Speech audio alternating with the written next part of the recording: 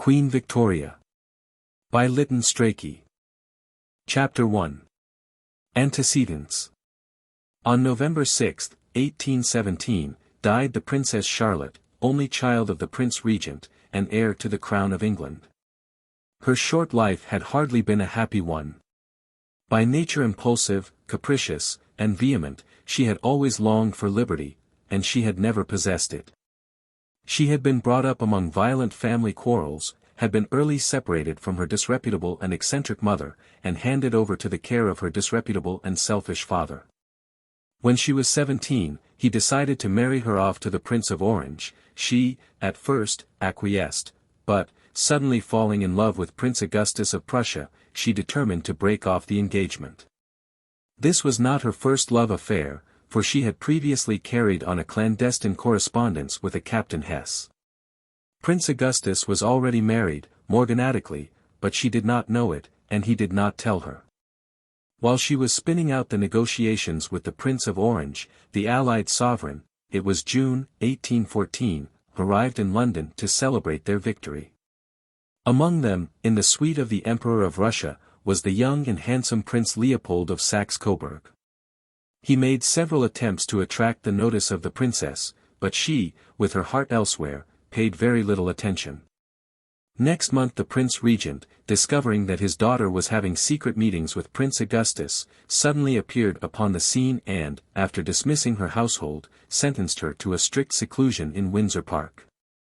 "God Almighty grant me patience," she exclaimed, falling on her knees in an agony of agitation. Then she jumped up, ran down the back stairs and out into the street, hailed a passing cab, and drove to her mother's house in Bayswater. She was discovered, pursued, and at length, yielding to the persuasions of her uncles, the Dukes of York and Sussex, of Brougham, and of the Bishop of Salisbury, she returned to Carlton House at 2 o'clock in the morning. She was immured at Windsor, but no more was heard of the Prince of Orange. Prince Augustus, too, disappeared. The way was at last open to Prince Leopold of Saxe-Coburg. This prince was clever enough to get round the regent, to impress the ministers, and to make friends with another of the princess's uncles, the Duke of Kent. Through the Duke he was able to communicate privately with the princess, who now declared that he was necessary to her happiness. When, after Waterloo, he was in Paris, the Duke's aide-de-camp carried letters backwards and forwards across the Channel. In January 1816 he was invited to England, and in May the marriage took place. The character of Prince Leopold contrasted strangely with that of his wife. The younger son of a German princeling, he was at this time 26 years of age, he had served with distinction in the war against Napoleon. He had shown considerable diplomatic skill at the Congress of Vienna, and he was now to try his hand at the task of taming a tumultuous princess. Cold and formal in manner, collected in speech, careful in action, he soon dominated the wild, impetuous, generous creature by his side. There was much in her, he found, of which he could not approve. She quizzed, she stamped, she roared with laughter, she had very little of that self-command which is especially required of princes, her manners were abominable.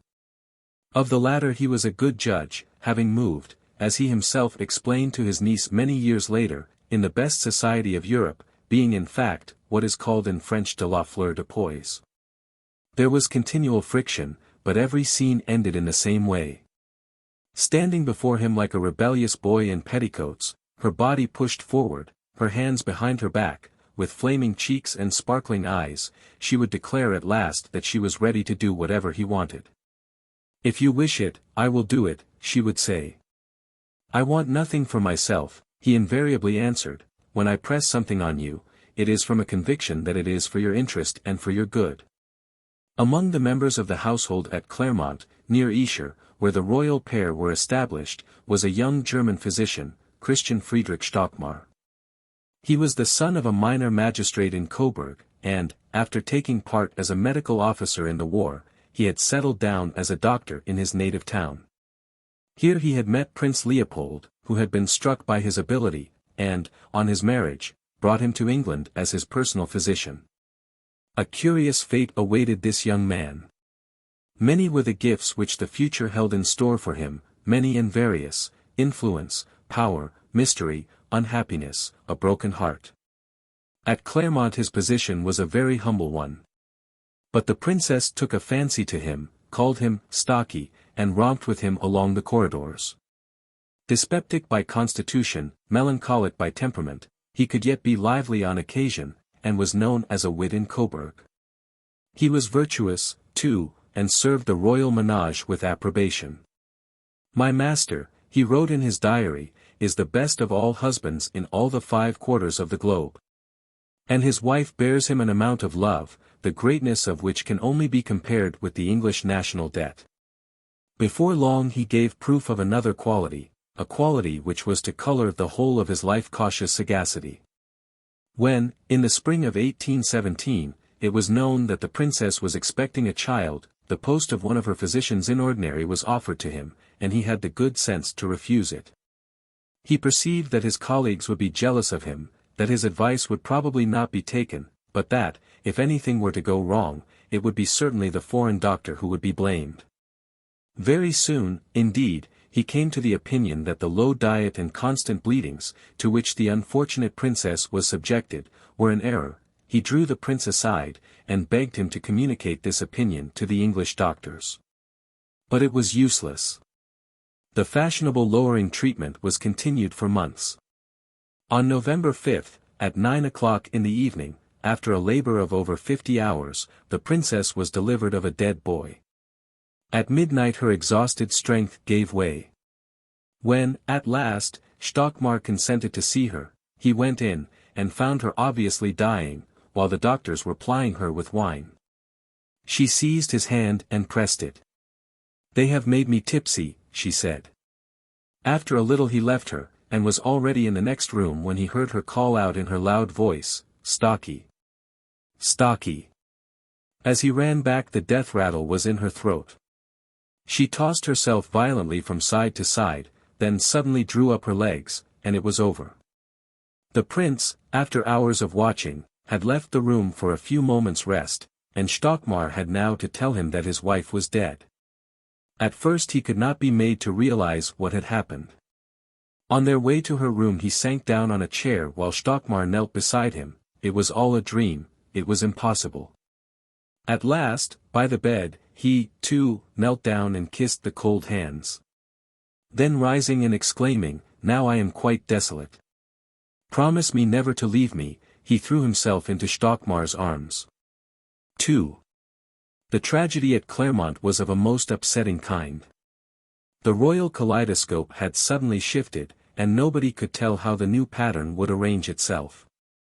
The succession to the throne, which had seemed so satisfactorily settled, now became a matter of urgent doubt. George III was still living, an aged lunatic, at Windsor, completely impervious to the impressions of the outer world. Of his 7 sons, the youngest was of more than middle age, and none had legitimate offspring. The outlook, therefore, was ambiguous. It seemed highly improbable that the Prince Regent, who had lately been obliged to abandon his stays, and presented a preposterous figure of debauched obesity, could ever again, even on the supposition that he divorced his wife and remarried, become the father of a family.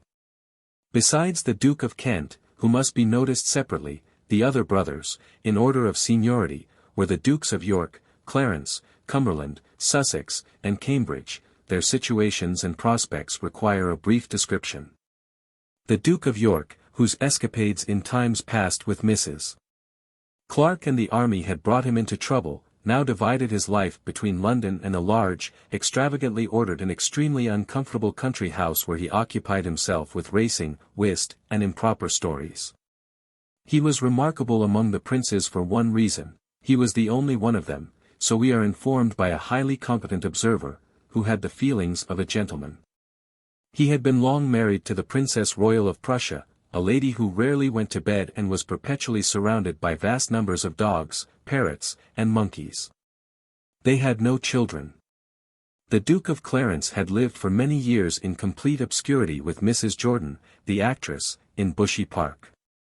By her he had had a large family of sons and daughters, and had appeared, in effect, to be married to her, when he suddenly separated from her and offered to marry Miss Wykeham, a crazy woman of large fortune, who, however, would have nothing to say to him. Shortly afterwards Mrs. Jordan died in distressed circumstances in Paris. The Duke of Cumberland was probably the most unpopular man in England.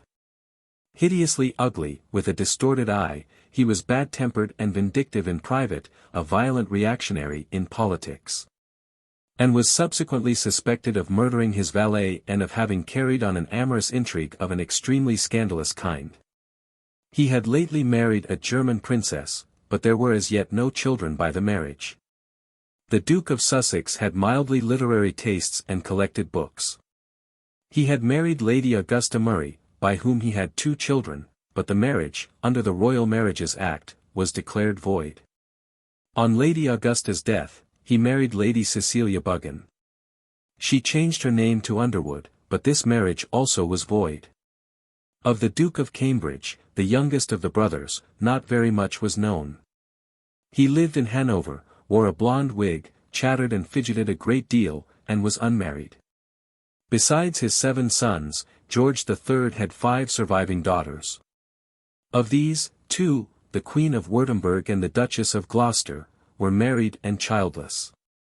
The 3 unmarried princesses, Augusta, Elizabeth, and Sophia, were all over 40. 3. The 4th son of George III was Edward, Duke of Kent.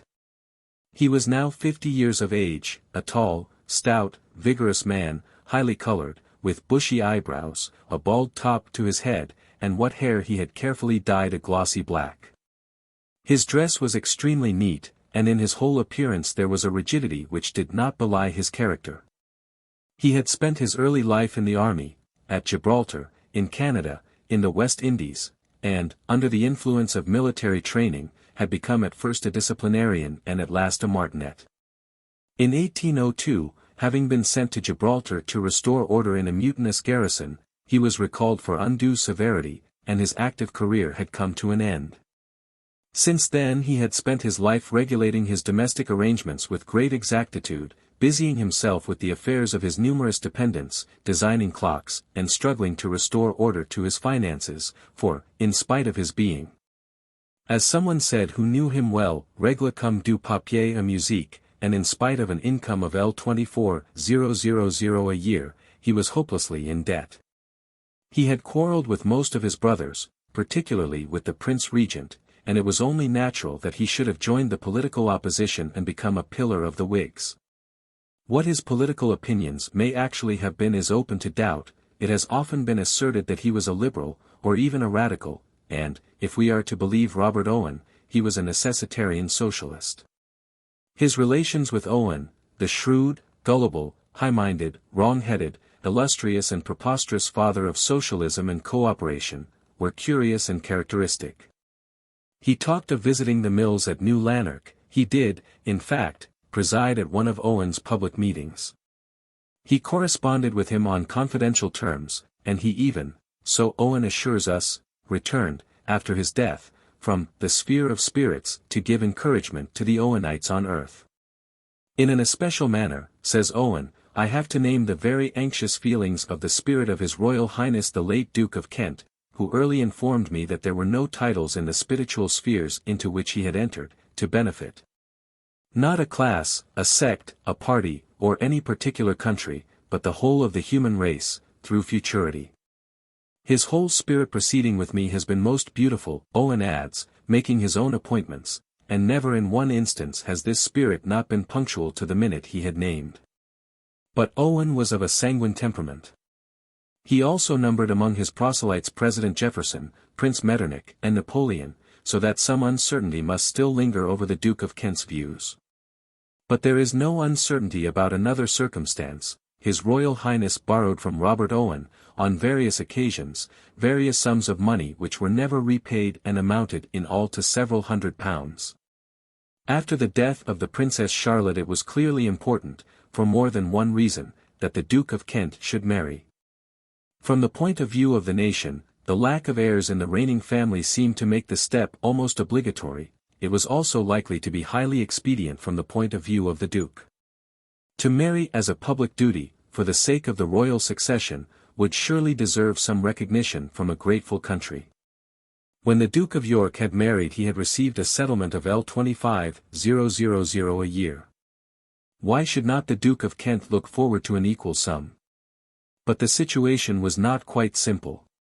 There was the Duke of Clarence to be considered. He was the elder brother, and, if he married, would clearly have the prior claim.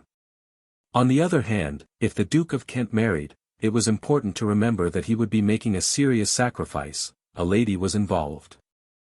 The Duke, reflecting upon all these matters with careful attention, happened, about a month after his niece's death, to visit Brussels, and learnt that Mr. Creevey was staying in the town.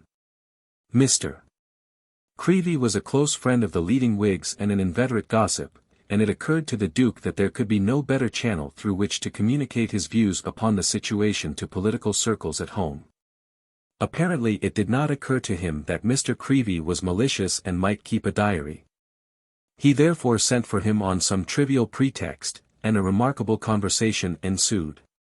After referring to the death of the princess, to the improbability of the regent seeking a divorce, to the childlessness of the Duke of York, and to the possibility of the Duke of Clarence marrying, the Duke adverted to his own position. Should the Duke of Clarence not marry, he said, the next prince in succession is myself, and although I trust one shall be at all times ready to obey any call my country may make upon me, God only knows the sacrifice it will be to make. Whenever I shall think it my duty to become a married man. It is now 27 years that Madame Saint Laurent and I have lived together. We are of the same age, and have been in all climates, and in all difficulties together, and you may well imagine, Mr. Creevey, the pang it will occasion me to part with her. I put it to your own feelings, in the event of any separation between you and Mrs. Creevey. As for Madame St. Laurent herself, I protest I don't know what is to become of her if a marriage is to be forced upon me. Her feelings are already so agitated upon the subject. The Duke went on to describe how, one morning, a day or two after the Princess Charlotte's death, a paragraph had appeared in the Morning Chronicle, alluding to the possibility of his marriage. He had received the newspaper at breakfast together with his letters, and, I did as is my constant practice, I threw the newspaper across the table to Madame Saint Laurent, and began to open and read my letters. I had not done so but a very short time, when my attention was called to an extraordinary noise and a strong convulsive movement in Madame Saint Laurent's throat. For a short time I entertained serious apprehensions for her safety. And when, upon her recovery, I inquired into the occasion of this attack, she pointed to the article in the Morning Chronicle. The Duke then returned to the subject of the Duke of Clarence. My brother the Duke of Clarence is the elder brother, and has certainly the right to marry if he chooses, and I would not interfere with him on any account. If he wishes to be king, to be married and have children, poor man, God help him. Let him do so. For myself, I am a man of no ambition, and wish only to remain as I am. Easter, you know, falls very early this year, the 22nd of March. If the Duke of Clarence does not take any step before that time, I must find some pretext to reconcile Madame Saint Laurent to my going to England for a short time. When once there, it will be easy for me to consult with my friends as to the proper steps to be taken. Should the Duke of Clarence do nothing before that time as to marrying, it will become my duty, no doubt, to take some measures upon the subject myself. 2 names, the Duke said, had been mentioned in this connection, those of the Princess of Baden and the Princess of Saxe-Coburg. The latter, he thought, would perhaps be the better of the two, from the circumstance of Prince Leopold being so popular with the nation, but before any other steps were taken, he hoped and expected to see justice done to Madame Saint Laurent. She is, he explained, of very good family, and has never been an actress, and I am the first and only person who ever lived with her. Her disinterestedness, too, has been equal to her fidelity. When she first came to me it was upon L100 a year. That sum was afterwards raised to L400 and finally to L1000, but when my debts made it necessary for me to sacrifice a great part of my income, Madame Saint Laurent insisted upon again returning to her income of L400 a year. If Madame St. Lehzen is to return to live amongst her friends, it must be in such a state of independence as to command their respect. I shall not require very much, but a certain number of servants and a carriage are essentials. As to his own settlement, the Duke observed that he would expect the Duke of York's marriage to be considered the precedent. That, he said, was a marriage for the succession, and L25,000 for income was settled, in addition to all his other income, purely on that account. I shall be contented with the same arrangement, without making any demands grounded on the difference of the value of money in 1792 and at present. As for the payment of my debts, the Duke concluded, I don't call them great. The nation, on the contrary, is greatly my debtor. Here a clock struck, and seemed to remind the Duke that he had an appointment. He rose, and Mr. Creevey left him. Who could keep such a communication secret? Certainly not Mr. Creevey. He hurried off to tell the Duke of Wellington, who was very much amused, and he wrote a long account of it to Lord Sefton, who received the letter very apropos, while a surgeon was sounding his bladder to ascertain whether he had a stone. I never saw a fellow more astonished than he was, wrote Lord Sefton in his reply, at seeing me laugh as soon as the operation was over. Nothing could be more first-rate than the Royal Edward's ingenuousness. One does not know which to admire most, the delicacy of his attachment to Madame St. Laurent, the refinement of his sentiments towards the Duke of Clarence, or his own perfect disinterestedness in pecuniary matters. As it turned out, both the brothers decided to marry. The Duke of Kent, selecting the Princess of Saxe-Coburg in preference to the Princess of Baden, was united to her on May 29, 1818. On June 11, the Duke of Clarence followed suit with a daughter of the Duke of Saxe-Meiningen. But they were disappointed in their financial expectations. For though the government brought forward proposals to increase their allowances, together with that of the Duke of Cumberland, the motions were defeated in the House of Commons. At this the Duke of Wellington was not surprised. By God! He said, there is a great deal to be said about that. They are the damnedest millstones about the necks of any government that can be imagined. They have insulted, personally insulted, 2/3 of the gentlemen of England, and how can it be wondered at that they take their revenge upon them in the House of Commons? It is their only opportunity, and I think, by God, they are quite right to use it. Eventually, however, Parliament increased the Duke of Kent's annuity by L6,000. The subsequent history of Madame St. Laurent has not transpired. 4. The new Duchess of Kent, Victoria Mary Louisa, was a daughter of Francis, Duke of Saxe-Coburg-Saalfeld, and a sister of Prince Leopold. The family was an ancient one, being a branch of the great house of Wettin, which since the 11th century had ruled over the March of Meissen on the Elbe.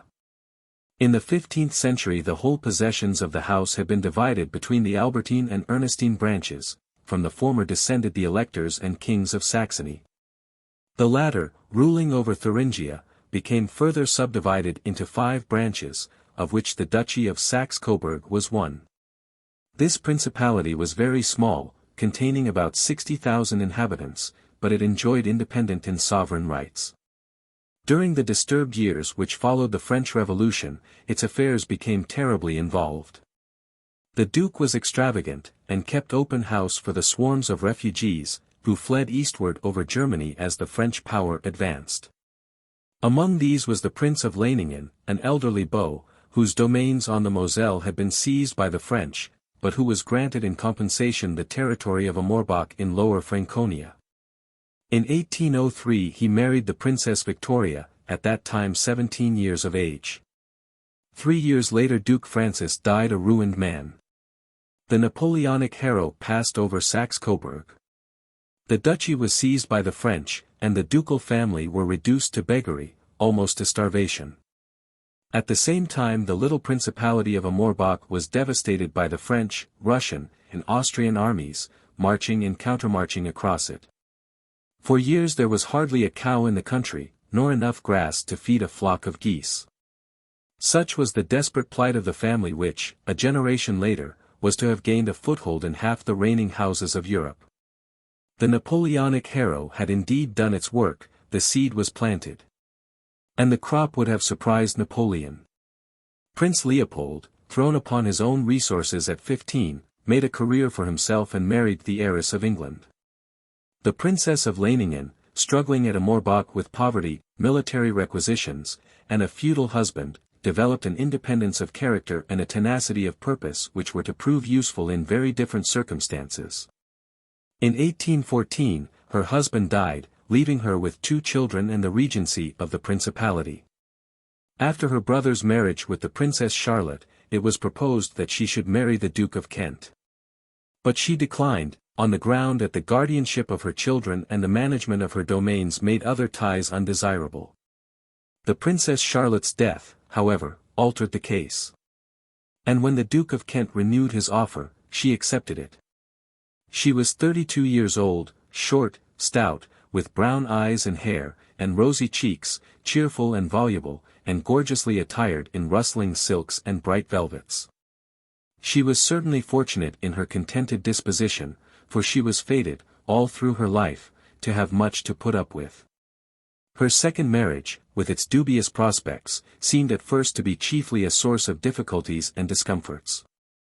The Duke, declaring that he was still too poor to live in England, moved about with uneasy precision through Belgium and Germany, attending parades and inspecting barracks in a neat military cap, while the English notabilities looked askance. And the Duke of Wellington dubbed him the Corporal. "God damn," he exclaimed to Mr. Creevey, "d'ye know what his sisters call him? By God! They call him Joseph Surface." At Valenciennes, where there was a review and a great dinner, the Duchess arrived with an old and ugly lady-in-waiting, and the Duke of Wellington found himself in a difficulty. Who the devil is to take out the maid of honor, he kept asking. But at last he thought of a solution. Damn, Fremantle, find out the mayor and let him do it. So the mayor of Valenciennes was brought up for the purpose, and, so we learn from Mr. Creevey, a capital figure he was. A few days later, at Brussels, Mr. Creevey himself had an unfortunate experience. A military school was to be inspected, before breakfast. The company assembled, everything was highly satisfactory. But the Duke of Kent continued for so long examining every detail and asking meticulous question after meticulous question, that Mr. Creevey at last could bear it no longer, and whispered to his neighbour that he was damned hungry. The Duke of Wellington heard him, and was delighted. "I recommend you," he said, "whenever you start with the royal family in a morning, and particularly with the corporal, always to breakfast first." He and his staff, it turned out, had taken that precaution, and the great man amused himself, while the stream of royal inquiries poured on, by pointing at Mr. Creevey from time to time with the remark, "Voilà le monsieur qui n'est pas de jeune." Settled down at last at Amorbach, the time hung heavily on the Duke's hands. The establishment was small, the country was impoverished, even clockmaking grew tedious at last. He brooded, for in spite of his piety the Duke was not without a vein of superstition, over the prophecy of a gypsy at Gibraltar who told him that he was to have many losses and crosses, that he was to die in happiness, and that his only child was to be a great queen. Before long it became clear that a child was to be expected. The Duke decided that it should be born in England. Funds were lacking for the journey, but his determination was not to be set aside. Come what might, he declared, his child must be English-born. A carriage was hired, and the Duke himself mounted the box. Inside were the Duchess, her daughter Feodora, a girl of 14, with maids, nurses, lapdogs, and canaries. Off they drove, through Germany, through France. Bad roads, cheap inns, were nothing to the rigorous Duke and the equable, abundant Duchess. The Channel was crossed, London was reached in safety.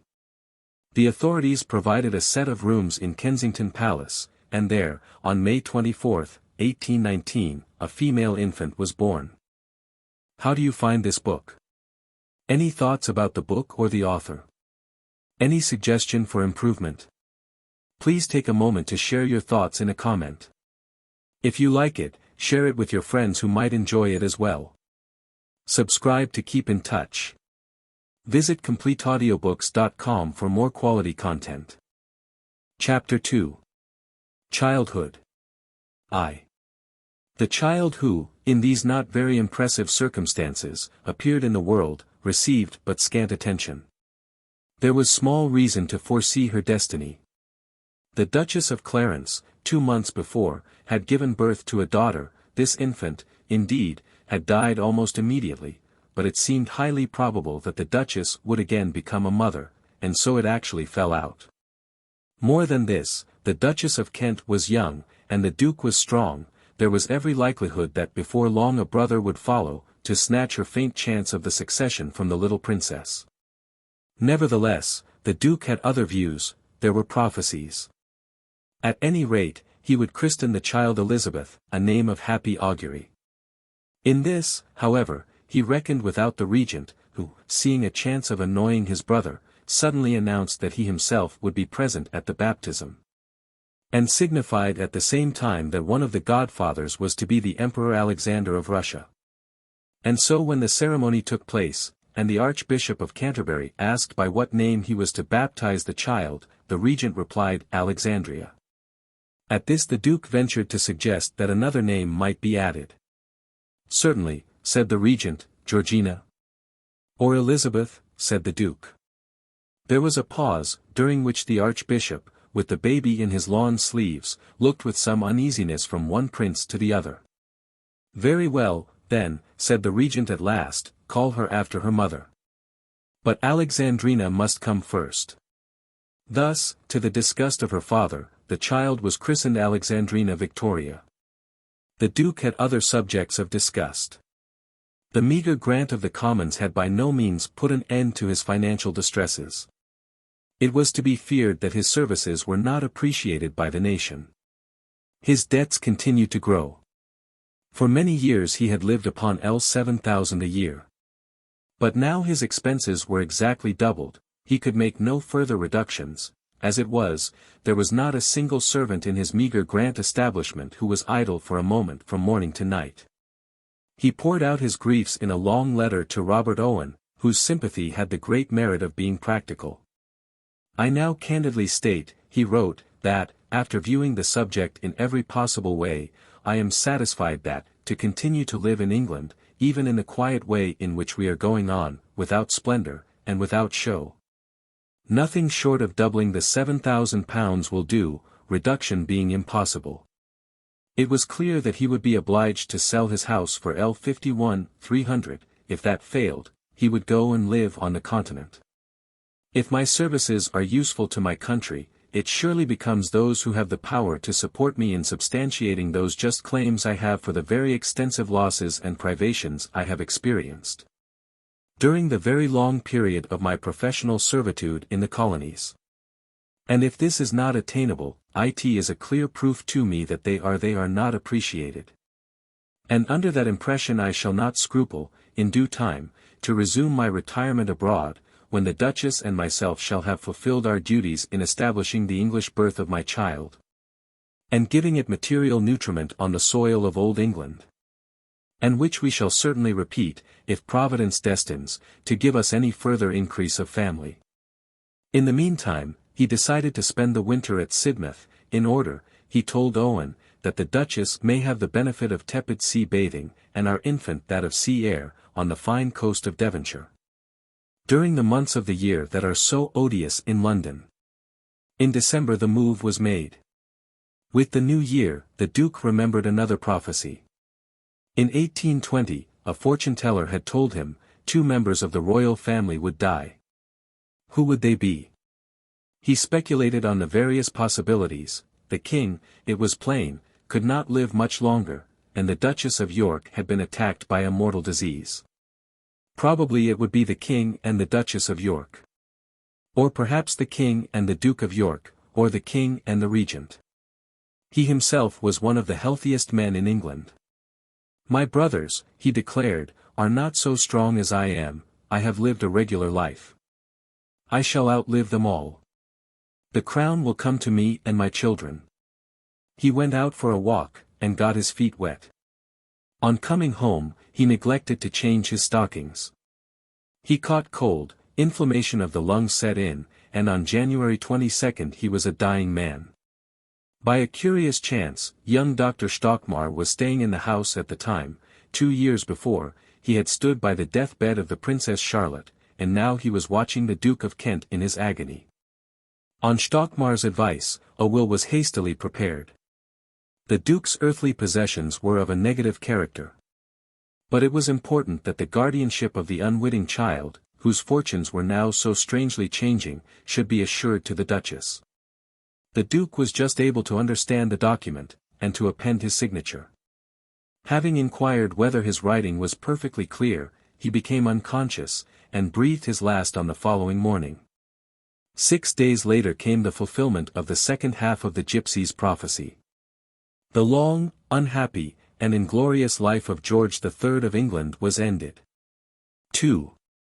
Such was the confusion of affairs at Sidmouth, that the Duchess found herself without the means of returning to London. Prince Leopold hurried down, and himself conducted his sister and her family, by slow and bitter stages, to Kensington.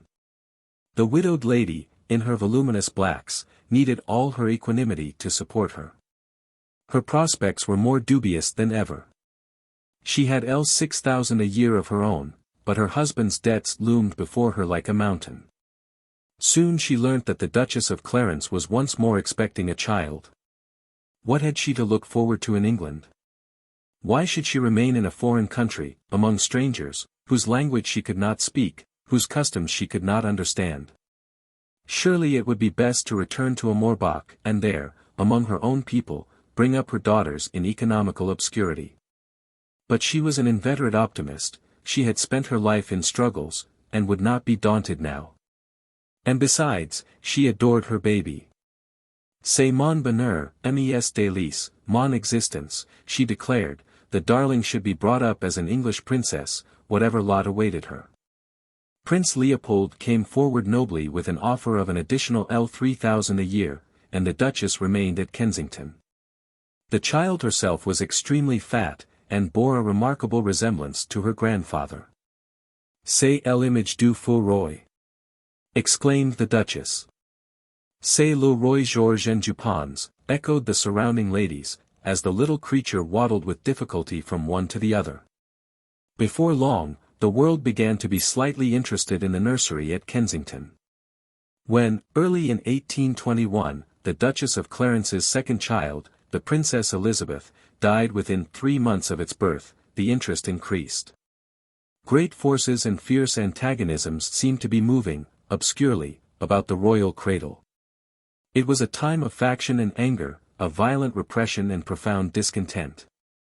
A powerful movement, which had for long been checked by adverse circumstances, was now spreading throughout the country. New passions, new desires, were abroad.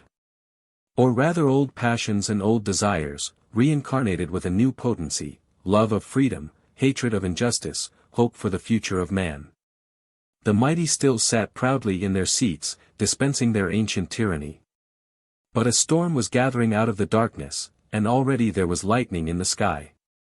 But the vastest forces must needs operate through frail human instruments. And it seemed for many years as if the great cause of English liberalism hung upon the life of the little girl at Kensington. She alone stood between the country and her terrible uncle, the Duke of Cumberland, the hideous embodiment of reaction. Inevitably, the Duchess of Kent threw in her lot with her husband's party. Whig leaders, radical agitators, rallied round her. She was intimate with the bold Lord Durham, she was on friendly terms with the redoubtable O'Connell himself. She received Wilberforce though, to be sure, she did not ask him to sit down. She declared in public that she put her faith in the liberties of the people. It was certain that the young princess would be brought up in the way that she should go. Yet there, close behind the throne, waiting, sinister, was the Duke of Cumberland. Brougham, looking forward into the future in his scurrilous fashion, hinted at dreadful possibilities. I never prayed so heartily for a prince before, he wrote, on hearing that George IV had been attacked by illness.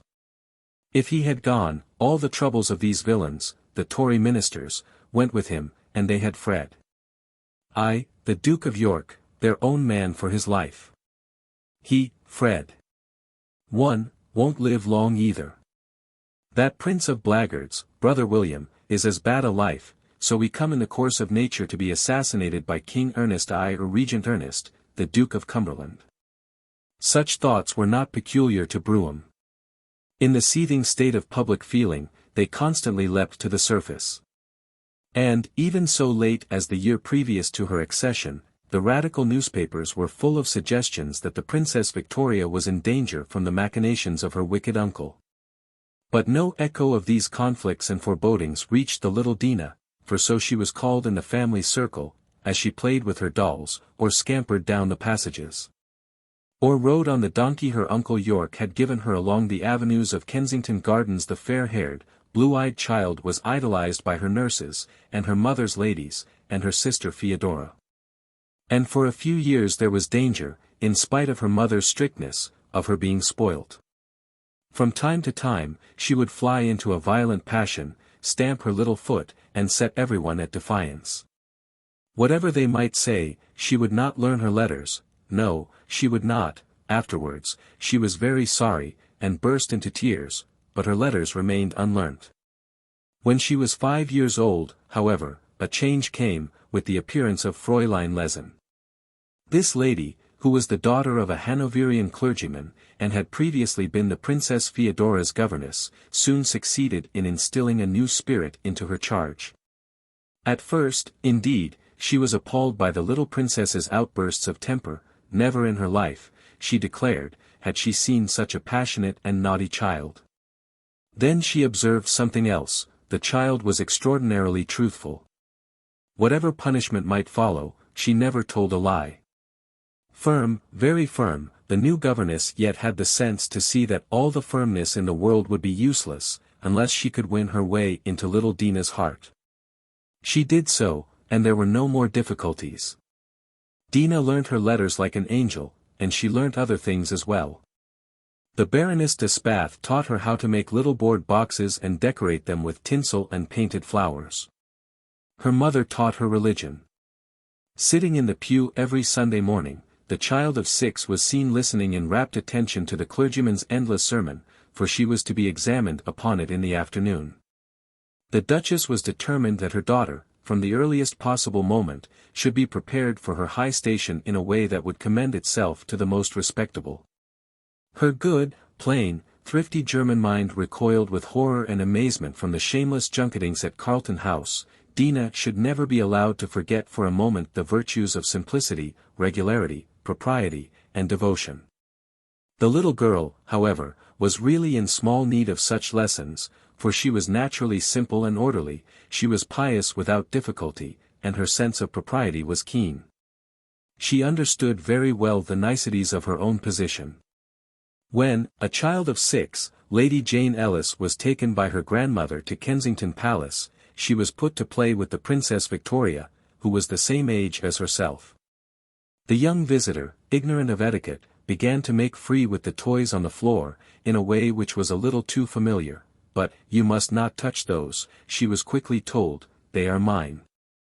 And I may call you Jane, but you must not call me Victoria. The princess's most constant playmate was Victoire, the daughter of Sir John Conroy, the Duchess's majordomo. The two girls were very fond of one another. They would walk hand in hand together in Kensington Gardens. But little Dinah was perfectly aware for which of them it was that they were followed, at a respectful distance, by a gigantic scarlet flunkey. Warm-hearted, responsive, she loved her dear Lehzen, and she loved her dear Theodora, and her dear Victoire, and her dear Madame de Spath. And her dear mamma, of course, she loved her too, it was her duty. And yet, she could not tell why it was, she was always happier when she was staying with her Uncle Leopold at Claremont. Their old Mrs. Lewis, who, years ago, had waited on her cousin Charlotte, petted her to her heart's content. And her uncle himself was wonderfully kind to her, talking to her seriously and gently, almost as if she were a grown-up person. She and Theodora invariably wept when the too short visit was over, and they were obliged to return to the dutiful monotony, and the affectionate supervision of Kensington. But sometimes when her mother had to stay at home, she was allowed to go out driving all alone with her dear Theodora and her dear Lehzen, and she could talk and look as she liked, and it was very delightful. The visits to Claremont were frequent enough, but one day, on a special occasion, she paid one of a rarer and more exciting kind. When she was 7 years old, she and her mother and sister were asked by the king to go down to Windsor. George IV, who had transferred his fraternal ill temper to his sister-in-law and her family, had at last grown tired of sulking, and decided to be agreeable. The old rip, bewigged and gouty, ornate and enormous, with his jeweled mistress by his side and his flaunting court about him, received the tiny creature who was one day to hold in those same halls a very different state. "Give me your little paw," he said, and 2 ages touched. Next morning, driving in his phaeton with the Duchess of Gloucester, he met the Duchess of Kent and her child in the park. "Pop her in," were his orders, which, to the terror of the mother and the delight of the daughter, were immediately obeyed. Off they dashed to Virginia Water, where there was a great barge, full of lords and ladies fishing, and another barge with a band, and the king ogled Theodora, and praised her manners, and then turned to his own small niece. "What is your favorite tune? The band shall play it." "God save the king, sir," was the instant answer. The princess's reply has been praised as an early example of a tact which was afterwards famous. But she was a very truthful child, and perhaps it was her genuine opinion. 3. In 1827 the Duke of York, who had found some consolation for the loss of his wife in the sympathy of the Duchess of Rutland, died, leaving behind him the unfinished immensity of Stafford House and L200,000 worth of debts. 3 years later George IV also disappeared, and the Duke of Clarence reigned in his stead. The new queen, it was now clear, would in all probability never again be a mother. The Princess Victoria, therefore, was recognized by Parliament as heir presumptive. And the Duchess of Kent, whose annuity had been doubled 5 years previously, was now given an additional L10,000 for the maintenance of the princess, and was appointed regent, in case of the death of the king before the majority of her daughter. At the same time a great convulsion took place in the constitution of the state. The power of the Tories, who had dominated England for more than 40 years, suddenly began to crumble. In the tremendous struggle that followed, it seemed for a moment as if the tradition of generations might be snapped, as if the blind tenacity of the reactionaries and the determined fury of their enemies could have no other issue than revolution. But the forces of compromise triumphed, the Reform Bill was passed. The center of gravity in the Constitution was shifted towards the middle classes, the Whigs came into power, and the complexion of the government assumed a liberal tinge. One of the results of this new state of affairs was a change in the position of the Duchess of Kent and her daughter. From being the protégés of an opposition clique, they became assets of the official majority of the nation. The Princess Victoria was henceforward the living symbol of the victory of the middle classes. The Duke of Cumberland, on the other hand, suffered a corresponding eclipse. His claws had been pared by the Reform Act. He grew insignificant and almost harmless, though his ugliness remained. He was the wicked uncle still, but only of a story. The Duchess's own liberalism was not very profound.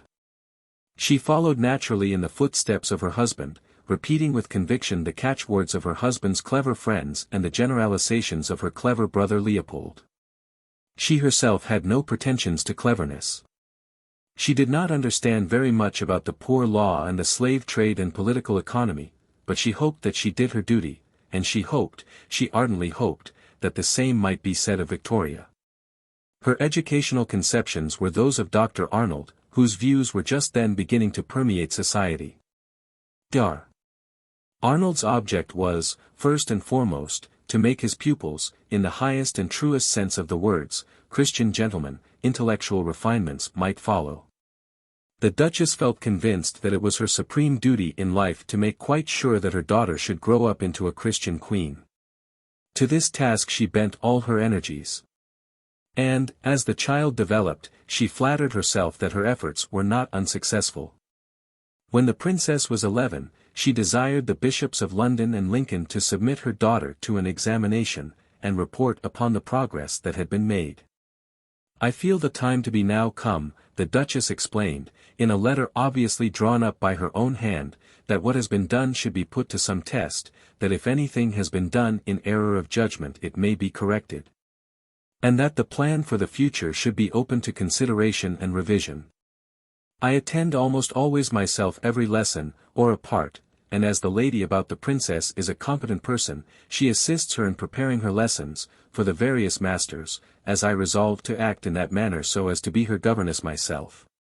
When she was at a proper age she commenced attending divine service regularly with me, and I have every feeling that she has religion at her heart, that she is morally impressed with it to that degree, that she is less liable to error by its application to her feelings as a child capable of reflection.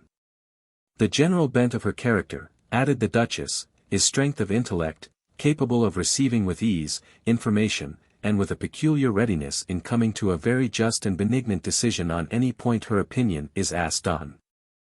Her adherence to truth is of so marked a character that I feel no apprehension of that bulwark being broken down by any circumstances. The bishops attended at the palace, and the result of their examination was all that could be wished.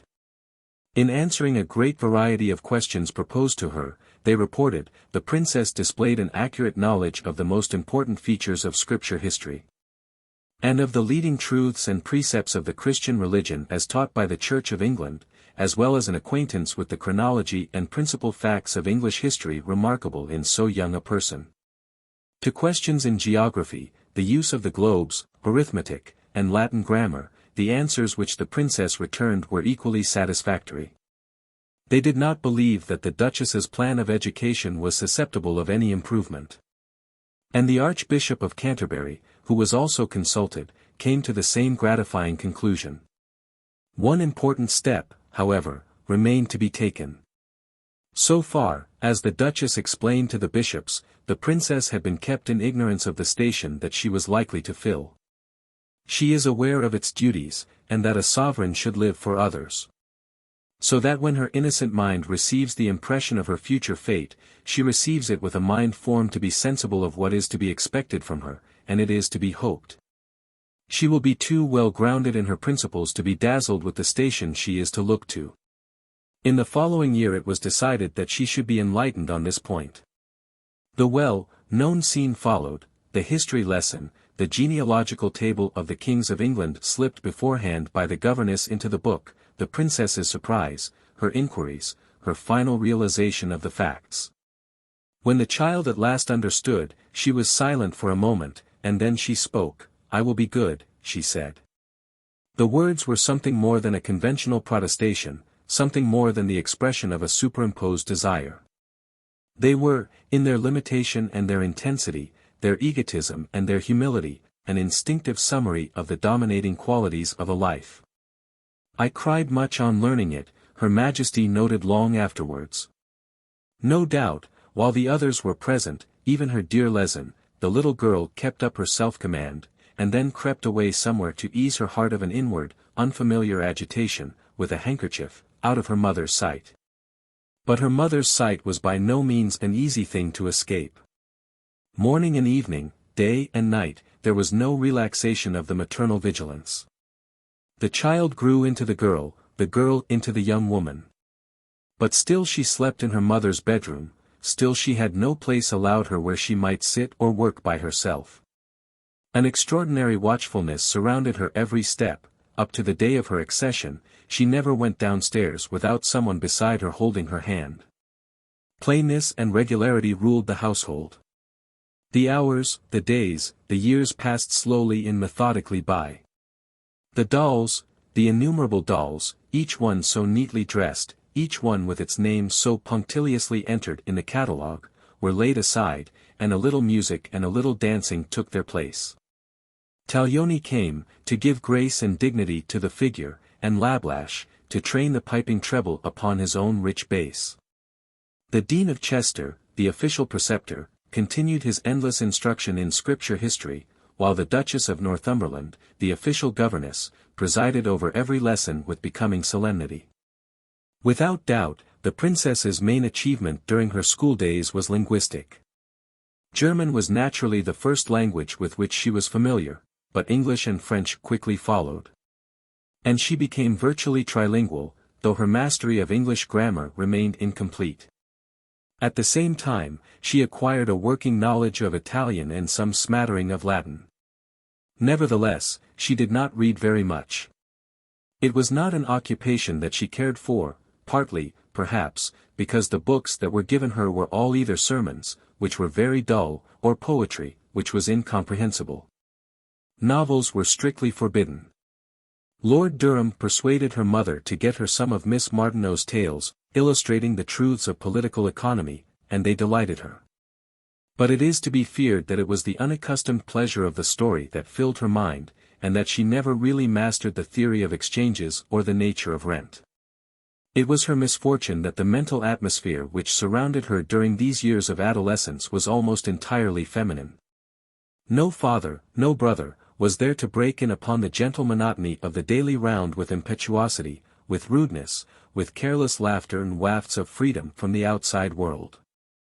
The princess was never called by a voice that was loud and growling, never felt, as a matter of course, a hard rough cheek on her own soft one, never climbed a wall with a boy. The visits to Claremont, delicious little escapes into male society, came to an end when she was 11 years old and Prince Leopold left England to be King of the Belgians. She loved him still. He was still il mio secondo padre, or, rather, solo padre, for he is indeed like my real father, as I have none, but his fatherliness now came to her dimly and indirectly, through the cold channel of correspondence. Henceforward female duty, female elegance, female enthusiasm, hemmed her completely in. And her spirit, amid the enclosing folds, was hardly reached by those two great influences, without which no growing life can truly prosper, humor and imagination. The Baroness Lehzen, for she had been raised to that rank in the Hanoverian nobility by George IV before he died, was the real center of the princess's world. When Theodora married, when Uncle Leopold went to Belgium, the Baroness was left without a competitor. The princess gave her mother her dutiful regards, but Lehzen had her heart. The voluble, shrewd daughter of the pastor in Hanover, lavishing her devotion on her royal charge, had reaped her reward in an unbounded confidence and a passionate adoration. The girl would have gone through fire for her precious Lehzen, the best and truest friend, she declared, that she had had since her birth. Her journal, begun when she was 13, where she registered day by day the small succession of her doings and her sentiments, bears on every page of it the traces of the Baroness and her circumambient influence. The young creature that one sees there, self-depicted in ingenuous clarity, with her sincerity, her simplicity, her quick affections and pious resolutions, might almost have been the daughter of a German pastor herself. Her enjoyments, her admirations, her engagements were of the kind that clothed themselves naturally in underlinings and exclamation marks. It was a delightful ride. We cantered a good deal. Sweet little Rosie went beautifully. We came home at 1:15. At 7:20 we went out to the opera. Rubini came on and sang a song out of Anna Boulina quite beautifully. We came home at 11:30. In her comments on her readings, the mind of the Baroness is clearly revealed. One day, by some mistake, she was allowed to take up a volume of memoirs by Fanny Kemble. It is certainly very pertly and oddly written. One would imagine by the style that the authoress must be very pert, and not well bred, for there are so many vulgar expressions in it. It is a great pity that a person endowed with so much talent, as Mrs. Butler really is, should turn it to so little account and publish a book which is so full of trash and nonsense which can only do her harm. I stayed up till 9:20. Madame de Sevigne's letters, which the Baroness read aloud, met with more approval. How truly elegant and natural her style is! It is so full of naïveté, cleverness, and grace. But her highest admiration was reserved for the Bishop of Chester's exposition of the Gospel of St. Matthew. It is a very fine book indeed. Just the sort of one I like, which is just plain and comprehensible and full of truth and good feeling. It is not one of those learned books in which you have to cavil at almost every paragraph. Lehzen gave it me on the Sunday that I took the sacrament. A few weeks previously she had been confirmed, and she described the event as follows: I felt that my confirmation was one of the most solemn and important events and acts in my life. and that I trusted that it might have a salutary effect on my mind. I felt deeply repentant for all what I had done which was wrong, and trusted in God Almighty to strengthen my heart and mind, and to forsake all that is bad and follow all that is virtuous and right. I went with the firm determination to become a true Christian, to try and comfort my dear mamma in all her griefs, trials, and anxieties, and to become a dutiful and affectionate daughter to her. Also to be obedient to dear Lehzen, who has done so much for me. I was dressed in a white lace dress, with a white crape bonnet with a wreath of white roses round it. I went in the chariot with my dear mamma, and the others followed in another carriage. One seems to hold in one's hand a small smooth crystal pebble, without a flaw and without a scintillation, and so transparent that one can see through it at a glance. Yet perhaps, after all, to the discerning eye, the purity would not be absolute. The careful searcher might detect, in the virgin soil, the first faint traces of an unexpected vein. In that conventual existence visits were exciting events, and, as the Duchess had many relatives, they were not infrequent. Aunts and uncles would often appear from Germany, and cousins too. When the princess was 14 she was delighted by the arrival of a couple of boys from Württemberg, the Princes Alexander and Ernst, sons of her mother's sister and the reigning duke. They are both extremely tall, she noted. Alexander is very handsome, and Ernst has a very kind expression. They are both extremely amiable. And their departure filled her with corresponding regrets. We saw them get into the barge, and watched them sailing away for some time on the beach. They were so amiable and so pleasant to have in the house, they were always satisfied, always good-humored. Alexander took such care of me in getting out of the boat, and rode next to me, so did Ernst. 2 years later, 2 other cousins arrived, the Princes Ferdinand and Augustus.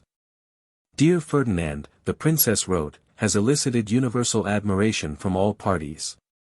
He is so very unaffected, and has such a very distinguished appearance and carriage. They are both very dear and charming young men. Augustus is very amiable, too, and, when known, shows much good sense. On another occasion, dear Ferdinand came and sat near me and talked so dearly and sensibly. I do so love him. Dear Augustus sat near me and talked with me, and he is also a dear good young man, and is very handsome. She could not quite decide which was the handsomer of the two.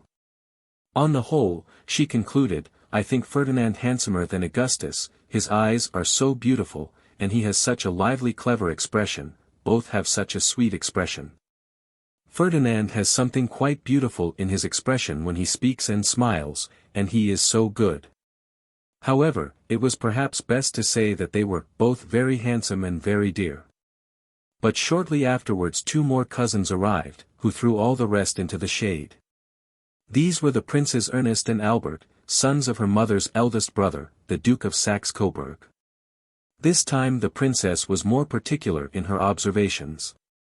Ernest, she remarked, is as tall as Ferdinand and Augustus, he has dark hair, and fine dark eyes and eyebrows, but the nose and mouth are not good. He has a most kind, honest, and intelligent expression in his countenance, and has a very good figure.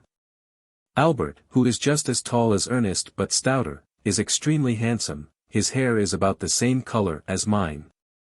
His eyes are large and blue, and he has a beautiful nose and a very sweet mouth with fine teeth, but the charm of his countenance is his expression, which is most delightful. C'est à la fois full of goodness and sweetness, and very clever and intelligent. Both my cousins, she added, are so kind and good, they are much more forms and men of the world than Augustus. They speak English very well, and I speak it with them. Ernest will be 18 years old on the 21st of June, and Albert 17 on the 26th of August. Dear Uncle Ernest made me the present of a most delightful lorry, which is so tame that it remains on your hand and you may put your finger into its beak, or do anything with it, without its ever attempting to bite. It is larger than Mamma's grey parrot. A little later, I sat between my dear cousins on the sofa and we looked at drawings. They both draw very well, particularly Albert, and are both exceedingly fond of music, they play very nicely on the piano. The more I see them the more I am delighted with them, and the more I love them. It is delightful to be with them, they are so fond of being occupied too, they are quite an example for any young person. When, after a stay of 3 weeks, the time came for the young men and their father to return to Germany, the moment of parting was a melancholy one. It was our last happy breakfast, with this dear uncle and those dearest beloved cousins, whom I do love so very dearly, much more dearly than any other cousins in the world. Dearly as I love Ferdinand, and also good Augustus, I love Ernest and Albert more than them, oh yes, much more. They have both learned a good deal, and are very clever, naturally clever, particularly Albert, who is the most reflecting of the two. And they like very much talking about serious and instructive things and yet are so very merry and gay and happy, like young people ought to be. Albert always used to have some fun and some clever witty answer at breakfast and everywhere, he used to play and fondle Dash so funnily too. Dearest Albert was playing on the piano when I came down. At 11 dear uncle, my dearest beloved cousins, and Charles, left us, accompanied by Count Collerat. I embraced both my dearest cousins most warmly, as also my dear uncle. I cried bitterly, very bitterly. The princess shared her ecstasies and her italics between them, but it is clear enough where her secret preference lay. Particularly Albert. She was just 17. And deep was the impression left upon that budding organism by the young man's charm and goodness and accomplishments, and his large blue eyes and beautiful nose, and his sweet mouth and fine teeth. 4.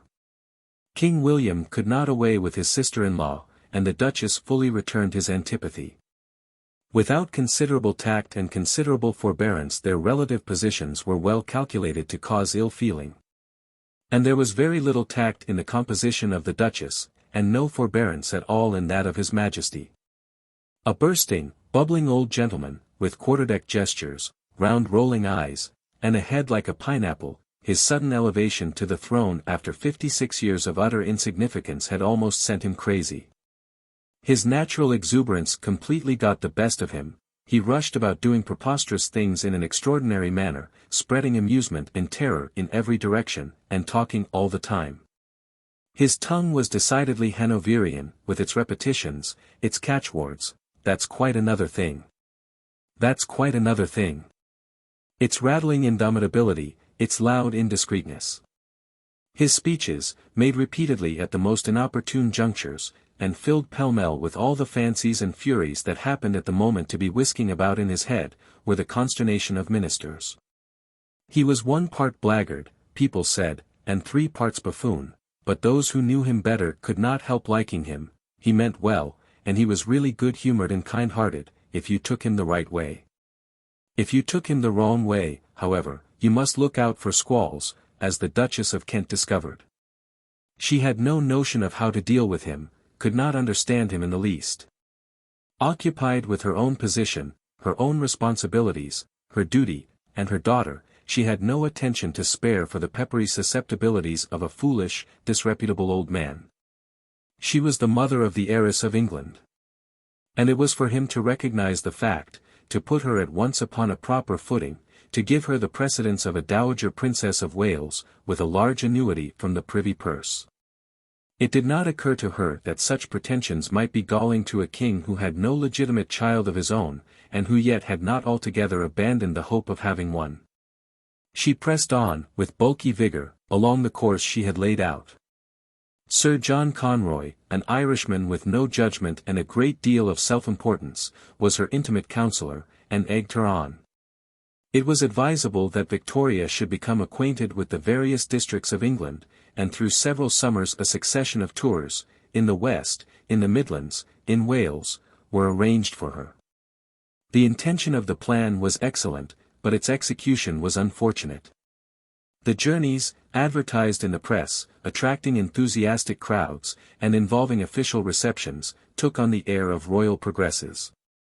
Addresses were presented by loyal citizens, the delighted Duchess, swelling in sweeping feathers and almost obliterating the diminutive princess, read aloud, in her German accent, gracious replies prepared beforehand by Sir John, who, Bustling and ridiculous, seemed to be mingling the roles of majordomo and prime minister. Naturally the king fumed over his newspaper at Windsor. "That woman is a nuisance," he exclaimed. Poor Queen Adelaide, amiable though disappointed, did her best to smooth things down, changed the subject, and wrote affectionate letters to Victoria. But it was useless. News arrived that the Duchess of Kent, sailing in the Solent, had insisted that whenever her yacht appeared it should be received by royal salutes from all the men of war and all the forts. The king declared that these continual poppings must cease. The Premier and the First Lord of the Admiralty were consulted, and they wrote privately to the Duchess, begging her to waive her rights. But she would not hear of it. Sir John Conroy was adamant. As Her Royal Highness's confidential adviser, he said, "I cannot recommend her to give way on this point." Eventually the king, in a great state of excitement, issued a special order in council, prohibiting the firing of royal salutes to any ships except those which carried the reigning sovereign or his consort on board. When King William quarrelled with his Whig ministers the situation grew still more embittered, for now the Duchess, in addition to her other shortcomings, was the political partisan of his enemies. In 1836 he made an attempt to prepare the ground for a match between the Princess Victoria and one of the sons of the Prince of Orange, and at the same time did his best to prevent the visit of the young Coburg princes to Kensington. He failed in both these objects, and the only result of his efforts was to raise the anger of the King of the Belgians, who, forgetting for a moment his royal reserve, addressed an indignant letter on the subject to his niece. "I am really astonished," he wrote, "at the conduct of your old uncle the king. This invitation of the Prince of Orange and his sons, this forcing him on others, is very extraordinary. Not later than yesterday I got a half-official communication from England, insinuating that it would be highly desirable that the visit of your relatives should not take place this year. Chuen dites vous. The relations of the Queen and the King, therefore, to the God knows what degree, are to come in shoals and rule the land, when your relations are to be forbidden the country, and that when, as you know, the whole of your relations have ever been very dutiful and kind to the King. Really and truly I never heard or saw anything like it, and I hope it will a little rouse your spirit. Now that slavery is even abolished in the British colonies, I do not comprehend why your lot alone should be to be kept a white little slavey in England, for the pleasure of the court, who never bought you. As I am not aware of their ever having gone to any expense on that head, or the King's ever having spent a sixpence for your existence. Oh, consistency and political or other honesty, where must one look for you? Shortly afterwards King Leopold came to England himself, and his reception was as cold at Windsor as it was warm at Kensington. To hear dear uncle speak on any subject, the princess wrote in her diary, is like reading a highly instructive book. His conversation is so enlightened, so clear. He is universally admitted to be one of the first politicians now extant. He speaks so mildly, yet firmly and impartially, about politics. Uncle tells me that Belgium is quite a pattern for its organization, its industry, and prosperity. The finances are in the greatest perfection. Uncle is so beloved and revered by his Belgian subjects, that it must be a great compensation for all his extreme trouble. But her other uncle by no means shared her sentiments. He could not, he said, put up with a water drinker. And King Leopold would touch no wine. "What's that you're drinking, sir?" he asked him one day at dinner. "Water, sir." "God damn it, sir," was the rejoinder. "Why don't you drink wine?" "I never allow anybody to drink water at my table." It was clear that before very long there would be a great explosion, and in the hot days of August it came. The Duchess and the Princess had gone down to stay at Windsor for the King's birthday party, and the King himself, who was in London for the day to prorogue Parliament, paid a visit at Kensington Palace in their absence. There he found that the Duchess had just appropriated, against his express orders, a suite of 17 apartments for her own use. He was extremely angry, and, when he returned to Windsor, after greeting the Princess with affection, he publicly rebuked the Duchess for what she had done. But this was little to what followed. On the next day was the birthday banquet. There were 100 guests. The Duchess of Kent sat on the King's right hand, and the Princess Victoria opposite. At the end of the dinner, in reply to the toast of the king's health, he rose, and, in a long, loud, passionate speech, poured out the vials of his wrath upon the Duchess. She had, he declared, insulted him, grossly and continually.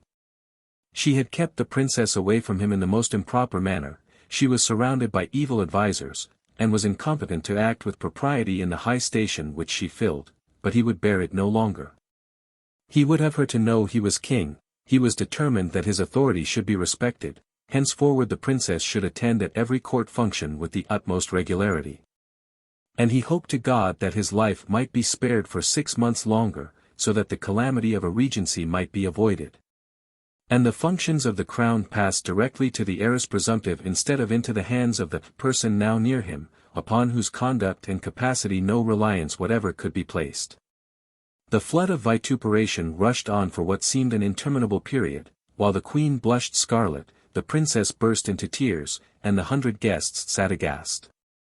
The Duchess said not a word until the tirade was over and the company had retired. Then in a tornado of rage and mortification, she called for her carriage and announced her immediate return to Kensington. It was only with the utmost difficulty that some show of a reconciliation was patched up, and the outraged lady was prevailed upon to put off her departure till the morrow.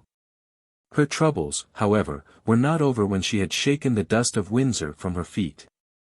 In her own household she was pursued by bitterness and vexation of spirit. The apartments at Kensington were seething with subdued disaffection, with jealousies and animosities virulently intensified by long years of propinquity and spite. There was a deadly feud between Sir John Conroy and Baroness Lehzen. But that was not all. The Duchess had grown too fond of her majordomo. There were familiarities, and one day the Princess Victoria discovered the fact. She confided what she had seen to the Baroness, and to the Baroness's beloved ally, Madame de Spath. Unfortunately, Madame de Spath could not hold her tongue, and was actually foolish enough to reprove the Duchess. Whereupon she was instantly dismissed. It was not so easy to get rid of the Baroness. That lady, prudent and reserved, maintained an irreproachable demeanor. Her position was strongly entrenched, she had managed to secure the support of the king. And Sir John found that he could do nothing against her. But henceforward the household was divided into 2 camps. 1 The Duchess supported Sir John with all the abundance of her authority. But the Baroness, too, had an adherent who could not be neglected. The Princess Victoria said nothing, but she had been much attached to Madame de Spath, and she adored her Lehzen. The Duchess knew only too well that in this horrid embroilment her daughter was against her. Chagrin, annoyance, moral reprobation, tossed her to and fro. She did her best to console herself with Sir John's affectionate loquacity, or with the sharp remarks of Lady Flora Hastings, one of her maids of honour, who had no love for the Baroness. The subject lent itself to satire. For the pastor's daughter, with all her airs of stiff superiority, had habits which betrayed her origin. Her passion for caraway seeds, for instance, was uncontrollable. Little bags of them came over to her from Hanover, and she sprinkled them on her bread and butter, her cabbage, and even her roast beef. Lady Flora could not resist a caustic observation. It was repeated to the Baroness, who pursed her lips in fury, and so the mischief grew. The king had prayed that he might live till his niece was of age. And a few days before her 18th birthday, the date of her legal majority, a sudden attack of illness very nearly carried him off. He recovered, however, and the princess was able to go through her birthday festivities, a state ball and a drawing-room, with unperturbed enjoyment. Count Zichy, she noted in her diary, is very good-looking in uniform, but not in plain clothes. Count Waldstein looks remarkably well in his pretty Hungarian uniform. With the latter young gentleman she wished to dance, but there was an insurmountable difficulty. He could not dance quadrilles, and, as in my station I unfortunately cannot valse and gallop, I could not dance with him. Her birthday present from the king was of a pleasing nature, but it led to a painful domestic scene. In spite of the anger of her Belgian uncle, she had remained upon good terms with her English one. He had always been very kind to her, and the fact that he had quarrelled with her mother did not appear to be a reason for disliking him. He was, she said, odd, very odd and singular, but his intentions were often ill-interpreted. He now wrote her a letter, offering her an allowance of L10,000 a year, which he proposed should be at her own disposal, and independent of her mother. Lord Conyngham, the Lord Chamberlain, was instructed to deliver the letter into the princess's own hands. When he arrived at Kensington, he was ushered into the presence of the Duchess and the Princess, and, when he produced the letter, the Duchess put out her hand to take it. Lord Conyngham begged Her Royal Highness's pardon, and repeated the King's commands. Thereupon the Duchess drew back, and the Princess took the letter. She immediately wrote to her uncle, accepting his kind proposal. The Duchess was much displeased. L4,000 a year, she said, would be quite enough for Victoria, as for the remaining L6,000, it would be only proper that she should have that herself. King William had thrown off his illness, and returned to his normal life. Once more the royal circle at Windsor, their Majesties, the elder princesses, and some unfortunate ambassadress or minister's wife, might be seen ranged for hours round a mahogany table, while the Queen netted a purse, and the King slept. Occasionally waking from his slumbers to observe, "Exactly so, ma'am, exactly so." But this recovery was of short duration.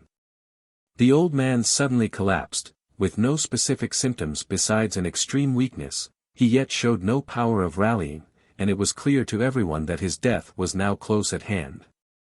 All eyes, all thoughts, turned towards the Princess Victoria, but she still remained, shut away in the seclusion of Kensington, a small, unknown figure, lost in the large shadow of her mother's domination.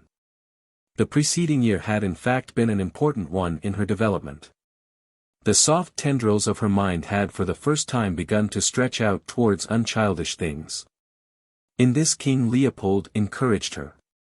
After his return to Brussels, he had resumed his correspondence in a more serious strain. He discussed the details of foreign politics, he laid down the duties of kingship, he pointed out the iniquitous foolishness of the newspaper press. On the latter subject, indeed, he wrote with some asperity. If all the editors, he said, of the papers in the countries where the liberty of the press exists were to be assembled, we should have a crew to which you would not confide a dog that you would value, still less your honor and reputation. On the functions of a monarch, his views were unexceptionable. The business of the highest in a state, he wrote, is certainly, in my opinion, to act with great impartiality and a spirit of justice for the good of all. At the same time the princess's tastes were opening out. Though she was still passionately devoted to riding and dancing, she now began to have a genuine love of music as well, and to drink in the roulades and arias of the Italian opera with high enthusiasm. She even enjoyed reading poetry, at any rate, the poetry of Sir Walter Scott. When King Leopold learnt that King William's death was approaching, he wrote several long letters of excellent advice to his niece. "In every letter I shall write to you," he said, "I mean to repeat to you, as a fundamental rule, to be firm, and courageous, and honest, as you have been till now. For the rest, in the crisis that was approaching, she was not to be alarmed, but to trust in her good natural sense and the truth of her character. She was to do nothing in a hurry, to hurt no one's amour propre, and to continue her confidence in the Whig administration." Not content with letters, however, King Leopold determined that the princess should not lack personal guidance, and sent over to her aid the trusted friend whom, 20 years before, he had taken to his heart by the deathbed at Claremont. Thus, once again, as if in accordance with some preordained destiny, the figure of Stockmar is discernible, inevitably present at a momentous hour. On June 18, the king was visibly sinking. The Archbishop of Canterbury was by his side, with all the comforts of the Church. Nor did the holy words fall upon a rebellious spirit. For many years His Majesty had been a devout believer. "When I was a young man," he once explained at a public banquet, "as well as I can remember, I believed in nothing but pleasure and folly, nothing at all. But when I went to sea, got into a gale, and saw the wonders of the mighty deep, then I believed, and I have been a sincere Christian ever since." It was the anniversary of the Battle of Waterloo, and the dying man remembered it. He should be glad to live, he said, over that day, he would never see another sunset. I hope your Majesty may live to see many, said Dr. Chambers. Oh. That's quite another thing, was the answer. One other sunset he did live to see, and he died in the early hours of the following morning. It was on June 20, 1837. When all was over, the Archbishop and the Lord Chamberlain ordered a carriage, and drove post-haste from Windsor to Kensington. They arrived at the palace at 5 o'clock, and it was only with considerable difficulty that they gained admittance. At 6 the Duchess woke up her daughter, and told her that the Archbishop of Canterbury and Lord Conyngham were there, and wished to see her. She got out of bed, put on her dressing gown, and went, alone, into the room where the messengers were standing. Lord Conyngham fell on his knees, and officially announced the death of the king. The Archbishop added some personal details. Looking at the bending, murmuring dignitaries before her, she knew that she was Queen of England. Since it has pleased Providence, she wrote that day in her journal, to place me in this station, I shall do my utmost to fulfill my duty towards my country. I am very young, and perhaps in many, though not in all things, inexperienced, but I am sure, that very few have more real goodwill and more real desire to do what is fit and right than I have. But there was scant time for resolutions and reflections. At once, affairs were thick upon her. Stockmar came to breakfast, and gave some good advice. She wrote a letter to her uncle Leopold, and a hurried note to her sister Theodora. A letter came from the Prime Minister, Lord Melbourne, announcing his approaching arrival. He came at 9, in full court dress, and kissed her hand.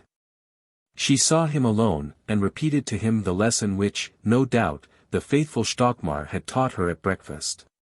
It has long been my intention to retain your lordship and the rest of the present ministry at the head of affairs. Whereupon Lord Melbourne again kissed her hand and shortly after left her. She then wrote a letter of condolence to Queen Adelaide.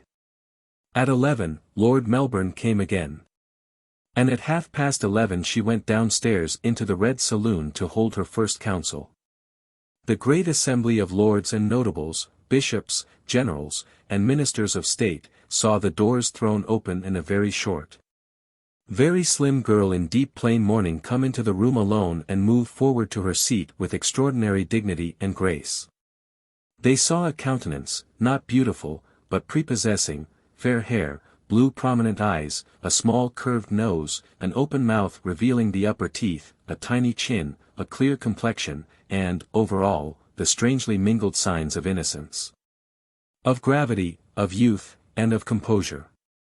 They heard a high unwavering voice reading aloud with perfect clarity.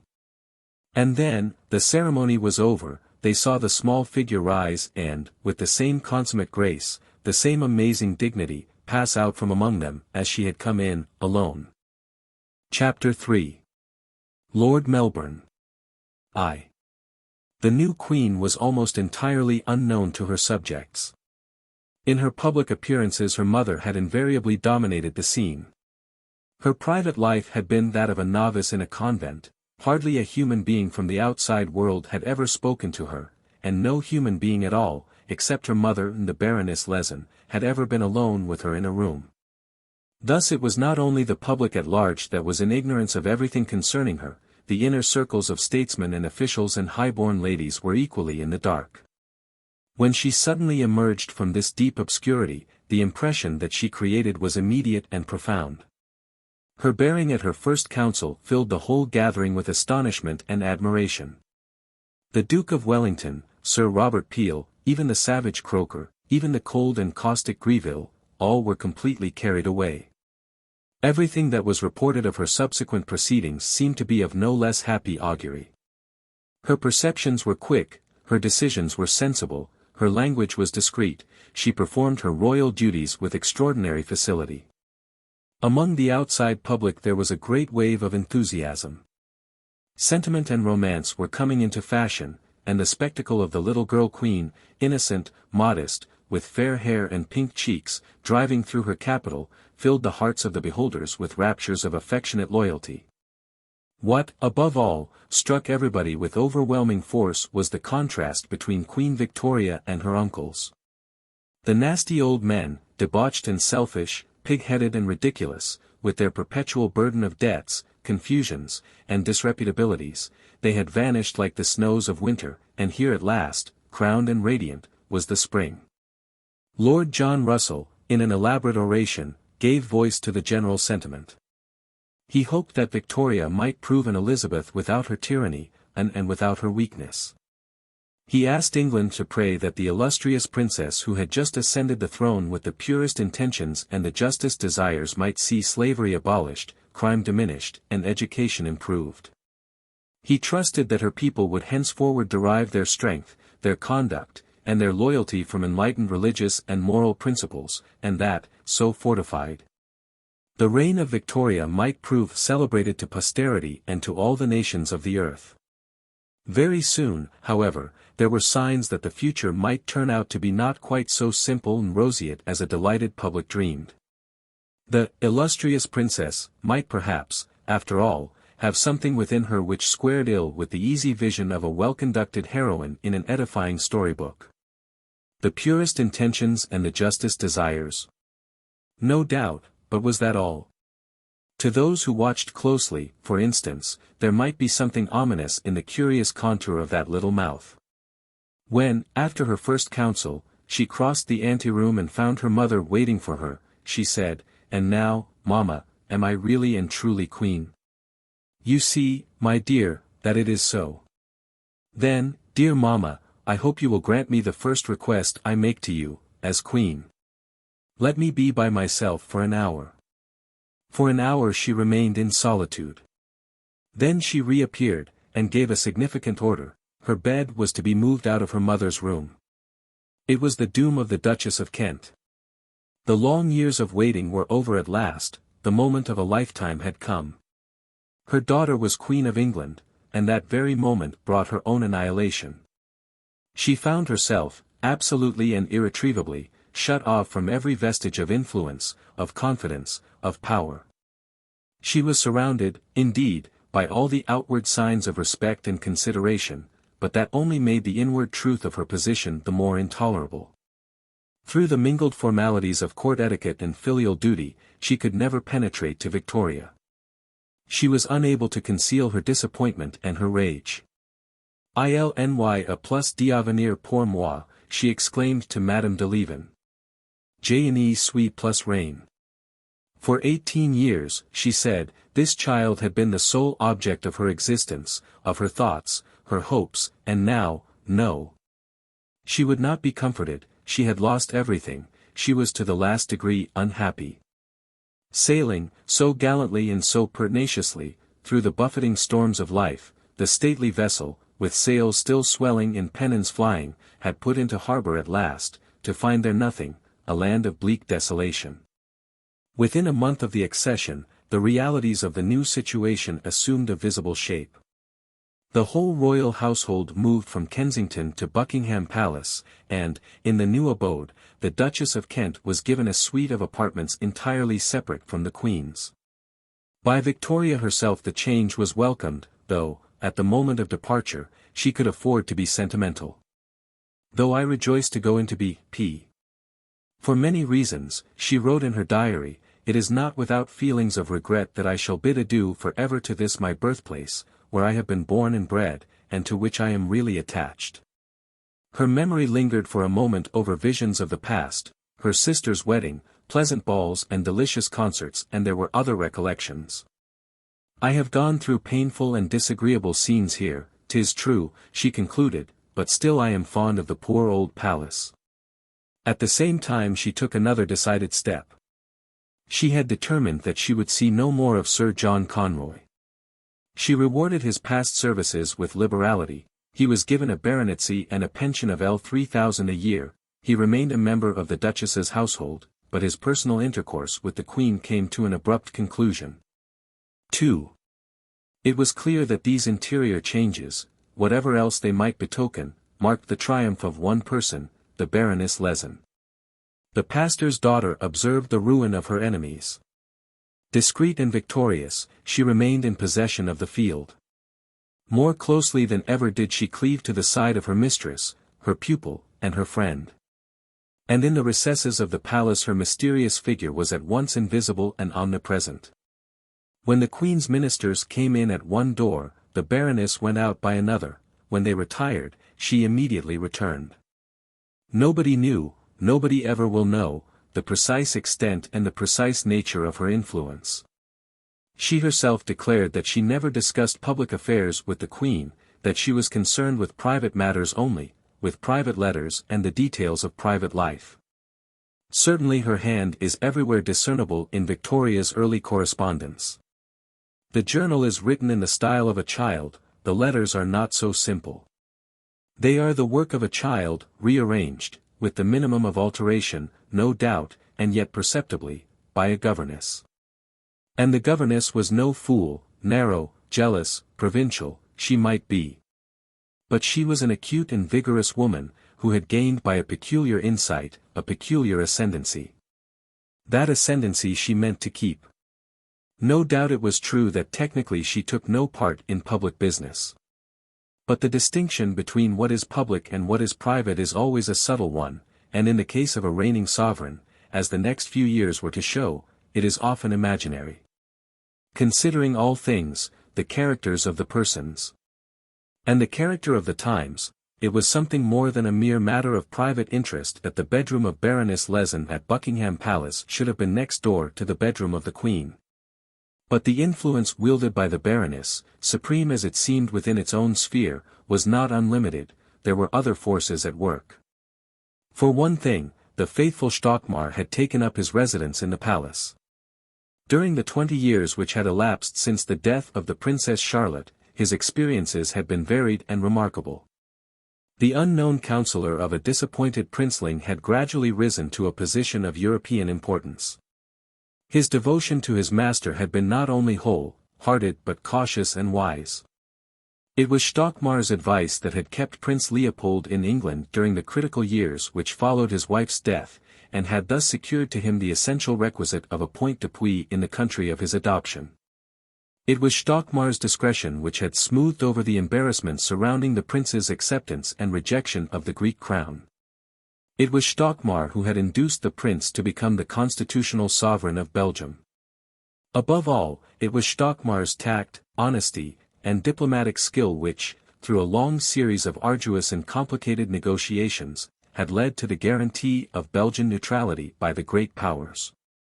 His labors had been rewarded by a German barony and by the complete confidence of King Leopold. Nor was it only in Brussels that he was treated with respect and listened to with attention. The statesmen who governed England, Lord Grey, Sir Robert Peel, Lord Palmerston, Lord Melbourne, had learnt to put a high value upon his probity in his intelligence. "He is one of the cleverest fellows I ever saw," said Lord Melbourne, "the most discreet man, the most well-judging, and most cool man."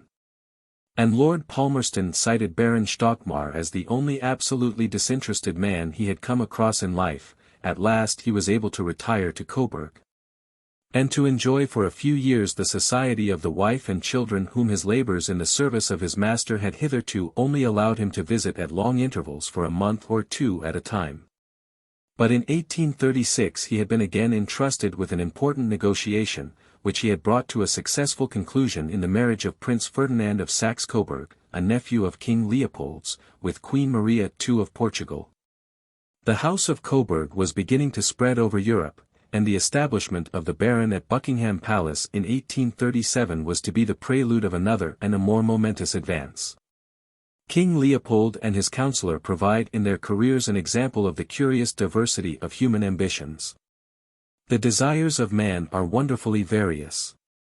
But no less various are the means by which those desires may reach satisfaction, and so the work of the world gets done. The correct mind of Leopold craved for the whole apparatus of royalty.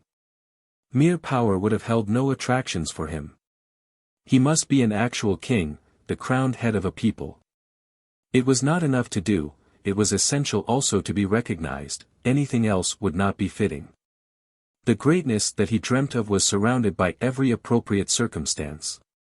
To be a majesty, to be a cousin of sovereigns, to marry a Bourbon for diplomatic ends, to correspond with the Queen of England, to be very stiff and very punctual, to found a dynasty, to bore ambassadresses into fits, to live on the highest pinnacle, an exemplary life devoted to the public service, such were his objects, and such, in fact, were his achievements.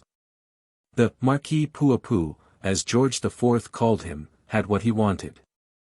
But this would never have been the case if it had not happened that the ambition of Stockmar took a form exactly complementary to his own. The sovereignty that the Baron sought for was by no means obvious. The satisfaction of his essential being lay in obscurity, in invisibility, in passing, unobserved, through a hidden entrance, into the very central chamber of power, and in sitting there, quietly, pulling the subtle strings that set the wheels of the whole world in motion. A very few people, in very high places, and exceptionally well informed, knew that Baron Stockmar was a most important person. That was enough. The fortunes of the master and the servant, intimately interacting, rose together.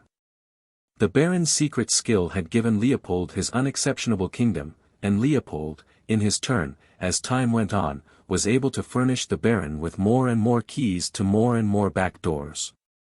Stockmar took up his abode in the palace partly as the emissary of King Leopold, but more particularly as the friend and adviser of a queen who was almost a child, and who, no doubt, would be much in need of advice and friendship.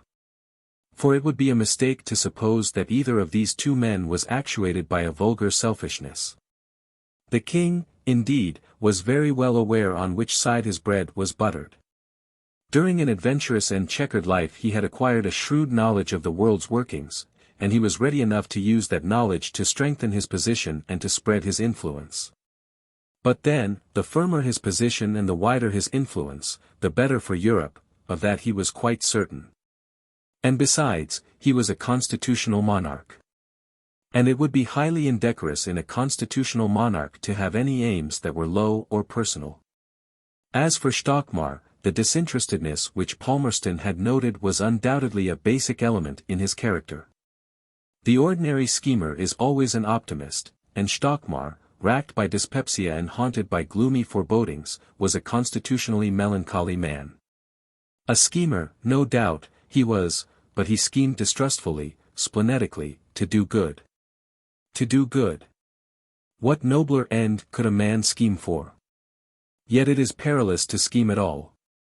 With Lehzen to supervise every detail of her conduct, with Stockmar in the next room, so full of wisdom and experience of affairs, with her uncle Leopold's letters, too, pouring out so constantly their stream of encouragements, general reflections, and highly valuable tips, Victoria, even had she been without other guidance, would have stood in no lack of private counsellor.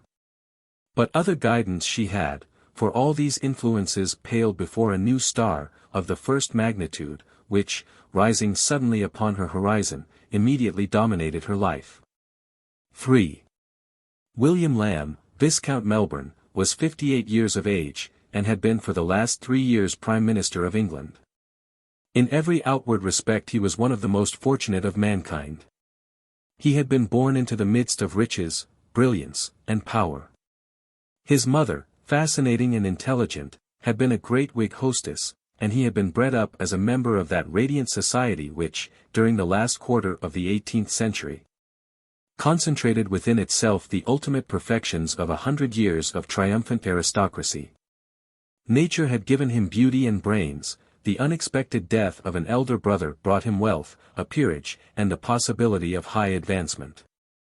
Within that charmed circle, whatever one's personal disabilities, it was difficult to fail. And to him, with all his advantages, success was well nigh unavoidable. With little effort, he attained political eminence. On the triumph of the Whigs he became one of the leading members of the government. And when Lord Grey retired from the premiership he quietly stepped into the vacant place. Nor was it only in the visible signs of fortune that fate had been kind to him. Bound to succeed, and to succeed easily, he was gifted with so fine a nature that his success became him. His mind, at once supple and copious, his temperament, at once calm and sensitive, enabled him not merely to work, but to live with perfect facility and with the grace of strength. In society he was a notable talker, a captivating companion, a charming man. If one looked deeper, one saw at once that he was not ordinary, that the piquancies of his conversation and his manner, his free and easy vaguenesses, his abrupt questions, his lollings and loungings, his innumerable oaths, were something more than an amusing ornament, were the outward manifestation of an individuality that was fundamental. The precise nature of this individuality was very difficult to gauge, it was dubious, complex, perhaps self-contradictory. Certainly there was an ironical discordance between the inner history of the man and his apparent fortunes.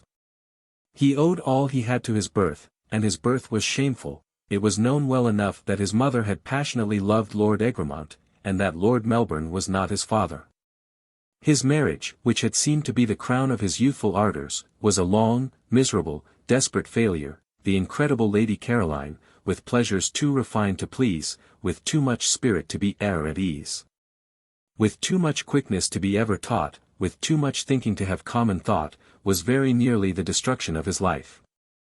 When at last he emerged from the anguish and confusion of her folly, her extravagance, her rage, her despair, and her devotion, he was left alone with endless memories of intermingled farce and tragedy, and an only son, who was an imbecile.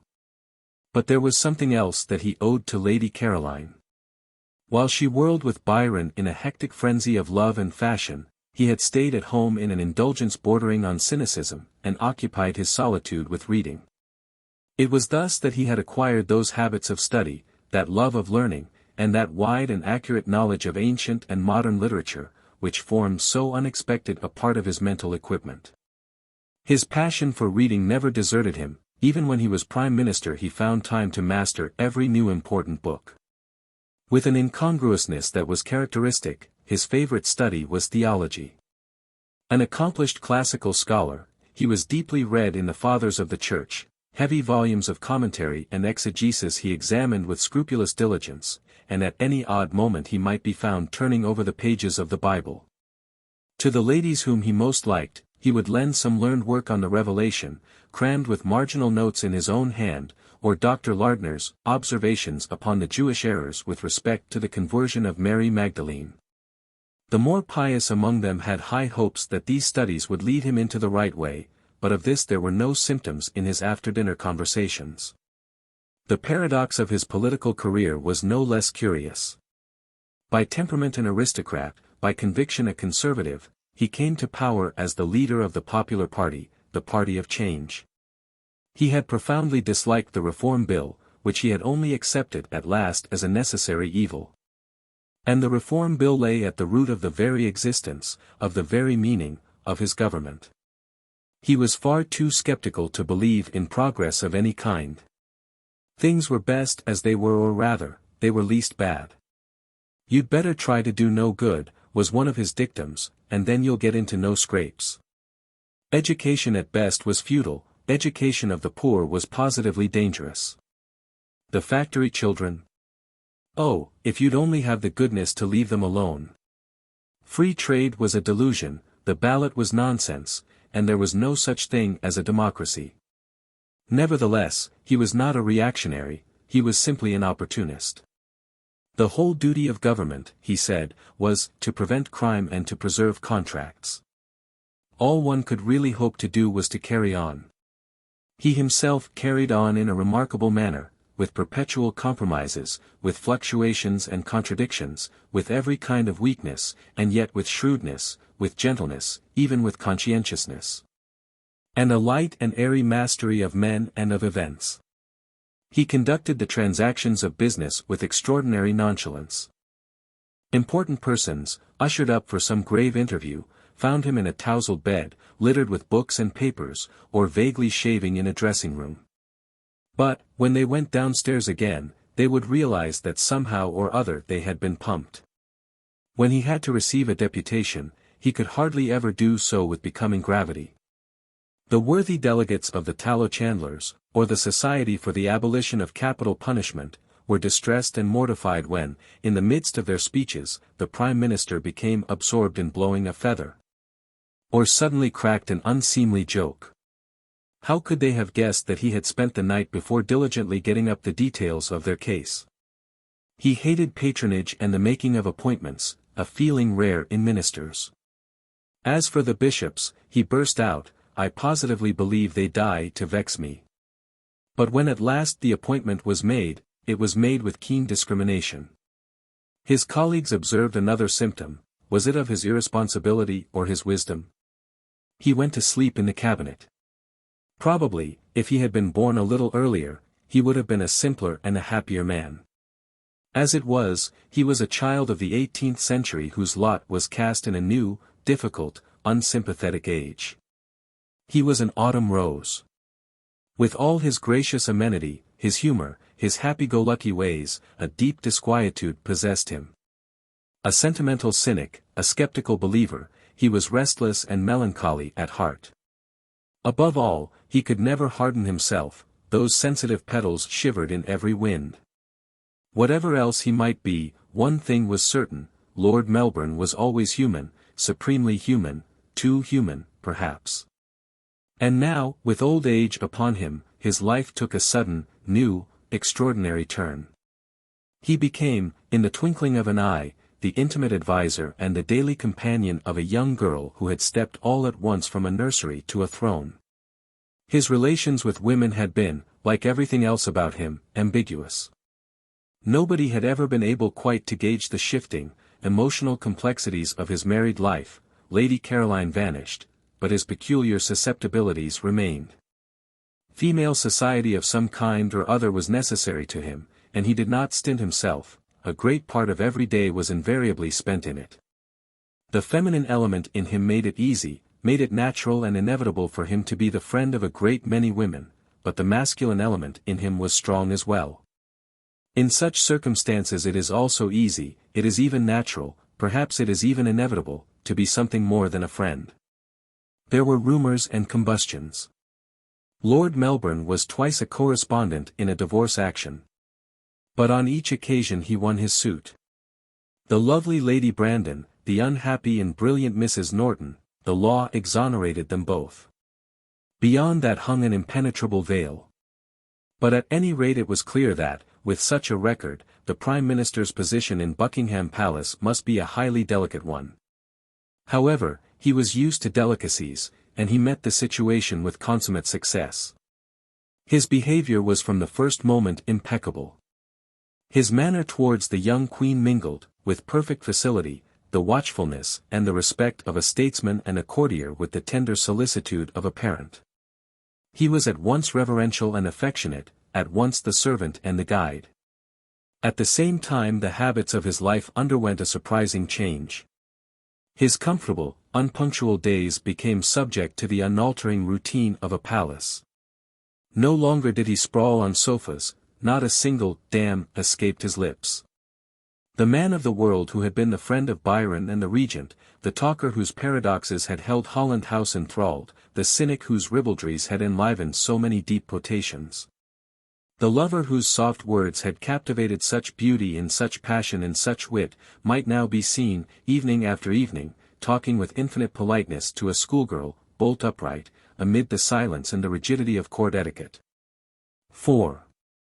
On her side, Victoria was instantaneously fascinated by Lord Melbourne. The good report of Stockmar had no doubt prepared the way, Lehzen was wisely propitiated, and the first highly favourable impression was never afterwards belied. She found him perfect, and perfect in her sight he remained. Her absolute and unconcealed adoration was very natural. What innocent young creature could have resisted, in any circumstances, the charm and the devotion of such a man? But, in her situation, there was a special influence which gave a peculiar glow to all she felt. After years of emptiness and dullness and suppression, she had come suddenly, in the heyday of youth, into freedom and power. She was mistress of herself, of great domains and palaces, she was Queen of England. Responsibilities and difficulties she might have, no doubt, and in heavy measure, but one feeling dominated and absorbed all others, the feeling of joy. Everything pleased her. She was in high spirits from morning till night. Mr. Creevey, grown old now, and very near his end, catching a glimpse of her at Brighton, was much amused, in his sharp fashion, by the ingenuous gaiety of Little Vic. A more homely little being you never beheld, when she is at her ease, and she is evidently dying to be always more so. She laughs in real earnest, opening her mouth as wide as it can go, showing not very pretty gums. She eats quite as heartily as she laughs, I think I may say she gobbles. She blushes and laughs every instant in so natural a way as to disarm anybody. But it was not merely when she was laughing or gobbling that she enjoyed herself. The performance of her official duties gave her intense satisfaction. "I really have immensely to do," she wrote in her journal a few days after her accession. "I receive so many communications from my ministers, but I like it very much." And again, a week later, "I repeat what I said before, that I have so many communications from the ministers, and from me to them, and I get so many papers to sign every day, that I have always a very great deal to do. I delight in this work." Through the girl's immaturity the vigorous predestined tastes of the woman were pushing themselves into existence with eager velocity, with delicious force. One detail of her happy situation deserves particular mention. Apart from the splendor of her social position and the momentousness of her political one, she was a person of great wealth. As soon as Parliament met, an annuity of L385,000 was settled upon her. When the expenses of her household had been discharged, she was left with L68,000 a year of her own. She enjoyed besides the revenues of the Duchy of Lancaster, which amounted annually to over L27,000. The first use to which she put her money was characteristic: she paid off her father's debts. In money matters, no less than in other matters, she was determined to be correct.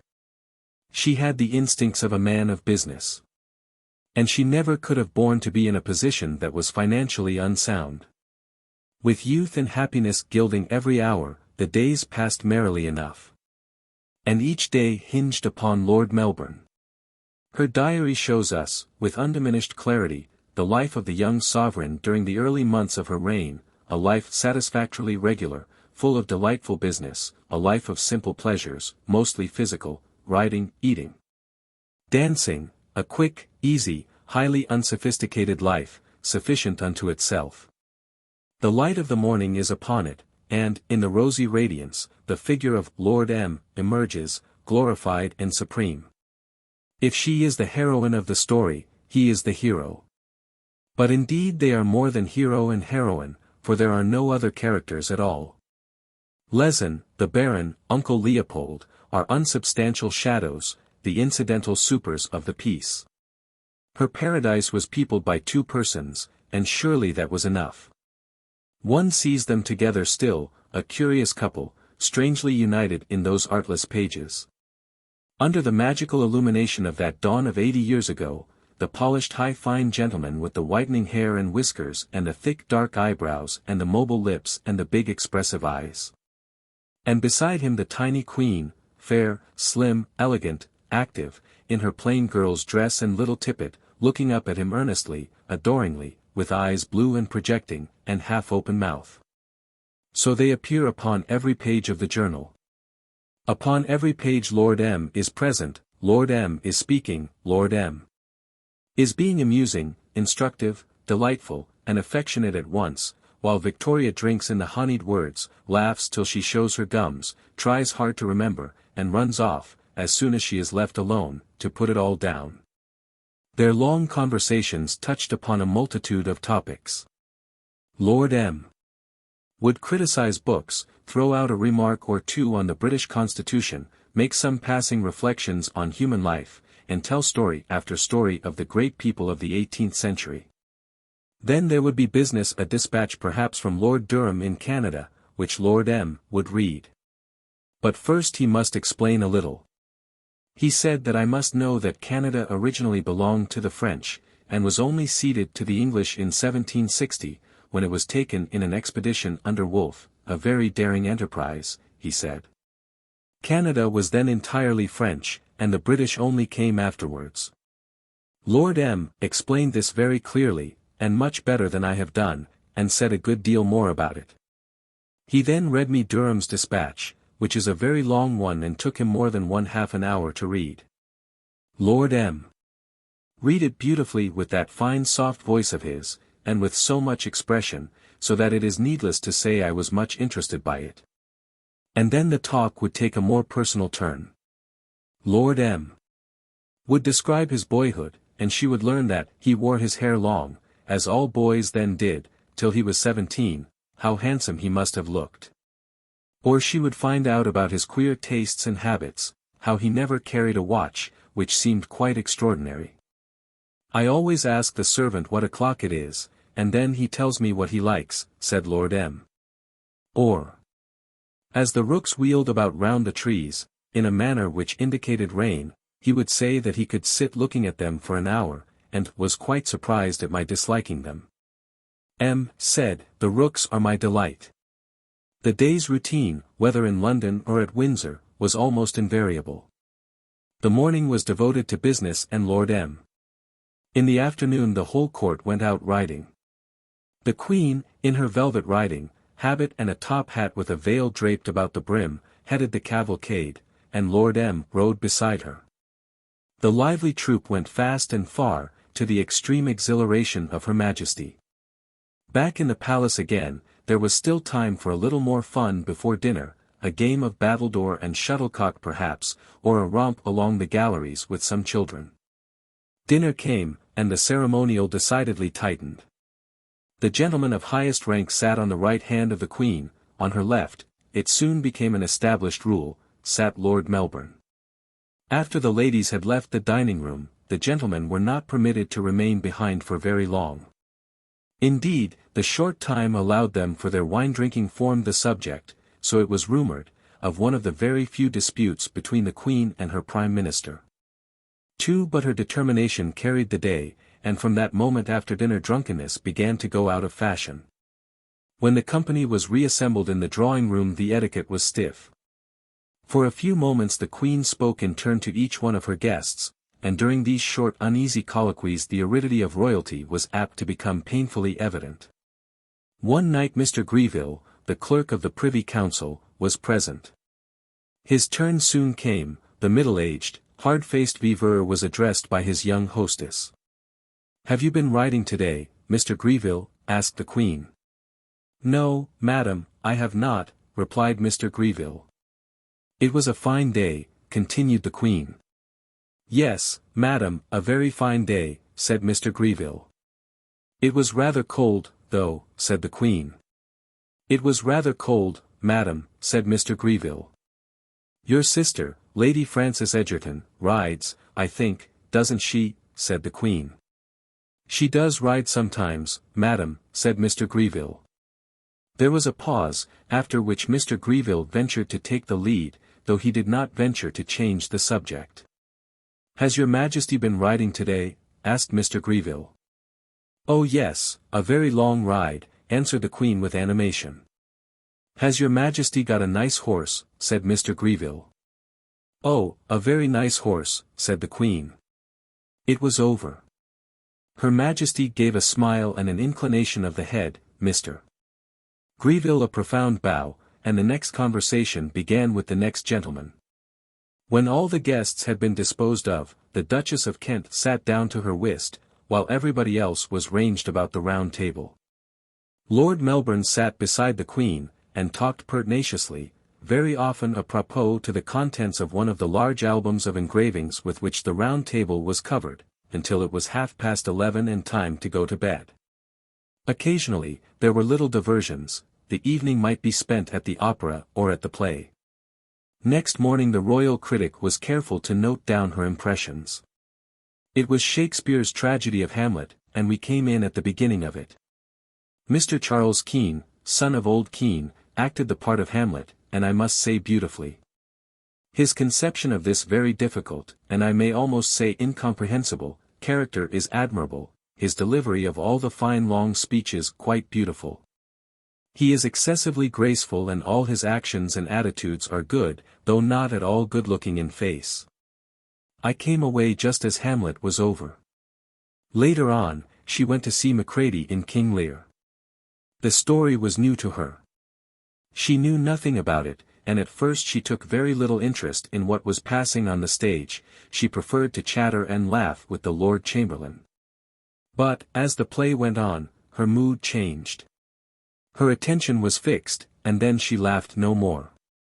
Yet she was puzzled. It seemed a strange, a horrible business. What did Lord M. think? Lord M. thought it was a very fine play, but to be sure, a rough, coarse play, written for those times, with exaggerated characters. "I'm glad you've seen it," he added. But, undoubtedly, the evenings which she enjoyed most were those on which there was dancing. She was always ready enough to seize any excuse, the arrival of cousins, a birthday, a gathering of young people, to give the command for that. Then, when the band played, and the figures of the dancers swayed to the music, and she felt her own figure swaying too, with youthful spirits so close on every side, then her happiness reached its height, her eyes sparkled. She must go on and on into the small hours of the morning. For a moment Lord M. himself was forgotten. The months flew past. The summer was over, the pleasantest summer I ever passed in my life, and I shall never forget this first summer of my reign. With surprising rapidity, another summer was upon her. The coronation came and went, a curious dream. The antique, intricate, endless ceremonial worked itself out as best it could, like some machine of gigantic complexity which was a little out of order. The small central figure went through her gyrations. She sat, she walked, she prayed. She carried about an orb that was almost too heavy to hold. The Archbishop of Canterbury came and crushed a ring upon the wrong finger, so that she was ready to cry out with the pain.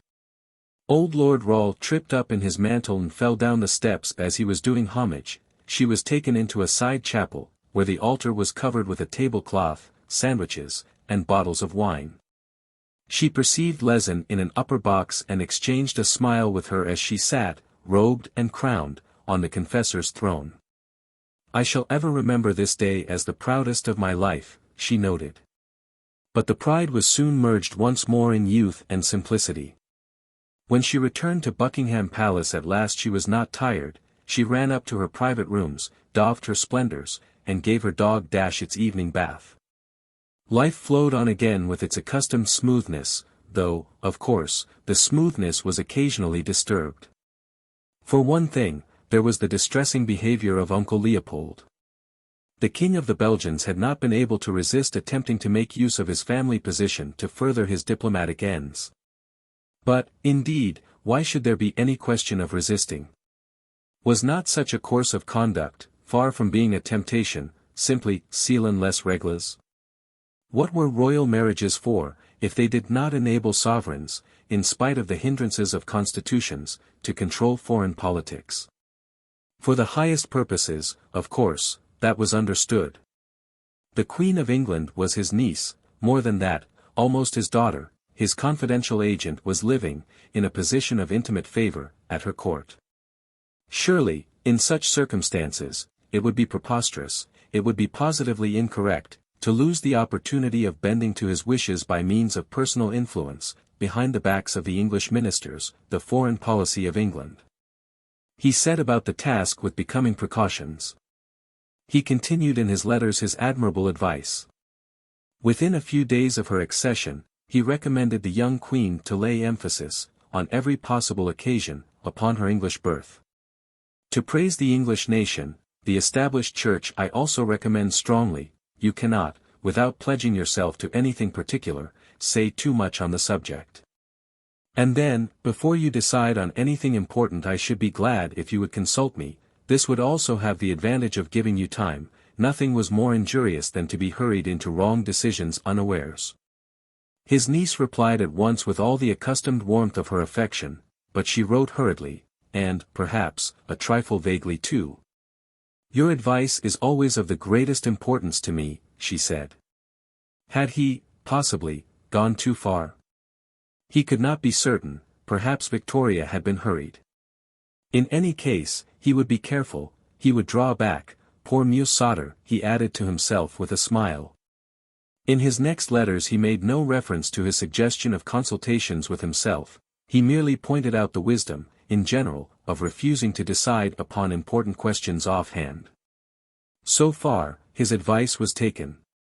And it was noticed that the Queen, when applications were made to her, rarely gave an immediate answer. Even with Lord Melbourne, it was the same. When he asked for her opinion upon any subject, she would reply that she would think it over, and tell him her conclusions next day. King Leopold's counsels continued. The Princess de Lehzen, he said, was a dangerous woman. There was reason to think that she would make attempts to pry into what did not concern her. Let Victoria beware. A rule which I cannot sufficiently recommend is never to permit people to speak on subjects concerning yourself or your affairs, without you having yourself desired them to do so. Should such a thing occur, change the conversation, and make the individual feel that he has made a mistake. This piece of advice was also taken, for it fell out as the king had predicted. Madame de Lehzen sought an audience, and appeared to be verging towards confidential topics. Whereupon the Queen, becoming slightly embarrassed, talked of nothing but commonplaces. The individual felt that she had made a mistake. The king's next warning was remarkable. Letters, he pointed out, are almost invariably read in the post. This was inconvenient, no doubt, but the fact, once properly grasped, was not without its advantages. I will give you an example. We are still plagued by Prussia concerning those fortresses. Now to tell the Prussian government many things, which we should not like to tell them officially, the minister is going to write a dispatch to our man at Berlin, sending it by post. The Prussians are sure to read it, and to learn in this way what we wish them to hear. Analogous circumstances might very probably occur in England. I tell you the trick, wrote His Majesty, that you should be able to guard against it. Such were the subtleties of constitutional sovereignty. It seemed that the time had come for another step. The king's next letter was full of foreign politics, the situation in Spain and Portugal, the character of Louis Philippe. And he received a favorable answer. Victoria, it is true, began by saying that she had shown the political part of his letter to Lord Melbourne, but she proceeded to a discussion of foreign affairs. It appeared that she was not unwilling to exchange observations on such matters with her uncle. So far so good. But King Leopold was still cautious. Though a crisis was impending in his diplomacy, he still hung back. At last, however, he could keep silence no longer. It was of the utmost importance to him that, in his maneuverings with France and Holland, he should have, or at any rate appear to have, English support. But the English government appeared to adopt a neutral attitude. It was too bad. Not to be for him was to be against him. Could they not see that? Yet, perhaps, they were only wavering, and a little pressure upon them from Victoria might still save all. He determined to put the case before her, delicately yet forcibly, just as he saw it himself.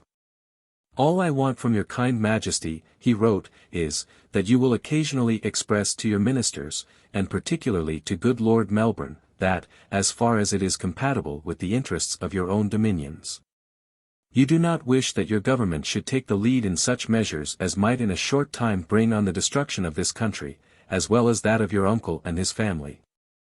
The result of this appeal was unexpected. There was dead silence for more than a week. When Victoria at last wrote, she was prodigal of her affection. It would, indeed, my dearest uncle, be very wrong of you, if you thought my feelings of warm and devoted attachment to you, and of great affection for you, could be changed. Nothing can ever change them, but her references to foreign politics, though they were lengthy and elaborate, were non-committal in the extreme. They were almost cast in an official and diplomatic form. Her ministers, she said, entirely shared her views upon the subject. She understood and sympathized with the difficulties of her beloved uncle's position. And he might rest assured that both Lord Melbourne and Lord Palmerston are most anxious at all times for the prosperity and welfare of Belgium. That was all. The king in his reply declared himself delighted, and re-echoed the affectionate protestations of his niece.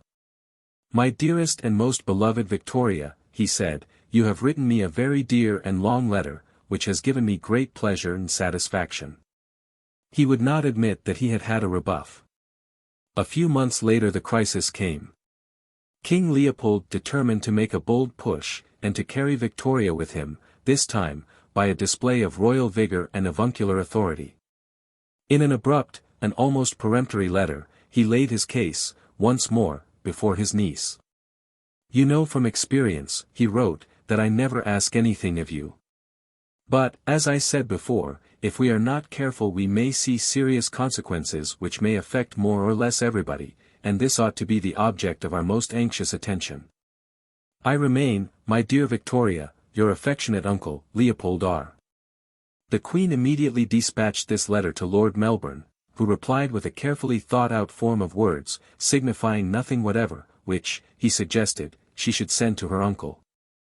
She did so, copying out the elaborate formula, with a liberal scattering of "dear uncles" interspersed, and she concluded her letter with a message of affectionate love to Aunt Louise and the children. Then at last King Leopold was obliged to recognize the facts. His next letter contained no reference at all to politics. "I am glad," he wrote, "to find that you like Brighton better than last year. I think Brighton very agreeable at this time of the year, till the east winds set in. The pavilion, besides, is comfortable, that cannot be denied. Before my marriage it was there that I met the regent. Charlotte afterwards came with old Queen Charlotte. How distant all this already, but still how present to one's memory. Like poor Madame de Lieven, His Majesty felt that he had made a mistake. Nevertheless, he could not quite give up all hope. Another opportunity offered, and he made another effort, but there was not very much conviction in it, and it was immediately crushed. My dear uncle," the Queen wrote, "I have to thank you for your last letter which I received on Sunday. Though you seem not to dislike my political sparks, I think it is better not to increase them, as they might finally take fire, particularly as I see with regret that upon this one subject we cannot agree. I shall, therefore, limit myself to my expressions of very sincere wishes for the welfare and prosperity of Belgium." After that, it was clear that there was no more to be said. Henceforward there is audible in the King's letters a curiously elegiac note. "My dearest Victoria, your delightful little letter has just arrived and went like an arrow to my heart. Yes, my beloved Victoria. I do love you tenderly. I love you for yourself, and I love in you the dear child whose welfare I tenderly watched. He had gone through much, yet, if life had its disappointments, it had its satisfactions too. I have all the honors that can be given, and I am, politically speaking, very solidly established. But there were other things besides politics, there were romantic yearnings in his heart. The only longing I still have is for the Orient, where I perhaps shall once end my life, rising in the west and setting in the east. As for his devotion to his niece, that could never end. I never press my services on you, nor my counsels, though I may say with some truth that from the extraordinary fate which the higher powers had ordained for me, my experience, both political and of private life, is great. I am always ready to be useful to you when and where and it may be, and I repeat it, all I want in return is some little sincere affection from you." 6. The correspondence with King Leopold was significant of much that still lay partly hidden in the character of Victoria. Her attitude towards her uncle had never wavered for a moment. To all his advances she had presented an absolutely unyielding front. The foreign policy of England was not his province, it was hers and her ministers. His insinuations, his entreaties, his struggles, all were quite useless. And he must understand that this was so. The rigidity of her position was the more striking owing to the respectfulness and the affection with which it was accompanied. From start to finish the unmoved Queen remained the devoted niece. Leopold himself must have envied such perfect correctitude, but what may be admirable in an elderly statesman is alarming in a maiden of 19. And privileged observers were not without their fears. The strange mixture of ingenuous light-heartedness and fixed determination, of frankness and reticence, of childishness and pride, seemed to augur a future that was perplexed and full of dangers. As time passed the less pleasant qualities in this curious composition revealed themselves more often and more seriously. There were signs of an imperious, a peremptory temper, an egotism that was strong and hard. It was noticed that the palace etiquette, far from relaxing, grew ever more and more inflexible. By some, this was attributed to Lehzen's influence, but, if that was so, Lehzen had a willing pupil. For the slightest infringements of the freezing rules of regularity and deference were invariably and immediately visited by the sharp and haughty glances of the Queen. Yet Her Majesty's eyes, crushing as they could be, were less crushing than her mouth. The self-will depicted in those small projecting teeth and that small receding chin was of a more dismaying kind than that which a powerful jaw betokens. It was a self-will imperturbable, impenetrable, unintelligent, a self-will dangerously akin to obstinacy. And the obstinacy of monarchs is not as that of other men. Within 2 years of her accession, the storm clouds which, from the first, had been dimly visible on the horizon, gathered and burst. Victoria's relations with her mother had not improved. The Duchess of Kent, still surrounded by all the galling appearances of filial consideration, remained in Buckingham Palace a discarded figure, powerless and inconsolable. Sir John Conroy, banished from the presence of the Queen, still presided over the Duchess's household, and the hostilities of Kensington continued unabated in the new surroundings. Lady Flora Hastings still cracked her malicious jokes. The animosity of the Baroness was still unappeased. One day, Lady Flora found the joke was turned against her. Early in 1839, travelling in the suite of the Duchess, she had returned from Scotland in the same carriage with Sir John. A change in her figure became the subject of an unseemly jest, tongues wagged, and the jest grew serious. It was whispered that Lady Flora was with child. The state of her health seemed to confirm the suspicion. She consulted Sir James Clark, the royal physician, and, after the consultation, Sir James let his tongue wag, too. On this, the scandal flared up sky-high. Everyone was talking, the Baroness was not surprised. The Duchess rallied tumultuously to the support of her lady, the Queen was informed. At last the extraordinary expedient of a medical examination was resorted to, during which Sir James, according to Lady Flora, behaved with brutal rudeness, while a second doctor was extremely polite.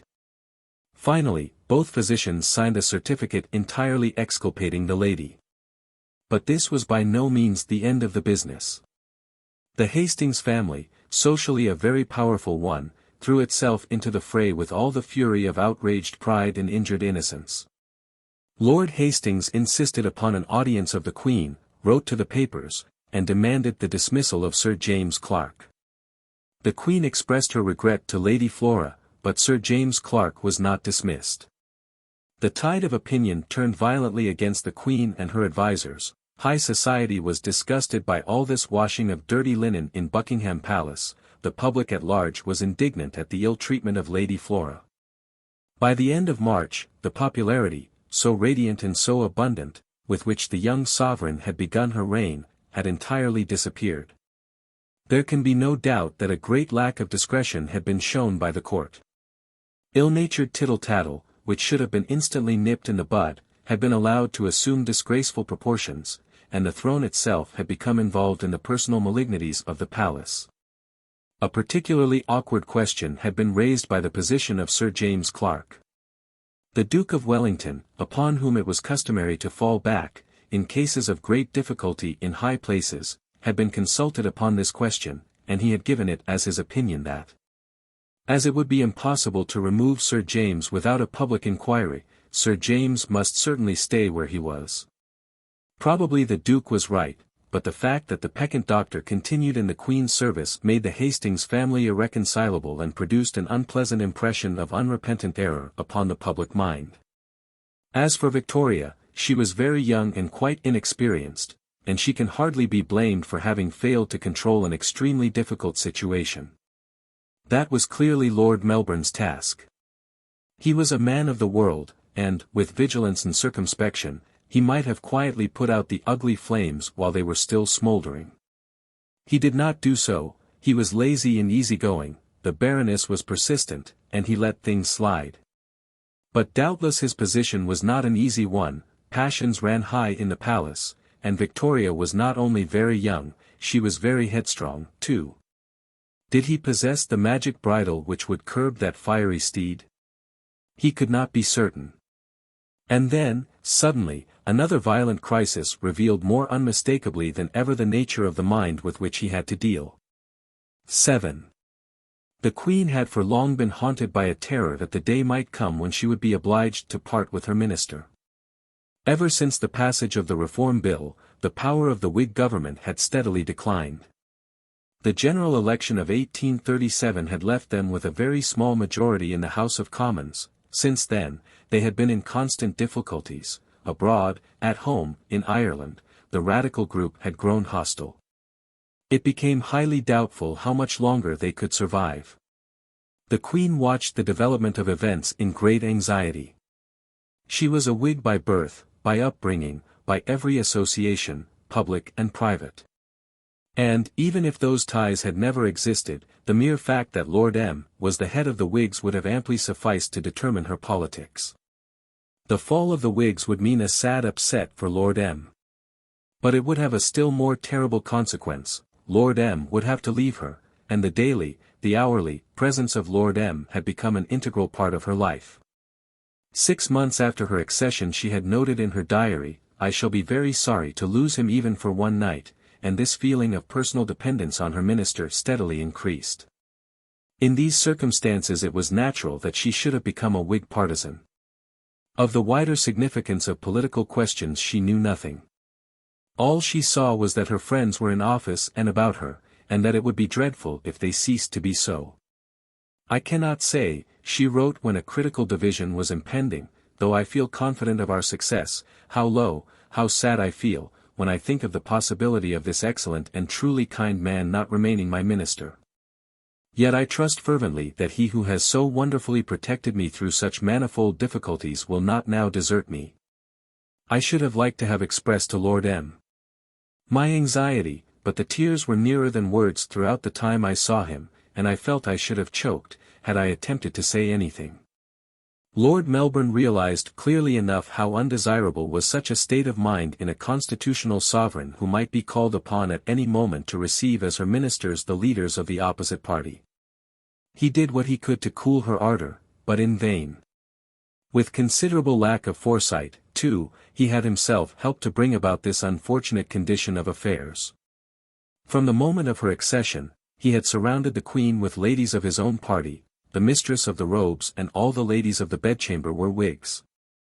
In the ordinary course, the Queen never saw a Tory. Eventually she took pains never to see one in any circumstances. She disliked the whole tribe, and she did not conceal the fact. She particularly disliked Sir Robert Peel, who would almost certainly be the next Prime Minister. His manners were detestable, and he wanted to turn out Lord M. His supporters, without exception, were equally bad. And as for Sir James Graham, she could not bear the sight of him. He was exactly like Sir John Conroy. The affair of Lady Flora intensified these party rumours still further. The Hastings were Tories, and Lord Melbourne and the court were attacked by the Tory press in unmeasured language. The Queen's sectarian zeal proportionately increased. But the dreaded hour was now fast approaching. Early in May the ministers were visibly tottering. On a vital point of policy they could only secure a majority of 5 in the House of Commons. They determined to resign. When Victoria heard the news she burst into tears. Was it possible, then, that all was over? Was she, indeed, about to see Lord M. for the last time? Lord M. came. And it is a curious fact that, even in this crowning moment of misery and agitation, the precise girl noted, to the minute, the exact time of the arrival and the departure of her beloved minister.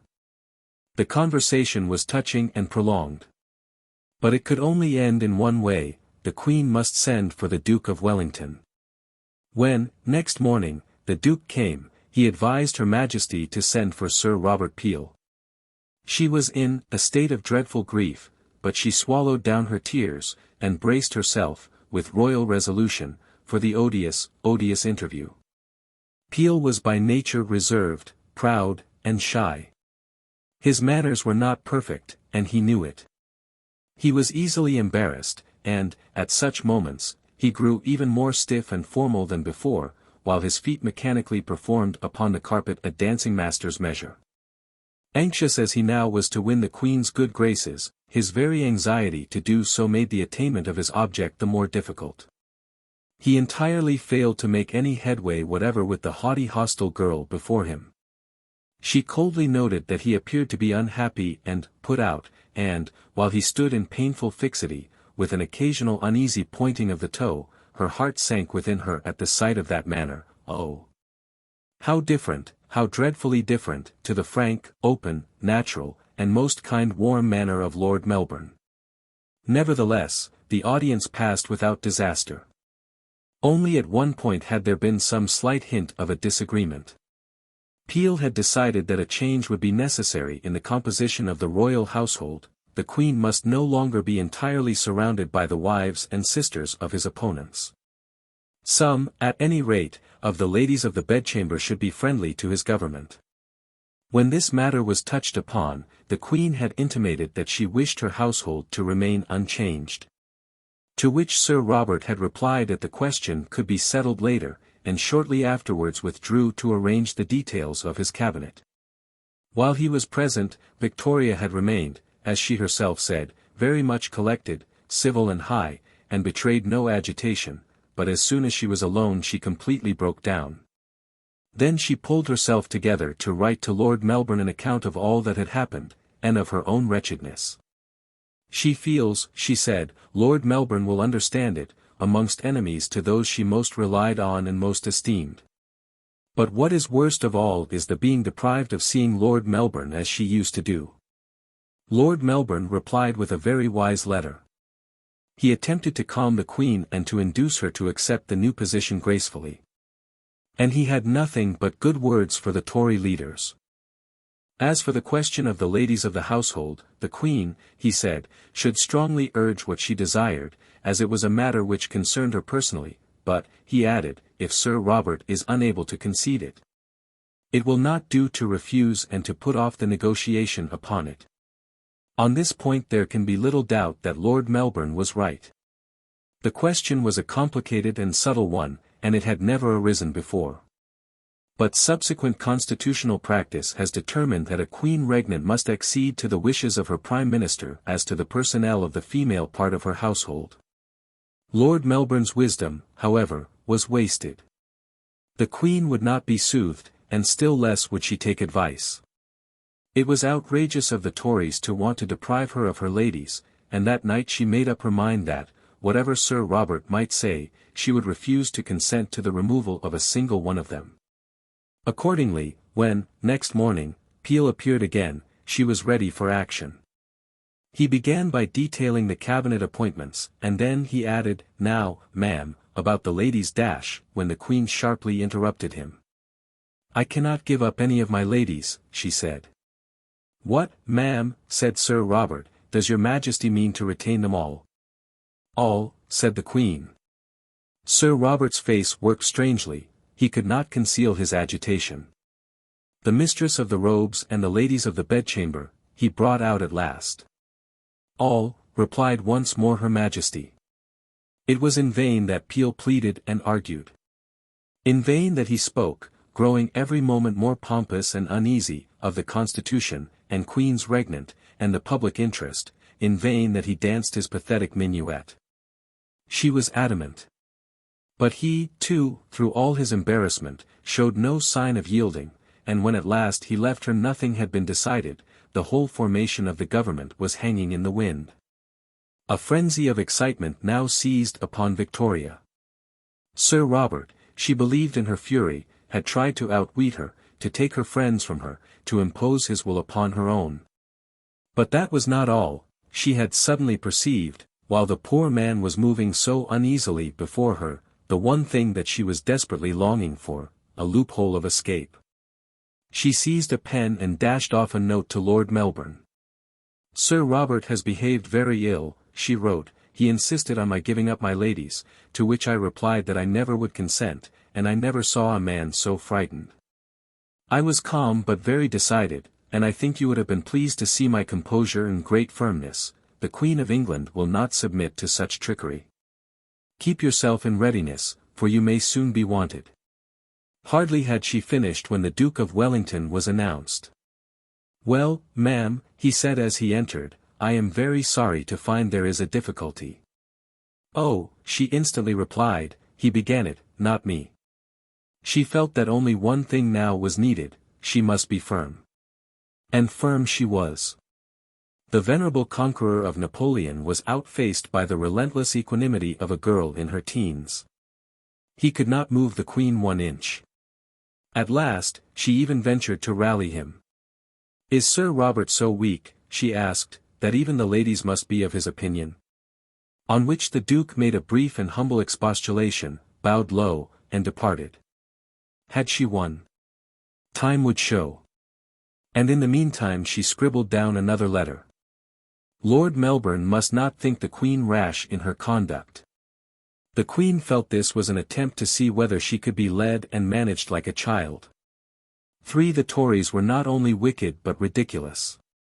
Peel, having, as she understood, expressed a wish to remove only those members of the household who were in Parliament, now objected to her ladies.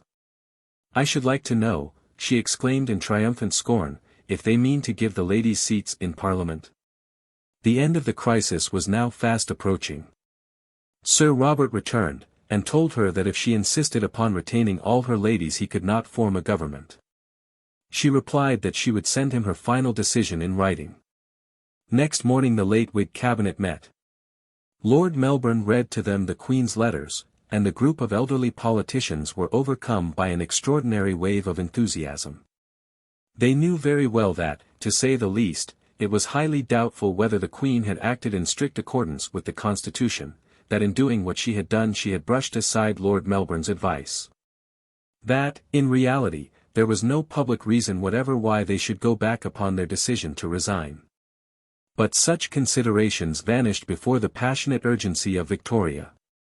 The intensity of her determination swept them headlong down the stream of her desire. They unanimously felt that it was impossible to abandon such a queen and such a woman. Forgetting that they were no longer Her Majesty's ministers, they took the unprecedented course of advising the Queen by letter to put an end to her negotiation with Sir Robert Peel. She did so, all was over, she had triumphed. That evening there was a ball at the palace. Everyone was present. Peel and the Duke of Wellington came by looking very much put out.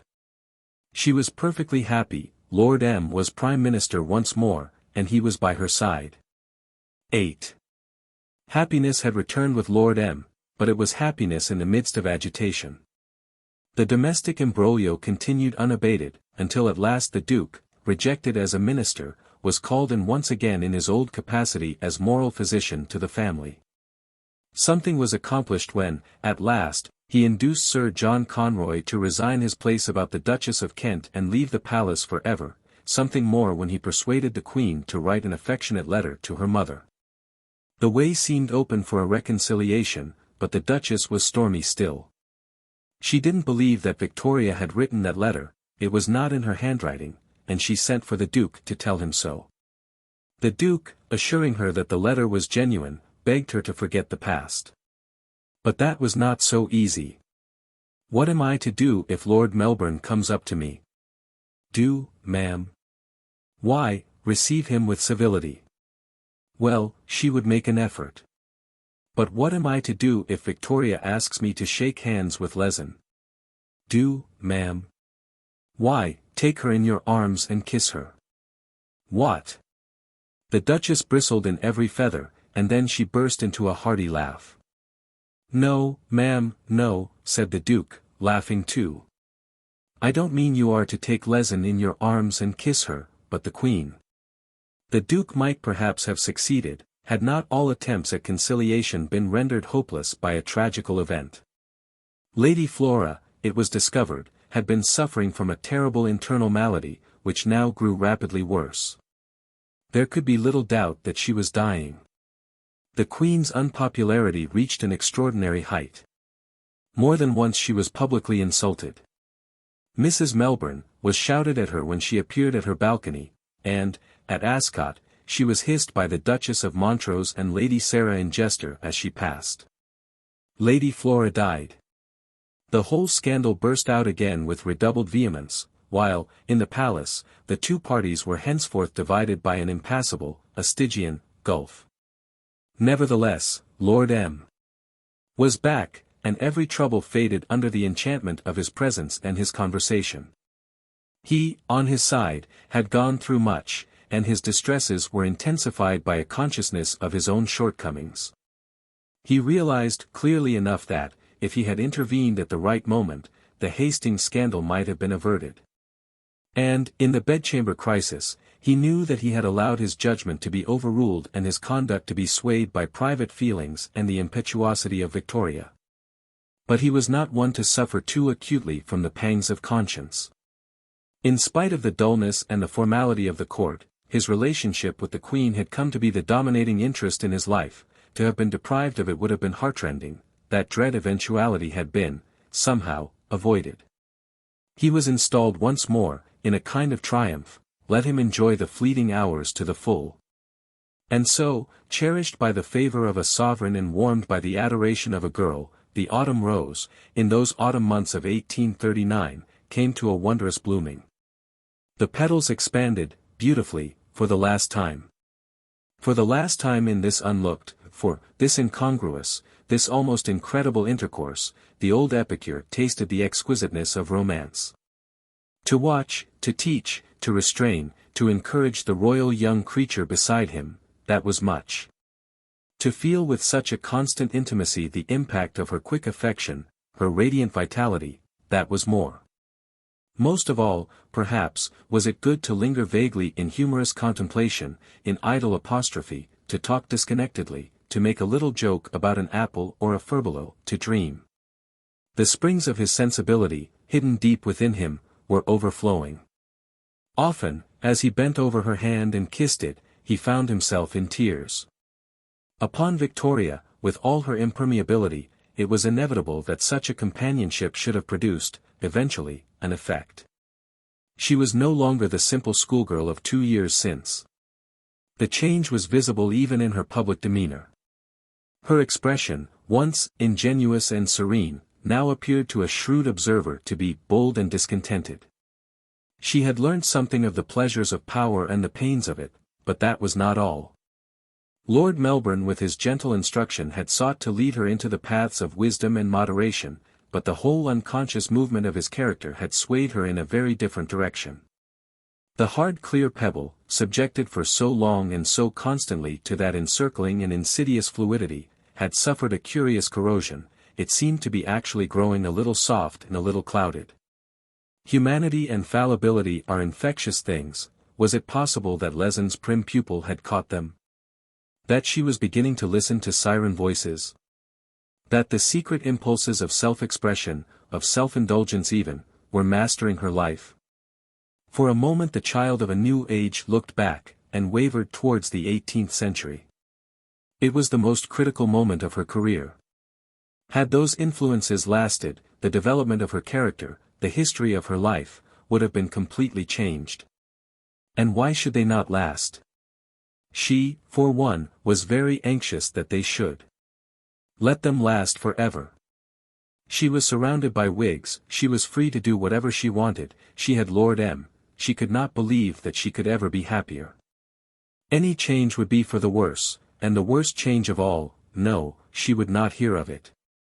It would be quite intolerable, it would upset everything, if she were to marry.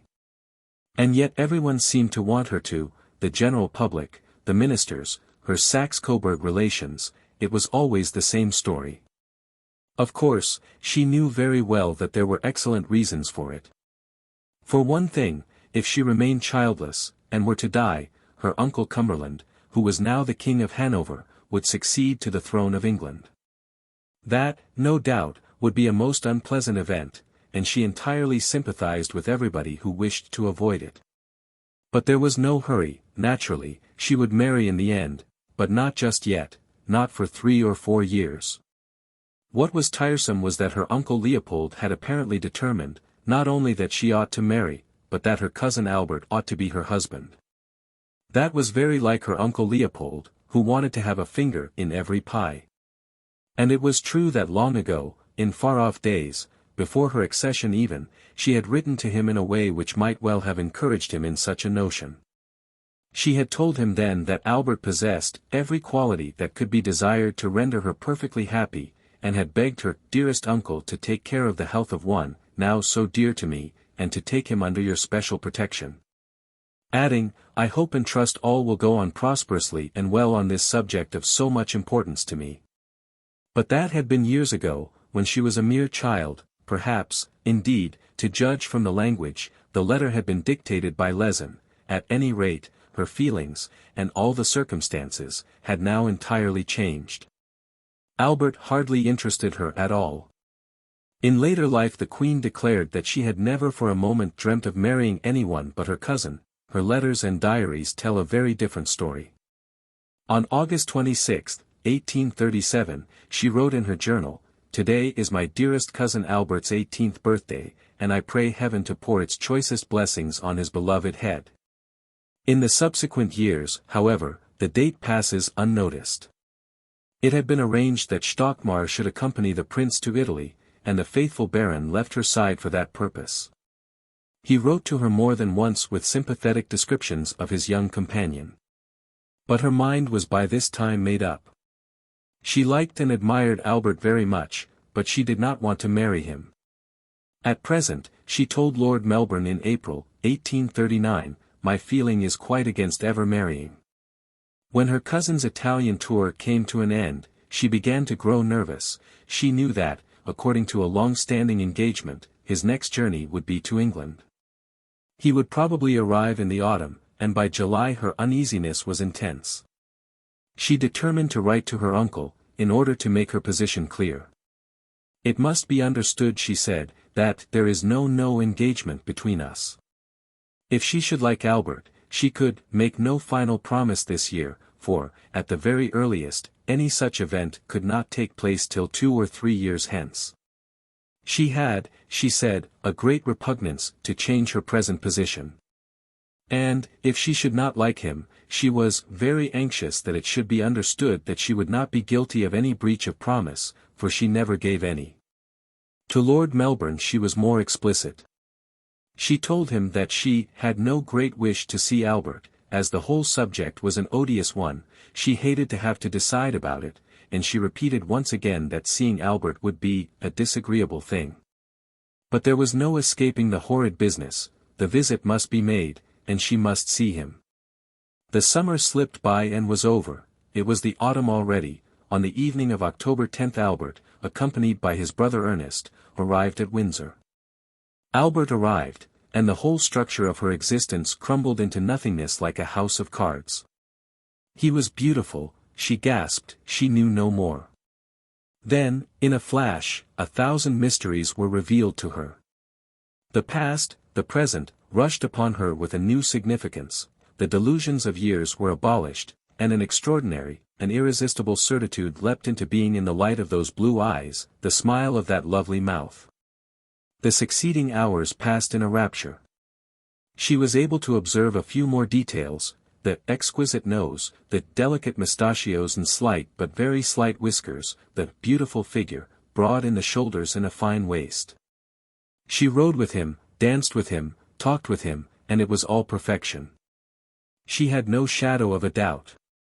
He had come on a Thursday evening, and on the following Sunday morning she told Lord Melbourne that she had, a good deal, changed her opinion as to marrying. Next morning, she told him that she had made up her mind to marry Albert. The morning after that, she sent for her cousin.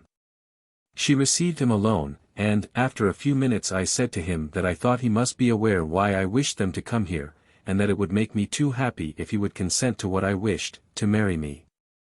Then, we embraced each other, and he was so kind, so affectionate. She said that she was quite unworthy of him, while he murmured that he would be very happy, das Leben mit dir zu zubringen. They parted, and she felt the happiest of human beings, when Lord M. came in. At first she beat about the bush, and talked of the weather, and indifferent subjects. Somehow or other she felt a little nervous with her old friend. At last, summoning up her courage, she said, I have got well through this with Albert. Oh! "You have," said Lord M. Chapter 4. Marriage. It was decidedly a family match. Prince Francis Charles Augustus Albert Emmanuel of Saxe-Coburg, Gotha, for such was his full title, had been born just 3 months after his cousin Victoria, and the same midwife had assisted at the 2 births. The children's grandmother, the Dowager Duchess of Coburg, had from the first looked forward to their marriage. As they grew up, the Duke, the Duchess of Kent, and King Leopold came equally to desire it. The prince, ever since the time when, as a child of 3, his nurse had told him that some day, the little English Mayflower would be his wife, had never thought of marrying anyone else. When eventually Baron Stockmar himself signified his assent, the affair seemed as good as settled. The Duke had one other child, Prince Ernest, Albert's senior by 1 year, and heir to the principality. The Duchess was a sprightly and beautiful woman, with fair hair and blue eyes. Albert was very like her and was her declared favorite. But in his 5th year he was parted from her forever. The ducal court was not noted for the strictness of its morals. The Duke was a man of gallantry, and it was rumored that the Duchess followed her husband's example. There were scandals. One of the court chamberlains, a charming and cultivated man of Jewish extraction, was talked of. At last there was a separation, followed by a divorce. The Duchess retired to Paris, and died unhappily in 1831. Her memory was always very dear to Albert. He grew up a pretty, clever, and high-spirited boy. Usually well-behaved, he was, however, sometimes violent. He had a will of his own, and asserted it. His elder brother was less passionate, less purposeful, and, in their wrangles, it was Albert who came out top. The 2 boys, living for the most part in one or other of the Duke's country houses, among pretty hills and woods and streams, had been at a very early age. Albert was less than 4, separated from their nurses and put under a tutor, in whose charge they remained until they went to the university. They were brought up in a simple and unostentatious manner, for the Duke was poor and the duchy very small and very insignificant. Before long it became evident that Albert was a model lad. Intelligent and painstaking, he had been touched by the moral earnestness of his generation. At the age of 11 he surprised his father by telling him that he hoped to make himself a good and useful man. And yet he was not over-serious. Though, perhaps, he had little humor, he was full of fun, of practical jokes and mimicry. He was no milksop, he rode, and shot, and fenced. Above all did he delight in being out of doors, and never was he happier than in his long rambles with his brother through the wild country round his beloved Rosenau, stalking the deer, admiring the scenery, and returning laden with specimens for his natural history collection. He was, besides, passionately fond of music. In one particular it was observed that he did not take after his father, owing either to his peculiar upbringing or to a more fundamental idiosyncrasy. He had a marked distaste for the opposite sex. At the age of 5, at a children's dance, he screamed with disgust and anger when a little girl was led up to him for a partner, and though, later on, he grew more successful in disguising such feelings, the feelings remained. The brothers were very popular in Coburg, and, when the time came for them to be confirmed, the preliminary examination which, according to ancient custom, was held in public in the Giant's Hall of the castle, was attended by an enthusiastic crowd of functionaries, clergy, delegates from the villages of the duchy, and miscellaneous onlookers. There were also present, besides the Duke and the Dowager Duchess, their Serene Highnesses the Princes Alexander and Ernest of Württemberg, Prince Leiningen, Princess Hohenlohe-Langenburg and Princess Hohenlohe-Schillingsfürst. Dar. Jacobi, the court chaplain, presided at an altar, simply but appropriately decorated, which had been placed at the end of the hall, and the proceedings began by the choir singing the first verse of the hymn, Come, Holy Ghost. After some introductory remarks, Dr. Jacobi began the examination. The dignified and decorous bearing of the princes, we are told in a contemporary account, their strict attention to the questions, the frankness, decision, and correctness of their answers, produced a deep impression on the numerous assembly. Nothing was more striking in their answers than the evidence they gave of deep feeling and of inward strength of conviction. The questions put by the examiner were not such as to be met by a simple yes or no. They were carefully considered in order to give the audience a clear insight into the views and feelings of the young princes. One of the most touching moments was when the examiner asked the hereditary prince whether he intended steadfastly to hold to the evangelical church, and the prince answered not only yes, but added in a clear and decided tone, "I and my brother are firmly resolved ever to remain faithful to the acknowledged truth." The examination having lasted an hour, Dr. Jacobi made some concluding observations, followed by a short prayer. The second and third verses of the opening hymn were sung, and the ceremony was over. The princes, stepping down from the altar, were embraced by the Duke and the Dowager Duchess. After which the loyal inhabitants of Coburg dispersed, well satisfied with their entertainment. Albert's mental development now proceeded apace. In his 17th year he began a careful study of German literature and German philosophy. He set about, he told his tutor, to follow the thoughts of the great Klopstock into their depths, though in this, for the most part, he modestly added, "I do not succeed." He wrote an essay on the mode of thought of the Germans, and a sketch of the history of German civilization, making use, he said, in its general outlines, of the divisions which the treatment of the subject itself demands. And concluding with a retrospect of the shortcomings of our time, with an appeal to every one to correct those shortcomings in his own case, and thus set a good example to others. Placed for some months under the care of King Leopold at Brussels, he came under the influence of Adolphe Quetelet, a mathematical professor, who was particularly interested in the application of the laws of probability to political and moral phenomena. This line of inquiry attracted the prince, and the friendship thus begun continued till the end of his life. From Brussels he went to the University of Bonn, where he was speedily distinguished both by his intellectual and his social activities. His energies were absorbed in metaphysics, law, political economy, music, fencing, and amateur theatricals. 30 years later his fellow students recalled with delight the fits of laughter into which they had been sent by Prince Albert's mimicry.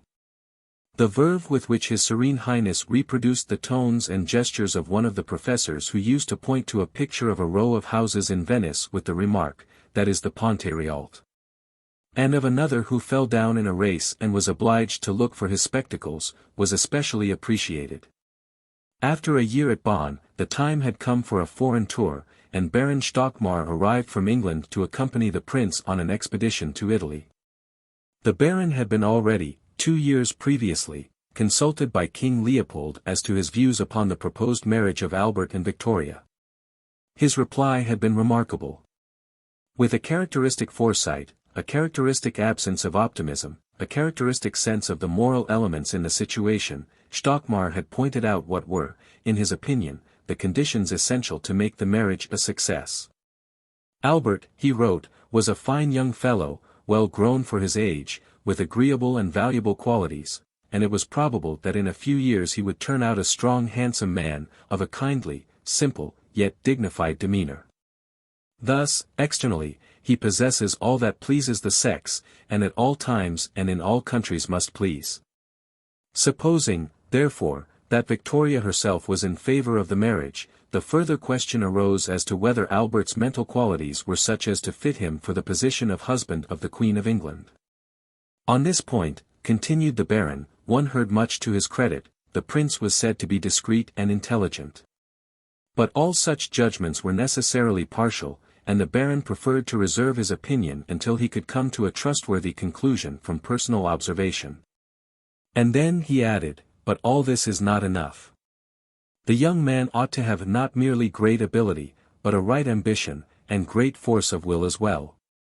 To pursue for a lifetime a political career so arduous demands more than energy and inclination, it demands also that earnest frame of mind which is ready of its own accord to sacrifice mere pleasure to real usefulness. If he is not satisfied hereafter with the consciousness of having achieved one of the most influential positions in Europe, how often will he feel tempted to repent his adventure? If he does not from the very outset accept it as a vocation of grave responsibility, on the efficient performance of which his honor and happiness depend, there is small likelihood of his succeeding. Such were the views of Stockmar on the qualifications necessary for the due fulfillment of that destiny which Albert's family had marked out for him. And he hoped, during the tour in Italy, to come to some conclusion as to how far the prince possessed them. Albert on his side was much impressed by the Baron, whom he had previously seen but rarely. He also became acquainted, for the first time in his life, with a young Englishman, Lieutenant Francis Seymour, who had been engaged to accompany him, whom he found sehr liebenswürdig, and with whom he struck up a warm friendship. He delighted in the galleries and scenery of Florence, though with Rome he was less impressed. But for some beautiful palaces, he said, it might just as well be any town in Germany. In an interview with Pope Gregory XVI, he took the opportunity of displaying his erudition.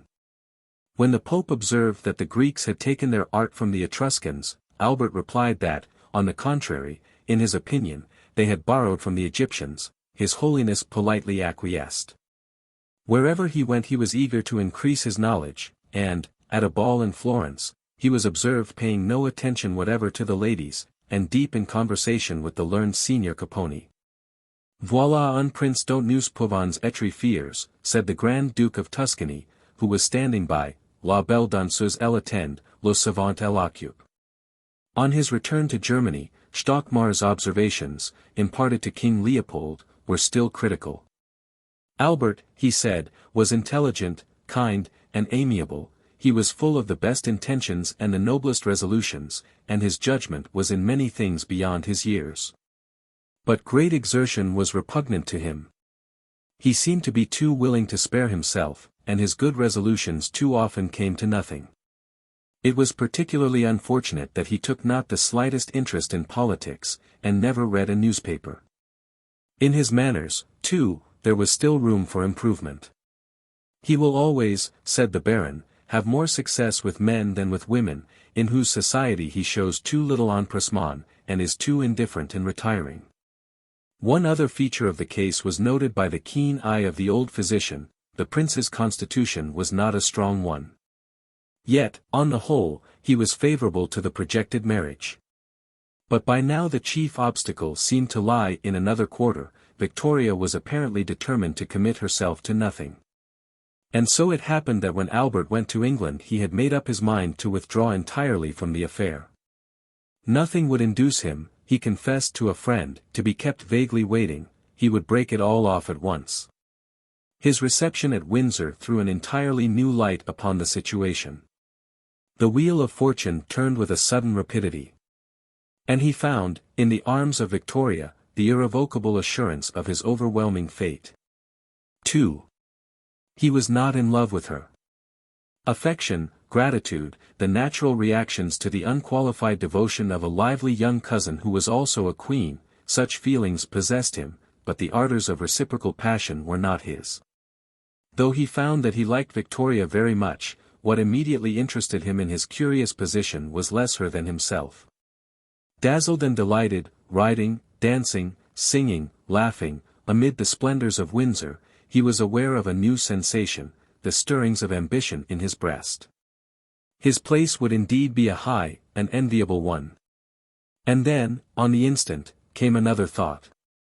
The teaching of religion, the admonitions of Stockmar, his own inmost convictions, all spoke with the same utterance. He would not be there to please himself, but for a very different purpose, to do good. He must be noble, manly, and princely in all things. He would have to live and to sacrifice himself for the benefit of his new country. To use his powers and endeavors for a great object, that of promoting the welfare of multitudes of his fellow men. One serious thought led on to another.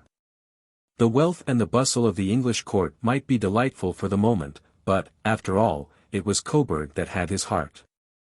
While I shall be untiring, he wrote to his grandmother, in my efforts and labors for the country to which I shall in future belong, and where I am called to so high a position, I shall never cease ein truer Deutscher, Coburger. Gothner zu sein. And now he must part from Coburg forever. Sobered and sad, he sought relief in his brother Ernest's company. The two young men would shut themselves up together, and, sitting down at the pianoforte, would escape from the present and the future in the sweet familiar gaiety of a Haydn duet. They returned to Germany.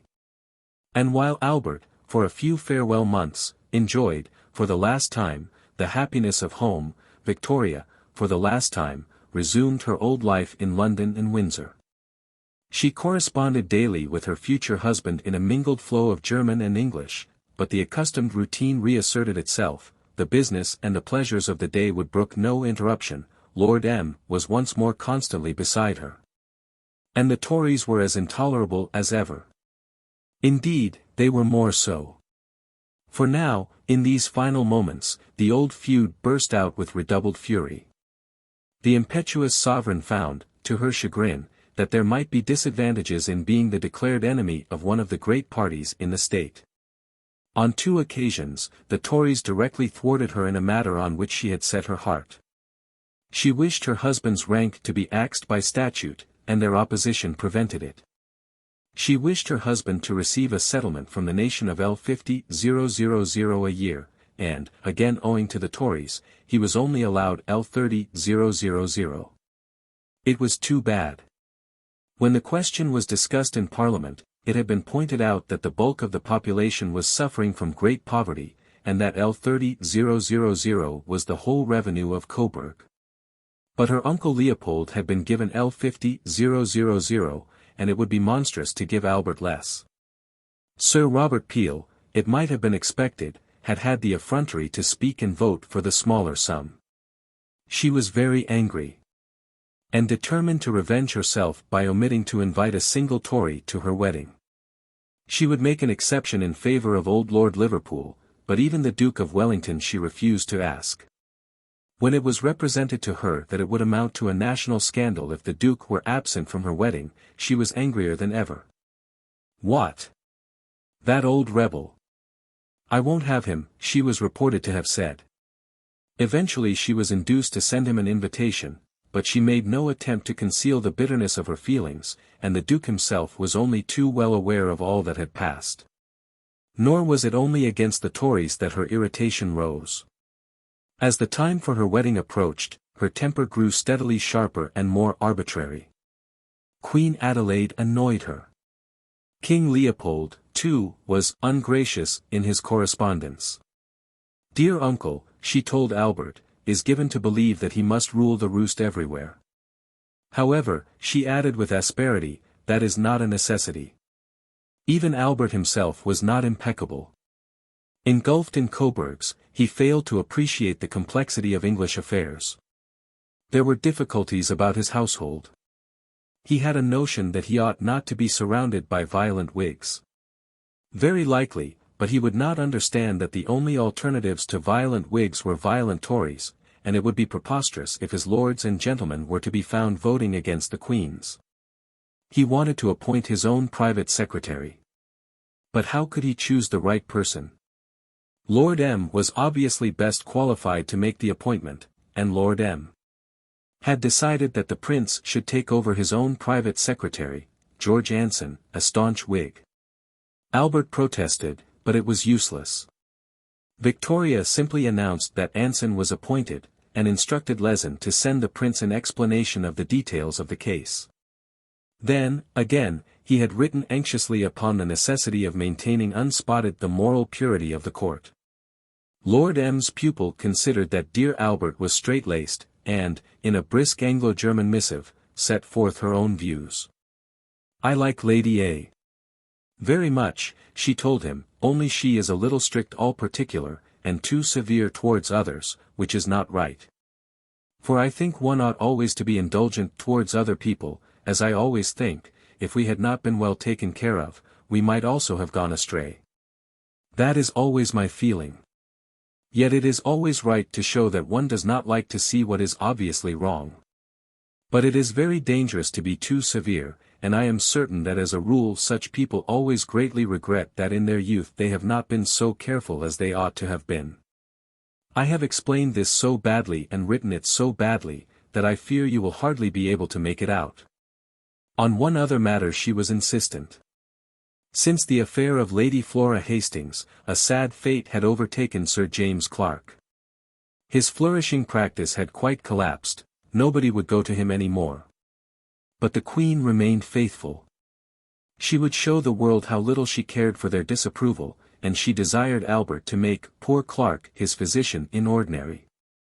He did as he was told, but, as it turned out, the appointment was not a happy one. The wedding day was fixed, and it was time for Albert to tear himself away from his family and the scenes of his childhood. With an aching heart, he had revisited his beloved haunts, the woods and the valleys where he had spent so many happy hours shooting rabbits and collecting botanical specimens.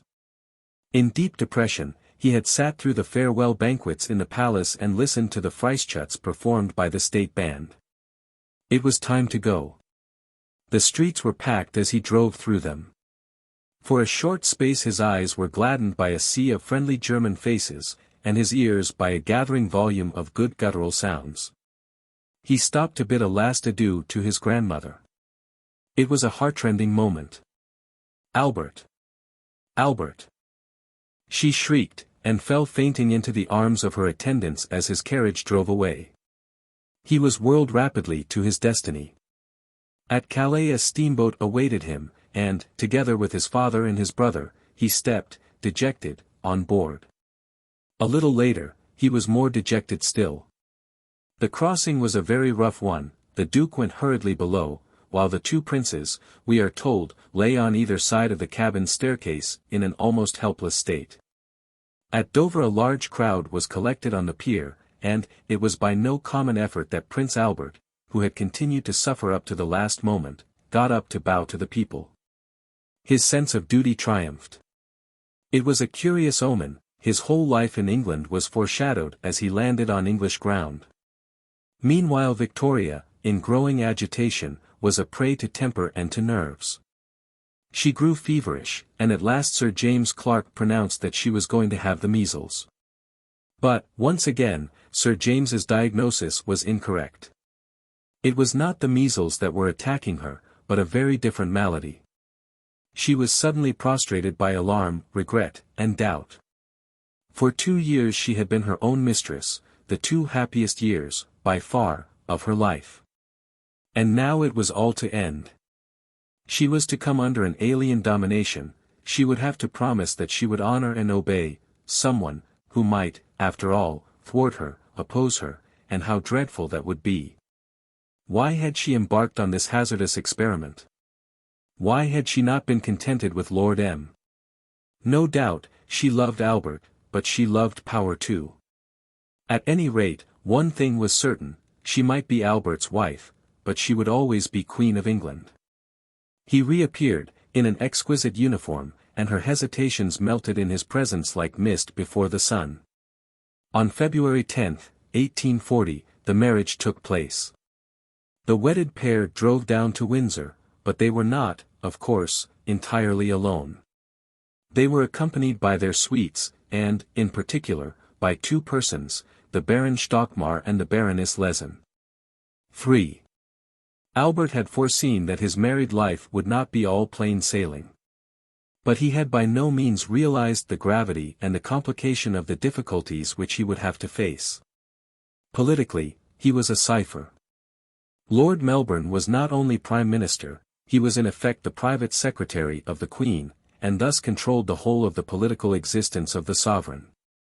A Queen's husband was an entity unknown to the British Constitution. In state affairs there seemed to be no place for him, nor was Victoria herself at all unwilling that this should be so. The English, she had told the prince when, during their engagement, a proposal had been made to give him a peerage, are very jealous of any foreigner interfering in the government of this country. And have already in some of the papers expressed a hope that you would not interfere. Now, though I know you never would, still, if you were a peer, they would all say, the prince meant to play a political part. I know you never would. In reality, she was not quite so certain, but she wished Albert to understand her views. He would, she hoped, make a perfect husband, but, as for governing the country, he would see that she and Lord M, between them could manage that very well, without his help. But it was not only in politics that the prince discovered that the part cut out for him was a negligible one. Even as a husband, he found, his functions were to be of an extremely limited kind. Over the whole of Victoria's private life the Baroness reigned supreme, and she had not the slightest intention of allowing that supremacy to be diminished by one iota. Since the accession, her power had greatly increased. Besides the undefined and enormous influence which she exercised through her management of the Queen's private correspondence, she was now the superintendent of the royal establishment and controlled the important office of Privy Purse. Albert very soon perceived that he was not master in his own house. Every detail of his own and his wife's existence was supervised by a third person. Nothing could be done until the consent of Lehzen had first been obtained. And Victoria, who adored Lehzen with unabated intensity, saw nothing in all this that was wrong. Nor was the prince happier in his social surroundings. A shy young foreigner, awkward in ladies' company, unexpansive and self-opinionated, it was improbable that, in any circumstances, he would have been a society success. His appearance, too, was against him. Though in the eyes of Victoria he was the mirror of manly beauty, her subjects, whose eyes were of a less Teutonic cast, did not agree with her. To them, and particularly to the high-born ladies and gentlemen who naturally saw him most, what was immediately and distressingly striking in Albert's face and figure and whole demeanour was his un-English look. His features were regular, no doubt, but there was something smooth and smug about them. He was tall, but he was clumsily put together, and he walked with a slight slouch. Really, they thought, this youth was more like some kind of foreign tenor than anything else. These were serious disadvantages. But the line of conduct which the prince adopted from the first moment of his arrival was far from calculated to dispel them. Owing partly to a natural awkwardness, partly to a fear of undue familiarity, and partly to a desire to be absolutely correct, his manners were infused with an extraordinary stiffness and formality. Whenever he appeared in company, he seemed to be surrounded by a thick hedge of prickly etiquette. He never went out into ordinary society, he never walked in the streets of London, he was invariably accompanied by an equerry when he rode or drove. He wanted to be irreproachable and, if that involved friendlessness, it could not be helped. Besides, he had no very high opinion of the English. So far as he could see, they cared for nothing but fox hunting and Sunday observances. They oscillated between an undue frivolity and an undue gloom. If you spoke to them of friendly joyousness they stared, and they did not understand either the laws of thought or the wit of a German university. Since it was clear that with such people he could have very little in common, there was no reason whatever for relaxing in their favor the rules of etiquette. In strict privacy, he could be natural and charming. Seymour and Anson were devoted to him, and he returned their affection, but they were subordinates, the receivers of his confidences and the agents of his will. From the support and the solace of true companionship he was utterly cut off. A friend, indeed, he had, or rather, a mentor. The Baron, established once more in the royal residence, was determined to work with as wholehearted a detachment for the prince's benefit as, more than 20 years before, he had worked for his uncles. The situations then and now, similar in many respects, were yet full of differences. Perhaps in either case the difficulties to be encountered were equally great, but the present problem was the more complex and the more interesting. The young doctor who, unknown and insignificant, had nothing at the back of him but his own wits and the friendship of an unimportant prince, had been replaced by the accomplished confidant of kings and ministers, ripe in years, in reputation, and in the wisdom of a vast experience. It was possible for him to treat Albert with something of the affectionate authority of a father, but, on the other hand, Albert was no Leopold. As the Baron was very well aware, he had none of his uncle's rigidity of ambition, none of his overweening impulse to be personally great. He was virtuous and well-intentioned, he was clever and well-informed. But he took no interest in politics, and there were no signs that he possessed any commanding force of character. Left to himself, he would almost certainly have subsided into a high-minded nonentity, an aimless dilettante busy over culture, a palace appendage without influence or power. But he was not left to himself, Stockmar saw to that. For ever at his pupil's elbow, the hidden Baron pushed him forward, with tireless pressure, along the path which had been trod by Leopold so many years ago. But, this time, the goal at the end of it was something more than the mediocre royalty that Leopold had reached. The prize which Stockmar, with all the energy of disinterested devotion, had determined should be Albert's was a tremendous prize indeed. The beginning of the undertaking proved to be the most arduous part of it. Albert was easily dispirited. What was the use of struggling to perform in a role which bored him and which, it was quite clear, nobody but the dear good Baron had any desire that he should take up? It was simpler, and it saved a great deal of trouble, to let things slide. But Stockmar would not have it. Incessantly, he harped upon two strings, Albert's sense of duty and his personal pride. Had the prince forgotten the noble aims to which his life was to be devoted? And was he going to allow himself, his wife, his family, his whole existence, to be governed by Baroness Lehzen? The latter consideration was a potent one. Albert had never been accustomed to giving way, and now, more than ever before, it would be humiliating to do so. Not only was he constantly exasperated by the position of the Baroness in the royal household. There was another and a still more serious cause of complaint. He knew very well, his wife's intellectual superior, and yet he found, to his intense annoyance, that there were parts of her mind over which he exercised no influence. When, urged on by the Baron, he attempted to discuss politics with Victoria, she eluded the subject, drifted into generalities, and then began to talk of something else. She was treating him as she had once treated their uncle Leopold. When at last he protested, she replied that her conduct was merely the result of indolence, that when she was with him she could not bear to bother her head with anything so dull as politics. The excuse was worse than the fault. Was he the wife and she the husband? It almost seemed so. But the Baron declared that the root of the mischief was Lehzen, that it was she who encouraged the Queen to have secrets.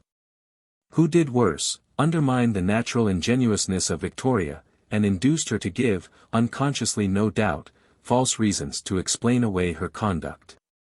Minor disagreements made matters worse. The royal couple differed in their tastes. Albert, brought up in a regime of Spartan simplicity in early hours, found the great court functions intolerably wearisome, and was invariably observed to be nodding on the sofa at 10:30. While the Queen's favourite form of enjoyment was to dance through the night, and then, going out into the portico of the palace, watch the sun rise behind St. Paul's and the towers of Westminster. She loved London and he detested it. It was only in Windsor that he felt he could really breathe, but Windsor too had its terrors, though during the day there he could paint and walk and play on the piano, after dinner black tedium descended like a pall. He would have liked to summon distinguished scientific and literary men to his presence, and after ascertaining their views upon various points of art and learning, to set forth his own. But unfortunately Victoria had no fancy to encourage such people. Knowing that she was unequal to taking a part in their conversation, she insisted that the evening routine should remain unaltered. The regulation interchange of platitudes with official persons was followed as usual by the round table and the books of engravings, while the prince, with one of his attendants, played game after game of double chess. It was only natural that in so peculiar a situation, in which the elements of power, passion, and pride were so strangely apportioned, there should have been occasionally something more than mere irritation, a struggle of angry wills. Victoria, no more than Albert, was in the habit of playing second fiddle. Her arbitrary temper flashed out. Her vitality, her obstinacy, her overweening sense of her own position, might well have beaten down before them his superiorities and his rights. But she fought at a disadvantage. She was, in very truth, no longer her own mistress. A profound preoccupation dominated her, seizing upon her inmost purposes for its own extraordinary ends. She was madly in love. The details of those curious battles are unknown to us. But Prince Ernest, who remained in England with his brother for some months, noted them with a friendly and startled eye. One story, indeed, survives, ill-authenticated and perhaps mythical, yet summing up, as such stories often do, the central facts of the case. When, in wrath, the prince one day had locked himself into his room, Victoria, no less furious, knocked on the door to be admitted. "Who is there?" he asked. "The Queen of England," was the answer. He did not move, and again there was a hail of knocks. The question and the answer were repeated many times, but at last there was a pause, and then a gentler knocking. "Who is there?" came once more the relentless question. But this time the reply was different. "Your wife, Albert."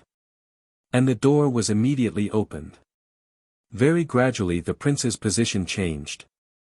He began to find the study of politics less uninteresting than he had supposed. He read Gladstone, and took lessons in English law. He was occasionally present when the Queen interviewed her ministers, and at Lord Melbourne's suggestion he was shown all the dispatches relating to foreign affairs. Sometimes he would commit his views to paper, and read them aloud to the Prime Minister, who, infinitely kind and courteous, listened with attention, but seldom made any reply. An important step was taken when, before the birth of the Princess Royal, the Prince, without any opposition in Parliament, was appointed regent in case of the death of the Queen. Stockmar, owing to whose intervention with the Tories this happy result had been brought about, now felt himself at liberty to take a holiday with his family in Coburg. But his solicitude, poured out in innumerable letters, still watched over his pupil from afar. "Dear Prince," he wrote, "I am satisfied with the news you have sent me. Mistakes, misunderstandings, obstructions, which come in vexatious opposition to one's views, are always to be taken for just what they are, namely, natural phenomena of life, which represent one of its sides, and that the shady one. In overcoming them with dignity, your mind has to exercise, to train, to enlighten itself, and your character to gain force, endurance, and the necessary hardness." The prince had done well so far, but he must continue in the right path. Above all, he was never to relax. Never to relax in putting your magnanimity to the proof, never to relax in logical separation of what is great and essential from what is trivial and of no moment. Never to relax in keeping yourself up to a high standard, in the determination, daily renewed, to be consistent, patient, courageous. It was a hard program perhaps, for a young man of 21. And yet there was something in it which touched the very depths of Albert's soul. He sighed, but he listened as to the voice of a spiritual director inspired with divine truth. "The stars which are needful to you now," the voice continued, "and perhaps for some time to come, are love, honesty, truth. All those whose minds are warped, or who are destitute of true feeling, will be apt to mistake you, and to persuade themselves and the world that you are not the man you are, or, at least, may become. Do you, therefore, be on the alert betimes, with your eyes open in every direction. I wish for my prince a great, noble, warm, and true heart, such as shall serve as the richest and surest basis for the noblest views of human nature, and the firmest resolve to give them development." Before long, the decisive moment came. There was a general election, and it became certain that the Tories, at last, must come into power. The Queen disliked them as much as ever. But, with a large majority in the House of Commons, they would now be in a position to insist upon their wishes being attended to. Lord Melbourne himself was the first to realize the importance of carrying out the inevitable transition with as little friction as possible. And with his consent, the Prince, following up the rapprochement which had begun over the Regency Act, opened, through Anson, a negotiation with Sir Robert Peel. In a series of secret interviews, a complete understanding was reached upon the difficult and complex question of the bedchamber. It was agreed that the constitutional point should not be raised, but that on the formation of the Tory government, the principal Whig ladies should retire, and their places be filled by others appointed by Sir Robert. Thus, in effect, though not in form, the Crown abandoned the claims of 1839, and they have never been subsequently put forward. The transaction was a turning point in the Prince's career. He had conducted an important negotiation with skill and tact, he had been brought into close and friendly relations with the new Prime Minister, it was obvious that a great political future lay before him. Victoria was much impressed and deeply grateful. "My dearest angel," she told King Leopold, "is indeed a great comfort to me. He takes the greatest interest in what goes on, feeling with and for me, and yet abstaining as he ought from biasing me either way, though we talk much on the subject, and his judgment is, as you say, good and mild. She was in need of all the comfort and assistance he could give her. Lord M. was going, and she could hardly bring herself to speak to Peel. Yes, she would discuss everything with Albert now. Stockmar, who had returned to England, watched the departure of Lord Melbourne with satisfaction. If all went well, the prince should now wield a supreme political influence over Victoria. But would all go well? An unexpected development put the Baron into a serious fright. When the dreadful moment finally came, and the Queen, in anguish, bade adieu to her beloved minister, it was settled between them that, though it would be inadvisable to meet very often, they could continue to correspond. Never were the inconsistencies of Lord Melbourne's character shown more clearly than in what followed. So long as he was in office, his attitude towards Peel had been irreproachable. He had done all he could to facilitate the change of government, he had even, through more than one channel, transmitted privately to his successful rival advice as to the best means of winning the Queen's good graces. Yet, no sooner was he in opposition than his heart failed him. He could not bear the thought of surrendering altogether the privilege and the pleasure of giving counsel to Victoria, of being cut off completely from the power and the intimacy which had been his for so long and in such abundant measure. Though he had declared that he would be perfectly discreet in his letters, he could not resist taking advantage of the opening they afforded. He discussed in detail various public questions, and, in particular, gave the Queen a great deal of advice in the matter of appointments. This advice was followed. Lord Melbourne recommended that Lord Heytesbury, who, he said, was an able man, should be made ambassador at Vienna. And a week later the Queen wrote to the Foreign Secretary urging that Lord Heytesbury, whom she believed to be a very able man, should be employed on some important mission. Stockmar was very much alarmed. He wrote a memorandum, pointing out the unconstitutional nature of Lord Melbourne's proceedings and the unpleasant position in which the Queen might find herself if they were discovered by Peel. And he instructed Anson to take this memorandum to the ex-minister. Lord Melbourne, lounging on a sofa, read it through with compressed lips. "This is quite an apple pie opinion," he said. When Anson ventured to expostulate further, suggesting that it was unseemly in the leader of the opposition to maintain an intimate relationship with the sovereign, the old man lost his temper. "God eternally damn it!" he exclaimed, leaping up from his sofa, and dashing about the room. "Flesh and blood cannot stand this." He continued to write to the Queen, as before, and 2 more violent bombardments from the Baron were needed before he was brought to reason. Then, gradually, his letters grew less and less frequent, with fewer and fewer references to public concerns. At last, they were entirely innocuous. The Baron smiled. Lord M. had accepted the inevitable. The Whig ministry resigned in September, 1841, but more than a year was to elapse before another and equally momentous change was effected, the removal of Lehzen. For, in the end, the mysterious governess was conquered.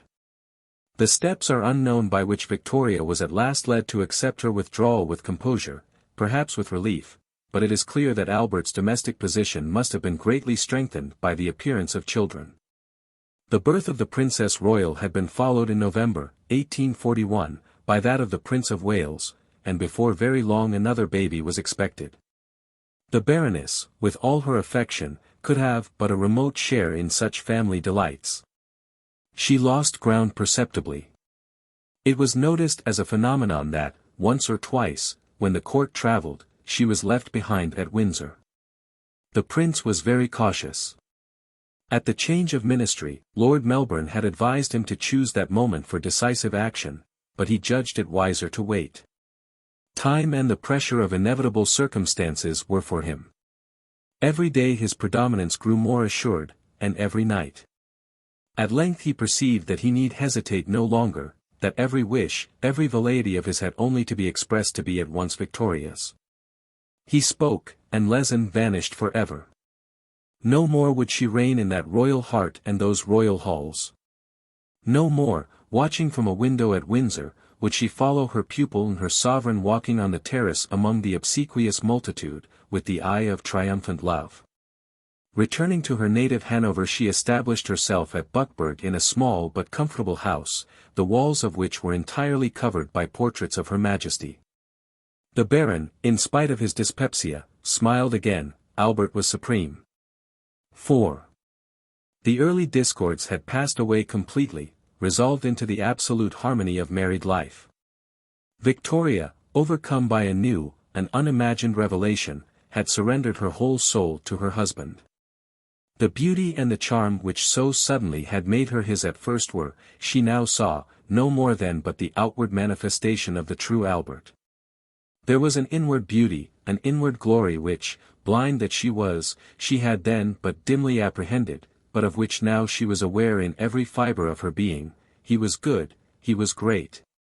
How could she ever have dreamt of setting up her will against his wisdom, her ignorance against his knowledge, her fancies against his perfect taste?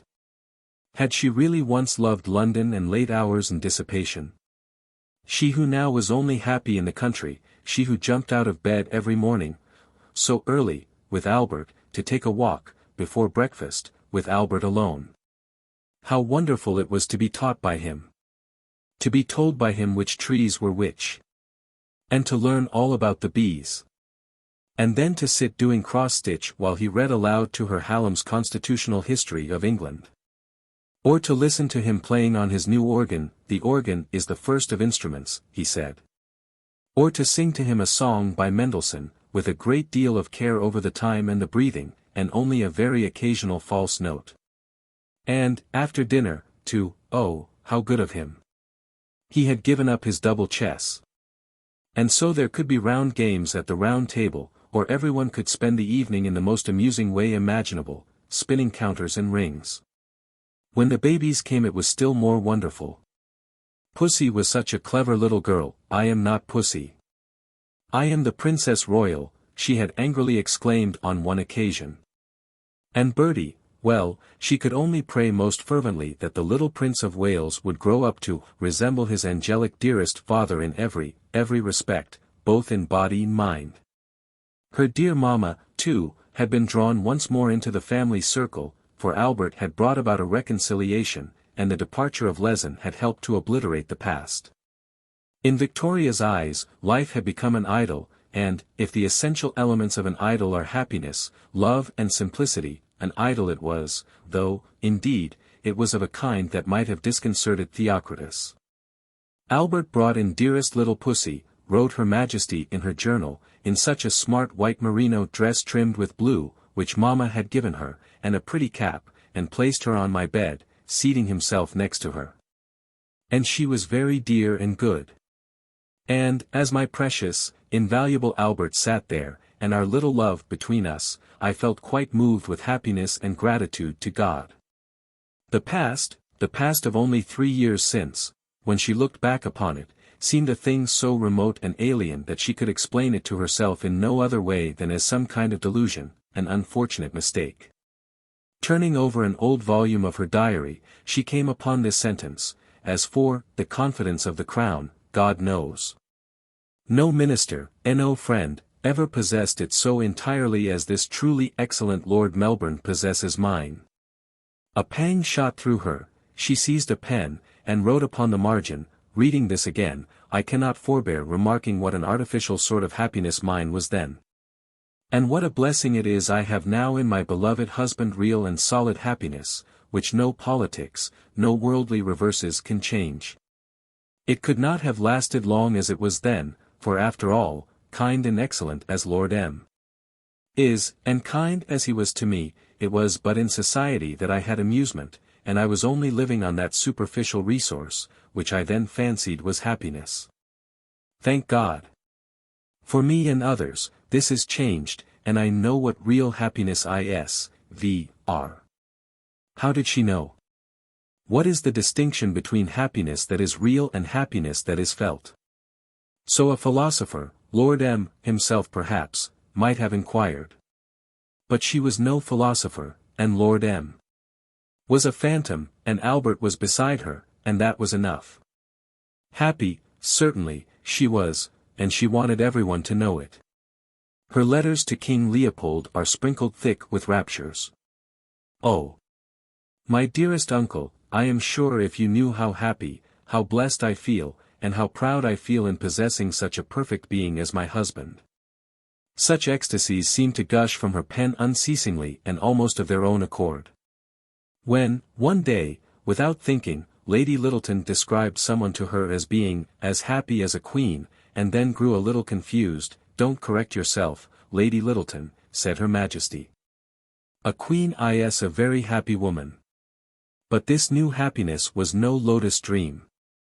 On the contrary, it was bracing, rather than relaxing. Never before had she felt so acutely the necessity for doing her duty. She worked more methodically than ever at the business of state. She watched over her children with untiring vigilance. She carried on a large correspondence, she was occupied with her farm, her dairy, a whole multitude of household avocations, from morning till night. Her active, eager little body hurrying with quick steps after the long strides of Albert down the corridors and avenues of Windsor, seemed the very expression of her spirit. Amid all the softness, the deliciousness of unmixed joy, all the liquescence, the overflowings of inexhaustible sentiment, her native rigidity remained. "A vein of iron," said Lady Lyttelton, who, as royal governess, had good means of observation, "runs through her most extraordinary character."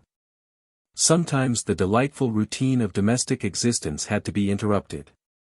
It was necessary to exchange Windsor for Buckingham Palace, to open Parliament, or to interview official personages, or, occasionally, to entertain foreign visitors at the castle. Then the quiet court put on a sudden magnificence, and sovereigns from over the seas, Louis Philippe, or the King of Prussia, or the King of Saxony, found at Windsor an entertainment that was indeed a royal one. Few spectacles in Europe, it was agreed, produced an effect so imposing as the great Waterloo banqueting hall, crowded with guests in sparkling diamonds and blazing uniforms, the long walls hung with the stately portraits of heroes, and the tables loaded with the gorgeous gold plate of the kings of England. But, in that wealth of splendor, the most imposing spectacle of all was the Queen. The little housefrau, who had spent the day before walking out with her children, inspecting her livestock, practicing shakes at the piano, and filling up her journal with adoring descriptions of her husband, suddenly shone forth, without art, without effort, by a spontaneous and natural transition, the very culmination of majesty. The Tsar of Russia himself was deeply impressed. Victoria on her side viewed with secret awe the tremendous Nicholas. "A great event and a great compliment his visit certainly is," she told her uncle, "and the people here are extremely flattered at it. He is certainly a very striking man, still very handsome. His profile is beautiful and his manners most dignified and graceful, extremely civil, quite alarmingly so, as he is so full of attentions and politeness. But the expression of the eyes is formidable and unlike anything I ever saw before." She and Albert and the good King of Saxony, who happened to be there at the same time, and whom, she said, "we like much, he is so unassuming drew together like tame villetic fowl in the presence of that awful eagle. When he was gone, they compared notes about his face, his unhappiness, and his despotic power over millions. Well, she for her part could not help pitying him, and she thanked God she was Queen of England. When the time came for returning some of these visits, the royal pair set forth in their yacht, much to Victoria's satisfaction. "I do love a ship," she exclaimed, ran up and down ladders with the greatest agility, and cracked jokes with the sailors. The prince was more aloof. They visited Louis Philippe at the Château d'Eu, they visited King Leopold in Brussels. It happened that a still more remarkable Englishwoman was in the Belgian capital, but she was not remarked, and Queen Victoria passed unknowing before the steady gaze of one of the mistresses in M. Heger's pensionnat. A little stout, vivacious lady, very plainly dressed, not much dignity or pretension about her, was Charlotte Bronte's comment as the royal carriage and six flashed by her, making her wait on the pavement for a moment, and interrupting the train of her reflections. Victoria was in high spirits, and even succeeded in instilling a little cheerfulness into her uncle's sombre court. King Leopold, indeed, was perfectly contented. His dearest hopes had been fulfilled, all his ambitions were satisfied. And for the rest of his life he had only to enjoy, in undisturbed decorum, his throne, his respectability, the table of precedence, and the punctual discharge of his irksome duties. But unfortunately the felicity of those who surrounded him was less complete. His court, it was murmured, was as gloomy as a conventicle, and the most dismal of all the sufferers was his wife. "Pas de plaisanteries, madame," he had exclaimed to the unfortunate successor of the Princess Charlotte, when, in the early days of their marriage, she had attempted a feeble joke. Did she not understand that the consort of a constitutional sovereign must not be frivolous? She understood, at last, only too well, and when the startled walls of the state apartments re-echoed to the chattering and the laughter of Victoria, the poor lady found that she had almost forgotten how to smile. Another year, Germany was visited, and Albert displayed the beauties of his home. When Victoria crossed the frontier, she was much excited, and she was astonished as well. To hear the people speak German, she noted in her diary, and to see the German soldiers, etc., seemed to me so singular. Having recovered from this slight shock, she found the country charming.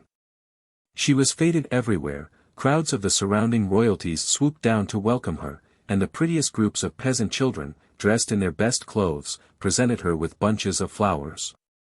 The Principality of Coburg, with its romantic scenery and its well-behaved inhabitants, particularly delighted her, and when she woke up one morning to find herself in dear Rosenau, my Albert's birthplace, it was like a beautiful dream.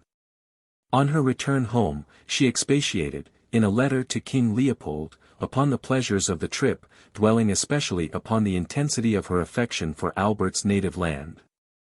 "I have a feeling," she said, "for our dear little Germany, which I cannot describe. I felt it at Rosenau so much. It is a something which touches me, and which goes to my heart, and makes me inclined to cry. I never felt at any other place that sort of pensive pleasure and peace which I felt there. I fear I almost like it too much." The husband was not so happy as the wife. In spite of the great improvement in his situation, in spite of a growing family and the adoration of Victoria, Albert was still a stranger in a strange land, and the serenity of spiritual satisfaction was denied him. It was something, no doubt, to have dominated his immediate environment, but it was not enough, and, besides, in the very completeness of his success, there was a bitterness. Victoria idolized him. But it was understanding that he craved for, not idolatry, and how much did Victoria, filled to the brim though she was with him, understand him? How much does the bucket understand the well? He was lonely. He went to his organ and improvised with learned modulations until the sounds, swelling and subsiding through elaborate cadences, brought some solace to his heart. Then, with the elasticity of youth, he hurried off to play with the babies, or to design a new pigsty, or to read aloud the Church History of Scotland to Victoria, or to pirouette before her on one toe, like a ballet dancer, with a fixed smile. To show her how she ought to behave when she appeared in public places. Thus did he amuse himself, but there was one distraction in which he did not indulge. He never flirted, no, not with the prettiest ladies of the court. When, during their engagement, the Queen had remarked with pride to Lord Melbourne that the Prince paid no attention to any other woman, the cynic had answered, "No, that sort of thing is apt to come later." Upon which she had scolded him severely, and then hurried off to Stockmar to repeat what Lord M. had said. But the Baron had reassured her, though in other cases, he had replied, that might happen, he did not think it would in Albert's. And the Baron was right. Throughout their married life no rival female charms ever had cause to give Victoria one moment's pang of jealousy. What more and more absorbed him, bringing with it a curious comfort of its own, was his work. With the advent of Peel, he began to intervene actively in the affairs of the state. In more ways than one, in the cast of their intelligence, in their moral earnestness, even in the uneasy formalism of their manners, the two men resembled each other. There was a sympathy between them, and thus Peel was ready enough to listen to the advice of Stockmar, and to urge the Prince forward into public life. A royal commission was about to be formed to inquire whether advantage might not be taken of the rebuilding of the Houses of Parliament to encourage the fine arts in the United Kingdom. And Peel, with great perspicacity, asked the prince to preside over it. The work was of a kind which precisely suited Albert, his love of art, his love of method, his love of coming into contact, close yet dignified, with distinguished men. It satisfied them all, and he threw himself into it con amore. Some of the members of the commission were somewhat alarmed when, in his opening speech, he pointed out the necessity of dividing the subjects to be considered into categories. The word, they thought, smacked dangerously of German metaphysics. But their confidence returned when they observed His Royal Highness's extraordinary technical acquaintance with the processes of fresco painting. When the question arose as to whether the decorations upon the walls of the new buildings should, or should not, have a moral purpose, the prince spoke strongly for the affirmative. Although many, he observed, would give but a passing glance to the works, the painter was not therefore to forget that others might view them with more thoughtful eyes. This argument convinced the commission, and it was decided that the subjects to be depicted should be of an improving nature. The frescoes were carried out in accordance with the commission's instructions, but unfortunately before very long they had become, even to the most thoughtful eyes, totally invisible. It seems that His Royal Highness's technical acquaintance with the processes of fresco painting was incomplete. The next task upon which the prince embarked was a more arduous one. He determined to reform the organization of the royal household. This reform had been long overdue. For years past the confusion, discomfort, and extravagance in the royal residences, and in Buckingham Palace particularly, had been scandalous. No reform had been practicable under the rule of the Baroness. But her functions had now devolved upon the prince, and in 1844, he boldly attacked the problem.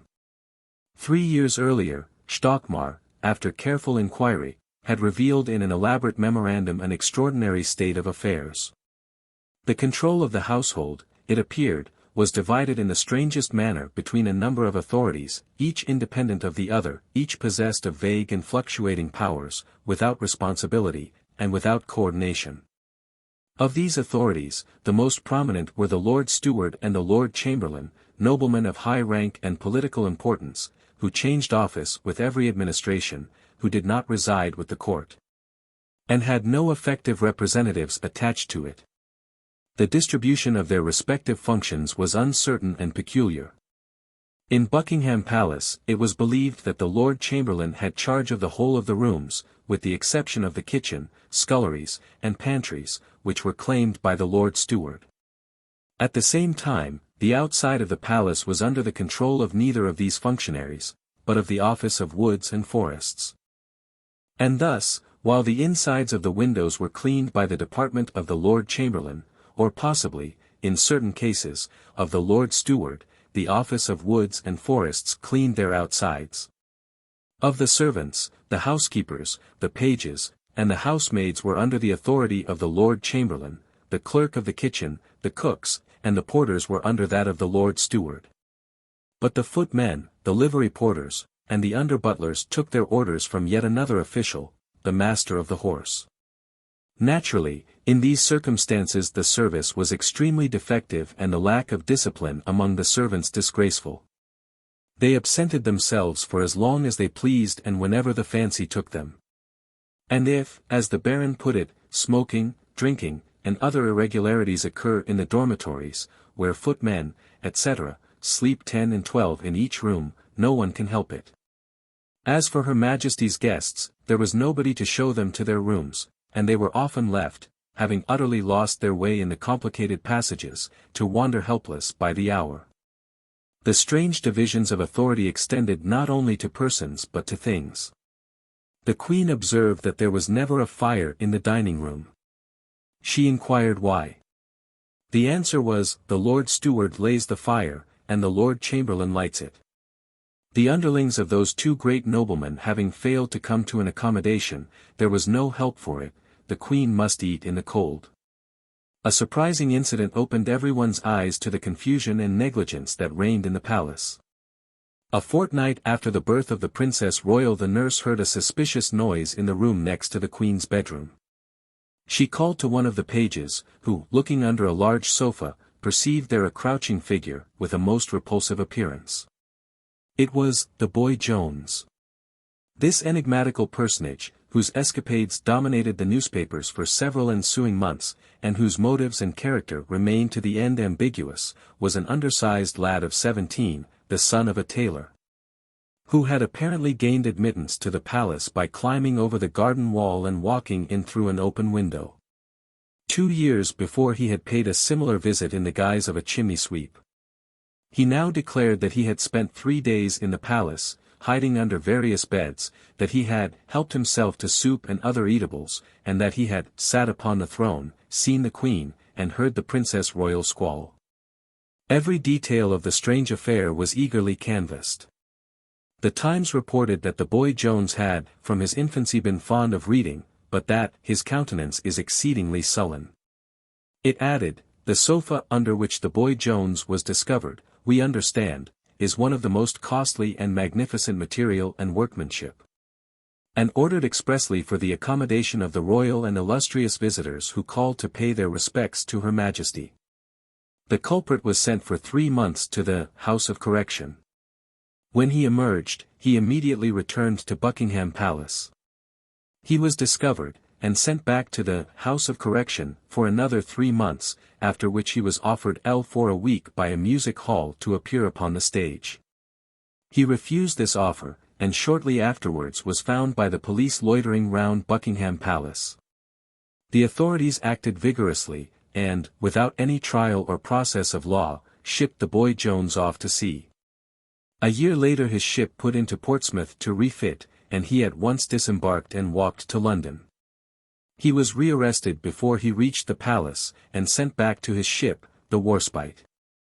On this occasion it was noticed that he had much improved in personal appearance and grown quite corpulent.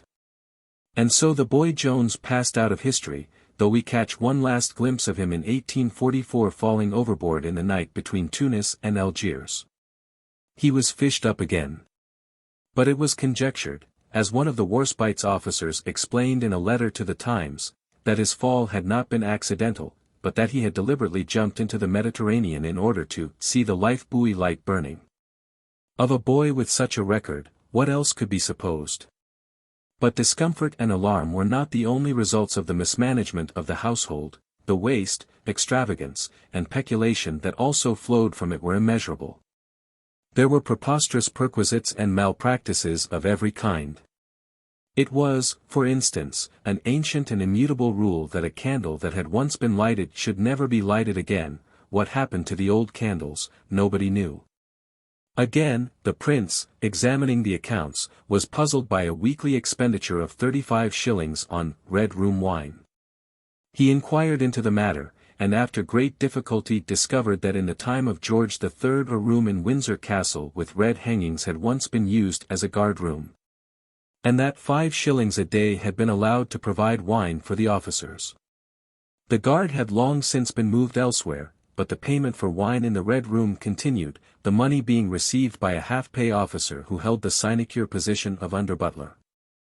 After much laborious investigation, and a stiff struggle with the multitude of vested interests which had been brought into being by long years of neglect, the prince succeeded in effecting a complete reform. The various conflicting authorities were induced to resign their powers into the hands of a single official, the master of the household, who became responsible for the entire management of the royal palaces. Great economies were made, and the whole crowd of venerable abuses was swept away. Among others, the unlucky half-pay officer of the Red Room was, much to his surprise, given the choice of relinquishing his weekly emolument or of performing the duties of an under-butler. Even the irregularities among the footmen, etc., were greatly diminished. There were outcries and complaints. The prince was accused of meddling, of injustice, and of saving candle ends. But he held on his course, and before long the admirable administration of the royal household was recognized as a convincing proof of his perseverance and capacity. At the same time his activity was increasing enormously in a more important sphere. He had become the Queen's private secretary, her confidential adviser, her second self. He was now always present at her interviews with ministers. He took, like the Queen, a special interest in foreign policy, but there was no public question in which his influence was not felt. A double process was at work. While Victoria fell more and more absolutely under his intellectual predominance, he, simultaneously, grew more and more completely absorbed by the machinery of high politics, the incessant and multifarious business of a great state. Nobody any more could call him a dilettante, he was a worker, a public personage, a man of affairs. Stockmar noted the change with exultation. "The prince," he wrote, "has improved very much lately. He has evidently a head for politics. He has become, too, far more independent. His mental activity is constantly on the increase, and he gives the greater part of his time to business, without complaining. The relations between husband and wife," added the Baron, "are all one could desire." Long before Peel's ministry came to an end, there had been a complete change in Victoria's attitude towards him. His appreciation of the prince had softened her heart, the sincerity and warmth of his nature, which, in private intercourse with those whom he wished to please, had the power of gradually dissipating the awkwardness of his manners, did the rest.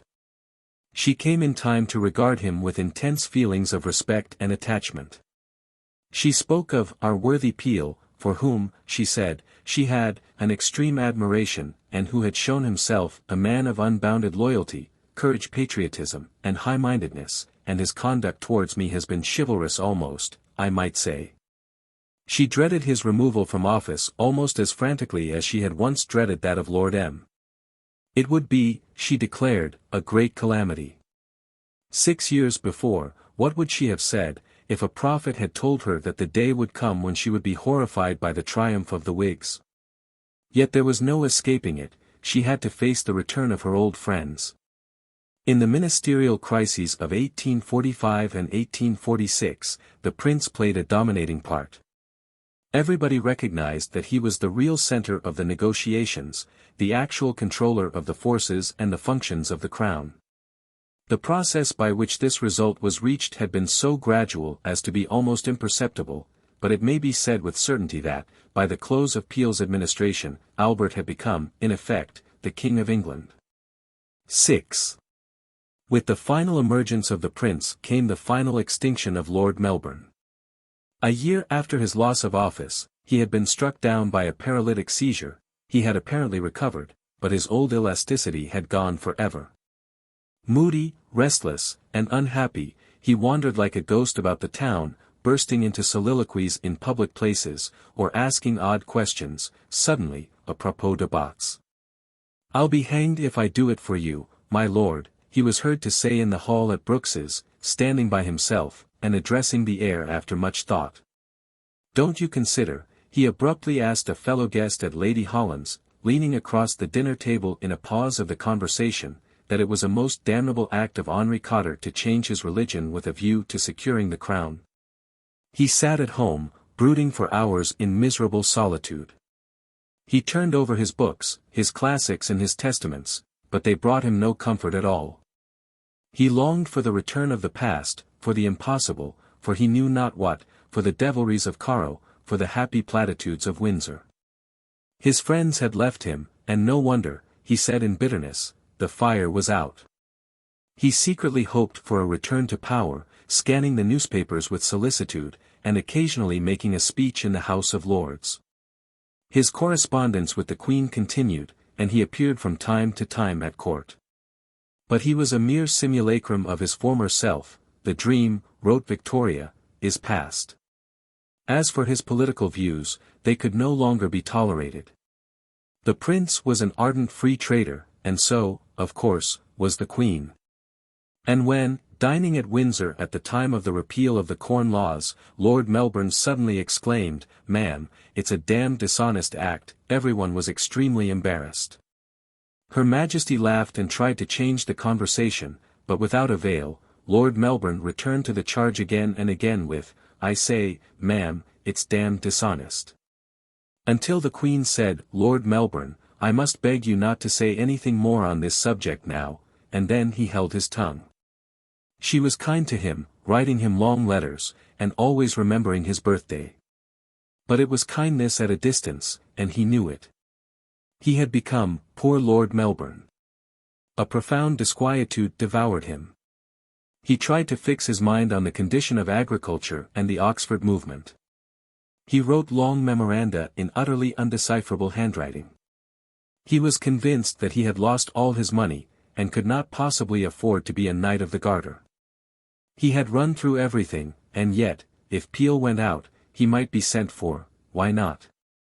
He was never sent for.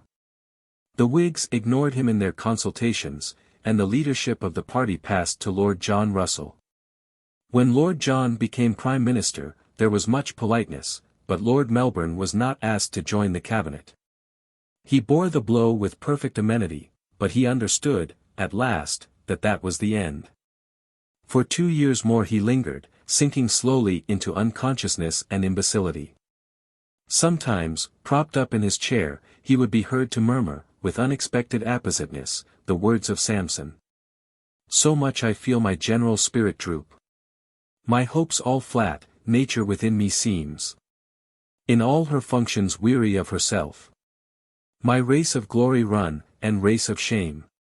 And I shall shortly be with them that rest. A few days before his death, Victoria, learning that there was no hope of his recovery, turned her mind for a little towards that which had once been Lord M. You will grieve to hear, she told King Leopold, that our good, dear, old friend Melbourne is dying. One cannot forget how good and kind and amiable he was, and it brings back so many recollections to my mind, though, God knows, I never wish that time back again. She was in little danger. The tide of circumstance was flowing now with irresistible fullness towards a very different consummation. The seriousness of Albert, the claims of her children, her own inmost inclinations, and the movement of the whole surrounding world, combined to urge her forward along the narrow way of public and domestic duty. Her family steadily increased. Within 18 months of the birth of the Prince of Wales the Princess Alice appeared, and a year later the Prince Alfred, and then the Princess Helena, and, 2 years afterwards, the Princess Louise. And still there were signs that the pretty row of royal infants was not complete. The parents, more and more involved in family cares and family happiness, found the pomp of Windsor galling, and longed for some more intimate and remote retreat. On the advice of Peel they purchased the estate of Osborne, in the Isle of Wight. Their skill and economy in financial matters had enabled them to lay aside a substantial sum of money. And they could afford, out of their savings, not merely to buy the property but to build a new house for themselves and to furnish it at a cost of L200,000. At Osborne, by the seashore, and among the woods, which Albert, with memories of Rosenau in his mind, had so carefully planted. The royal family spent every hour that could be snatched from Windsor and London, delightful hours of deep retirement and peaceful work. The public looked on with approval. A few aristocrats might sniff or titter, but with the nation at large the Queen was now once more extremely popular. The middle classes, in particular, were pleased. They liked a love match. They liked a household which combined the advantages of royalty and virtue, and in which they seemed to see, reflected as in some resplendent looking-glass, the ideal image of the very lives they led themselves. Their own existences, less exalted, but so soothingly similar, acquired an added excellence, an added succulence, from the early hours, the regularity, the plain tuckers, the round games, the roast beef and Yorkshire pudding oft Osborne. It was indeed a model court. Not only were its central personages the patterns of propriety, but no breath of scandal, no shadow of indecorum, might approach its utmost boundaries. For Victoria, with all the zeal of a convert, upheld now the standard of moral purity with an inflexibility surpassing, if that were possible, Albert's own. She blushed to think how she had once believed, how she had once actually told him, that one might be too strict and particular in such matters, and that one ought to be indulgent towards other people's dreadful sins. But she was no longer Lord M.'s pupil, she was Albert's wife. She was more, the embodiment, the living apex of a new era in the generations of mankind. The last vestige of the 18th century had disappeared. Cynicism and subtlety were shriveled into powder, and duty, industry, morality, and domesticity triumphed over them. Even the very chairs and tables had assumed, with a singular responsiveness, the forms of prim solidity. The Victorian age was in full swing. 7. Only one thing more was needed: material expression must be given to the new ideals and the new forces so that they might stand revealed, in visible glory, before the eyes of an astonished world. It was for Albert to supply this want. He mused, and was inspired. The great exhibition came into his head. Without consulting anyone, he thought out the details of his conception with the minutest care. There had been exhibitions before in the world, but this should surpass them all. It should contain specimens of what every country could produce in raw materials, in machinery and mechanical inventions, in manufactures, and in the applied and plastic arts. It should not be merely useful and ornamental. It should teach a high moral lesson. It should be an international monument to those supreme blessings of civilization, peace, progress, and prosperity. For some time past the prince had been devoting much of his attention to the problems of commerce and industry. He had a taste for machinery of every kind, and his sharp eye had more than once detected, with the precision of an expert, a missing cogwheel in some vast and complicated engine. A visit to Liverpool, where he opened the Albert Dock, impressed upon his mind the immensity of modern industrial forces, though in a letter to Victoria describing his experiences, he was careful to retain his customary lightness of touch. "As I write," he playfully remarked, "you will be making your evening toilette, and not be ready in time for dinner. I must set about the same task, and not, let me hope, with the same result. The loyalty and enthusiasm of the inhabitants are great, but the heat is greater still. I am satisfied that if the population of Liverpool had been weighed this morning, and were to be weighed again now, they would be found many degrees lighter. The docks are wonderful, and the mass of shipping incredible." In art and science he had been deeply interested since boyhood. His reform of the household had put his talent for organization beyond a doubt. And thus from every point of view the prince was well qualified for his task. Having matured his plans, he summoned a small committee and laid an outline of his scheme before it. The committee approved, and the great undertaking was set on foot without delay. 2 years, however, passed before it was completed. For 2 years the prince labored with extraordinary and incessant energy. At first all went smoothly. The leading manufacturers warmly took up the idea, the colonies and the East India Company were sympathetic, the great foreign nations were eager to send in their contributions.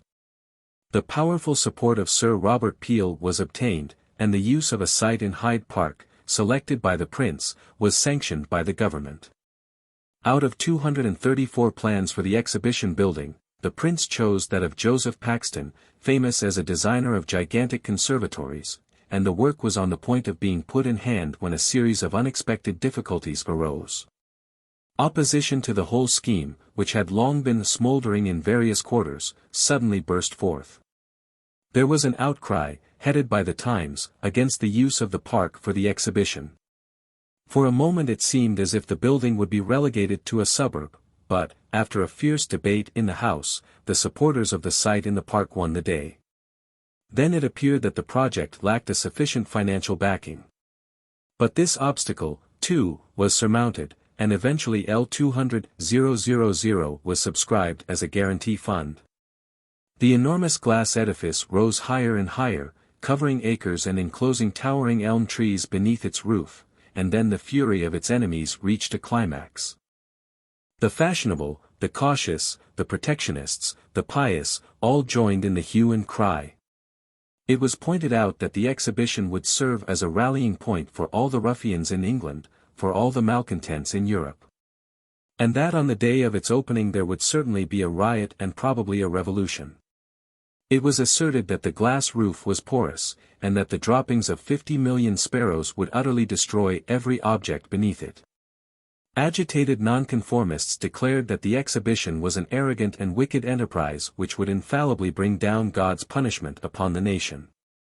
Colonel Sibthorpe, in the debate on the address, prayed that hail and lightning might descend from heaven on the accursed thing. The prince, with unyielding perseverance and infinite patience, pressed on to his goal. His health was seriously affected, he suffered from constant sleeplessness, his strength was almost worn out. But he remembered the injunctions of Stockmar and never relaxed. The volume of his labors grew more prodigious every day. He toiled at committees, presided over public meetings, made speeches, and carried on communications with every corner of the civilized world, and his efforts were rewarded. On May 1, 1851, the Great Exhibition was opened by the Queen before an enormous concourse of persons, amid scenes of dazzling brilliancy and triumphant enthusiasm. Victoria herself was in a state of excitement which bordered on delirium. She performed her duties in a trance of joy, gratitude, and amazement, and, when it was all over, her feelings poured themselves out into her journal in a torrential flood. The day had been nothing but an endless succession of glories, or rather one vast glory, one vast radiation of Albert. Everything she had seen, everything she had felt or heard, had been so beautiful, so wonderful that even the royal underlinings broke down under the burden of emphasis, while her remembering pen rushed on, regardless. From splendor to splendor, the huge crowds, so well behaved and loyal flags of all the nations floating, the inside of the building, so immense, with myriads of people and the sun shining through the roof, a little side room. Where we left our shawls, palm trees and machinery, dear Albert, the place so big that we could hardly hear the organ, thankfulness to God, a curious assemblage of political and distinguished men, the march from Athelney, God bless my dearest Albert. God bless my dearest country. A glass fountain, the Duke and Lord Anglesey walking arm in arm, a beautiful Amazon, in bronze, by Kiss, Mr. Paxton, who might be justly proud, and rose from being a common gardener's boy, Sir George Grey in tears, and everybody astonished and delighted. A striking incident occurred when, after a short prayer by the Archbishop of Canterbury, the choir of 600 voices burst into the Hallelujah chorus. At that moment a Chinaman, dressed in full national costume, stepped out into the middle of the central nave, and, advancing slowly towards the royal group, did obeisance to Her Majesty. The Queen, much impressed, had no doubt that he was an eminent Mandarin, and, when the final procession was formed, orders were given that, as no representative of the Celestial Empire was present, he should be included in the diplomatic cortege. He accordingly, with the utmost gravity, followed immediately behind the ambassadors. He subsequently disappeared, and it was rumored, among ill-natured people, that, far from being a Mandarin, the fellow was a mere impostor. But nobody ever really discovered the nature of the comments that had been lurking behind the matchless impassivity of that yellow face. A few days later Victoria poured out her heart to her uncle. The 1st of May, she said, was the greatest day in our history, the most beautiful and imposing and touching spectacle ever seen, and the triumph of my beloved Albert.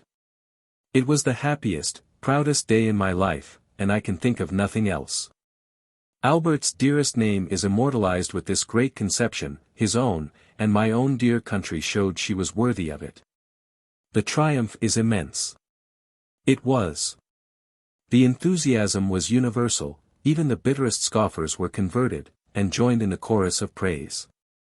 Congratulations from public bodies poured in, the city of Paris gave a great fete to the exhibition committee. And the Queen and the Prince made a triumphal progress through the north of England. The financial results were equally remarkable. The total profit made by the exhibition amounted to a sum of L165,000, which was employed in the purchase of land for the erection of a permanent national museum in South Kensington. During the 6 months of its existence in Hyde Park over 6 million persons visited it, and not a single accident occurred. But there is an end to all things. And the time had come for the Crystal Palace to be removed to the salubrious seclusion of Sydenham. Victoria, sad but resigned, paid her final visit. It looked so beautiful, she said. I could not believe it was the last time I was to see it. An organ, accompanied by a fine and powerful wind instrument called the sommerphone, was being played, and it nearly upset me. The canvas is very dirty, the red curtains are faded and many things are very much soiled, still the effect is fresh and new as ever and most beautiful.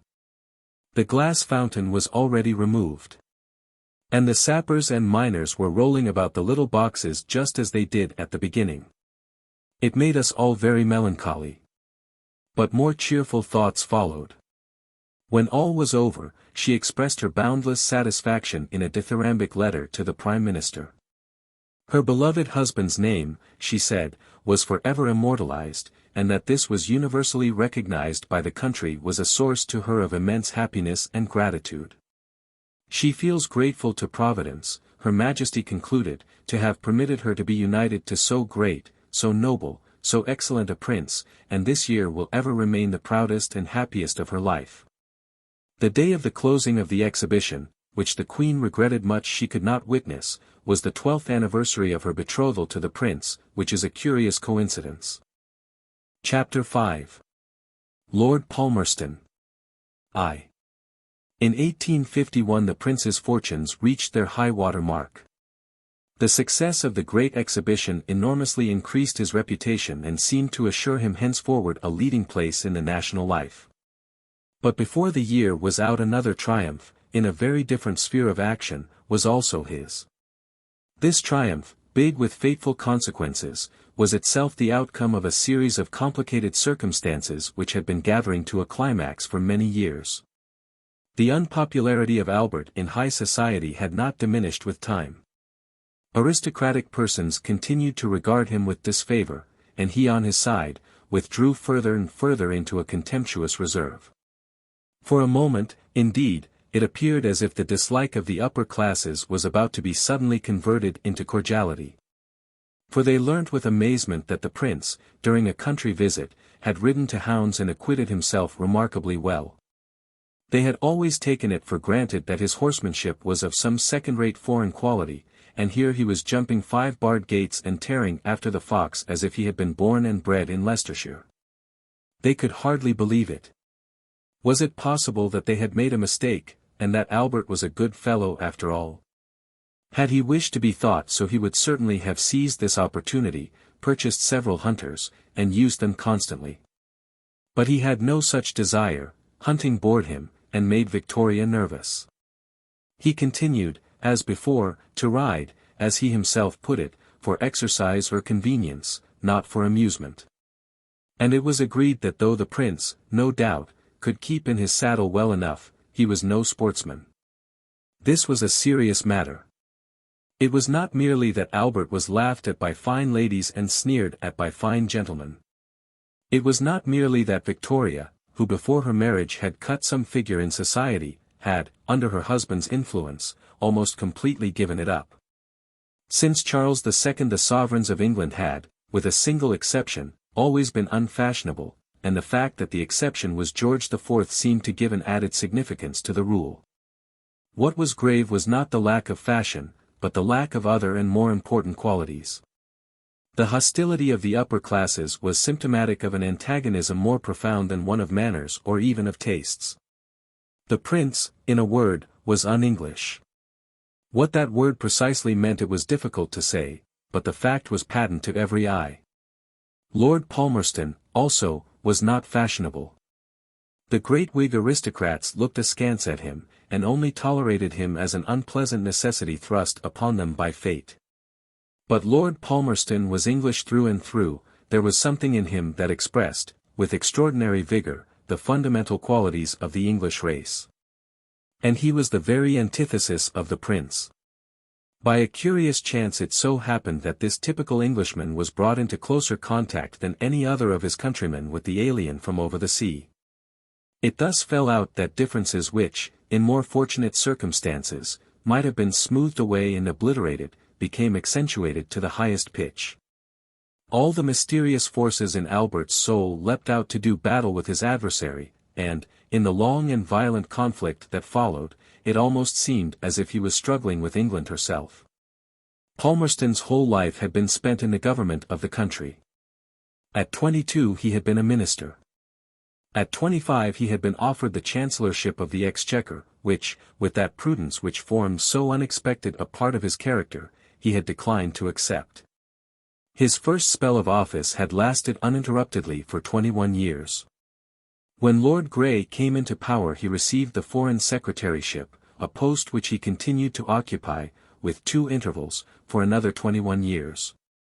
Throughout this period his reputation with the public had steadily grown, and when, in 1846, he became Foreign Secretary for the 3rd time, his position in the country was almost, if not quite, on an equality with that of the Prime Minister.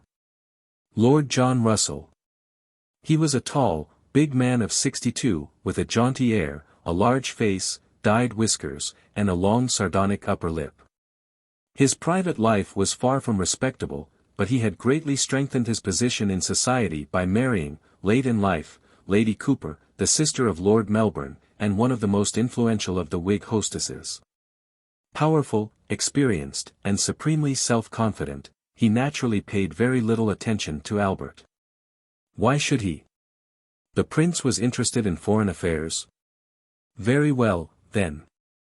Let the prince pay attention to him, who had been a cabinet minister when Albert was in the cradle, who was the chosen leader of a great nation, and who had never failed in anything he had undertaken in the whole course of his life. Not that he wanted the prince's attention, far from it, so far as he could see, Albert was merely a young foreigner, who suffered from having no vices, and whose only claim to distinction was that he had happened to marry the Queen of England. This estimate, as he found out to his cost, was a mistaken one.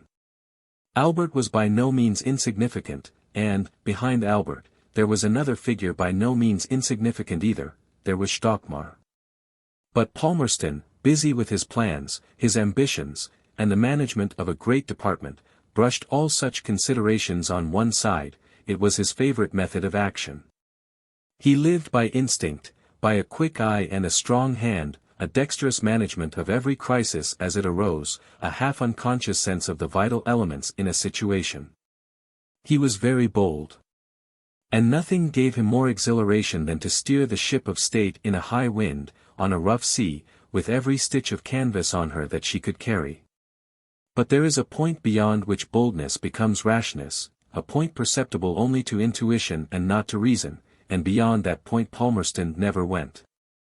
When he saw that the cast demanded it, he could go slow, very slow indeed. In fact, his whole career, so full of vigorous adventure, was nevertheless a masterly example of the proverb, tout vient à point à casser de tendre. But when he decided to go quick, nobody went quicker. One day, returning from Osborne, he found that he had missed the train to London. He ordered a special, but the station master told him that to put a special train upon the line at that time of day would be dangerous and he could not allow it. Palmerston insisted, declaring that he had important business in London, which could not wait. The station master, supported by all the officials, continued to demur. The company, he said, could not possibly take the responsibility. On my responsibility, then, said Palmerston, in his off-hand, peremptory way, whereupon the station master ordered up the train and the Foreign Secretary reached London in time for his work, without an accident. The story is typical of the happy valiance with which he conducted both his own affairs and those of the nation. England, he used to say, is strong enough to brave consequences. Apparently, under Palmerston's guidance, she was. While the officials protested and shook in their shoes, he would wave them away with his airy, my responsibility, and carry the country swiftly along the line of his choice, to a triumphant destination, without an accident. His immense popularity was the result partly of his diplomatic successes, partly of his extraordinary personal affability, but chiefly of the genuine intensity with which he responded to the feelings and supported the interests of his countrymen. The public knew that it had in Lord Palmerston not only a high-mettled master, but also a devoted servant, that he was, in every sense of the word, a public man. When he was Prime Minister, he noticed that iron hurdles had been put up on the grass in the Green Park. He immediately wrote to the minister responsible, ordering, in the severest language, their instant removal, declaring that they were an intolerable nuisance. And that the purpose of the grass was to be walked upon freely and without restraint by the people, old and young, for whose enjoyment the parks are maintained. It was in this spirit that, as Foreign Secretary, he watched over the interests of Englishmen abroad. Nothing could be more agreeable for Englishmen, but foreign governments were less pleased. They found Lord Palmerston interfering, exasperating, and alarming. In Paris they spoke with bated breath of "Ce terrible Milord Palmerston." And in Germany they made a little song about him. Hat der Teufel einen Sohn. So ist sicher Palmerston. But their complaints, their threats, and their agitations were all in vain. Palmerston, with his upper lip sardonically curving, braved consequences, and held on his course. The first diplomatic crisis which arose after his return to office, though the prince and the queen were closely concerned with it, passed off without serious disagreement between the court and the minister. For some years past a curious problem had been perplexing the chanceries of Europe. Spain, ever since the time of Napoleon a prey to civil convulsions, had settled down for a short interval to a state of comparative quiet under the rule of Christina, the Queen Mother, and her daughter Isabella, the young queen. In 1846, the question of Isabella's marriage, which had for long been the subject of diplomatic speculations, suddenly became acute. Various candidates for her hand were proposed, among others, two cousins of her own, another Spanish prince, and Prince Leopold of Saxe-Coburg, a first cousin of Victoria's and Albert's. For different reasons, however, none of these young men seemed altogether satisfactory. Isabella was not yet 16, and it might have been supposed that her marriage could be put off for a few years more. But this was considered to be out of the question. Vous n'y savez pas, said a high authority, c'est que ces princesses espagnoles. Elles ont le diable au corps, et on a toujours dit que si nous nous hâtions pas, elles reviendraient avant le mari. It might also have been supposed that the young queen's marriage was a matter to be settled by herself, her mother, and the Spanish government, but this again was far from being the case. It had become, by one of those periodical reversions to the ways of the 18th century, which, it is rumored, are still not unknown in diplomacy, a question of dominating importance in the foreign policies both of France and England. For several years, Louis Philippe and his Prime Minister Guizot had been privately maturing a very subtle plan. It was the object of the French king to repeat the glorious coup of Louis XIV, and to abolish the Pyrenees by placing one of his grandsons on the throne of Spain. In order to bring this about, he did not venture to suggest that his younger son, the Duc de Montpensier, should marry Isabella. That would have been too obvious a move, which would have raised immediate and insurmountable opposition. He therefore proposed that Isabella should marry her cousin, the Duke of Cadiz, while Montpensier married Isabella's younger sister, the Infanta Fernanda, and pray, what possible objection could there be to that? The wily old king whispered into the chaste ears of Guizot the key to the secret. He had good reason to believe that the Duke of Cadiz was incapable of having children, and therefore the offspring of Fernanda would inherit the Spanish crown. Guizot rubbed his hands, and began at once to set the necessary springs in motion, but, of course, the whole scheme was very soon divulged and understood. The English government took an extremely serious view of the matter.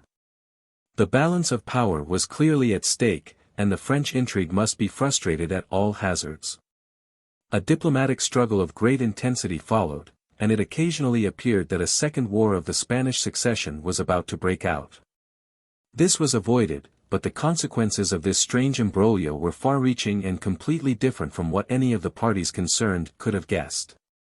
In the course of the long and intricate negotiations there was one point upon which Louis Philippe laid a special stress, the candidature of Prince Leopold of Saxe-Coburg. The prospect of a marriage between a Coburg prince and the Queen of Spain was, he declared, at least as threatening to the balance of power in Europe as that of a marriage between the Duc de Montpensier and the Infanta. And, indeed, there was much to be said for this contention. The ruin which had fallen upon the House of Coburg during the Napoleonic Wars had apparently only served to multiply its vitality, for that princely family had by now extended itself over Europe in an extraordinary manner. King Leopold was firmly fixed in Belgium, his niece was Queen of England, one of his nephews was the husband of the Queen of England, and another the husband of the Queen of Portugal, yet another was Duke of Württemberg. Where was this to end? There seemed to be a Coburg trust ready to send out one of its members at any moment to fill up any vacant place among the ruling families of Europe. And even beyond Europe there were signs of this infection spreading. An American who had arrived in Brussels had assured King Leopold that there was a strong feeling in the United States in favor of monarchy instead of the misrule of mobs, and had suggested, to the delight of His Majesty, that some branch of the Coburg family might be available for the position. That danger might, perhaps, be remote, but the Spanish danger was close at hand, and if Prince Leopold were to marry Queen Isabella the position of France would be one of humiliation, if not of positive danger. Such were the asseverations of Louis Philippe. The English government had no wish to support Prince Leopold, and though Albert and Victoria had some hankerings for the match, the wisdom of Stockmar had induced them to give up all thoughts of it.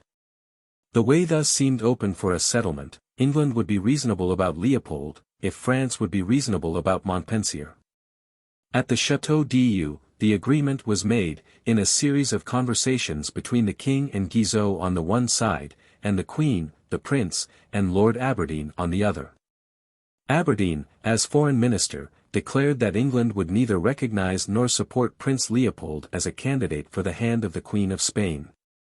While Louis Philippe solemnly promised, both to Aberdeen and to Victoria, that the Duc de Montpensier should not marry the Infanta Fernanda until after the Queen was married and had issue. All went well, and the crisis seemed to be over, when the whole question was suddenly reopened by Palmerston, who had succeeded Aberdeen at the Foreign Office. In a dispatch to the English minister at Madrid, he mentioned, in a list of possible candidates for Queen Isabella's hand, Prince Leopold of Coburg. And at the same time he took occasion to denounce in violent language the tyranny and incompetence of the Spanish government. This dispatch, indiscreet in any case, was rendered infinitely more so by being communicated to Guizot. Louis Philippe saw his opportunity and pounced on it.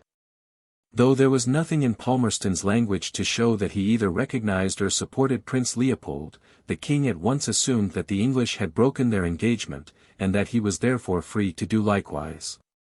He then sent the dispatch to the Queen Mother, declared that the English were intriguing for the Coburg marriage, bade her mark the animosity of Palmerston against the Spanish government, and urged her to escape from her difficulties and ensure the friendship of France by marrying Isabella to the Duke of Cadiz and Fernanda to Montpensier. The Queen Mother, alarmed and furious, was easily convinced. There was only one difficulty: Isabella loathed the very sight of her cousin. But this was soon surmounted. There was a wild supper party at the palace, and in the course of it the young girl was induced to consent to anything that was asked of her. Shortly after, and on the same day, both the marriages took place.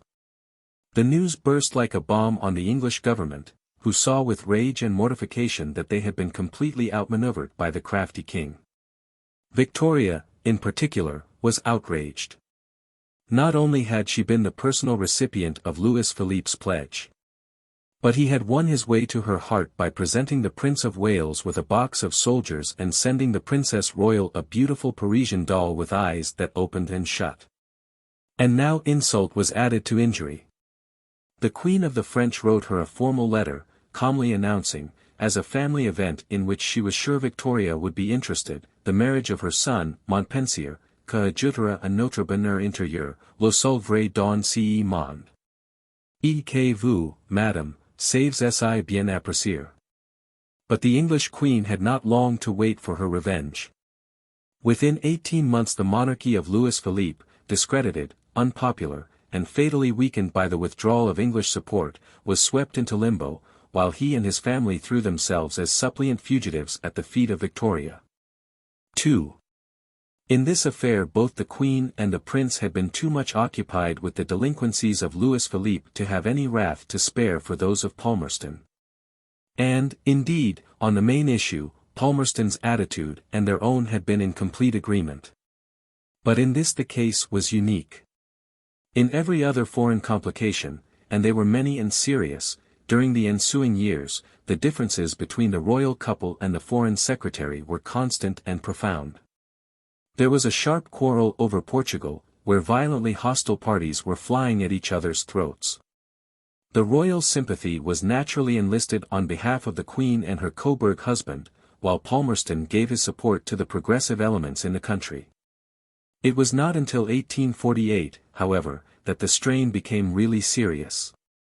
In that year of revolutions, when, in all directions and with alarming frequency, crowns kept rolling off royal heads, Albert and Victoria were appalled to find that the policy of England was persistently directed, in Germany, in Switzerland, in Austria, in Italy, in Sicily, so as to favor the insurgent forces. The situation, indeed, was just such a one as the soul of Palmerston loved. There was danger and excitement, the necessity of decision, the opportunity for action, on every hand.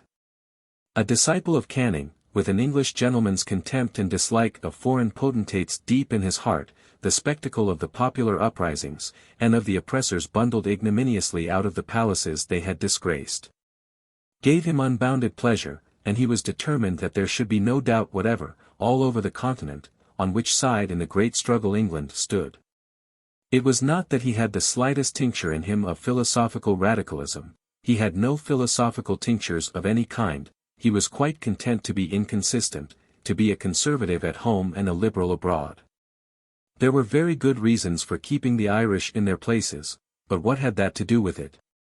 The point was this: when any decent man read an account of the political prisons in Naples his gorge rose. He did not want war. But he saw that without war a skillful and determined use of England's power might do much to further the cause of the liberals in Europe. It was a difficult and a hazardous game to play, but he set about playing it with delighted alacrity. And then, to his intense annoyance, just as he needed all his nerve and all possible freedom of action, he found himself being hampered and distracted at every turn by those people at Osborne. He saw what it was. The opposition was systematic and informed, and the Queen alone would have been incapable of it. The Prince was at the bottom of the whole thing. It was exceedingly vexatious, but Palmerston was in a hurry, and could not wait. The Prince, if he would insist upon interfering, must be brushed on one side. Albert was very angry. He highly disapproved both of Palmerston's policy and of his methods of action. He was opposed to absolutism. But in his opinion Palmerston's proceedings were simply calculated to substitute for absolutism, all over Europe, something no better and very possibly worse, the anarchy of faction and mob violence. The dangers of this revolutionary ferment were grave, even in England Chartism was rampant, a sinister movement, which might at any moment upset the constitution and abolish the monarchy. Surely, with such dangers at home, this was a very bad time to choose for encouraging lawlessness abroad. He naturally took a particular interest in Germany. His instincts, his affections, his prepossessions, were ineradicably German. Stockmar was deeply involved in German politics, and he had a multitude of relatives among the ruling German families, who, from the midst of the hurly-burly of revolution, wrote him long and agitated letters once a week. Having considered the question of Germany's future from every point of view, he came to the conclusion, under Stockmar's guidance, that the great aim for every lover of Germany should be her unification under the sovereignty of Prussia. The intricacy of the situation was extreme, and the possibilities of good or evil which every hour might bring forth were incalculable. Yet he saw with horror that Palmerston neither understood nor cared to understand the niceties of this momentous problem, but rushed on blindly, dealing blows to right and left, quite, so far as he could see, without system. And even without motive, except, indeed, a totally unreasonable distrust of the Prussian state. But his disagreement with the details of Palmerston's policy was in reality merely a symptom of the fundamental differences between the characters of the two men. In Albert's eyes Palmerston was a coarse, reckless egotist, whose combined arrogance and ignorance must inevitably have their issue in folly and disaster.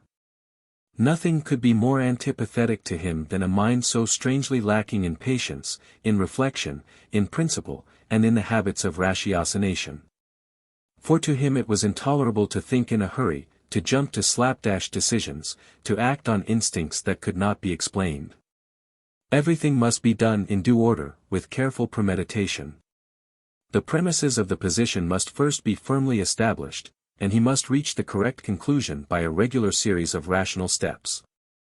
In complicated questions, and what questions, rightly looked at, were not complicated, To commit one's thoughts to paper was the wisest course, and it was the course which Albert, laborious though it might be, invariably adopted. It was as well, too, to draw up a reasoned statement after an event, as well as before it. And accordingly, whatever happened, it was always found that the prince had made a memorandum. On one occasion he reduced to 6 pages of foolscap the substance of a confidential conversation with Sir Robert Peel, and, having read them aloud to him, asked him to append his signature. Sir Robert, who never liked to commit himself, became extremely uneasy. Upon which the prince, understanding that it was necessary to humour the singular susceptibilities of Englishmen, with great tact dropped that particular memorandum into the fire. But as for Palmerston, he never even gave one so much as a chance to read him a memorandum. He positively seemed to dislike discussion. And, before one knew where one was, without any warning whatever, he would plunge into some harebrained, violent project, which, as likely as not, would logically involve a European war. Closely connected, too, with this cautious, painstaking reasonableness of Albert's, was his desire to examine questions thoroughly from every point of view, to go down to the roots of things, and to act in strict accordance with some well-defined principle. Under Stockmar's tutelage he was constantly engaged in enlarging his outlook and in endeavoring to envisage vital problems both theoretically and practically, both with precision and with depth. To one whose mind was thus habitually occupied, the empirical activities of Palmerston, who had no notion what a principle meant, resembled the incoherent vagaries of a tiresome child. What did Palmerston know of economics, of science, of history? What did he care for morality and education? How much consideration had he devoted in the whole course of his life to the improvement of the condition of the working classes and to the general amelioration of the human race? The answers to such questions were all too obvious, and yet it is easy to imagine, also, what might have been Palmerston's jaunty comment. "Ah! Your Royal Highness is busy with fine schemes and beneficent calculations exactly. Well, as for me, I must say I'm quite satisfied with my morning's work. I've had the iron hurdles taken out of the Green Park." The exasperating man, however, preferred to make no comment, and to proceed in smiling silence on his inexcusable way. The process of brushing on one side very soon came into operation. Important Foreign Office dispatches were either submitted to the Queen so late that there was no time to correct them, or they were not submitted to her at all. Or, having been submitted, and some passage in them being objected to and an alteration suggested, they were after all sent off in their original form. The Queen complained, the Prince complained, both complained together. It was quite useless. Palmerston was most apologetic, could not understand how it had occurred, must give the clerks a wigging, certainly Her Majesty's wishes should be attended to, and such a thing should never happen again. But, of course, it very soon happened again, and the royal remonstrances redoubled. Victoria, her partisan passions thoroughly aroused, imported into her protests a personal vehemence which those of Albert lacked. Did Lord Palmerston forget that she was Queen of England? How could she tolerate a state of affairs in which dispatches written in her name were sent abroad without her approval or even her knowledge? What could be more derogatory to her position than to be obliged to receive indignant letters from the crowned heads to whom those dispatches were addressed, letters which she did not know how to answer, since she so thoroughly agreed with them? She addressed herself to the Prime Minister. "No remonstrance has any effect with Lord Palmerston," she said.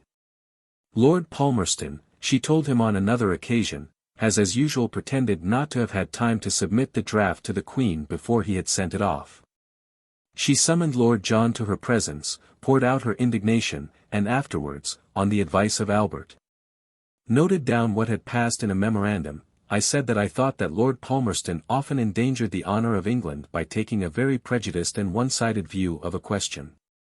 That his writings were always as bitter as gall and did great harm, which Lord John entirely assented to, and that I often felt quite ill from anxiety. Then she turned to her uncle. The state of Germany, she wrote in a comprehensive and despairing review of the European situation, is dreadful, and one does feel quite ashamed about that once really so peaceful and happy country. That there are still good people there I am sure, but they allow themselves to be worked upon in a frightful and shameful way. In France a crisis seems at hand. What a very bad figure we cut in this mediation. Really it is quite immoral, with Ireland quivering in our grasp and ready to throw off her allegiance at any moment, for us to force Austria to give up her lawful possessions. What shall we say if Canada, Malta, etc., begin to trouble us? It hurts me terribly. But what did Lord Palmerston care? Lord John's position grew more and more irksome. He did not approve of his colleague's treatment of the Queen. When he begged him to be more careful, he was met with the reply that 28,000 dispatches passed through the Foreign Office in a single year, that, if every one of these were to be subjected to the royal criticism, the delay would be most serious. That, as it was, the waste of time and the worry involved in submitting drafts to the meticulous examination of Prince Albert was almost too much for an overworked minister, and that, as a matter of fact, the postponement of important decisions owing to this cause had already produced very unpleasant diplomatic consequences.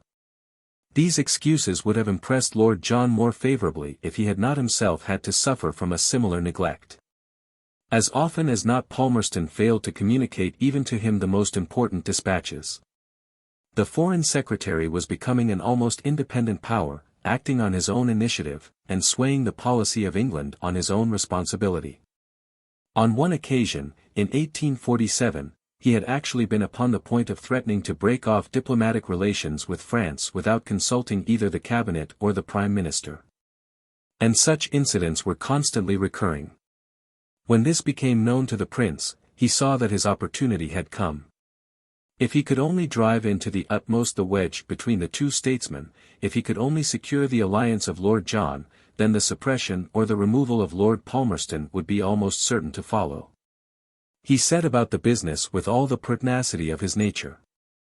Both he and the Queen put every kind of pressure upon the Prime Minister. They wrote, they harangued, they relapsed into awful silence.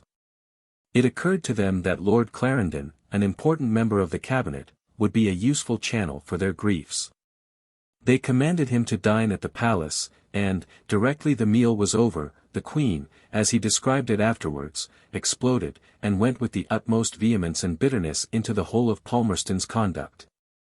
All the effects produced all over the world, and all her own feelings and sentiments about it. When she had finished, the Prince took up the tale, with less excitement, but with equal force. Lord Clarendon found himself in an awkward situation. He disliked Palmerston's policy, but he was his colleague, and he disapproved of the attitude of his royal hosts. In his opinion, they were wrong in wishing that courtiers rather than ministers should conduct the affairs of the country, and he thought that they laboured under the curious mistake that the Foreign Office was their peculiar department. And that they had the right to control, if not to direct, the foreign policy of England. He, therefore, with extreme politeness, gave it to be understood that he would not commit himself in any way. But Lord John, in reality, needed no pressure. Attacked by his sovereign, ignored by his Foreign Secretary, he led a miserable life. With the advent of the dreadful Schleswig-Holstein question, the most complex in the whole diplomatic history of Europe, his position, crushed between the upper and the nether millstones, grew positively unbearable. He became anxious above all things to get Palmerston out of the Foreign Office. But then, supposing Palmerston refused to go? In a memorandum made by the Prince, at about this time, of an interview between himself, the Queen, and the Prime Minister, we catch a curious glimpse of the states of mind of those three high personages, the anxiety and irritation of Lord John, the vehement acrimony of Victoria, and the reasonable animosity of Albert, drawn together, as it were, under the shadow of an unseen presence, the cause of that celestial anger, the gay, portentous Palmerston. At one point in the conversation Lord John observed that he believed the Foreign Secretary would consent to a change of offices. Lord Palmerston, he said, realized that he had lost the Queen's confidence, though only on public, and not on personal, grounds. But on that, the Prince noted, the Queen interrupted Lord John by remarking that she distrusted him on personal grounds also, but I remarked that Lord Palmerston had so far at least seen rightly. That he had become disagreeable to the Queen, not on account of his person, but of his political doings, to which the Queen assented. Then the Prince suggested that there was a danger of the cabinet breaking up, and of Lord Palmerston returning to office as Prime Minister.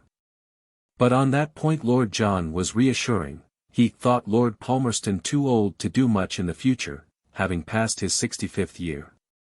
Eventually it was decided that nothing could be done for the present, but that the utmost secrecy must be observed, and so the conclave ended.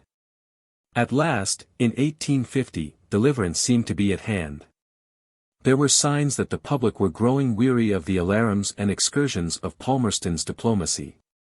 And when his support of Don Pacifico, a British subject, in a quarrel with the Greek government, seemed to be upon the point of involving the country in a war not only with Greece but also with France, and possibly with Russia into the bargain. A heavy cloud of distrust and displeasure appeared to be gathering and about to burst over his head. A motion directed against him in the House of Lords was passed by a substantial majority. The question was next to be discussed in the House of Commons, where another adverse vote was not improbable, and would seal the doom of the minister. Palmerston received the attack with complete nonchalance, and then, at the last possible moment, he struck. In a speech of over 4 hours, in which exposition, invective, argument, declamation, plain talk and resounding eloquence were mingled together with consummate art and extraordinary felicity, he annihilated his enemies. The hostile motion was defeated, and Palmerston was once more the hero of the hour.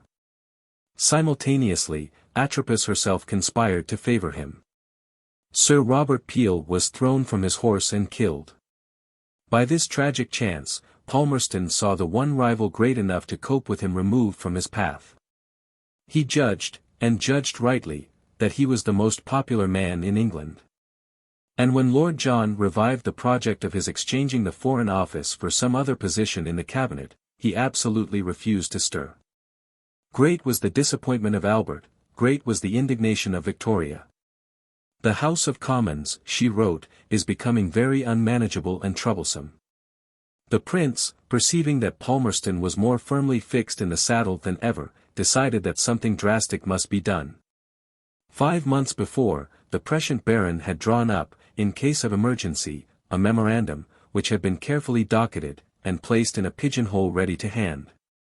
The emergency had now arisen, and the memorandum must be used. The Queen copied out the words of Stockmar, and sent them to the Prime Minister, requesting him to show her letter to Palmerston. She thinks it right, she wrote, in order to prevent any mistake for the future, shortly to explain what it is she expects from her Foreign Secretary. She requires, 1. That he will distinctly state what he proposes in a given case, in order that the Queen may know as distinctly to what she has given her royal sanction. 2. Having once given her sanction to a measure, that it be not arbitrarily altered or modified by the Minister. Such an act she must consider as failing in sincerity towards the Crown, and justly to be visited by the exercise of her constitutional right of dismissing that Minister. Lord John Russell did as he was bid, and forwarded the Queen's letter to Lord Palmerston. This transaction, which was of grave constitutional significance, was entirely unknown to the outside world. If Palmerston had been a sensitive man, he would probably have resigned on the receipt of the Queen's missive. But he was far from sensitive, he loved power, and his power was greater than ever. An unerring instinct told him that this was not the time to go. Nevertheless, he was seriously perturbed. He understood at last that he was struggling with a formidable adversary, whose skill and strength, unless they were mollified, might do irreparable injury to his career. He therefore wrote to Lord John, briefly acquiescing in the Queen's requirements. I have taken a copy of this memorandum of the Queen and will not fail to attend to the directions which it contains, and at the same time. He asked for an interview with the Prince. Albert at once summoned him to the palace, and was astonished to observe, as he noted in a memorandum, that when Palmerston entered the room he was very much agitated, shook, and had tears in his eyes, so as quite to move me, who never under any circumstances had known him otherwise than with a bland smile on his face. The old statesman was profuse in protestations and excuses, the young one was coldly polite. At last, after a long and inconclusive conversation, the prince, drawing himself up, said that, in order to give Lord Palmerston an example of what the Queen wanted, he would ask him a question point blank. Lord Palmerston waited in respectful silence, while the prince proceeded as follows: "You are aware that the Queen has objected to the protocol about Schleswig, and of the grounds on which she has done so. Her opinion has been overruled, the protocol stating the desire of the great powers to see the integrity of the Danish monarchy preserved has been signed, and upon this the King of Denmark has invaded Schleswig, where the war is raging. If Holstein is attacked also, which is likely, the Germans will not be restrained from flying to her assistance. Russia has menaced to interfere with arms, if the Schleswigers are successful. What will you do, if this emergency arises, provoking most likely an European war, and which will arise very probably when we shall be at Balmoral and Lord John in another part of Scotland? The Queen expects from your foresight that you have contemplated this possibility, and requires a categorical answer as to what you would do in the event supposed." Strangely enough, to this point-blank question, the Foreign Secretary appeared to be unable to reply. The whole matter, he said, was extremely complicated, and the contingencies mentioned by His Royal Highness were very unlikely to arise. The prince persisted, but it was useless. For a full hour he struggled to extract a categorical answer, until at length Palmerston bowed himself out of the room. Albert threw up his hands in shocked amazement. What could one do with such a man? What indeed? For, in spite of all his apologies and all his promises, within a few weeks the incorrigible reprobate was at his tricks again. The Austrian General Haynau, notorious as a rigorous suppressor of rebellion in Hungary and Italy, and in particular as a flogger of women, came to England and took it into his head to pay a visit to Messrs. Barclay and Perkins's brewery. The features of General Hyena, as he was everywhere called, his grim thin face, his enormous pepper and salt mustaches, had gained a horrid celebrity. And it so happened that among the clerks at the brewery there was a refugee from Vienna, who had given his fellow workers a first-hand account of the general's characteristics. The Austrian ambassador, scenting danger, begged his friend not to appear in public, or, if he must do so, to cut off his mustaches first. But the general would take no advice. He went to the brewery, was immediately recognized, surrounded by a crowd of angry draymen, pushed about, shouted at, punched in the ribs, and pulled by the mustaches until, bolting down an alley with the mob at his heels brandishing brooms and roaring "Hyena," he managed to take refuge in a public house, whence he was removed under the protection of several policemen. The Austrian government was angry and demanded explanations. Palmerston, who, of course, was privately delighted by the incident, replied regretting what had occurred, but adding that in his opinion the general had evinced a want of propriety in coming to England at the present moment. And he delivered his note to the ambassador without having previously submitted it to the Queen or to the Prime Minister. Naturally, when this was discovered, there was a serious storm. The prince was especially indignant. The conduct of the draymen he regarded, with disgust and alarm, as a slight foretaste of what an unregulated mass of illiterate people is capable. And Palmerston was requested by Lord John to withdraw his note, and to substitute for it another from which all censure of the general had been omitted. On this the Foreign Secretary threatened resignation, but the Prime Minister was firm. For a moment the royal hopes rose high, only to be dashed to the ground again by the cruel compliance of the enemy. Palmerston, suddenly lamb-like, agreed to everything, the note was withdrawn and altered, and peace was patched up once more. It lasted for a year, and then, in October, 1851, the arrival of Kossuth in England brought on another crisis. Palmerston's desire to receive the Hungarian patriot at his house in London was vetoed by Lord John.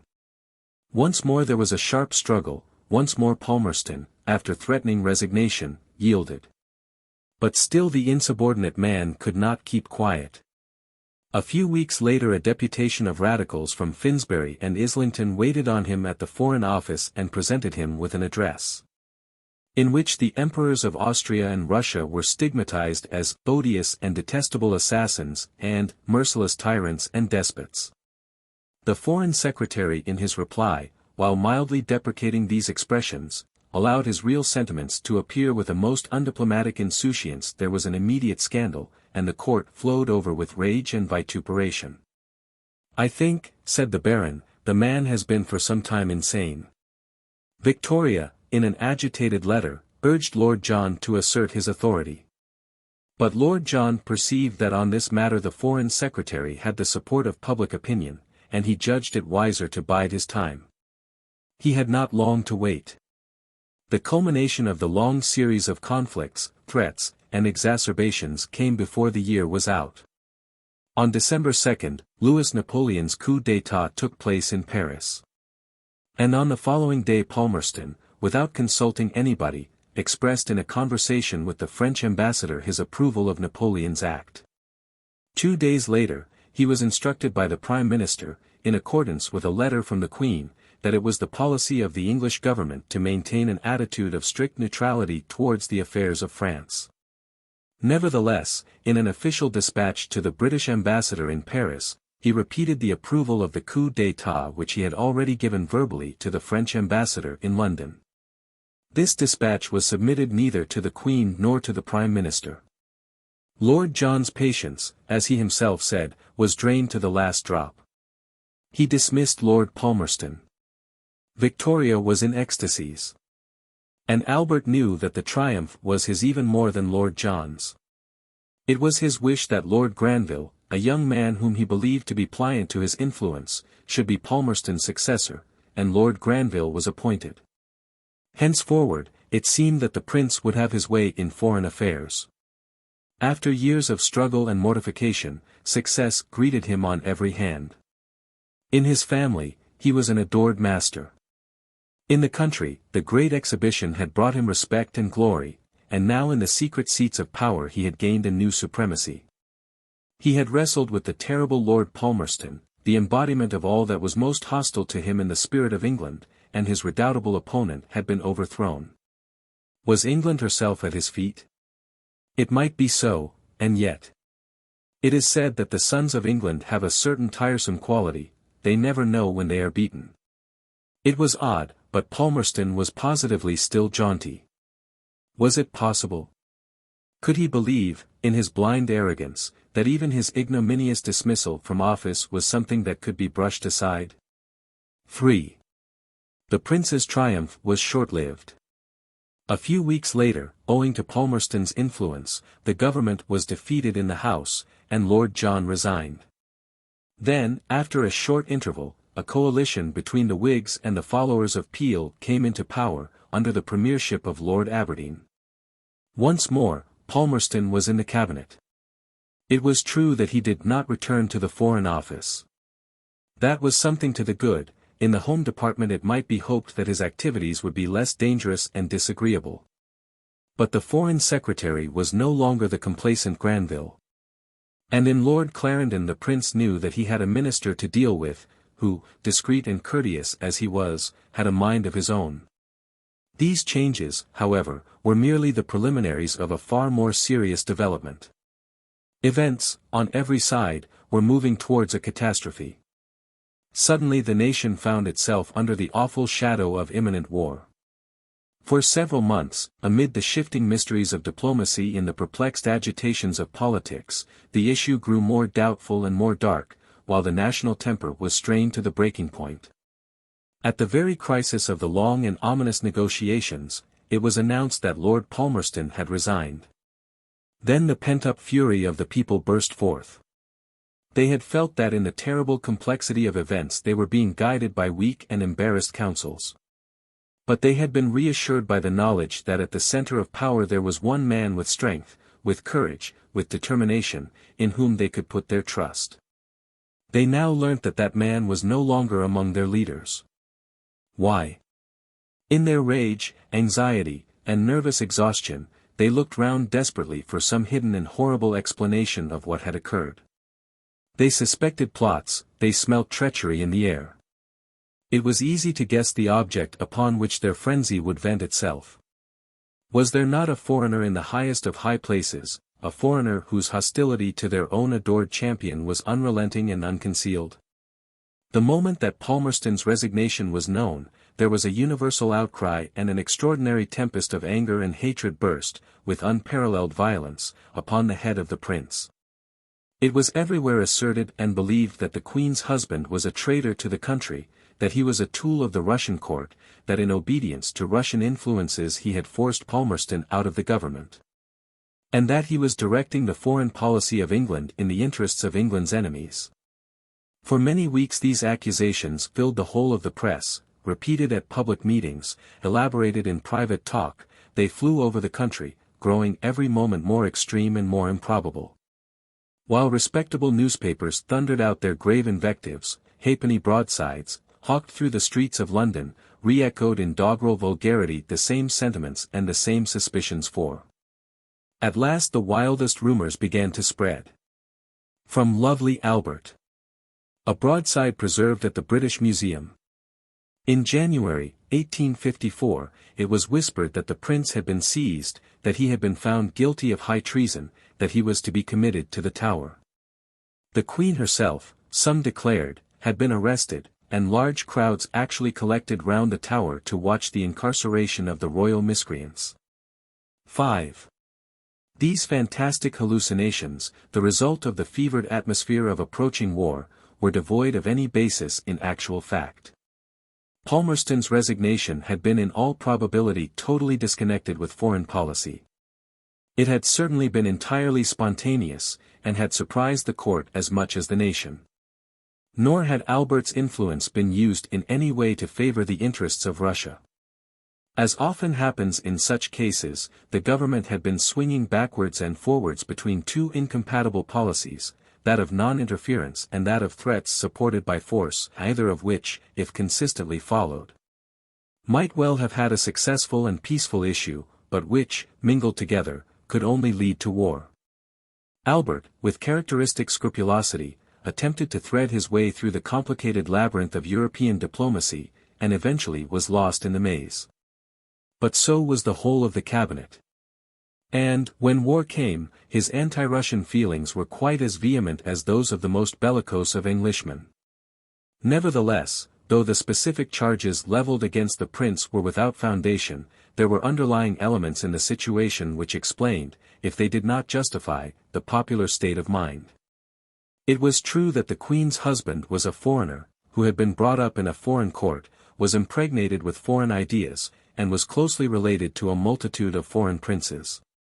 Clearly this, though perhaps an unavoidable, was an undesirable, state of affairs, nor were the objections to it merely theoretical, it had in fact produced unpleasant consequences of a serious kind. The prince's German proclivities were perpetually lamented by English ministers, Lord Palmerston, Lord Clarendon, Lord Aberdeen, all told the same tale. And it was constantly necessary, in grave questions of national policy, to combat the prepossessions of a court in which German views and German sentiments held a disproportionate place. As for Palmerston, his language on this topic was apt to be unbridled. At the height of his annoyance over his resignation, he roundly declared that he had been made a victim to foreign intrigue. He afterwards toned down this accusation. But the mere fact that such a suggestion from such a quarter was possible at all showed to what unfortunate consequences Albert's foreign birth and foreign upbringing might lead. But this was not all. A constitutional question of the most profound importance was raised by the position of the prince in England. His presence gave a new prominence to an old problem, the precise definition of the functions and the powers of the crown. Those functions and powers had become, in effect, his, and what sort of use was he making of them?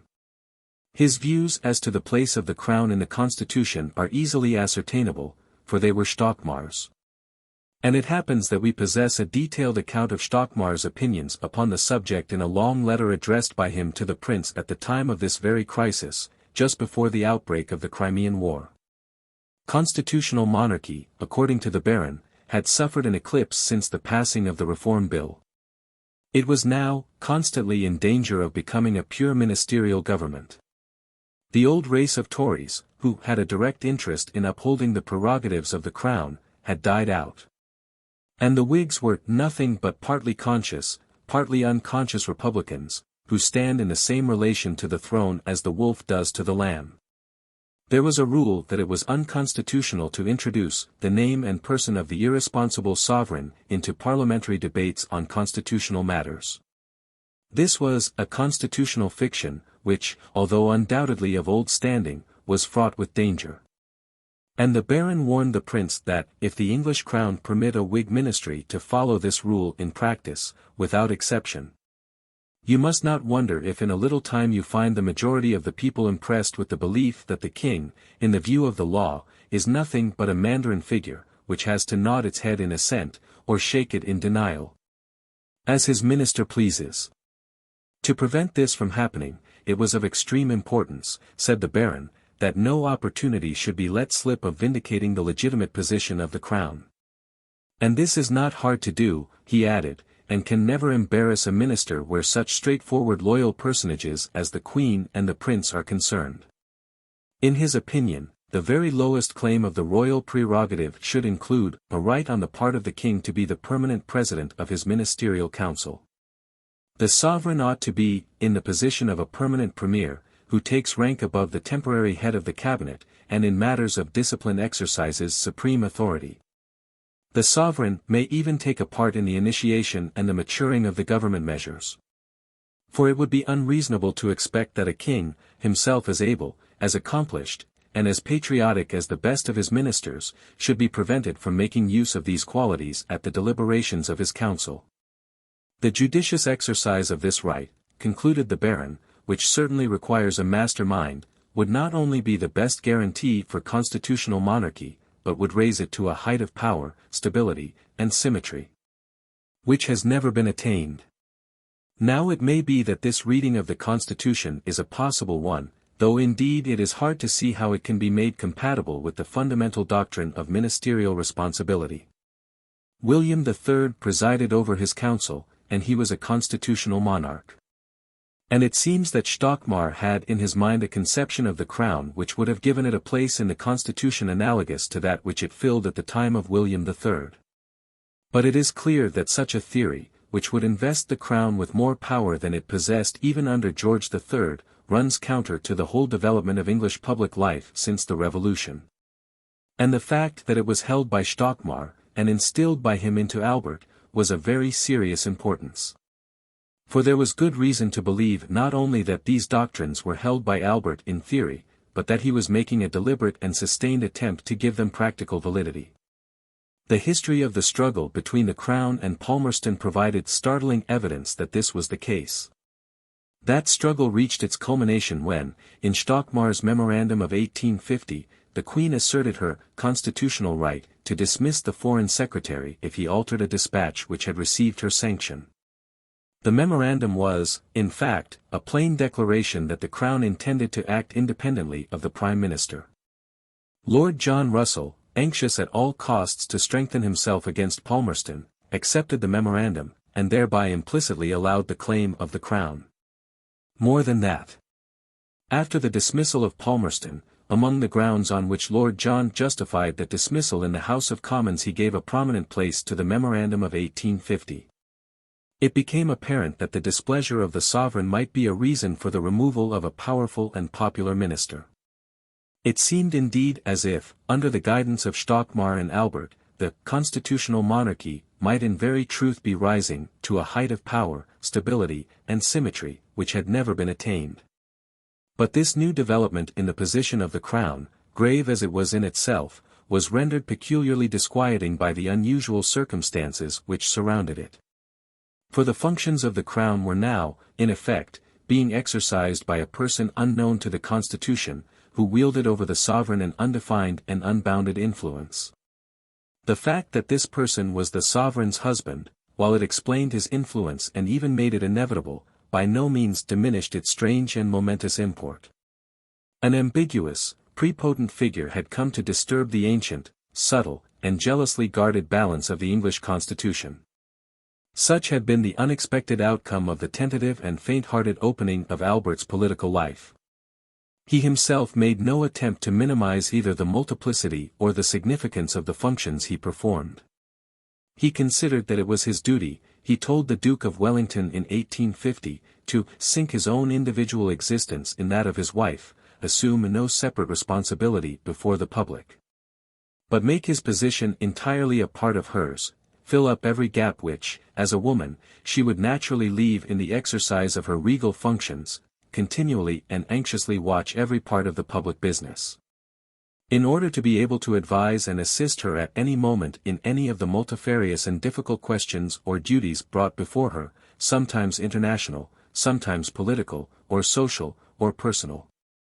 As the natural head of her family, superintendent of her household, manager of her private affairs, sole confidential adviser in politics, and only assistant in her communications with the officers of the government, he is, besides, the husband of the Queen, the tutor of the royal children, the private secretary of the sovereign, and her permanent minister. Stockmar's pupil had assuredly gone far and learnt well. Stockmar's pupil, precisely, the public, painfully aware of Albert's predominance, had grown, too, uneasily conscious that Victoria's master had a master of his own. Deep in the darkness the Baron loomed. Another foreigner. Decidedly, there were elements in the situation which went far to justify the popular alarm.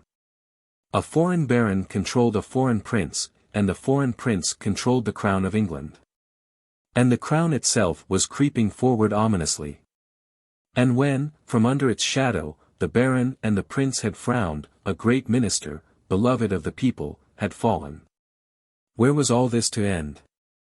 Within a few weeks Palmerston withdrew his resignation, and the public frenzy subsided as quickly as it had arisen. When Parliament met, the leaders of both the parties in both the houses made speeches in favour of the prince, asserting his unimpeachable loyalty to the country and vindicating his right to advise the sovereign in all matters of state. Victoria was delighted. "The position of my beloved lord and master," she told the baron, "has been defined for once amid all, and his merits have been acknowledged on all sides most duly. There was an immense concourse of people assembled when we went to the House of Lords, and the people were very friendly." Immediately afterwards, the country finally plunged into the Crimean War. In the struggle that followed, Albert's patriotism was put beyond a doubt, and the animosities of the past were forgotten. But the war had another consequence, less gratifying to the royal couple: it crowned the ambition of Lord Palmerston. In 1855, the man who 5 years before had been pronounced by Lord John Russell to be too old to do much in the future, became Prime Minister of England, and, with one short interval, remained in that position for 10 years. Chapter 6. Last Years of Prince Consort. The weak-willed youth who took no interest in polities and never read a newspaper had grown into a man of unbending determination whose tireless energies were incessantly concentrated upon the laborious business of government and the highest questions of state. He was busy now from morning till night. In the winter, before the dawn, he was to be seen, seated at his writing table, working by the light of the green reading lamp which he had brought over with him from Germany, and the construction of which he had much improved by an ingenious device. Victoria was early too, but she was not so early as Albert. And when, in the chill darkness, she took her seat at her own writing table, placed side by side with his, she invariably found upon it a neat pile of papers arranged for her inspection and her signature. The day, thus begun, continued in unremitting industry. At breakfast, the newspapers, the once hated newspapers, made their appearance, and the prince, absorbed in their perusal, would answer no questions, or, if an article struck him, would read it aloud. After that there were ministers and secretaries to interview, there was a vast correspondence to be carried on, there were numerous memoranda to be made. Victoria, treasuring every word, preserving every letter, was all breathless attention and eager obedience. Sometimes Albert would actually ask her advice. He consulted her about his English, "Lace recht aufmerksam, und sage when irgend ein Fehler ist," 6 he would say, or, as he handed her a draft for her signature, he would observe, "Ich hab dar hier ein Draft gemacht, lace es mal. Ich dachte es were recht so." 7 Thus the diligent, scrupulous, absorbing hours passed by. Fewer and fewer grew the moments of recreation and of exercise. The demands of society were narrowed down to the smallest limits, and even then but grudgingly attended to. It was no longer a mere pleasure, it was a positive necessity, to go to bed as early as possible in order to be up and at work on the morrow betimes. The important and exacting business of government, which became at last the dominating preoccupation in Albert's mind, still left unimpaired his old tastes and interests. He remained devoted to art, to science, to philosophy, and a multitude of subsidiary activities showed how his energies increased as the demands upon them grew. For whenever duty called, the prince was all alertness. With indefatigable perseverance he opened museums, laid the foundation stones of hospitals, made speeches to the Royal Agricultural Society, and attended meetings of the British Association. The National Gallery particularly interested him. He drew up careful regulations for the arrangement of the pictures according to schools, and he attempted, though in vain, to have the whole collection transported to South Kensington. Theodora, now the Princess Hohenlohe, after a visit to England, expressed in a letter to Victoria her admiration of Albert both as a private and a public character. Nor did she rely only on her own opinion. "I must just copy out," she said, "what Mr. Clump wrote to me some little time ago.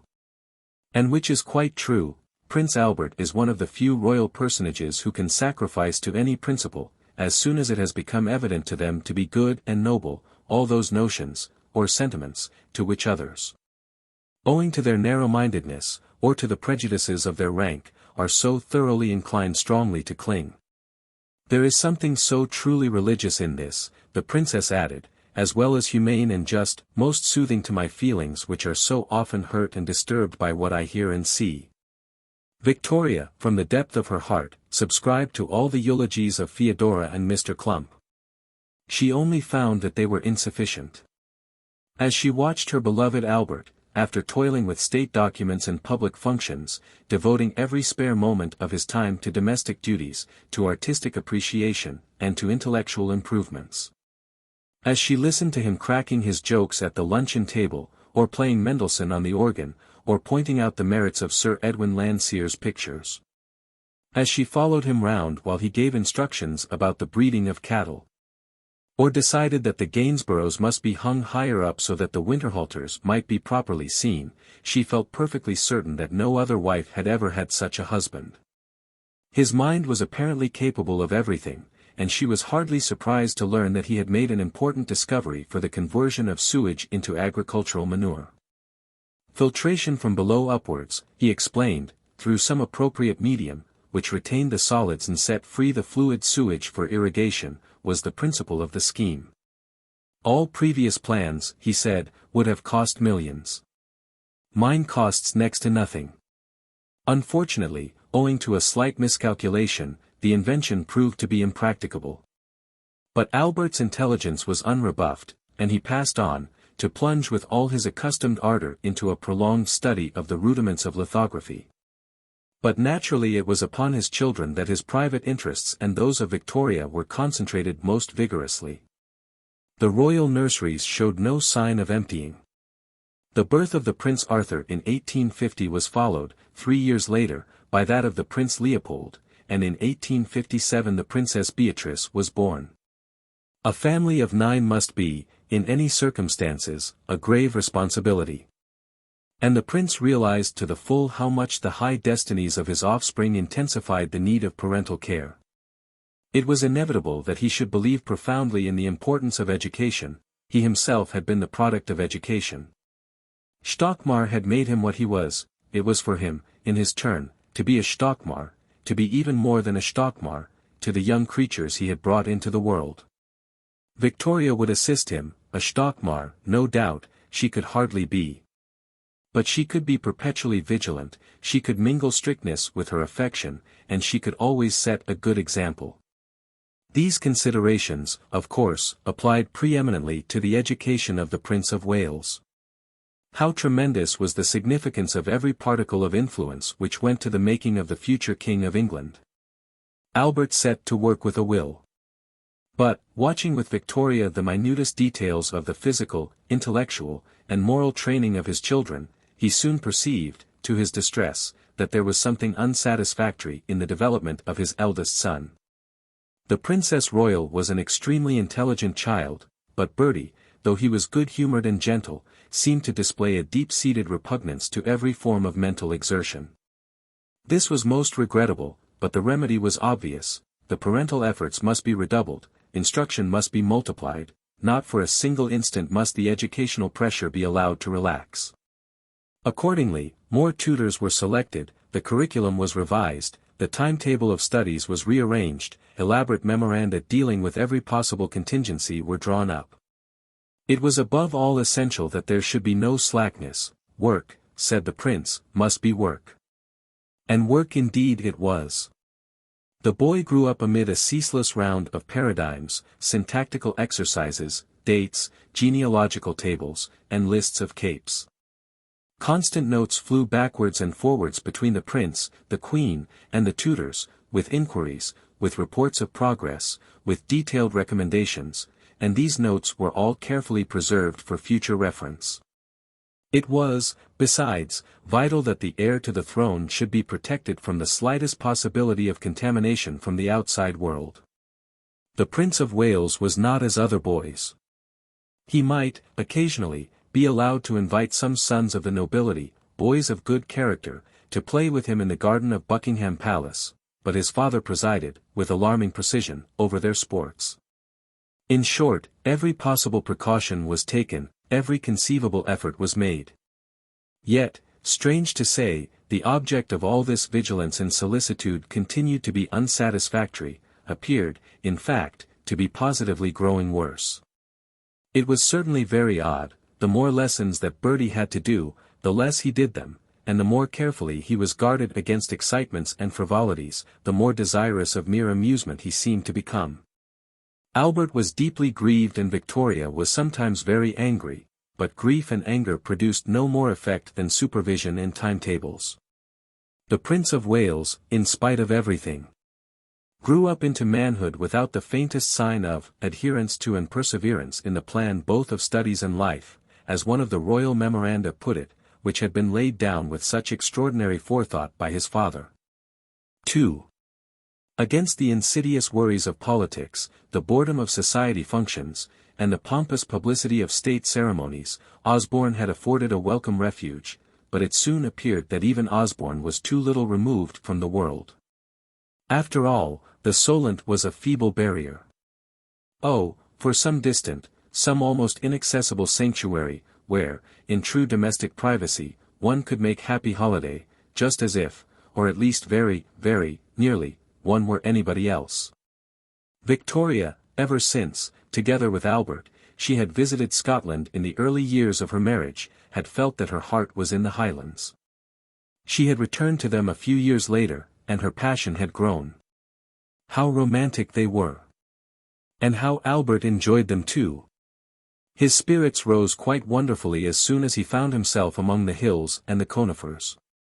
"It is a happiness to see him," she wrote. "Oh! What can equal the beauties of nature?" she exclaimed in her journal, during one of these visits. "What enjoyment there is in them! Albert enjoys it so much, he is in ecstasies here." Albert said, she noted next day, that the chief beauty of mountain scenery consists in its frequent changes. "We came home at 6 o'clock. Then she went on a longer expedition, up to the very top of a high hill. It was quite romantic. Here we were with only this Highlander behind us holding the ponies, for we got off twice and walked about. We came home at 11:30, the most delightful, most romantic ride and walk I ever had. I had never been up such a mountain, and then the day was so fine. The Highlanders, too, were such astonishing people. They never make difficulties," she noted, "but are cheerful, and happy, and merry, and ready to walk, and run, and do anything." As for Albert, he highly appreciated the good breeding, simplicity, and intelligence, which make it so pleasant and even instructive to talk to them. "We were always in the habit," wrote Her Majesty, "of conversing with the Highlanders, with whom one comes so much in contact in the Highlands." She loved everything about them, their customs, their dress, their dances, even their musical instruments. There were 9 pipers at the castle, she wrote after staying with Lord Breadalbane, sometimes one and sometimes three played. They always played about breakfast time, again during the morning, at luncheon, and also whenever we went in and out. Again before dinner, and during most of dinner time. We both have become quite fond of the bagpipes. It was quite impossible not to wish to return to such pleasures again and again. And in 1848 the Queen took a lease of Balmoral House, a small residence near Braemar in the wilds of Aberdeenshire. 4 years later she bought the place outright. Now she could be really happy every summer, now she could be simple and at her ease. Now she could be romantic every evening, and dote upon Albert, without a single distraction, all day long. The diminutive scale of the house was in itself a charm. Nothing was more amusing than to find oneself living in 2 or 3 little sitting rooms, with the children crammed away upstairs, and the minister in attendance with only a tiny bedroom to do all his work in. And then to be able to run in and out of doors as one liked, and to sketch, and to walk, and to watch the red deer coming so surprisingly close, and to pay visits to the cottagers. And occasionally one could be more adventurous still, one could go and stay for a night or 2 at the bothy at Altnajuthassac, a mere couple of huts with a wooden addition, and only 11 people in the whole party. And there were mountains to be climbed and cairns to be built in solemn pomp. At last, when the cairn, which is, I think, 7 or 8 feet high, was nearly completed, Albert climbed up to the top of it, and placed the last stone. After which 3 cheers were given. It was a gay, pretty, and touching sight, and I felt almost inclined to cry. The view was so beautiful over the dear hills, the day so fine, the whole so gemütlich. And in the evening there were sword dances and reels. But Albert had determined to pull down the little old house, and to build in its place a castle of his own designing. With great ceremony, in accordance with a memorandum drawn up by the prince for the occasion, the foundation stone of the new edifice was laid, and by 1855 it was habitable. Spacious, built of granite in the Scotch baronial style, with a tower 100 feet high, and minor turrets and castellated gables. The castle was skillfully arranged to command the finest views of the surrounding mountains and of the neighboring River Dee. Upon the interior decorations Albert and Victoria lavished all their care. The wall and the floors were of pitch pine, and covered with specially manufactured tartars. The Balmoral tartan, in red and grey, designed by the prince, and the Victoria tartan, with a white stripe, designed by the Queen, were to be seen in every room. There were tartan curtains, and tartan chair covers, and even tartan linoleums. Occasionally the royal Stuart tartan appeared, for Her Majesty always maintained that she was an ardent Jacobite. Watercolour sketches by Victoria hung upon the walls, together with innumerable stag's antlers, and the head of a boar, which had been shot by Albert in Germany. In an alcove in the hall, stood a life-sized statue of Albert in Highland dress. Victoria declared that it was perfection. Every year, she wrote, my heart becomes more fixed in this dear paradise, and so much more so now, that all has become my dear Albert's own creation, own work, own building, own layout. And his great taste, and the impress of his dear hand, have been stamped everywhere. And here, in very truth, her happiest days were passed. In after years, when she looked back upon them, a kind of glory, a radiance as of an unearthly holiness, seemed to glow about these golden hours. Each hallowed moment stood out clear, beautiful, eternally significant. For, at the time, every experience there, sentimental, or grave, or trivial, had come upon her with a peculiar vividness, like a flashing of marvelous lights.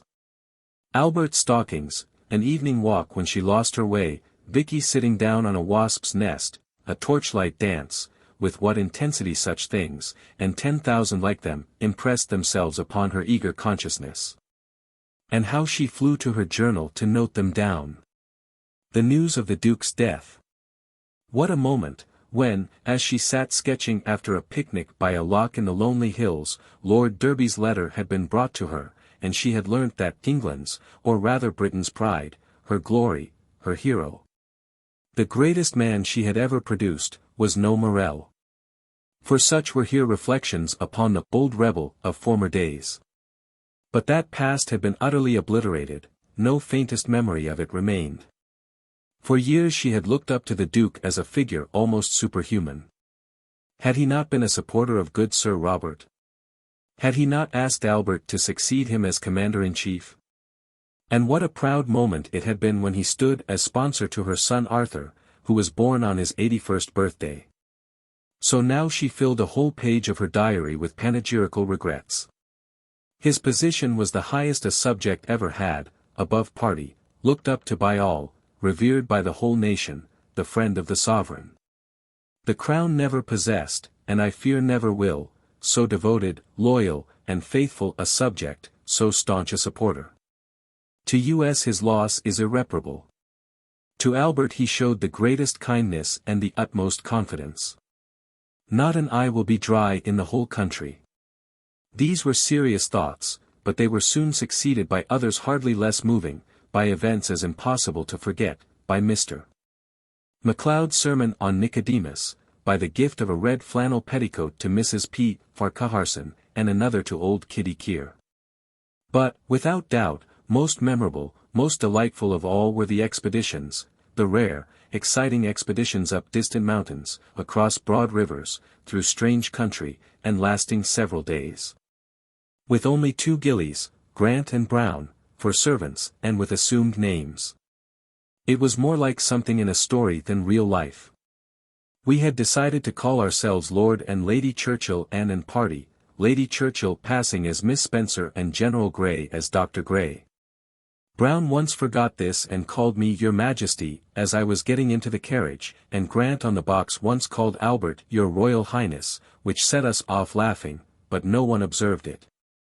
Strong, vigorous, enthusiastic, bringing, so it seemed, good fortune with her, the Highlanders declared she had, a lucky foot, she relished everything, the scrambles and the views and the contretemps and the rough inns with their coarse fare and Brown and Grant waiting at table.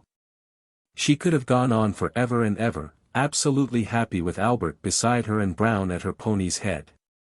But the time came for turning homewards, alas. The time came for going back to England. She could hardly bear it. She sat disconsolate in her room and watched the snow falling. The last day. Oh! If only she could be snowed up. 3. The Crimean War brought new experiences, and most of them were pleasant ones. It was pleasant to be patriotic and pugnacious, to look out appropriate prayers to be read in the churches, to have news of glorious victories, and to know oneself, more proudly than ever, the representative of England. With that spontaneity of feeling which was so peculiarly her own, Victoria poured out her emotion, her admiration, her pity, her love, upon her dear soldiers. When she gave them their medals her exultation knew no bounds. Noble fellows! She wrote to the King of the Belgians, I own I feel as if these were my own children, my heart beats for them as for my nearest and dearest. They were so touched, so pleased. Many, I hear, cried, and they won't hear of giving up their medals to have their names engraved upon them for fear they should not receive the identical one put into their hands by me, which is quite touching. Several came by in a sadly mutilated state. She and they were at one. They felt that she had done them a splendid honor, and she, with perfect genuineness, shared their feeling. Albert's attitude toward such things was different. There was an austerity in him which quite prohibited the expansions of emotion. When General Williams returned from the heroic defense of Kars and was presented at court, the quick, stiff, distant bow with which the prince received him struck like ice upon the beholders. He was a stranger still. But he had other things to occupy him, more important, surely, than the personal impressions of military officers and people who went to court.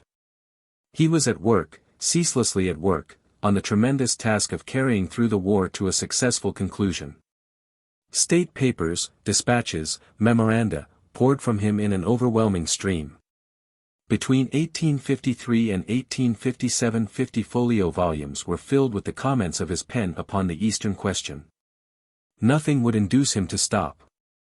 Weary ministers staggered under the load of his advice. But his advice continued, piling itself up over their writing tables, and flowing out upon them from red box after red box. Nor was it advice to be ignored. The talent for administration which had reorganized the royal palaces and planned the great exhibition asserted itself no less in the confused complexities of war. Again and again the prince's suggestions, rejected or unheeded at first, were adopted under the stress of circumstances and found to be full of value. The enrollment of a foreign legion, the establishment of a depot for troops at Malta.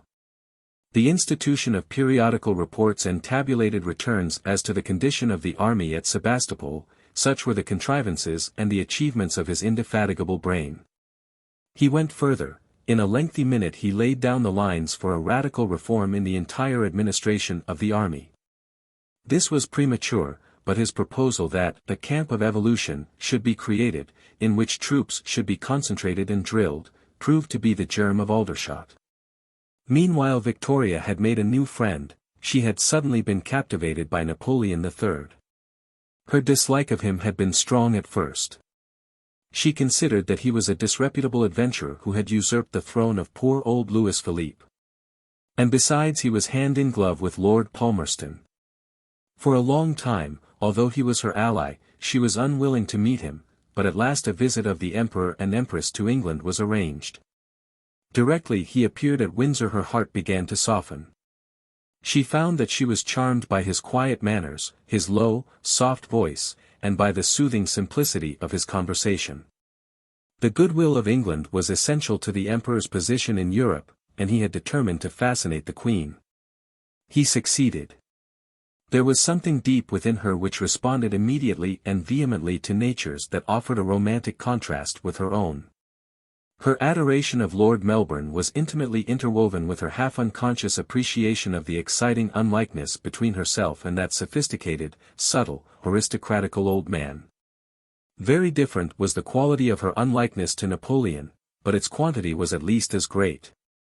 From behind the vast solidity of her respectability, her conventionality, her established happiness, she peered out with a strange delicious pleasure at that unfamiliar, darkly glittering foreign object, moving so meteorically before her. An ambiguous creature of willfulness and destiny. And, to her surprise, where she had dreaded antagonisms, she discovered only sympathies. He was, she said, so quiet, so simple, naïf even, so pleased to be informed about things he does not know, so gentle, so full of tact, dignity, and modesty, so full of kind attention towards us, never saying a word, or doing a thing which could put me out. There is something fascinating, melancholy, and engaging which draws you to him, in spite of any prevention you may have against him, and certainly without the assistance of any outward appearance, though I like his face. She observed that he rode extremely well, and looks well on horseback, as he sits high. And he danced, with great dignity and spirit. Above all, he listened to Albert, listened with the most respectful attention. Showed, in fact, how pleased he was to be informed about things he did not know, and afterwards was heard to declare that he had never met the prince's equal. On one occasion, indeed, but only on one, he had seemed to grow slightly restive. In a diplomatic conversation, I expatiated a little on the Holstein question, wrote the prince in a memorandum, which appeared to bore the emperor as très compliqué. Victoria, too, became much attached to the empress, whose looks and graces she admired without a touch of jealousy. Eugenie, indeed, in the plenitude of her beauty, exquisitely dressed in wonderful Parisian crinolines which set off to perfection her tall and willowy figure, might well have caused some heartburning in the breast of her hostess, who, very short, rather stout, quite plain, in garish middle-class garments, could hardly be expected to feel at her best in such company. But Victoria had no misgivings. To her it mattered nothing that her face turned red in the heat and that her purple pork pie hat was of last year's fashion, while Eugenie, cool and modish, floated in an infinitude of flounces by her side. She was Queen of England, and was not that enough? It certainly seemed to be. True majesty was hers, and she knew it. More than once, when the two were together in public, it was the woman to whom, as it seemed, nature and art had given so little, who, by the sheer force of an inherent grandeur, completely threw her adorned and beautiful companion into the shade. There were tears when the moment came for parting, and Victoria felt quite Weymouthig, as her guests went away from Windsor. But before long she and Albert paid a return visit to France, where everything was very delightful, and she drove incognito through the streets of Paris in a common bonnet, and saw a play in the theatre at St. Cloud, and, one evening, at a great party given by the Emperor in her honor at the Château of Versailles, talked a little to a distinguished-looking Prussian gentleman, whose name was Bismarck. Her rooms were furnished so much to her taste that she declared they gave her quite a home feeling, that, if her little dog were there, she should really imagine herself at home. Nothing was said, but 3 days later her little dog barked a welcome to her as she entered the apartments. The Emperor himself, sparing neither trouble nor expense, had personally arranged the charming surprise. Such were his attentions. She returned to England more enchanted than ever. Strange indeed, she exclaimed, are the dispensations and ways of Providence. The alliance prospered, and the war drew towards a conclusion. Both the Queen and the Prince, it is true, were most anxious that there should not be a premature peace. When Lord Aberdeen wished to open negotiations, Albert attacked him in a geharnischten letter, while Victoria rode about on horseback reviewing the troops. At last, however, Sebastopol was captured.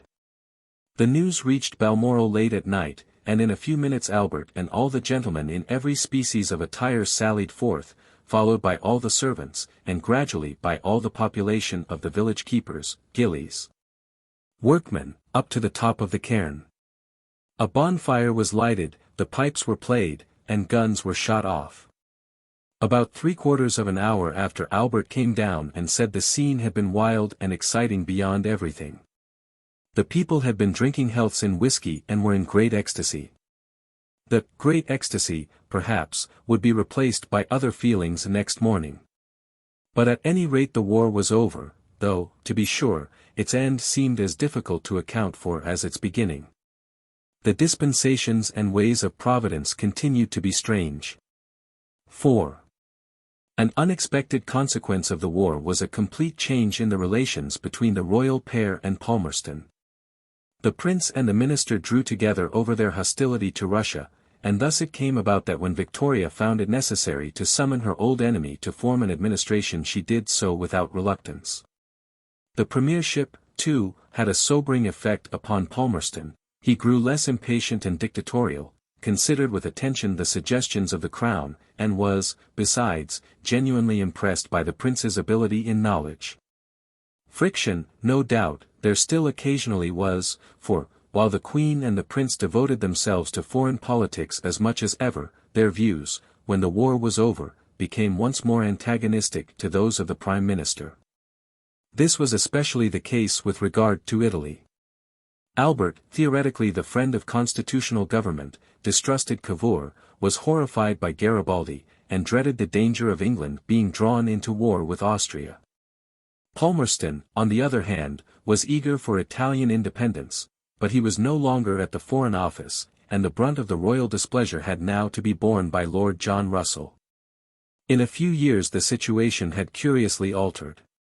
It was Lord John who now filled the subordinate and the ungrateful role, but the Foreign Secretary, in his struggle with the Crown, was supported, instead of opposed, by the Prime Minister.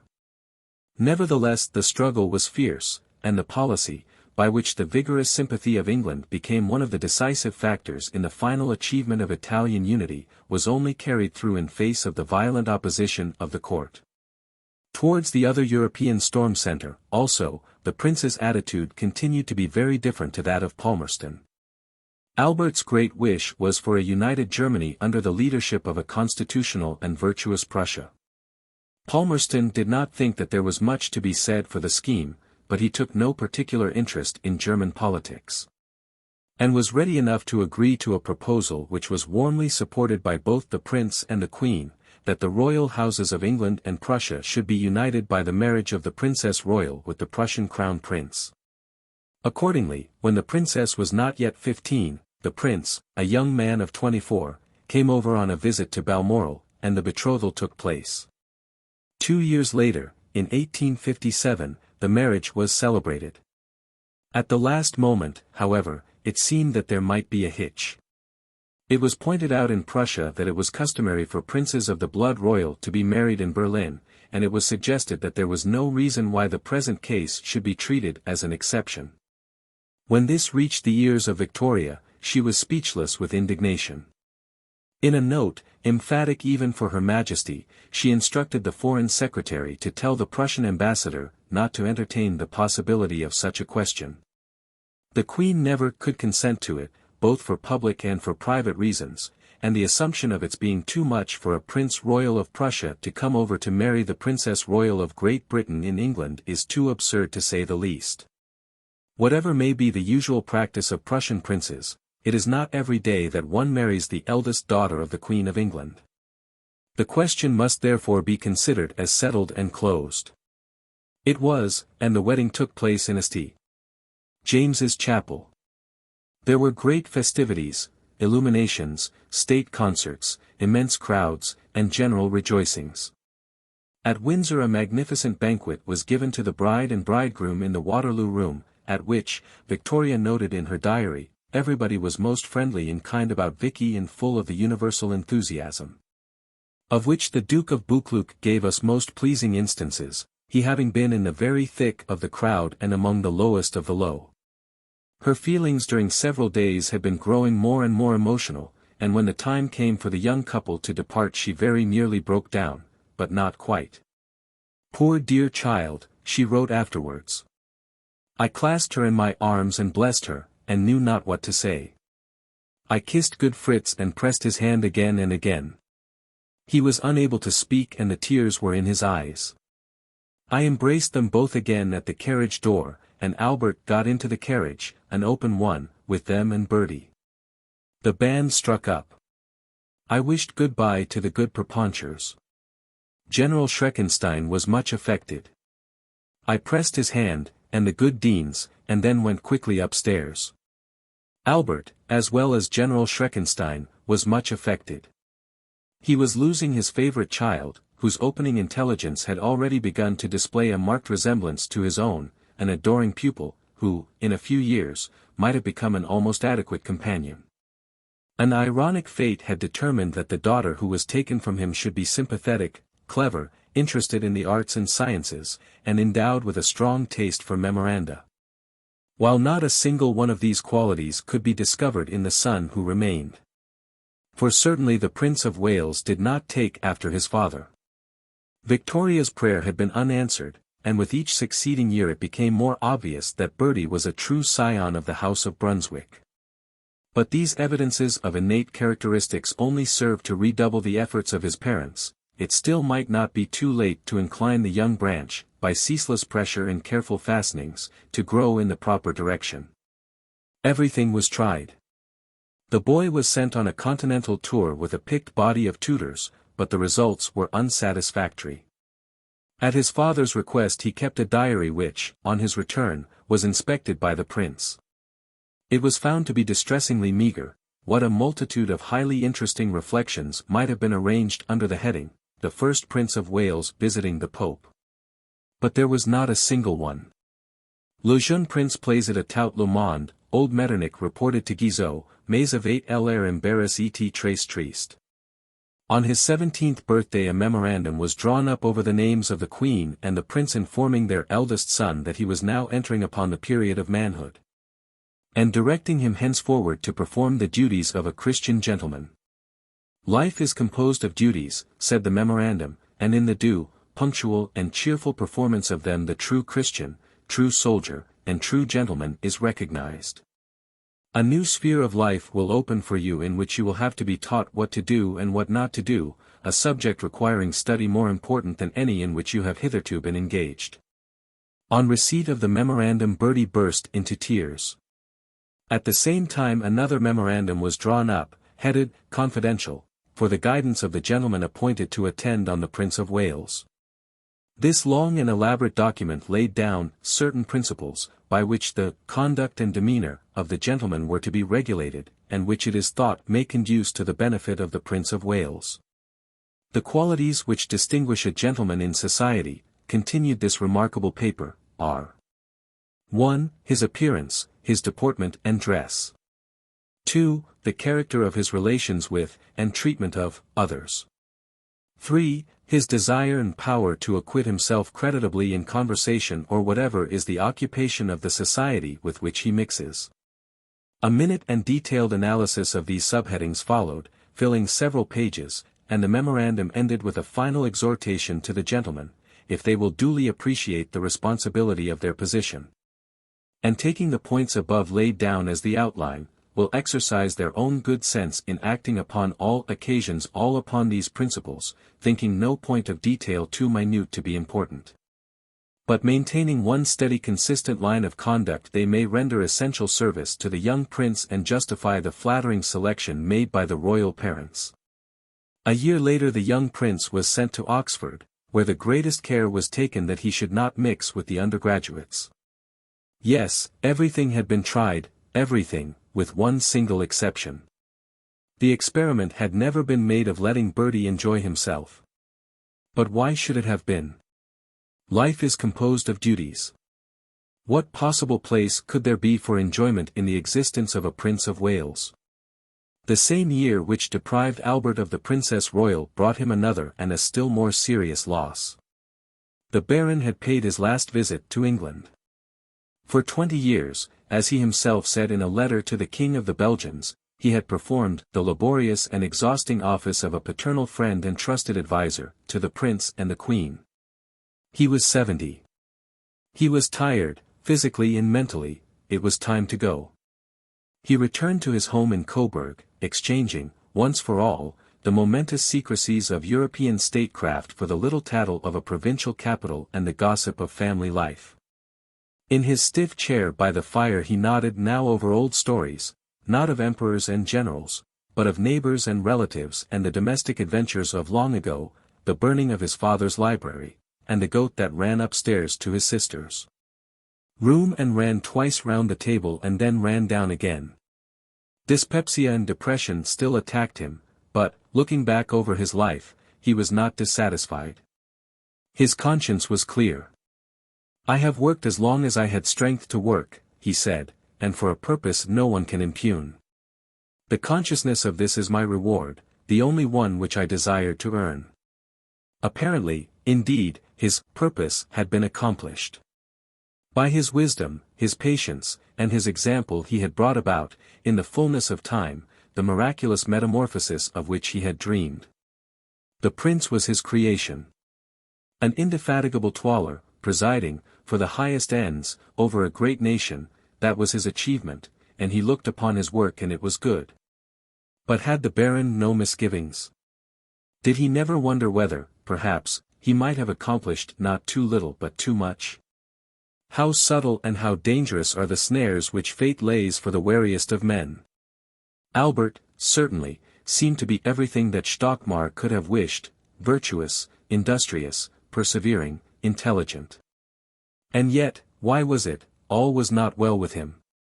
He was sick at heart. For in spite of everything he had never reached to happiness. His work, for which at last he came to crave with an almost morbid appetite, was a solace and not a cure. The dragon of his dissatisfaction devoured with dark relish that ever-growing tribute of laborious days and nights, but it was hungry still. The causes of his melancholy were hidden, mysterious, unanalyzable perhaps, too deeply rooted in the innermost recesses of his temperament for the eye of reason to apprehend. There were contradictions in his nature, which, to some of those who knew him best, made him seem an inexplicable enigma. He was severe and gentle, he was modest and scornful, he longed for affection and he was cold. He was lonely, not merely with the loneliness of exile but with the loneliness of conscious and unrecognized superiority. He had the pride, at once resigned and overweening, of a doctrinaire. And yet to say that he was simply a doctrinaire would be a false description, for the pure doctrinaire rejoices always in an internal contentment, and Albert was very far from doing that. There was something that he wanted and that he could never get. What was it? Some absolute, some ineffable sympathy. Some extraordinary, some sublime success. Possibly, it was a mixture of both. To dominate and to be understood. To conquer, by the same triumphant influence, the submission and the appreciation of men, that would be worth while indeed. But, to such imaginations, he saw too clearly how faint were the responses of his actual environment. Who was there who appreciated him, really and truly? Who could appreciate him in England? And, if the gentle virtue of an inward excellence availed so little, could he expect more from the hard ways of skill and force? The terrible land of his exile loomed before him a frigid, an impregnable mass. Doubtless he had made some slight impression. It was true that he had gained the respect of his fellow workers, that his probity, his industry, his exactitude, had been recognized, that he was a highly influential, an extremely important man. But how far, how very far, was all this from the goal of his ambitions? How feeble and futile his efforts seemed against the enormous coagulation of dullness, of folly, of slackness, of ignorance, of confusion that confronted him. He might have the strength or the ingenuity to make some small change for the better here or there, to rearrange some detail, to abolish some anomaly, to insist upon some obvious reform, but the heart of the appalling organism remained untouched. England lumbered on, impervious and self-satisfied, in her old intolerable course.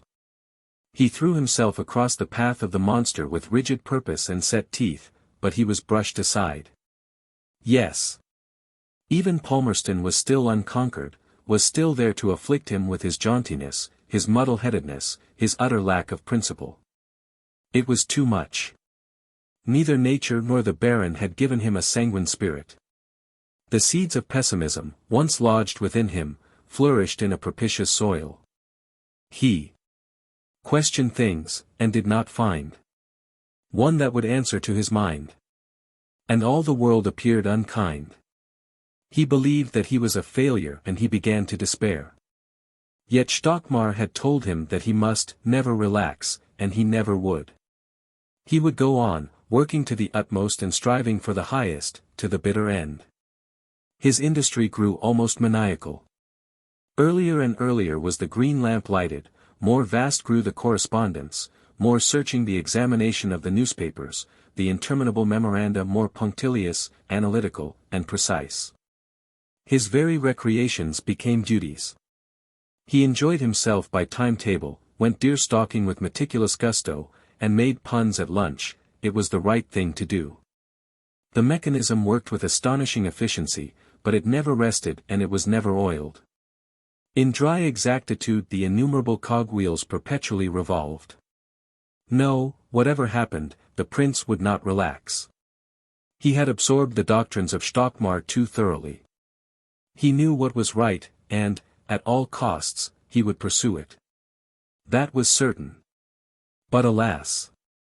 In this our life what are the certainties? In nothing be overzealous, says an old Greek. The due measure in all the works of man is best. For often one who zealously pushes toward some excellence, though he be pursuing a gain, is really being led utterly astray by the will of some power, which makes those things that are evil seem to him good. And those things seem to him evil that are for his advantage. Surely, both the prince and the baron might have learned something from the frigid wisdom of Theognis. Victoria noticed that her husband sometimes seemed to be depressed and overworked. She tried to cheer him up. Realizing uneasily that he was still regarded as a foreigner, she hoped that by conferring upon him the title of Prince Consort, 1857, she would improve his position in the country. The Queen has a right to claim that her husband should be an Englishman, she wrote. But unfortunately, in spite of the royal letters patent, Albert remained as foreign as before, and as the years passed his dejection deepened. She worked with him, she watched over him, she walked with him through the woods at Osborne, while he whistled to the nightingales, as he had whistled once at Rosenau so long ago. When his birthday came round, she took the greatest pains to choose him presents that he would really like. In 1858, when he was 39, she gave him a picture of Beatrice, life-size, in oil, by Horsley, a complete collection of photographic views of Gotha and the country round, which I had taken by Bedford. And a paperweight of Balmoral granite in deer's teeth, designed by Vicky. Albert was of course delighted, and his merriment at the family gathering was more pronounced than ever, and yet, what was there that was wrong? No doubt it was his health. He was wearing himself out in the service of the country. And certainly his constitution, as Stockmar had perceived from the first, was ill-adapted to meet a serious strain. He was easily upset, he constantly suffered from minor ailments. His appearance in itself was enough to indicate the infirmity of his physical powers. The handsome youth of 20 years since with the flashing eyes and the soft complexion had grown into a sallow, tired-looking man, whose body, in its stoop and its loose fleshiness, betrayed the sedentary laborer. And whose head was quite bald on the top. Unkind critics, who had once compared Albert to an operatic tenor, might have remarked that there was something of the butler about him now. Beside Victoria, he presented a painful contrast. She, too, was stout, but it was with the plumpness of a vigorous matron, and an eager vitality was everywhere visible, in her energetic bearing, her protruding, inquiring glances, her small, fat, capable, and commanding hands. If only, by some sympathetic magic, she could have conveyed into that portly, flabby figure, that desiccated and discouraged brain, a measure of the stamina and the self-assurance which were so preeminently hers. But suddenly she was reminded that there were other perils besides those of ill health. During a visit to Coburg in 1860, the prince was very nearly killed in a carriage accident. He escaped with a few cuts and bruises. But Victoria's alarm was extreme, though she concealed it. It is when the Queen feels most deeply, she wrote afterwards, that she always appears calmest, and she could not and dared not allow herself to speak of what might have been. Or even to admit to herself, and she cannot and dare not now, the entire danger, for her head would turn. Her agitation, in fact, was only surpassed by her thankfulness to God. She felt, she said, that she could not rest, without doing something to mark permanently her feelings, and she decided that she would endow a charity in Coburg. L1000, or even L2000, given either at once, or in installments yearly, would not, in the Queen's opinion, be too much.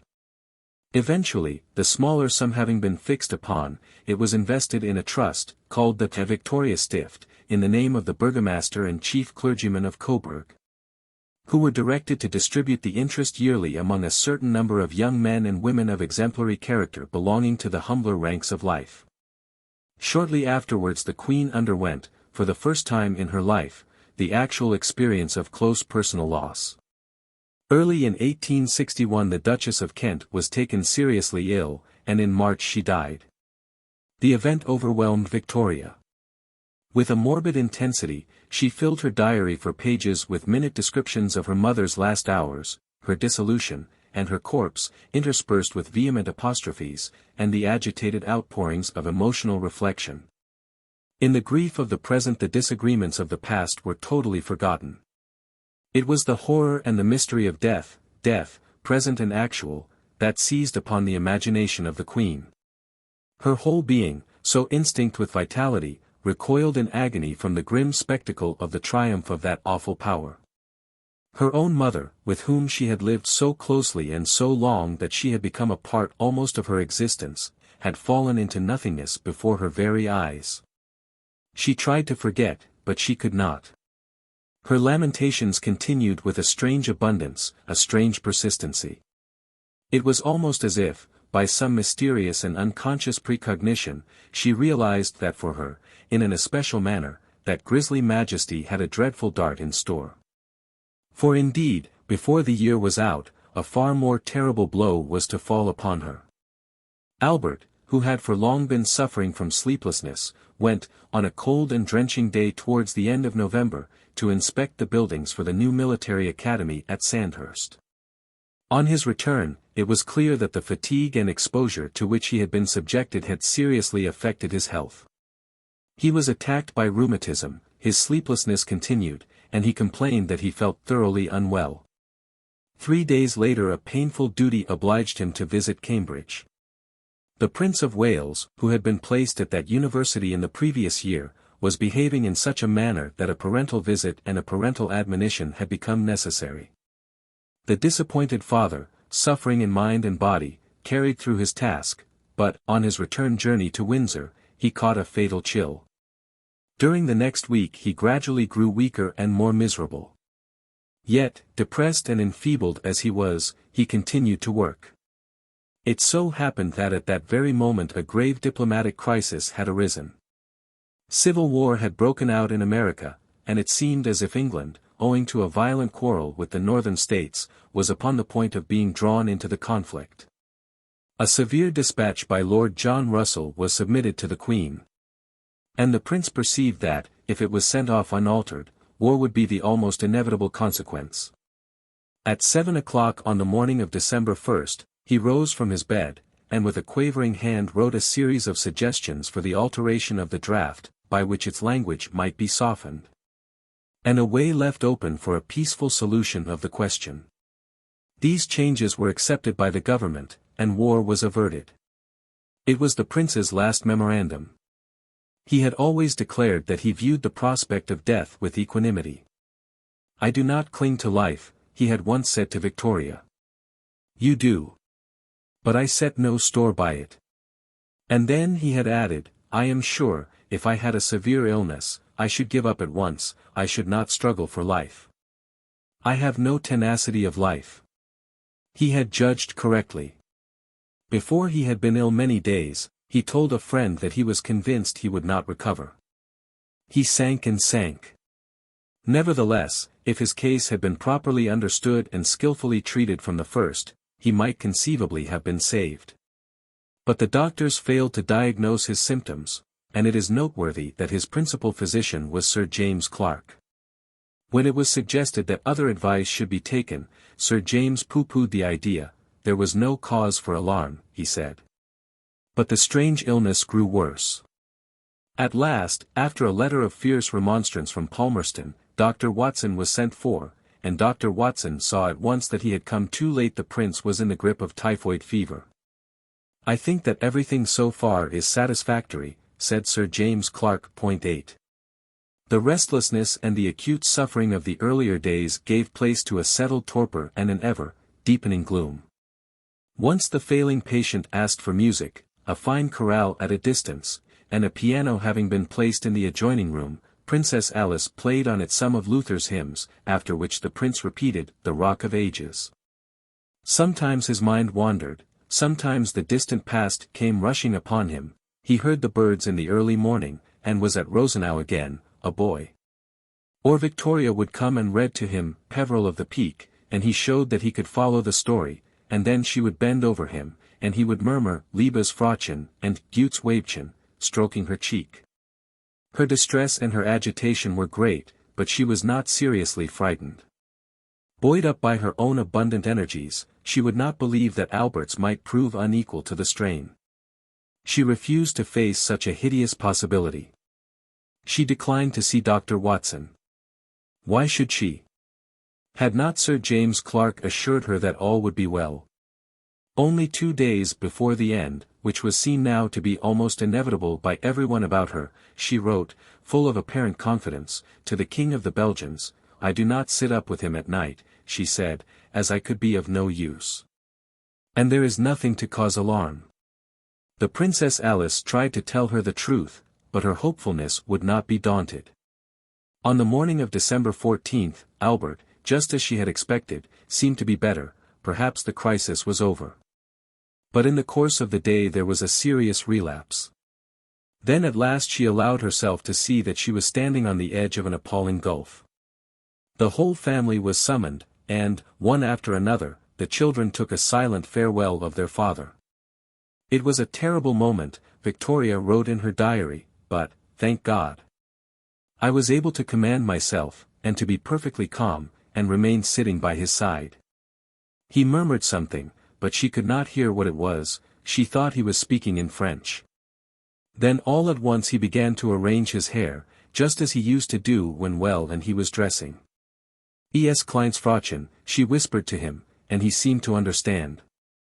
For a moment, towards the evening, she went into another room, but was immediately called back. She saw at a glance that a ghastly change had taken place. As she knelt by the bed, he breathed deeply, breathed gently, breathed at last no more.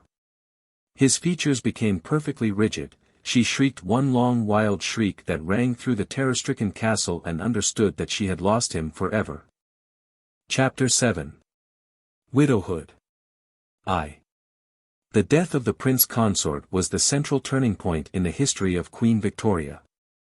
She herself felt that her true life had ceased with her husband's, and that the remainder of her days upon earth was of a twilight nature, an epilogue to a drama that was done. Nor is it possible that her biographer should escape a similar impression. For him, too, there is a darkness over the latter half of that long career. The first 42 years of the Queen's life are illuminated by a great and varied quantity of authentic information. With Albert's death a veil descends. Only occasionally, at fitful and disconnected intervals, does it lift for a moment or two. A few main outlines, a few remarkable details may be discerned, the rest is all conjecture and ambiguity. Thus, though the Queen survived her great bereavement for almost as many years as she had lived before it, the chronicle of those years can bear no proportion to the tale of her earlier life. We must be content in our ignorance with a brief and summary relation.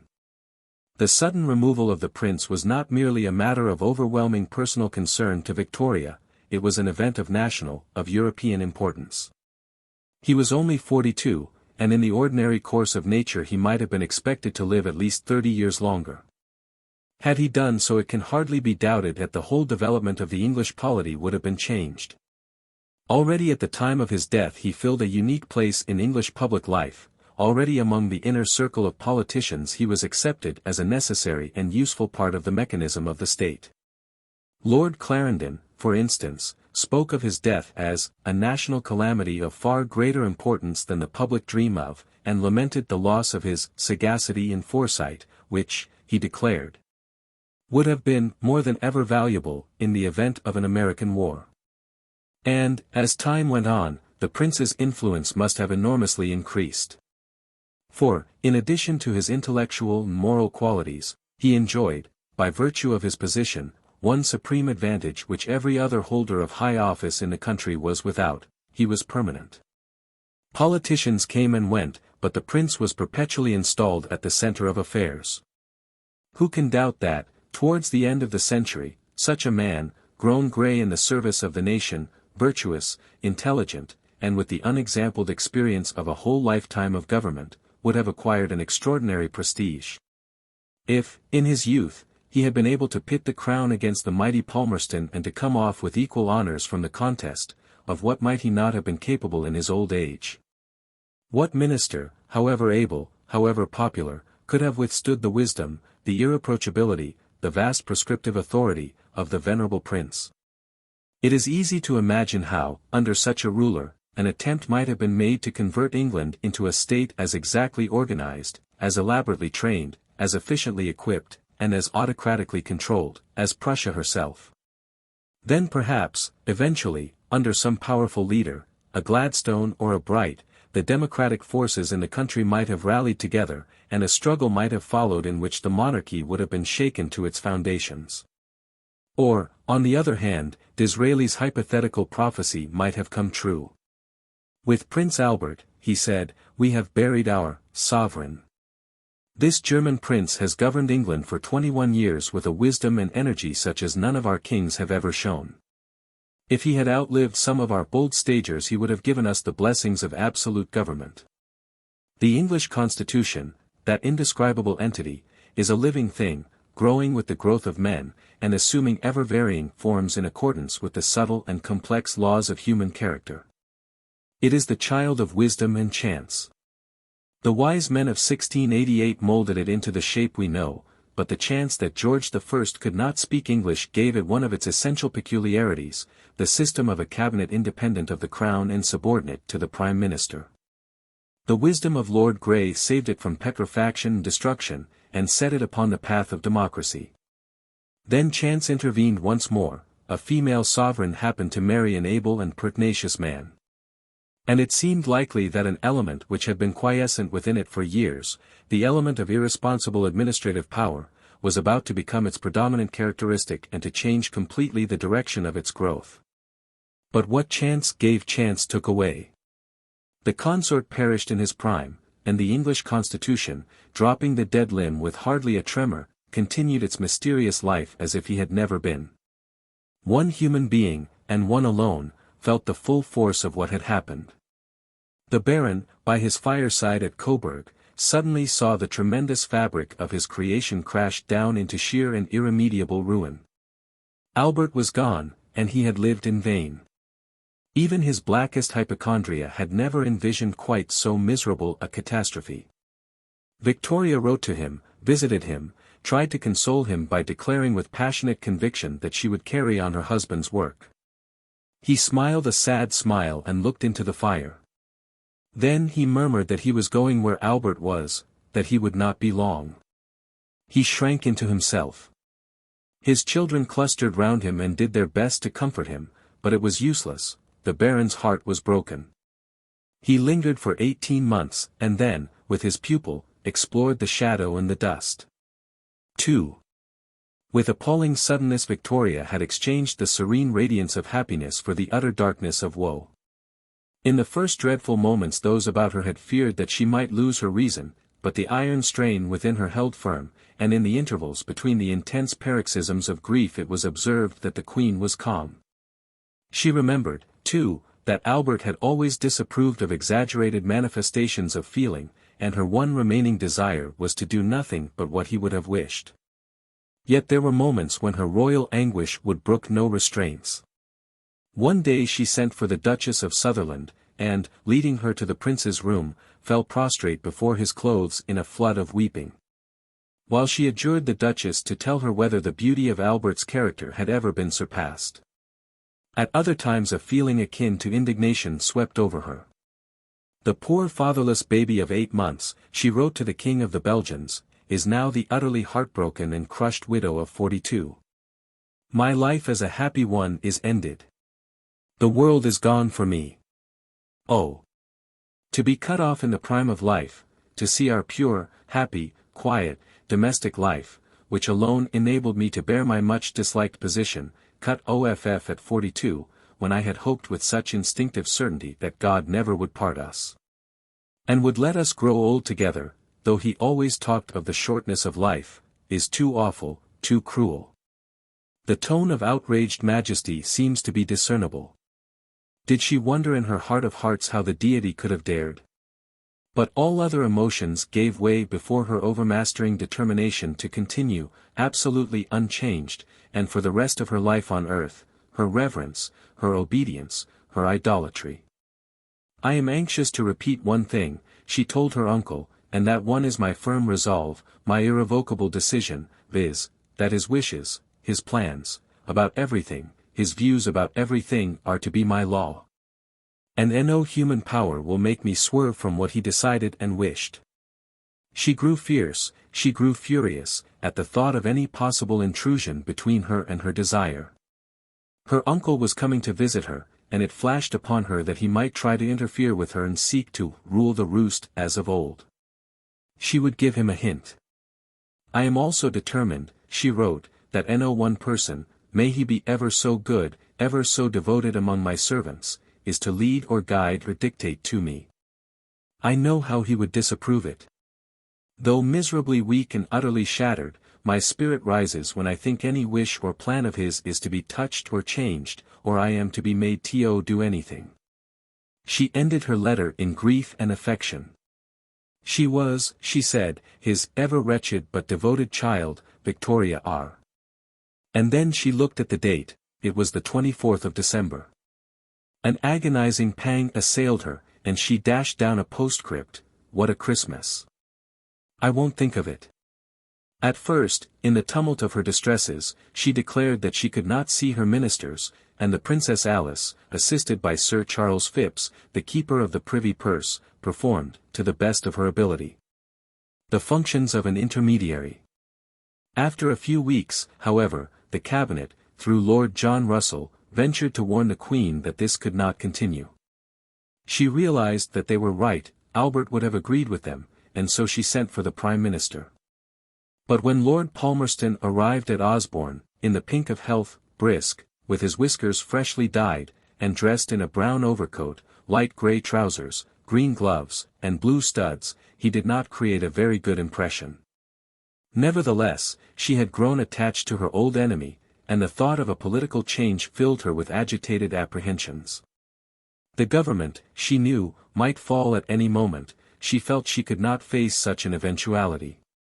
And therefore, 6 months after the death of the prince, she took the unprecedented step of sending a private message to Lord Derby, the leader of the opposition, to tell him that she was not in a fit state of mind or body to undergo the anxiety of a change of government, and that if he turned the present ministers out of office it would be at the risk of sacrificing her life, or her reason. When this message reached Lord Derby he was considerably surprised. "Dear me," was his cynical comment. "I didn't think she was so fond of them as that."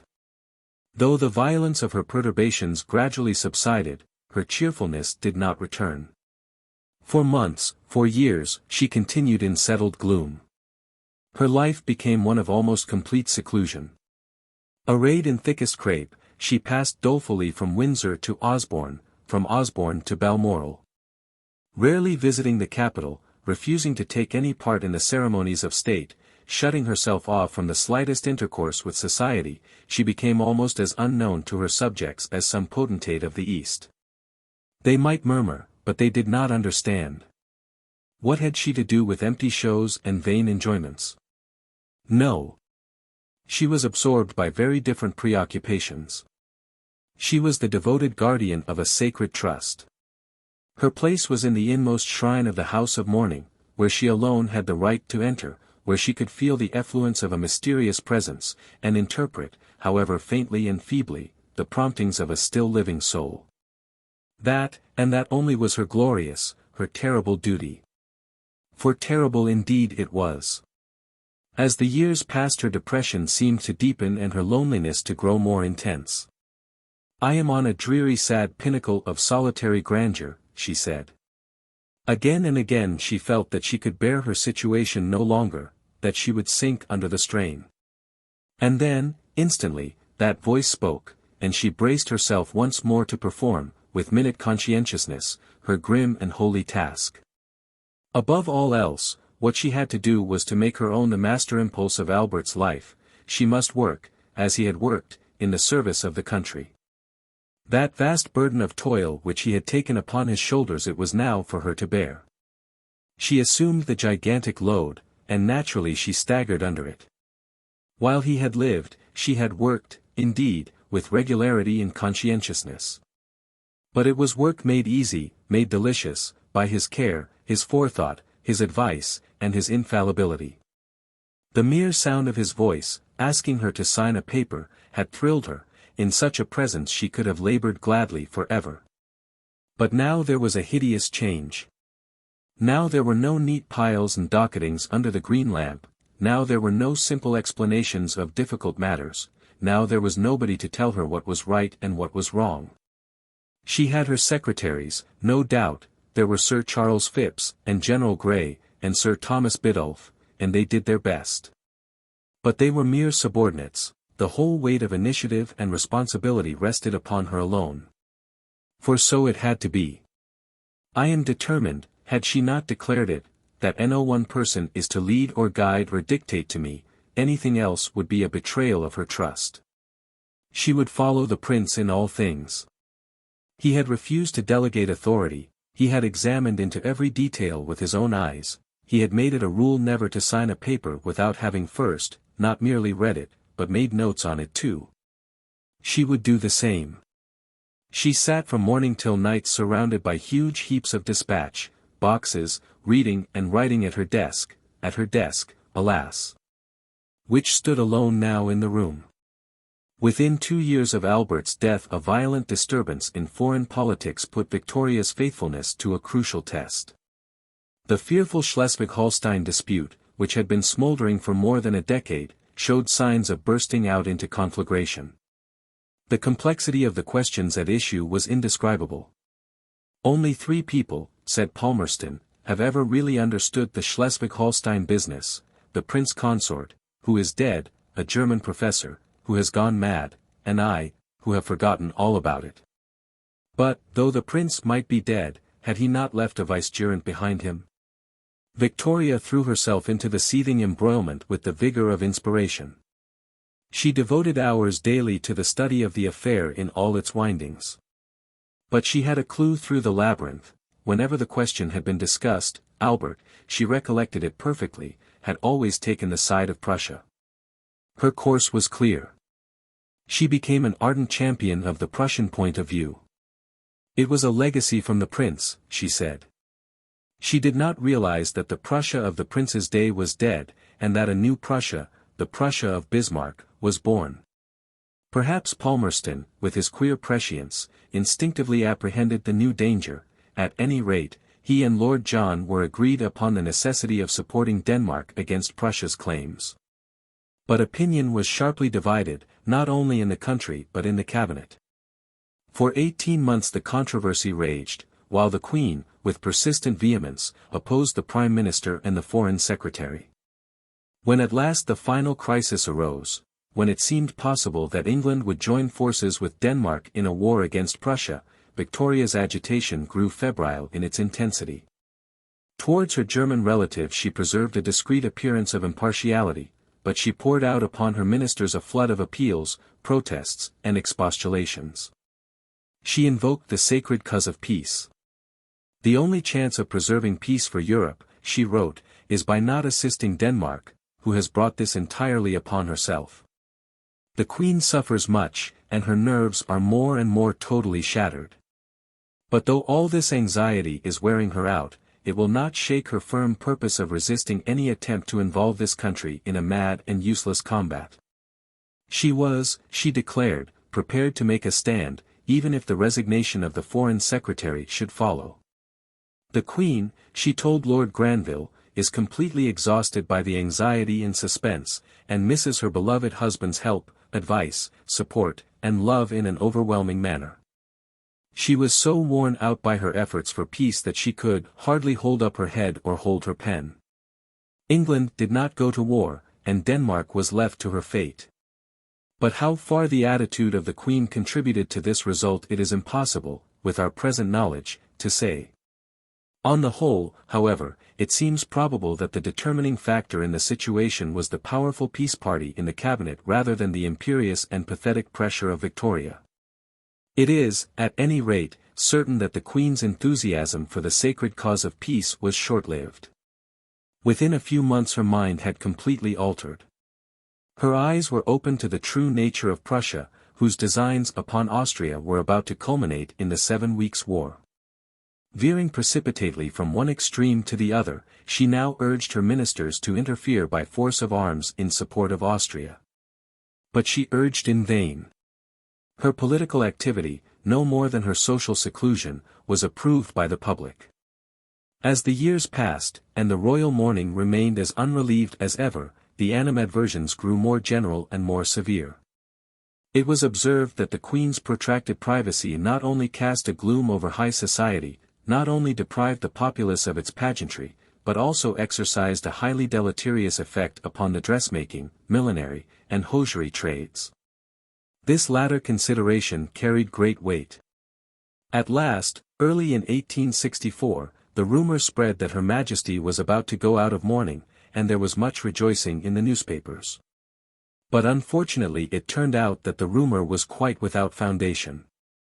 Victoria, with her own hand, wrote a letter to the Times to say so. This idea, she declared, cannot be too explicitly contradicted. The Queen, the letter continued, heartily appreciates the desire of her subjects to see her, and whatever she can do to gratify them in this loyal and affectionate wish, she will do. But there are other and higher duties than those of mere representation which are now thrown upon the Queen, alone and unassisted, duties which she cannot neglect without injury to the public service, which weigh unceasingly upon her, overwhelming her with work and anxiety. The justification might have been considered more cogent had it not been known that those other and higher duties emphasized by the Queen consisted for the most part of an attempt to counteract the foreign policy of Lord Palmerston and Lord John Russell. A large section, perhaps a majority, of the nation were violent partisans of Denmark in the Schleswig-Holstein quarrel, and Victoria's support of Prussia was widely denounced. A wave of unpopularity, which reminded old observers of the period preceding the Queen's marriage more than 25 years before, was beginning to rise. The press was rude. Lord Ellenborough attacked the Queen in the House of Lords. There were curious whispers in high quarters that she had had thoughts of abdicating, whispers followed by regrets that she had not done so. Victoria, outraged and injured, felt that she was misunderstood. She was profoundly unhappy. After Lord Ellenborough's speech, General Grey declared that he had never seen the Queen so completely upset. "Oh, how fearful it is," she herself wrote to Lord Granville, "to be suspected, uncheered, unguided and unadvised, and how alone the poor Queen feels." Nevertheless, suffer as she might, she was as resolute as ever. She would not move by a hair's breadth from the course that a supreme obligation marked out for her. She would be faithful to the end. And so, when Schleswig-Holstein was forgotten, and even the image of the prince had begun to grow dim in the fickle memories of men, the solitary watcher remained immutably concentrated at her peculiar task. The world's hostility, steadily increasing, was confronted and outfaced by the impenetrable weeds of Victoria. Would the world never understand? It was not mere sorrow that kept her so strangely sequestered, it was devotion, it was self-immolation. It was the laborious legacy of love. Unceasingly the pen moved over the black-edged paper. The flesh might be weak, but that vast burden must be borne. And fortunately, if the world would not understand, there were faithful friends who did. There was Lord Granville, and there was kind Mr. Theodore Martin. Perhaps Mr. Martin, who was so clever, would find means to make people realize the facts. She would send him a letter, pointing out her arduous labors and the difficulties under which she struggled, and then he might write an article for one of the magazines. "It is not," she told him in 1863, "the Queen's sorrow that keeps her secluded. It is her overwhelming work and her health, which is greatly shaken by her sorrow, and the totally overwhelming amount of work and responsibility, work which she feels really wears her out." Alice Helps was wonderfully struck at the Queen's room. And if Mrs. Martin will look at it, she can tell Mr. Martin what surrounds her. From the hour she gets out of bed till she gets into it again there is work, work, work, letterboxes, questions, etc. Which are dreadfully exhausting, and if she had not comparative rest and quiet in the evening she would most likely not be alive. Her brain is constantly overtaxed. It was too true. 3. To carry on Albert's work, that was her first duty. But there was another, second only to that, and yet nearer, if possible, to her heart, to impress the true nature of his genius and character upon the minds of her subjects. She realized that during his life he had not been properly appreciated. The full extent of his powers, the supreme quality of his goodness, had been necessarily concealed, but death had removed the need of barriers, and now her husband, in his magnificent entirety, should stand revealed to all. She set to work methodically. She directed Sir Arthur Helps to bring out a collection of the prince's speeches and addresses, and the weighty tome appeared in 1862. Then she commanded General Grey to write an account of the prince's early years, from his birth to his marriage. She herself laid down the design of the book, contributed a number of confidential documents, and added numerous notes. General Grey obeyed, and the work was completed in 1866. But the principal part of the story was still untold, and Mr. Martin was forthwith instructed to write a complete biography of the Prince Consort. Mr. Martin labored for 14 years. The mass of material with which he had to deal was almost incredible, but he was extremely industrious, and he enjoyed throughout the gracious assistance of Her Majesty. The first bulky volume was published in 1874, 4 others slowly followed. So that it was not until 1880 that the monumental work was finished. Mr. Martin was rewarded by a knighthood, and yet it was sadly evident that neither Sir Theodore nor his predecessors had achieved the purpose which the Queen had in view. Perhaps she was unfortunate in her coadjutors, but, in reality, the responsibility for the failure must lie with Victoria herself. Sir Theodore and the others faithfully carried out the task which she had set them, faithfully put before the public the very image of Albert that filled her own mind. The fatal drawback was that the public did not find that image attractive. Victoria's emotional nature, far more remarkable for vigor than for subtlety, rejecting utterly the qualifications which perspicuity, or humor, might suggest, could be satisfied with nothing but the absolute and the categorical. When she disliked she did so with an unequivocal emphasis which swept the object of her repugnance at once and finally outside the pale of consideration, and her feelings of affection were equally unmitigated. In the case of Albert her passion for superlatives reached its height. To have conceived of him as anything short of perfect, perfect in virtue, in wisdom, in beauty, in all the glories and graces of man, would have been an unthinkable blasphemy. Perfect he was, and perfect he must be shown to have been. And so, Sir Arthur, Sir Theodore, and the General painted him. In the circumstances, and under such supervision, to have done anything else would have required talents considerably more distinguished than any that those gentlemen possessed. But that was not all. By a curious mischance Victoria was also able to press into her service another writer, the distinction of whose talents was this time beyond a doubt. The poet laureate, adopting, either from complaisance or conviction, the tone of his sovereign, joined in the chorus, and endowed the royal formula with the magical resonance of verse. This settled the matter. Henceforward it was impossible to forget that Albert had worn the white flower of a blameless life. The result was doubly unfortunate. Victoria, disappointed and chagrined, bore a grudge against her people for their refusal, in spite of all her efforts, to rate her husband at his true worth. She did not understand that the picture of an embodied perfection is distasteful to the majority of mankind. The cause of this is not so much an envy of the perfect being as a suspicion that he must be inhuman. And thus it happened that the public, when it saw displayed for its admiration a figure resembling the sugary hero of a moral storybook rather than a fellow man of flesh and blood, turned away with a shrug, a smile, and a flippant ejaculation. But in this the public was the loser as well as Victoria. For in truth Albert was a far more interesting personage than the public dreamed. By a curious irony an impeccable waxwork had been fixed by the Queen's love in the popular imagination, while the creature whom it represented, the real creature, so full of energy and stress and torment, so mysterious and so unhappy, and so fallible and so very human, had altogether disappeared. 4. Words and books may be ambiguous memorials, but who can misinterpret the visible solidity of bronze and stone? At Frogmore, near Windsor, where her mother was buried, Victoria constructed, at the cost of L200,000, a vast and elaborate mausoleum for herself and her husband. But that was a private and domestic monument, and the Queen desired that wherever her subjects might be gathered together they should be reminded of the prince. Her desire was gratified. All over the country, at Aberdeen, at Perth, and at Wolverhampton, statues of the prince were erected, and the Queen, making an exception to her rule of retirement, unveiled them herself. Nor did the capital lag behind. A month after the prince's death a meeting was called together at the Mansion House to discuss schemes for honoring his memory. Opinions, however, were divided upon the subject. Was a statue or an institution to be preferred?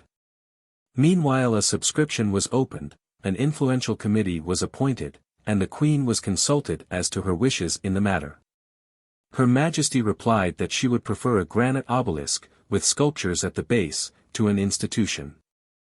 But the committee hesitated. An obelisk, to be worthy of the name, must clearly be a monolith, and where was the quarry in England capable of furnishing a granite block of the required size? It was true that there was granite in Russian Finland. But the committee were advised that it was not adapted to resist exposure to the open air. On the whole, therefore, they suggested that a memorial hall should be erected, together with a statue of the prince. Her Majesty assented. But then another difficulty arose. It was found that not more than L60,000 had been subscribed, a sum insufficient to defray the double expense. The hall, therefore, was abandoned, a statue alone was to be erected. And certain eminent architects were asked to prepare designs.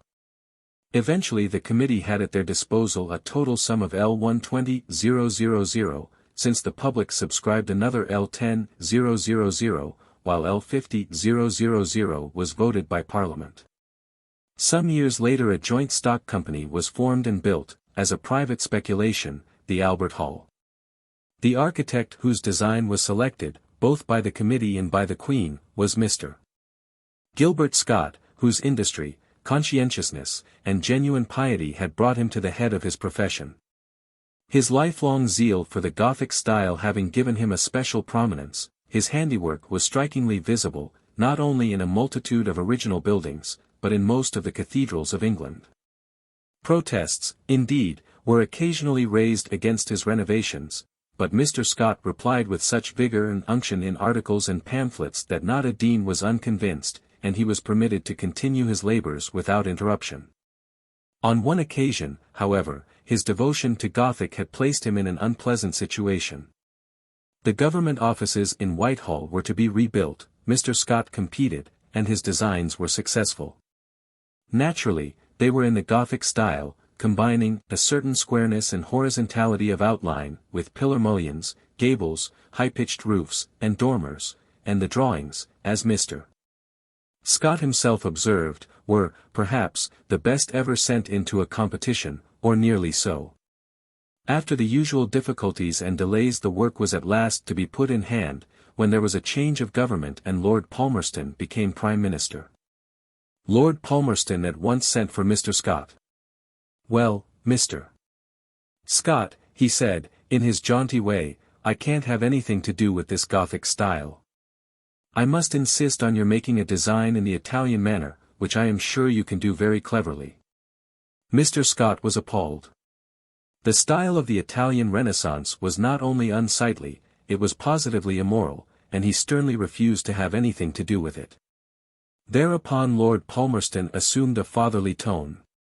"Quite true. A Gothic architect can't be expected to put up a classical building, I must find someone else." This was intolerable, and Mr. Scott, on his return home, addressed to the Prime Minister a strongly worded letter, in which he dwelt upon his position as an architect, upon his having won 2 European competitions, his being an A.R.A. a gold medalist of the Institute, and a lecturer on architecture at the Royal Academy, but it was useless, Lord Palmerston did not even reply. It then occurred to Mr. Scott that, by a judicious mixture, he might, while preserving the essential character of the Gothic, produce a design which would give a superficial impression of the classical style. He did so, but no effect was produced upon Lord Palmerston. The new design, he said, was neither one thing nor t'other, a regular mongrel affair, and he would have nothing to do with it either. After that Mr. Scott found it necessary to recruit for 2 months at Scarborough, with a course of quinine. He recovered his tone at last, but only at the cost of his convictions. For the sake of his family he felt that it was his unfortunate duty to obey the Prime Minister. And, shuddering with horror, he constructed the government offices in a strictly Renaissance style. Shortly afterwards Mr. Scott found some consolation in building the St. Pancras Hotel in a style of his own. And now another and yet more satisfactory task was his. "My idea in designing the memorial," he wrote, "was to erect a kind of ciborium to protect a statue of the prince. And its special characteristic was that the ciborium was designed in some degree on the principles of the ancient shrines. These shrines were models of imaginary buildings, such as had never in reality been erected. And my idea was to realize one of these imaginary structures with its precious materials, its inlaying, its enamels, etc., etc." His idea was particularly appropriate since it chanced that a similar conception, though in the reverse order of magnitude, had occurred to the prince himself, who had designed and executed several silver cruet stands upon the same model. At the Queen's request a site was chosen in Kensington Gardens as near as possible to that of the Great Exhibition, and in May, 1864, the first sod was turned. The work was long, complicated, and difficult. A great number of workmen were employed, besides several subsidiary sculptors and metal workers under Mr. Scott's direction, while at every stage sketches and models were submitted to Her Majesty, who criticized all the details with minute care, and constantly suggested improvements. The frieze, which encircled the base of the monument, was in itself a very serious piece of work. This, said Mr. Scott, taken as a whole, is perhaps one of the most laborious works of sculpture ever undertaken, consisting, as it does, of a continuous range of figure sculpture of the most elaborate description, in the highest alto relievo of life size. Of more than 200 feet in length, containing about 170 figures, and executed in the hardest marble which could be procured. After 3 years of toil the memorial was still far from completion, and Mr. Scott thought it advisable to give a dinner to the workmen, as a substantial recognition of his appreciation of their skill and energy. 2 long tables, we are told, constructed of scaffold planks, were arranged in the workshops, and covered with newspapers, for want of tablecloths. Upwards of 80 men sat down. Beef and mutton, plum pudding and cheese were supplied in abundance, and each man who desired it had 3 pints of beer, ginger beer and lemonade being provided for the teetotalers, who formed a very considerable proportion. Several toasts were given and many of the workmen spoke, almost all of them commencing by thanking God that they enjoyed good health. Some alluded to the temperance that prevailed amongst them, others observed how little swearing was ever heard, whilst all said how pleased and proud they were to be engaged on so great a work. Gradually the edifice approached completion. The 170th life-size figure in the frieze was chiseled, the granite pillars arose, the mosaics were inserted in the allegorical pediments, the 4 colossal statues representing the greater Christian virtues. The 4 other colossal statues representing the greater moral virtues, were hoisted into their positions, the 8 bronzes representing the greater sciences, astronomy, chemistry, geology, geometry, rhetoric, medicine, philosophy, and physiology, were fixed on their glittering pinnacles, high in air. The statue of physiology was particularly admired. On her left arm, the official description informs us, she bears a newborn infant, as a representation of the development of the highest and most perfect of physiological forms. Her hand points towards a microscope, the instrument which lends its assistance for the investigation of the minuter forms of animal and vegetable organisms. At last the gilded cross crowned the dwindling galaxies of superimposed angels, the 4 continents in white marble stood at the 4 corners of the base, and, 7 years after its inception, in July, 1872, the monument was thrown open to the public. But 4 more years were to elapse before the central figure was ready to be placed under its starry canopy. It was designed by Mr. Foley, though in one particular the sculptor's freedom was restricted by Mr. Scott. I have chosen the sitting posture, Mr. Scott said, as best conveying the idea of dignity befitting a royal personage. Mr. Foley ably carried out the conception of his principle. In the attitude and expression, he said, the aim has been, with the individuality of portraiture, to embody rank, character, and enlightenment, and to convey a sense of that responsive intelligence indicating an active, rather than a passive, interest in those pursuits of civilization illustrated in the surrounding figures, groups, and relievos. To identify the figure with one of the most memorable undertakings of the public life of the Prince, the International Exhibition of 1851, a catalogue of the works collected in that first gathering of the industry of all nations, is placed in the right hand. The statue was of bronze gilt and weighed nearly 10 tons. It was rightly supposed that the simple word Albert, cast on the base, would be a sufficient means of identification. Chapter 8. Gladstone and Lord Beaconsfield. I. Lord Palmerston's laugh, a queer metallic ha. Ha. Ha, with reverberations in it from the days of Pitt and the Congress of Vienna, was heard no more in Piccadilly. Lord John Russell dwindled into senility, Lord Derby tottered from the stage. A new scene opened, and new protagonists, Mr. Gladstone and Mr. Disraeli, struggled together in the limelight. Victoria, from her post of vantage, watched these developments with that passionate and personal interest which she invariably imported into politics. Her prepossessions were of an unexpected kind. Mr. Gladstone had been the disciple of her revered Peel, and had won the approval of Albert. Mr. Disraeli had hounded Sir Robert to his fall with hideous virulence, and the prince had pronounced that he had not one single element of a gentleman in his composition. Yet she regarded Mr. Gladstone with a distrust and dislike which steadily deepened, while upon his rival she lavished an abundance of confidence, esteem, and affection such as Lord Melbourne himself had hardly known. Her attitude towards the Tory minister had suddenly changed when she found that he alone among public men had divined her feelings at Albert's death.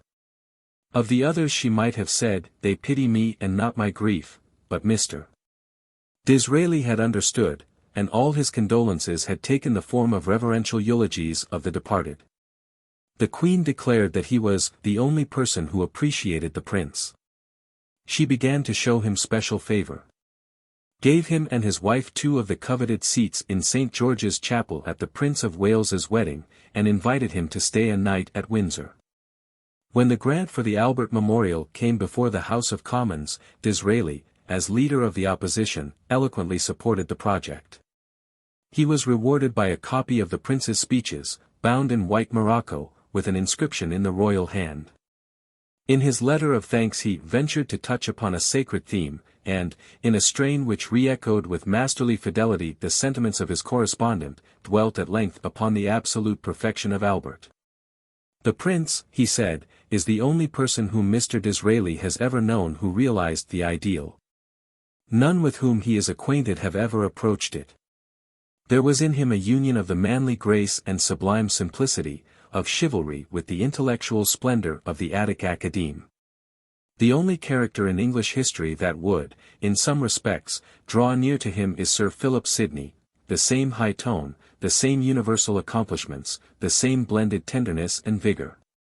The same rare combination of romantic energy and classic repose." As for his own acquaintance with the prince, it had been, he said, one of the most satisfactory incidents of his life, full of refined and beautiful memories, and exercising, as he hopes, over his remaining existence, a soothing and exalting influence. Victoria was much affected by the depth and delicacy of these touches, and henceforward Disraeli's place in her affections was assured. When, in 1866, the Conservatives came into office, Disraeli's position as Chancellor of the Exchequer and Leader of the House necessarily brought him into a closer relation with the sovereign. 2 years later Lord Derby resigned, and Victoria, with intense delight and peculiar graciousness, welcomed Disraeli as her first minister. But only for 9 agitated months did he remain in power. The ministry, in a minority in the Commons, was swept out of existence by a general election. Yet by the end of that short period the ties which bound together the Queen and her Premier had grown far stronger than ever before. The relationship between them was now no longer merely that between a grateful mistress and a devoted servant, they were friends. His official letters, in which the personal element had always been perceptible, developed into racy records of political news and social gossip, written, as Lord Clarendon said, in his best novel style. Victoria was delighted. She had never, she declared, had such letters in her life, and had never before known everything. In return, she sent him, when the spring came, several bunches of flowers, picked by her own hands. He dispatched to her a set of his novels, for which, she said, she was most grateful, and which she values much. She herself had lately published her Leaves from the Journal of Our Life in the Highlands, and it was observed that the Prime Minister, in conversing with Her Majesty at this period, constantly used the words, "We authors, ma'am." Upon political questions, she was his staunch supporter. "Really there never was such conduct as that of the opposition," she wrote. And when the government was defeated in the House she was really shocked at the way in which the House of Commons go on, they really bring discredit on constitutional government. She dreaded the prospect of a change. She feared that if the Liberals insisted upon disestablishing the Irish Church, her coronation oath might stand in the way. But a change there had to be, and Victoria vainly tried to console herself for the loss of her favourite minister by bestowing a peerage upon Mrs. Disraeli. Mr. Gladstone was in his shirt sleeves at Harden, cutting down a tree, when the royal message was brought to him. Very significant, he remarked, when he had read the letter, and went on cutting down his tree. His secret thoughts on the occasion were more explicit, and were committed to his diary. The Almighty, he wrote, seems to sustain and spare me for some purpose of his own, deeply unworthy as I know myself to be. Glory be to his name. The Queen, however, did not share her new minister's view of the Almighty's intentions. She could not believe that there was any divine purpose to be detected in the program of sweeping changes which Mr. Gladstone was determined to carry out. But what could she do? Mr. Gladstone, with his demonic energy and his powerful majority in the House of Commons, was irresistible. And for 5 years, 1869 to 74, Victoria found herself condemned to live in an agitating atmosphere of interminable reform in the Irish Church and the Irish land system, reform in education, reform in parliamentary elections, reform in the organization of the army and the navy, reform in the administration of justice. She disapproved, she struggled, she grew very angry, she felt that if Albert had been living things would never have happened so, but her protests and her complaints were alike unavailing. The mere effort of grappling with the mass of documents which poured in upon her in an ever-growing flood was terribly exhausting. When the draft of the lengthy and intricate Irish Church Bill came before her, accompanied by an explanatory letter from Mr. Gladstone covering a dozen closely written quarto pages, she almost despaired. She turned from the bill to the explanation, and from the explanation back again to the bill, and she could not decide which was the most confusing. But she had to do her duty, she had not only to read, but to make notes. At last she handed the whole heap of papers to Mr. Martin, who happened to be staying at Osborne, and requested him to make a précis of them. When he had done so, her disapproval of the measure became more marked than ever. But, such was the strength of the government, she actually found herself obliged to urge moderation upon the opposition, lest worse should ensue. In the midst of this crisis, when the future of the Irish Church was hanging in the balance, Victoria's attention was drawn to another proposed reform. It was suggested that the sailors in the Navy should henceforward be allowed to wear beards. Has Mr. Childers ascertained anything on the subject of the beards? The Queen wrote anxiously to the First Lord of the Admiralty. On the whole, Her Majesty was in favour of the change. Her own personal feeling, she wrote, would be for the beards without the moustaches, as the latter have rather a soldier-like appearance, but then the object in view would not be obtained, viz. to prevent the necessity of shaving. Therefore it had better be as proposed, the entire beard, only it should be kept short and very clean. After thinking over the question for another week, the Queen wrote a final letter. She wished, she said, to make one additional observation respecting the beards, viz. that on no account should moustaches be allowed without beards. That must be clearly understood. Changes in the Navy might be tolerated. To lay hands upon the army was a more serious matter. From time immemorial there had been a particularly close connection between the army and the crown. And Albert had devoted even more time and attention to the details of military business than to the processes of fresco painting or the planning of sanitary cottages for the deserving poor. But now there was to be a great alteration. Mr. Gladstone's fiat had gone forth, and the Commander-in-Chief was to be removed from his direct dependence upon the Sovereign, and made subordinate to Parliament and the Secretary of State for War. Of all the liberal reforms this was the one which aroused the bitterest resentment in Victoria. She considered that the change was an attack upon her personal position, almost an attack upon the personal position of Albert.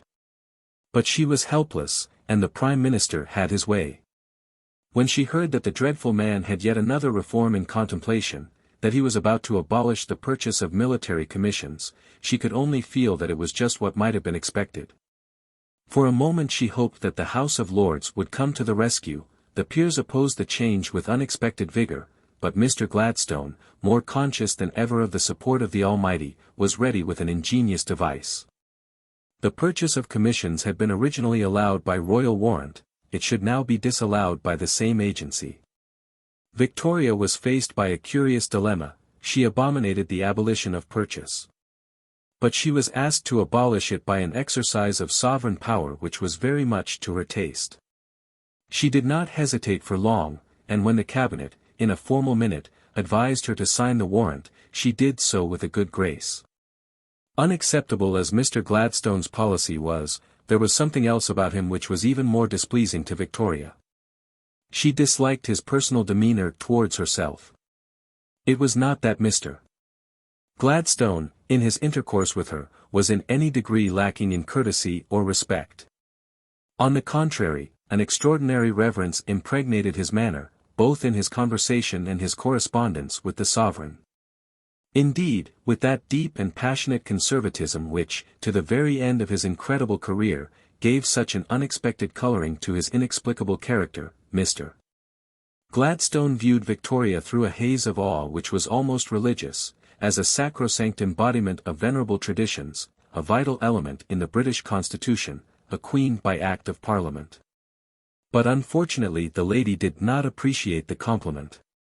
The well-known complaint, "He speaks to me as if I were a public meeting whether authentic or no," and the turn of the sentence is surely a little too epigrammatic to be genuinely Victorian, undoubtedly expresses the essential element of her antipathy. She had no objection to being considered as an institution, she was one, and she knew it. But she was a woman too, and to be considered only as an institution, that was unbearable. And thus all Mr. Gladstone's zeal and devotion, his ceremonious phrases, his low bows, his punctilious correctitudes, were utterly wasted. And when, in the excess of his loyalty, he went further, and imputed to the object of his veneration, with obsequious blindness, the subtlety of intellect, the wide reading, the grave enthusiasm, which he himself possessed, the misunderstanding became complete.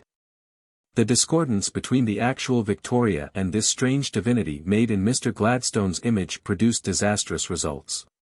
Her discomfort and dislike turned at last into positive animosity, and, though her manners continued to be perfect, she never for a moment unbent, while he on his side was overcome with disappointment, perplexity, and mortification. Yet his fidelity remained unshaken. When the cabinet met, the Prime Minister, filled with his beatific vision, would open the proceedings by reading aloud the letters which he had received from the Queen upon the questions of the hour.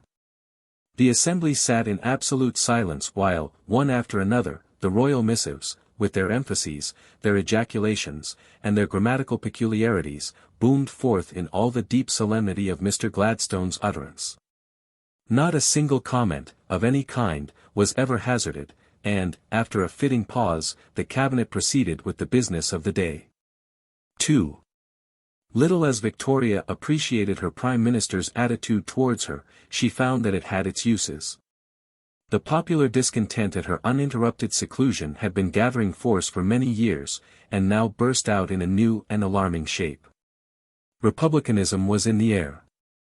Radical opinion in England, stimulated by the fall of Napoleon III and the establishment of a republican government in France, suddenly grew more extreme than it ever had been since 1848.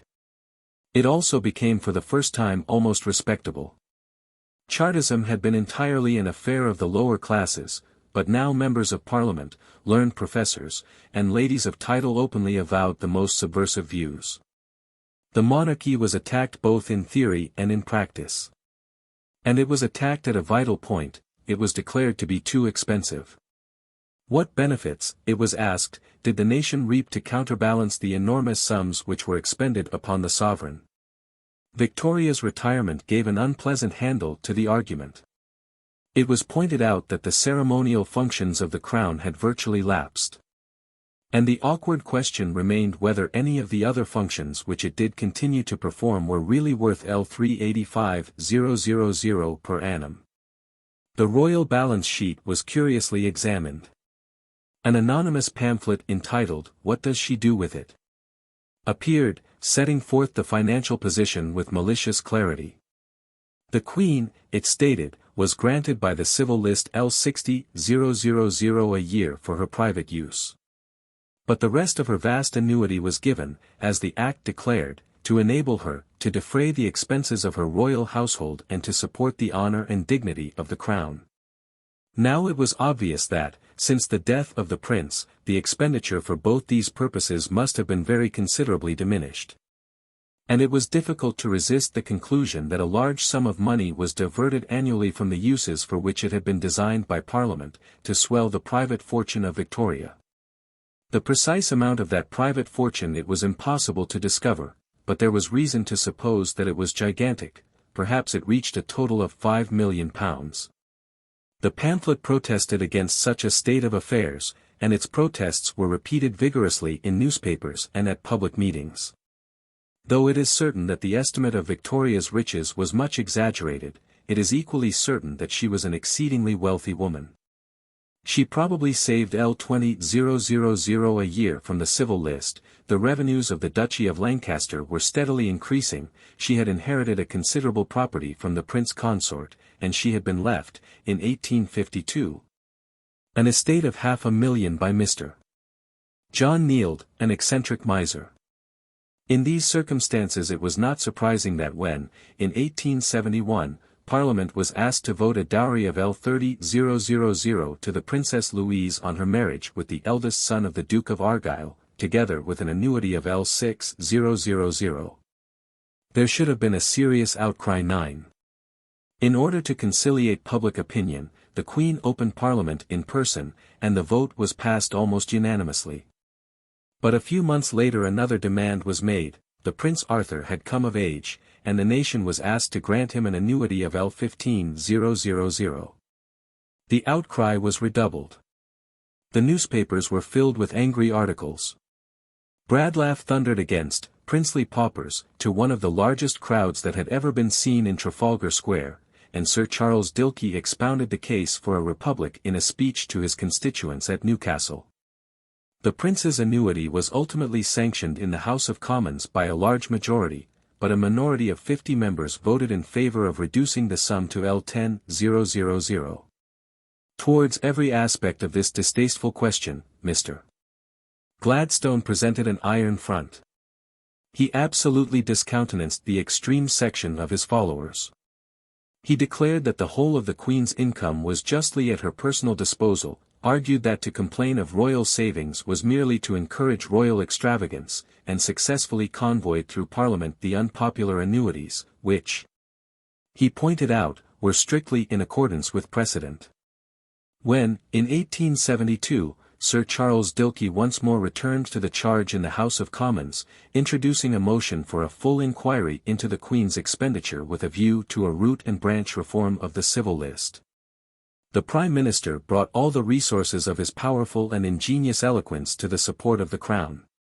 He was completely successful, and amid a scene of great disorder the motion was ignominiously dismissed. Victoria was relieved, but she grew no fonder of Mr. Gladstone. It was perhaps the most miserable moment of her life. The ministers, the press, the public, all conspired to vex her, to blame her, to misinterpret her actions, to be unsympathetic and disrespectful in every way. She was a cruelly misunderstood woman, she told Mr. Martin, complaining to him bitterly of the unjust attacks which were made upon her, and declaring that the great worry and anxiety and hard work for 10 years, alone, unaided, with increasing age and never very strong health, were breaking her down, and almost drove her to despair. The situation was indeed deplorable. It seemed as if her whole existence had gone awry, as if an irremediable antagonism had grown up between the Queen and the nation. If Victoria had died in the early 70s, there can be little doubt that the voice of the world would have pronounced her a failure. 3. But she was reserved for a very different fate. The outburst of republicanism had been in fact the last flicker of an expiring cause. The liberal tide, which had been flowing steadily ever since the Reform Bill, reached its height with Mr. Gladstone's first administration. And towards the end of that administration the inevitable ebb began. The reaction, when it came, was sudden and complete. The general election of 1874 changed the whole face of politics. Mr. Gladstone and the Liberals were routed. And the Tory party, for the first time for over 40 years, attained an unquestioned supremacy in England. It was obvious that their surprising triumph was preeminently due to the skill and vigour of Disraeli. He returned to office, no longer the dubious commander of an insufficient host, but with drums beating and flags flying, a conquering hero. And as a conquering hero Victoria welcomed her new Prime Minister. Then there followed 6 years of excitement, of enchantment, of felicity, of glory, of romance.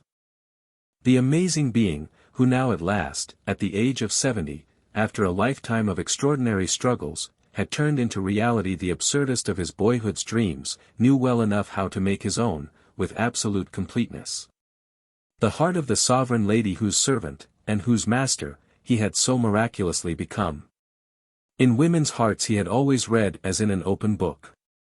His whole career had turned upon those curious entities, and the more curious they were, the more intimately at home with them he seemed to be. But Lady Beaconsfield, with her cracked idolatry, and Mrs. Bridges Williams, with her clogs, her corpulence, and her legacy, were gone. An even more remarkable phenomenon stood in their place. He surveyed what was before him with the eye of a past master, and he was not for a moment at a loss. He realized everything, the interacting complexities of circumstance and character, the pride of place mingled so inextricably with personal arrogance, the superabundant emotionalism, the ingenuousness of outlook, the solid, the laborious respectability, shot through so incongruously by temperamental cravings for the colored and the strange, the singular intellectual limitations, and the mysteriously essential female elements impregnating every particle of the whole. A smile hovered over his impassive features, and he dubbed Victoria the Fairy. The name delighted him, for, with that epigrammatic ambiguity so dear to his heart, it precisely expressed his vision of the Queen. The Spenserian allusion was very pleasant, the elegant evocations of Gloriana. But there was more in it than that. There was the suggestion of a diminutive creature, endowed with magical, and mythical, properties, and a portentousness almost ridiculously out of keeping with the rest of her make-up.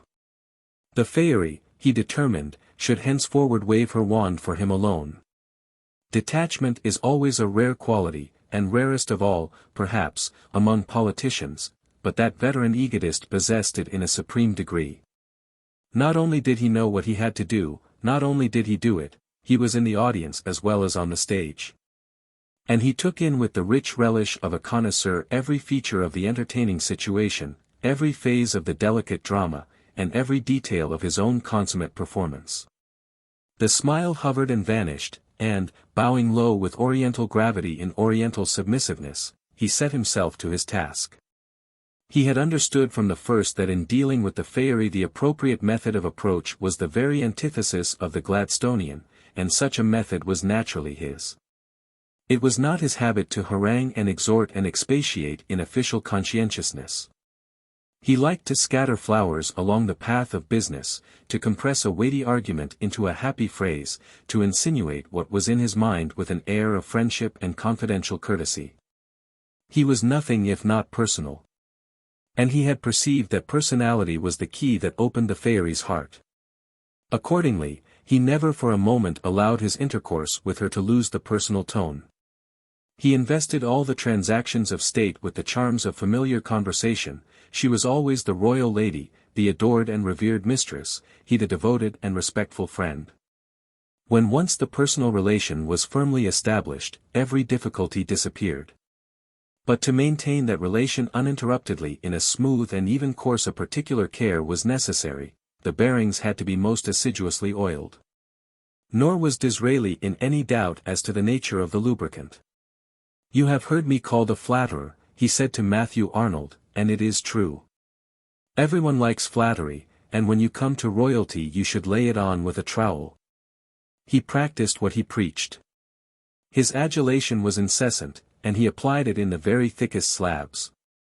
"There is no honor and no reward," he declared, "that with him can ever equal the possession of your Majesty's kind thoughts. All his own thoughts and feelings and duties and affections are now concentrated in your Majesty, and he desires nothing more for his remaining years than to serve your Majesty, or, if that service ceases, to live still on its memory as a period of his existence most interesting and fascinating. In life," he told her, "one must have for one's thoughts a sacred depository, and Lord Beaconsfield ever presumes to seek that in his sovereign mistress." She was not only his own solitary support, she was the one prop of the state. "If your Majesty is ill," he wrote during a grave political crisis, he is sure he will himself break down. All, really, depends upon your Majesty. He lives only for her, he asseverated, and works only for her, and without her all is lost. When her birthday came he produced an elaborate confection of hyperbolic compliment. Today Lord Beaconsfield ought fitly, perhaps, to congratulate a powerful sovereign on her imperial sway, the vastness of her empire, and the success and strength of her fleets and armies. But he cannot, his mind is in another mood. He can only think of the strangeness of his destiny, that it has come to pass that he should be the servant of one so great, and whose infinite kindness, the brightness of whose intelligence and the firmness of whose will, have enabled him to undertake labors to which he otherwise would be quite unequal, and supported him in all things by a condescending sympathy, which in the hour of difficulty alike charms and inspires. Upon the sovereign of many lands and many hearts may an omnipotent providence shed every blessing that the wise can desire and the virtuous deserve. In those expert hands the trowel seemed to assume the qualities of some lofty Masonic symbol, to be the ornate and glittering vehicle of verities unrealized by the profane. Such tributes were delightful, but they remained in the nebulous region of words, and Disraeli had determined to give his blandishments a more significant solidity. He deliberately encouraged those high views of her own position which had always been native to Victoria's mind and had been reinforced by the principles of Albert and the doctrines of Stockmar. He professed to a belief in a theory of the Constitution which gave the sovereign a leading place in the councils of government, but his pronouncements upon the subject were indistinct.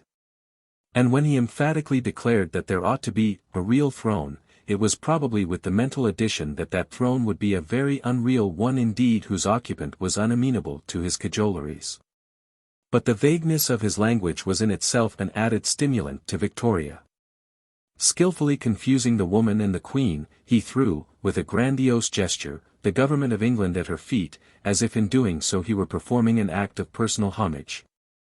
In his first audience after returning to power, he assured her that, whatever she wished should be done. When the intricate public worship regulation bill was being discussed by the cabinet, he told the Fairy that his only object was to further your Majesty's wishes in this matter. When he brought off his great coup over the Suez Canal, he used expressions which implied that the only gainer by the transaction was Victoria. "It is just settled," he wrote in triumph, "you have it, madam. For millions sterling." And almost immediately. There was only one firm that could do it, Rothschild's. They behaved admirably, advanced the money at a low rate, and the entire interest of the Khedive is now yours, madam. Nor did he limit himself to highly spiced insinuations. Writing with all the authority of his office, he advised the Queen that she had the constitutional right to dismiss a ministry which was supported by a large majority in the House of Commons. He even urged her to do so, if, in her opinion, your Majesty's government have from wilfulness, or even from weakness, deceived your Majesty. To the horror of Mr. Gladstone, he not only kept the Queen informed as to the general course of business in the cabinet, but revealed to her the part taken in its discussions by individual members of it. Lord Derby, the son of the late Prime Minister and Disraeli's Foreign Secretary, viewed these developments with grave mistrust. "Is there not," he ventured to write to his chief, "just a risk of encouraging her in too large ideas of her personal power, and too great indifference to what the public expects? I only ask, it is for you to judge." As for Victoria, she accepted everything, compliments, flatteries, Elizabethan prerogatives, without a single qualm. After the long gloom of her bereavement, after the chill of the Gladstonian discipline, she expanded to the rays of Disraeli's devotion like a flower in the sun. The change in her situation was indeed miraculous. No longer was she obliged to puzzle for hours over the complicated details of business, for now she had only to ask Mr. Disraeli for an explanation, and he would give it her in the most concise, in the most amusing, way. No longer was she worried by alarming novelties, no longer was she put out at finding herself treated, by a reverential gentleman in high collars, as if she were some embodied precedent, with a recondite knowledge of Greek. And her deliverer was surely the most fascinating of men. The strain of charlatanism, which had unconsciously captivated her in Napoleon III, exercised the same enchanting effect in the case of Disraeli. Like a dram drinker, whose ordinary life is passed in dull sobriety, her unsophisticated intelligence gulped down his rococo allurements with peculiar zest. She became intoxicated, entranced. Believing all that he told her of herself, she completely regained the self-confidence which had been slipping away from her throughout the dark period that followed Albert's death. She swelled with a new elation, while he, conjuring up before her wonderful oriental visions, dazzled her eyes with an imperial grandeur of which she had only dimly dreamed. Under the compelling influence, her very demeanor altered. Her short, stout figure, with its folds of black velvet, its muslin streamers, its heavy pearls at the heavy neck, assumed an almost menacing air. In her countenance, from which the charm of youth had long since vanished, and which had not yet been softened by age, the traces of grief, of disappointment, and of displeasure were still visible. But they were overlaid by looks of arrogance and sharp lines of peremptory hauteur. Only, when Mr. Disraeli appeared, the expression changed in an instant, and the forbidding visage became charged with smiles. For him she would do anything. Yielding to his encouragements, she began to emerge from her seclusion. She appeared in London in semi-state, at hospitals and concerts, she opened Parliament, she reviewed troops and distributed medals at Aldershot. But such public signs of favour were trivial in comparison with her private attentions. During his flowers of audience, she could hardly restrain her excitement and delight. "I can only describe my reception," he wrote to a friend on one occasion, "by telling you that I really thought she was going to embrace me.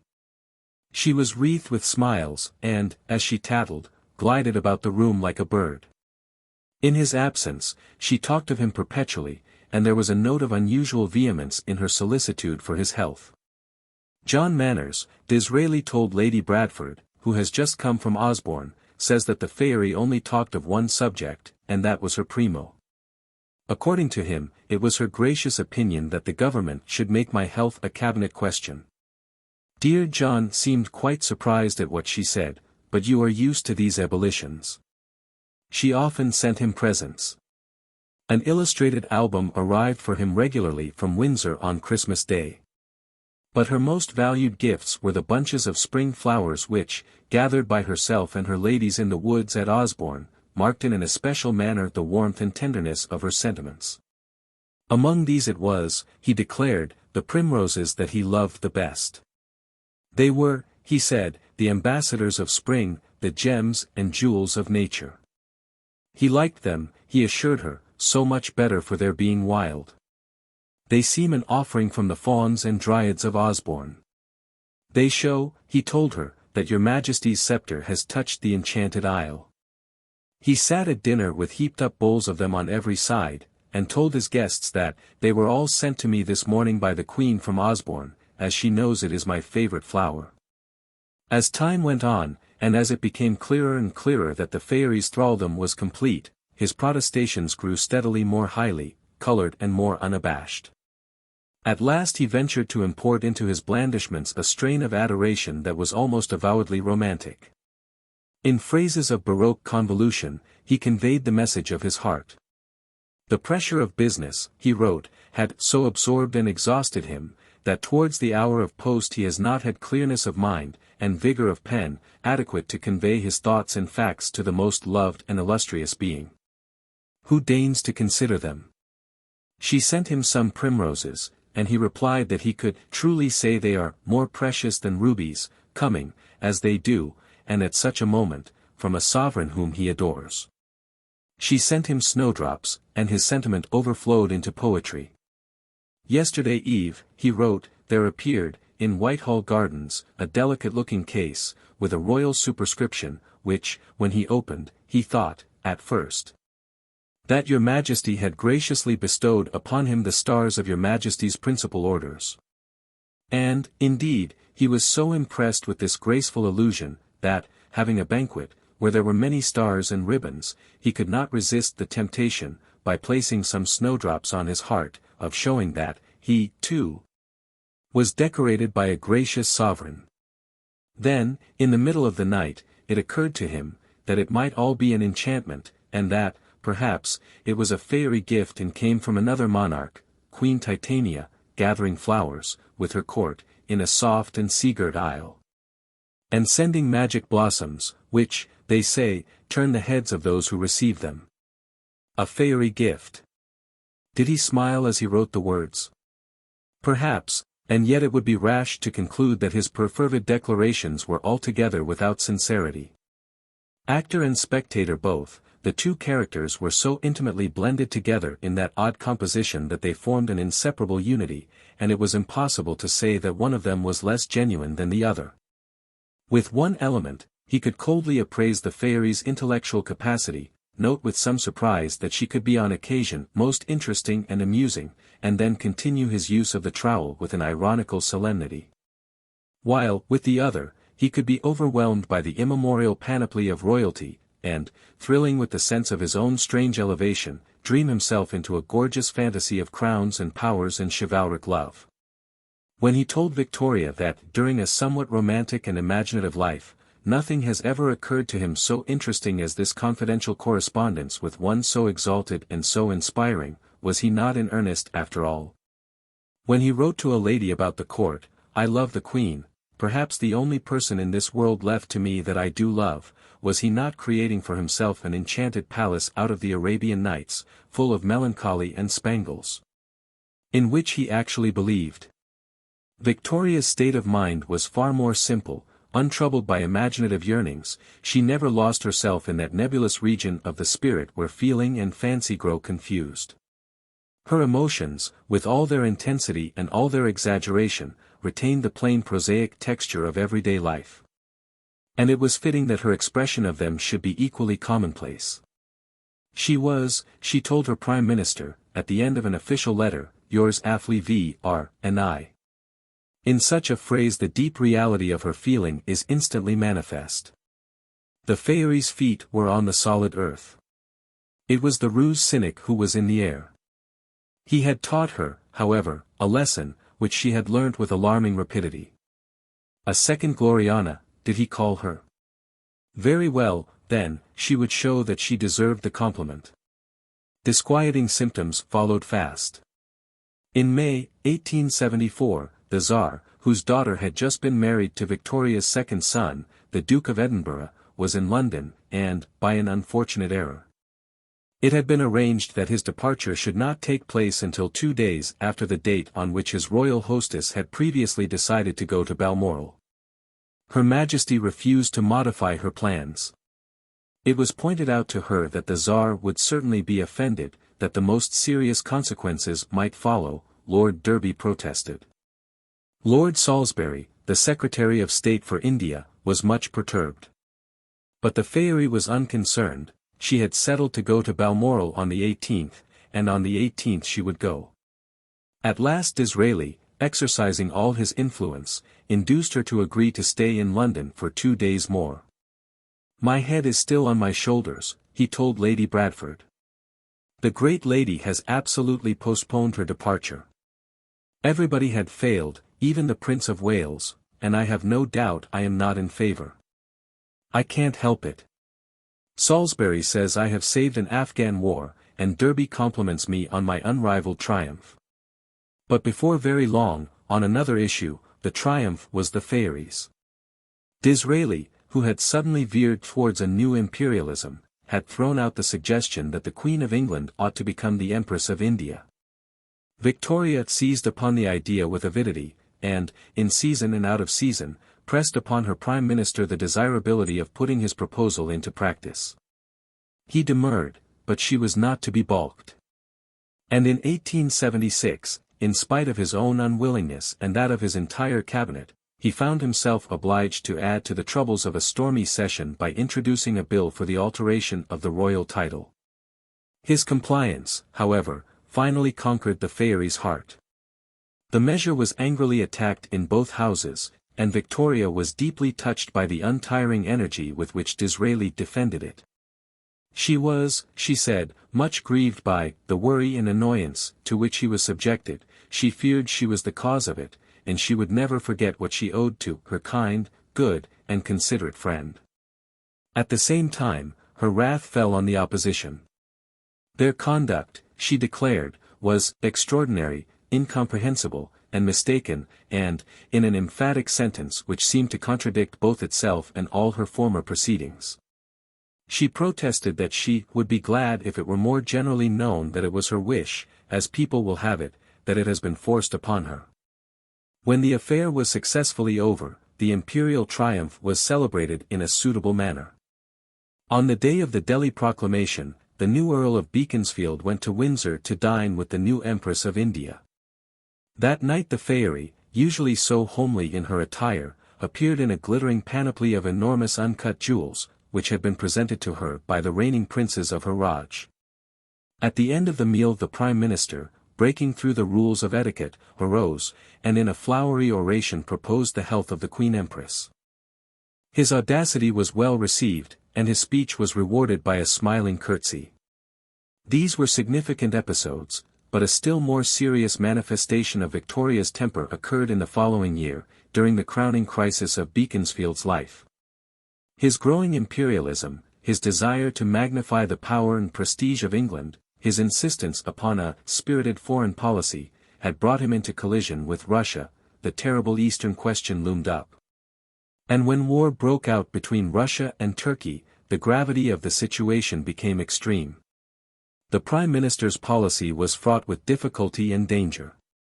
Realizing perfectly the appalling implications of an Anglo-Russian war, he was yet prepared to face even that eventuality if he could obtain his ends by no other method. But he believed that Russia in reality was still less desirous of a rupture, and that, if he played his game with sufficient boldness and adroitness, she would yield, when it came to the point, all that he required without a blow. It was clear that the course he had marked out for himself was full of hazard, and demanded an extraordinary nerve. A single false step, and either himself, or England, might be plunged in disaster. But nerve he had never lacked. He began his diplomatic egg dance with high assurance, and then he discovered that, besides the Russian government, besides the Liberals and Mr. Gladstone, there were two additional sources of perilous embarrassment with which he would have to reckon. In the first place there was a strong party in the cabinet, headed by Lord Derby, the Foreign Secretary, which was unwilling to take the risk of war, but his culminating anxiety was the fairy. From the first, her attitude was uncompromising. The old hatred of Russia, which had been engendered by the Crimean War, surged up again within her. She remembered Albert's prolonged animosity, she felt the prickings of her own greatness. And she flung herself into the turmoil with passionate heat. Her indignation with the opposition, with anyone who ventured to sympathize with the Russians in their quarrel with the Turks, was unbounded. When anti-Turkish meetings were held in London, presided over by the Duke of Westminster and Lord Shaftesbury, and attended by Mr. Gladstone and other prominent radicals, she considered that the Attorney General ought to be set at these men. "It can't," she exclaimed, "be constitutional." Never in her life, not even in the crisis over the ladies of the bedchamber, did she show herself a more furious partisan. But her displeasure was not reserved for the radicals. The backsliding Conservatives equally felt its force. She was even discontented with Lord Beaconsfield himself.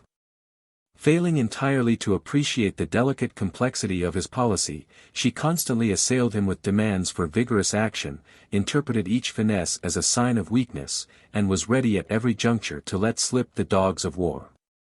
As the situation developed, her anxiety grew feverish.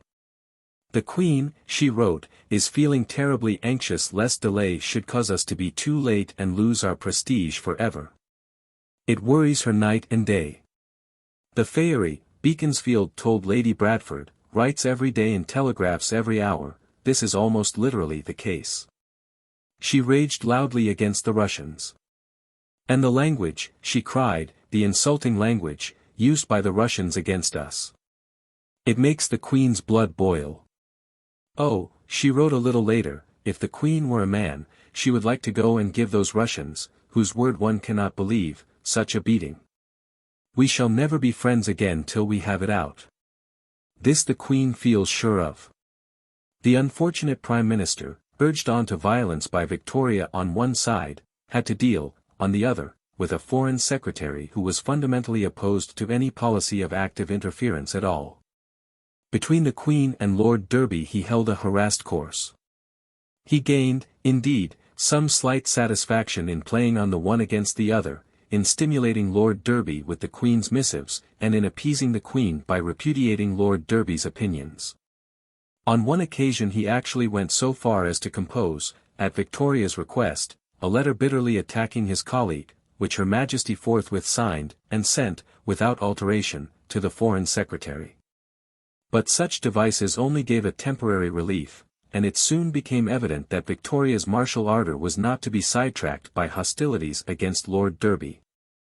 Hostilities against Russia were what she wanted, what she would, what she must, have.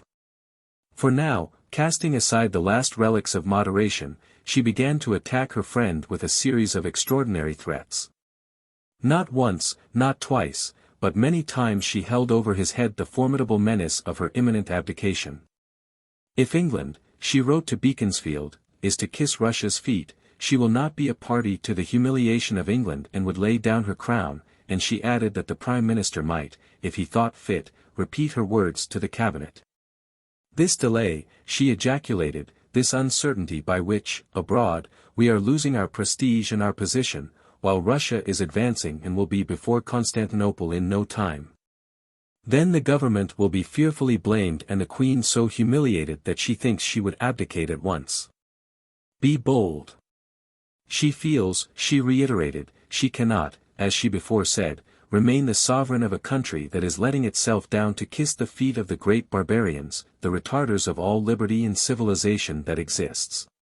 When the Russians advanced to the outskirts of Constantinople she fired off 3 letters in a day demanding war. And when she learnt that the Cabinet had only decided to send the fleet to Gallipoli she declared that her first impulse was to lay down the thorny crown, which she feels little satisfaction in retaining if the position of this country is to remain as it is now. It is easy to imagine the agitating effect of such a correspondence upon Beaconsfield. This was no longer the fairy, it was a genie whom he had rashly called out of her bottle, and who was now intent upon showing her supernal power. More than once, perplexed, dispirited, shattered by illness, he had thoughts of withdrawing altogether from the game. One thing alone, he told Lady Bradford, with a wry smile, prevented him. If I could only, he wrote, face the scene which would occur at headquarters if I resigned, I would do so at once. He held on, however, to emerge victorious at last.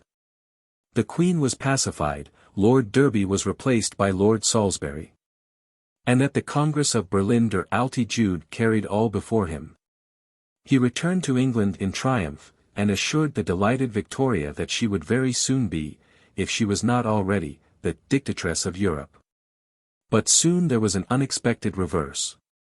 At the general election of 1880 the country, mistrustful of the forward policy of the Conservatives, and carried away by Mr. Gladstone's oratory, returned the Liberals to power. Victoria was horrified, but within a year she was to be yet more nearly hit. The grand romance had come to its conclusion. Lord Beaconsfield, worn out with age and maladies, but moving still, an assiduous mummy, from dinner party to dinner party, suddenly moved no longer. When she knew that the end was inevitable, she seemed, by a pathetic instinct, to divest herself of her royalty, and to shrink, with hushed gentleness, beside him, a woman and nothing more. I send some Osborne primroses, she wrote to him with touching simplicity, and I meant to pay you a little visit this week, but I thought it better you should be quite quiet and not speak. And I beg you will be very good and obey the doctors. She would see him, she said, when we come back from Osborne, which won't be long. Everyone is so distressed at your not being well, she added, and she was, ever yours very affly Vri. When the royal letter was given him, the strange old comedian, stretched on his bed of death, poised it in his hand, appeared to consider deeply, and then whispered to those about him, this ought to be read to me by a privy councillor. Chapter 9. Old Age. Meanwhile in Victoria's private life many changes and developments had taken place. With the marriages of her elder children her family circle widened, grandchildren appeared. And a multitude of new domestic interests sprang up. The death of King Leopold in 1865 had removed the predominant figure of the older generation, and the functions he had performed as the center and advisor of a large group of relatives in Germany and in England devolved upon Victoria. These functions she discharged with unremitting industry, carrying on an enormous correspondence, and following with absorbed interest every detail in the lives of the ever-ramifying cousinhood. And she tasted to the full both the joys and the pains of family affection. She took a particular delight in her grandchildren, to whom she showed an indulgence which their parents had not always enjoyed, though, even to her grandchildren, she could be, when the occasion demanded it, severe. The eldest of them, the little Prince Wilhelm of Prussia, was a remarkably headstrong child. He dared to be impertinent even to his grandmother, and once, when she told him to bow to a visitor at Osborne, he disobeyed her outright. This would not do, the order was sternly repeated, and the naughty boy, noticing that his grandmamma had suddenly turned into a most terrifying lady, submitted his will to hers, and bowed very low indeed. It would have been well if all the Queen's domestic troubles could have been got over as easily. Among her more serious distresses was the conduct of the Prince of Wales. The young man was now independent and married. He had shaken the parental yoke from his shoulders, he was positively beginning to do as he liked. Victoria was much perturbed, and her worst fears seemed to be justified when in 1870 he appeared as a witness in a society divorce case. It was clear that the heir to the throne had been mixing with people of whom she did not at all approve.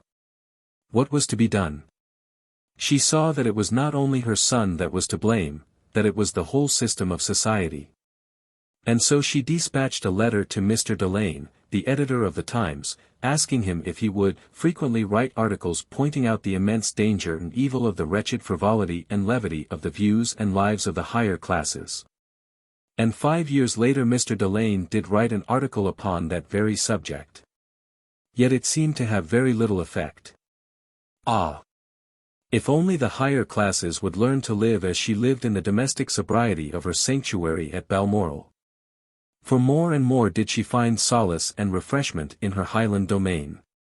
And twice yearly, in the spring and in the autumn, with a sigh of relief, she set her face northwards, in spite of the humble protests of ministers, who murmured vainly in the royal ears that to transact the affairs of state over an interval of 600 miles added considerably to the cares of government. Her ladies, too, felt occasionally a slight reluctance to set out, for, especially in the early days, the long pilgrimage was not without its drawbacks. For many years the Queen's conservatism forbade the continuation of the railway up Deeside, so that the last stages of the journey had to be accomplished in carriages. But, after all, carriages had their good points. They were easy, for instance, to get in and out of, which was an important consideration, for the royal train remained for long immune from modern conveniences, and when it drew up, on some border moorland, far from any platform, the high-bred dames were obliged to descend to earth by the perilous footboard, the only pair of folding steps being reserved for Her Majesty's saloon. In the days of crinolines such moments were sometimes awkward, and it was occasionally necessary to summon Mr. John Stone, the short and sturdy manager of the Caledonian Railway, who, more than once, in a high gale and drenching rain with great difficulty, pushed up, as he himself described it, some unlucky Lady Blanche or Lady Agatha into her compartment. But Victoria cared for none of these things. She was only intent upon regaining, with the utmost swiftness, her enchanted castle, where every spot was charged with memories, where every memory was sacred, and where life was passed in an incessant and delightful round of absolutely trivial events. And it was not only the place that she loved, she was equally attached to the simple mountaineers, from whom, she said, she learnt many a lesson of resignation and faith. Smith and Grant and Ross and Thompson, she was devoted to them all. But, beyond the rest, she was devoted to John Brown. The Princess Gilly had now become the Queen's personal attendant, a body servant from whom she was never parted, who accompanied her on her drives, waited on her during the day, and slept in a neighboring chamber at night. She liked his strength, his solidity, the sense he gave her of physical security, she even liked his rugged manners and his rough unaccommodating speech. She allowed him to take liberties with her which would have been unthinkable from anybody else. To bully the Queen, to order her about, to reprimand her, who could dream of venturing upon such audacities? And yet, when she received such treatment from John Brown, she positively seemed to enjoy it. The eccentricity appeared to be extraordinary. But, after all, it is no uncommon thing for an autocratic dowager to allow some trusted indispensable servant to adopt towards her an attitude of authority which is jealously forbidden to relatives or friends. The power of a dependent still remains. By a psychological sleight of hand, one's own power, even when it is exercised over oneself. When Victoria meekly obeyed the abrupt commands of her henchman to get off her pony or put on her shawl, was she not displaying, and in the highest degree, the force of her volition? People might wonder, she could not help that. This was the manner in which it pleased her to act, and there was an end of it. To have submitted her judgment to a son or a minister might have seemed wiser or more natural.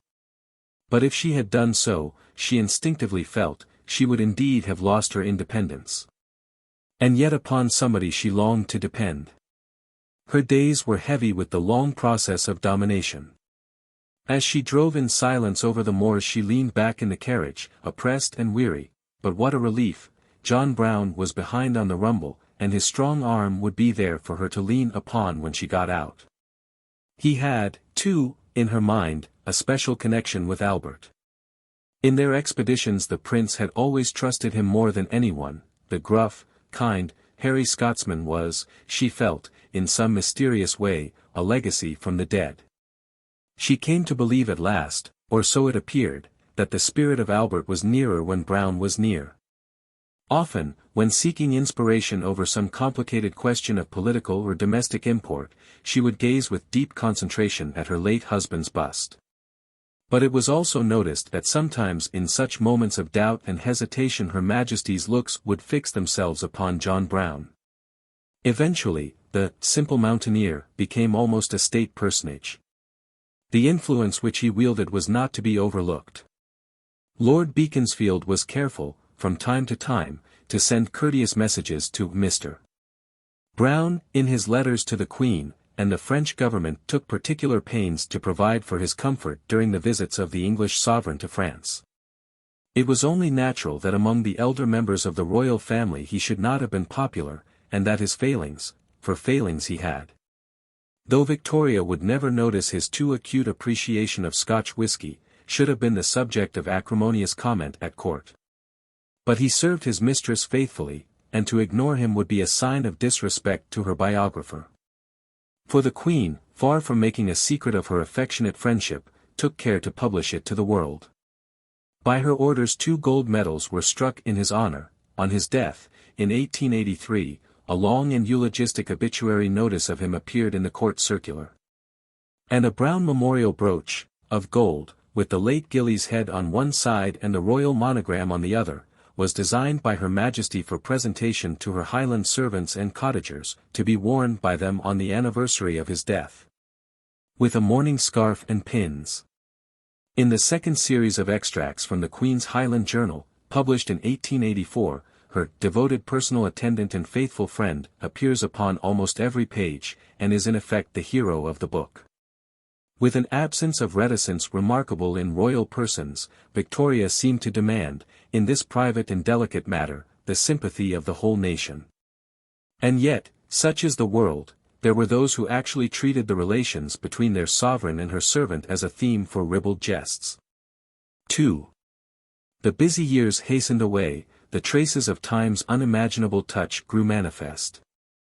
And old age, approaching, laid a gentle hold upon Victoria. The grey hair whitened, the mature features mellowed, the short firm figure amplified and moved more slowly, supported by a stick. And, simultaneously, in the whole tenor of the Queen's existence an extraordinary transformation came to pass. The nation's attitude towards her, critical and even hostile as it had been for so many years, altogether changed. While there was a corresponding alteration in the temper of Victoria's own mind. Many causes led to this result. Among them were the repeated strokes of personal misfortune which befell the Queen during a cruelly short space of years. In 1878 the Princess Alice, who had married in 1862 the Prince Louis of Hesse-Darmstadt, died in tragic circumstances. In the following year the Prince Imperial, the only son of the Empress Eugenie, to whom Victoria, since the catastrophe of 1870, had become devotedly attached, was killed in the Zulu War. 2 years later, in 1881, the Queen lost Lord Beaconsfield, and, in 1883, John Brown. In 1884 the Prince Leopold, Duke of Albany, who had been an invalid from birth, died prematurely, shortly after his marriage. Victoria's cup of sorrows was indeed overflowing, and the public, as it watched the widowed mother weeping for her children and her friends, displayed a constantly increasing sympathy. An event which occurred in 1882 revealed and accentuated the feelings of the nation. As the Queen, at Windsor, was walking from the train to her carriage, a youth named Roderick Maclean fired a pistol at her from a distance of a few yards. An Eton boy struck up Maclean's arm with an umbrella before the pistol went off, no damage was done, and the culprit was at once arrested. This was the last of a series of 7 attempts upon the Queen, attempts which, taking place at sporadic intervals over a period of 40 years, resembled one another in a curious manner. All, with a single exception, were perpetrated by adolescents, whose motives were apparently not murderous, since, save in the case of Maclean, none of their pistols was loaded. These unhappy youths, who, after buying their cheap weapons, stuffed them with gunpowder and paper, and then went off, with the certainty of immediate detection, to click them in the face of royalty, present a strange problem to the psychologist. But, though in each case their actions and their purposes seemed to be so similar, their fates were remarkably varied. The first of them, Edward Oxford, who fired at Victoria within a few months of her marriage, was tried for high treason, declared to be insane, and sent to an asylum for life. It appears, however, that this sentence did not commend itself to Albert, for when, 2 years later, John Francis committed the same offence, and was tried upon the same charge, the prince pronounced that there was no insanity in the matter. The wretched creature, he told his father, was not out of his mind, but a thorough scamp. I hope, he added, his trial will be conducted with the greatest strictness. Apparently it was. At any rate, the jury shared the view of the prince, the plea of insanity was set aside, and Francis was found guilty of high treason and condemned to death. But, as there was no proof of an intent to kill or even to wound, this sentence, after a lengthened deliberation between the Home Secretary and the judges, was commuted for one of transportation for life. As the law stood, these assaults, futile as they were, could only be treated as high treason. The discrepancy between the actual deed and the tremendous penalties involved was obviously grotesque. And it was, besides, clear that a jury, knowing that a verdict of guilty implied a sentence of death, would tend to the alternative course, and find the prisoner not guilty but insane, a conclusion which, on the face of it, would have appeared to be the more reasonable. In 1842, therefore, an act was passed making any attempt to hurt the Queen a misdemeanor, punishable by transportation for 7 years, or imprisonment, with or without hard labor, for a term not exceeding 3 years, the misdemeanant. At the discretion of the court, to be publicly or privately whipped, as often, and in such manner and form, as the court shall direct, not exceeding thrice. The 4 subsequent attempts were all dealt with under this new law. William Bean, in 1842, was sentenced to 18 months' imprisonment. William Hamilton, in 1849, was transported for 7 years. And, in 1850, the same sentence was passed upon Lieutenant Robert Pate, who struck the Queen on the head with his cane in Piccadilly. Pate, alone among these delinquents, was of mature years. He had held a commission in the army, dressed himself as a dandy, and was, the prince declared, manifestly deranged. In 1872 Arthur O'Connor, a youth of 17, fired an unloaded pistol at the Queen outside Buckingham Palace. He was immediately seized by John Brown, and sentenced to 1 year's imprisonment and 20 strokes of the birch rod. It was for his bravery upon this occasion that Brown was presented with one of his gold medals. In all these cases the jury had refused to allow the plea of insanity, but Roderick Maclean's attempt in 1882 had a different issue. On this occasion the pistol was found to have been loaded, and the public indignation, emphasized as it was by Victoria's growing popularity, was particularly great. Either for this or for some other reason the procedure of the last 40 years was abandoned, and Maclean was tried for high treason. The result was what might have been expected. The jury brought in a verdict of not guilty, but insane. And the prisoner was sent to an asylum during Her Majesty's pleasure. Their verdict, however, produced a remarkable consequence. Victoria, who doubtless carried in her mind some memory of Albert's disapproval of a similar verdict in the case of Oxford, was very much annoyed. What did the jury mean, she asked, by saying that Maclean was not guilty? It was perfectly clear that he was guilty. She had seen him fire off the pistol herself. It was in vain that Her Majesty's constitutional advisers reminded her of the principle of English law which lays down that no man can be found guilty of a crime unless he be proved to have had a criminal intention. Victoria was quite unconvinced. If that is the law, she said, the law must be altered, and altered it was. In 1883 an act was passed changing the form of the verdict in cases of insanity, and the confusing anomaly remains upon the statute book to this day. But it was not only through the feelings, commiserating or indignant, of personal sympathy that the Queen and her people were being drawn more nearly together. They were beginning, at last, to come to a close and permanent agreement upon the conduct of public affairs. Mr. Gladstone's second administration, 1880–85, was a succession of failures, ending in disaster and disgrace. Liberalism fell into discredit with the country, and Victoria perceived with joy that her distrust of her ministers was shared by an ever-increasing number of her subjects. During the crisis in the Sudan, the popular temper was her own. She had been among the first to urge the necessity of an expedition to Khartoum, and, when the news came of the catastrophic death of General Gordon, her voice led the chorus of denunciation which raved against the government.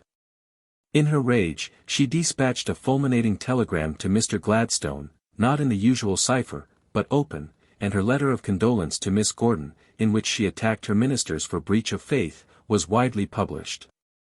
It was rumored that she had sent for Lord Hartington, the Secretary of State for War, and vehemently upbraided him.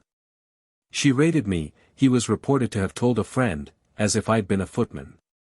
Why didn't she send for the butler? Asked his friend.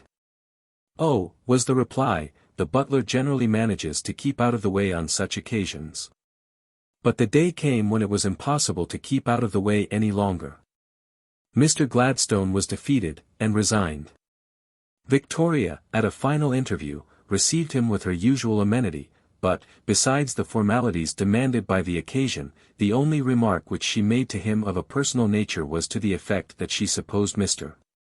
Gladstone would now require some rest.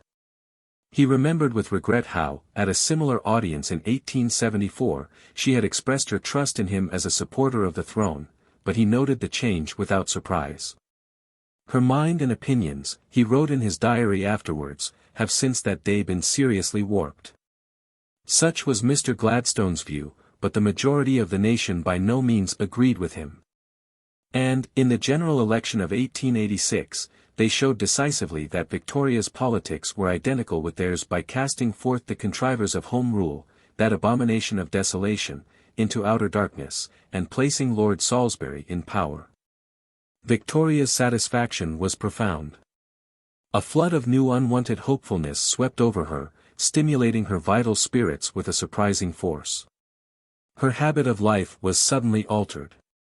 Abandoning the long seclusion which Disraeli's persuasions had only momentarily interrupted, she threw herself vigorously into a multitude of public activities.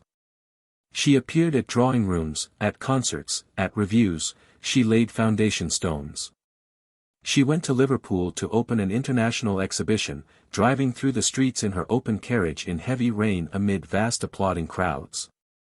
Delighted by the welcome which met her everywhere, she warmed to her work. She visited Edinburgh, where the ovation of Liverpool was repeated and surpassed. In London, she opened in high state the Colonial and Indian Exhibition at South Kensington. On this occasion the ceremonial was particularly magnificent. A blare of trumpets announced the approach of Her Majesty, the national anthem, followed, and the Queen, seated on a gorgeous throne of hammered gold, replied with her own lips to the address that was presented to her. Then she rose, and, advancing upon the platform with regal port, acknowledged the acclamations of the great assembly by a succession of curtsies, of elaborate and commanding grace. Next year was the 50th of her reign, and in June the splendid anniversary was celebrated in solemn pomp. Victoria, surrounded by the highest dignitaries of her realm, escorted by a glittering galaxy of kings and princes, drove through the crowded enthusiasm of the capital to render thanks to God in Westminster Abbey. In that triumphant hour the last remaining traces of past antipathies and past disagreements were altogether swept away. The Queen was hailed at once as the mother of her people and as the embodied symbol of their imperial greatness. And she responded to the double sentiment with all the ardor of her spirit. England and the people of England, she knew it, she felt it, were, in some wonderful and yet quite simple manner, hers. Exultation, affection, gratitude, a profound sense of obligation, an unbounded pride, such were her emotions, and, coloring and intensifying the rest, there was something else. At last, after so long, happiness, fragmentary, perhaps, and charged with gravity, but true and unmistakable none the less, had returned to her. The unaccustomed feeling filled and warmed her consciousness. When, at Buckingham Palace again, the long ceremony over, she was asked how she was. "I am very tired, but very happy," she said. 3. And so, after the toils and tempests of the day, a long evening followed, mild, serene, and lighted with a golden glory. For an unexampled atmosphere of success and adoration invested the last period of Victoria's life. Her triumph was the summary, the crown, of a greater triumph, the culminating prosperity of a nation. The solid splendor of the decade between Victoria's two jubilees can hardly be paralleled in the annals of England. The sage counsels of Lord Salisbury seemed to bring with them not only wealth and power, but security, and the country settled down, with calm assurance, to the enjoyment of an established grandeur. And, it was only natural, Victoria settled down too. For she was a part of the establishment, an essential part as it seemed, a fixture, a magnificent, immovable sideboard in the huge saloon of state. Without her the heaped-up banquet of 1890 would have lost its distinctive quality, the comfortable order of the substantial unambiguous dishes, with their background of weighty glamour, half out of sight. Her own existence came to harmonize more and more with what was around her. Gradually, imperceptibly, Albert receded.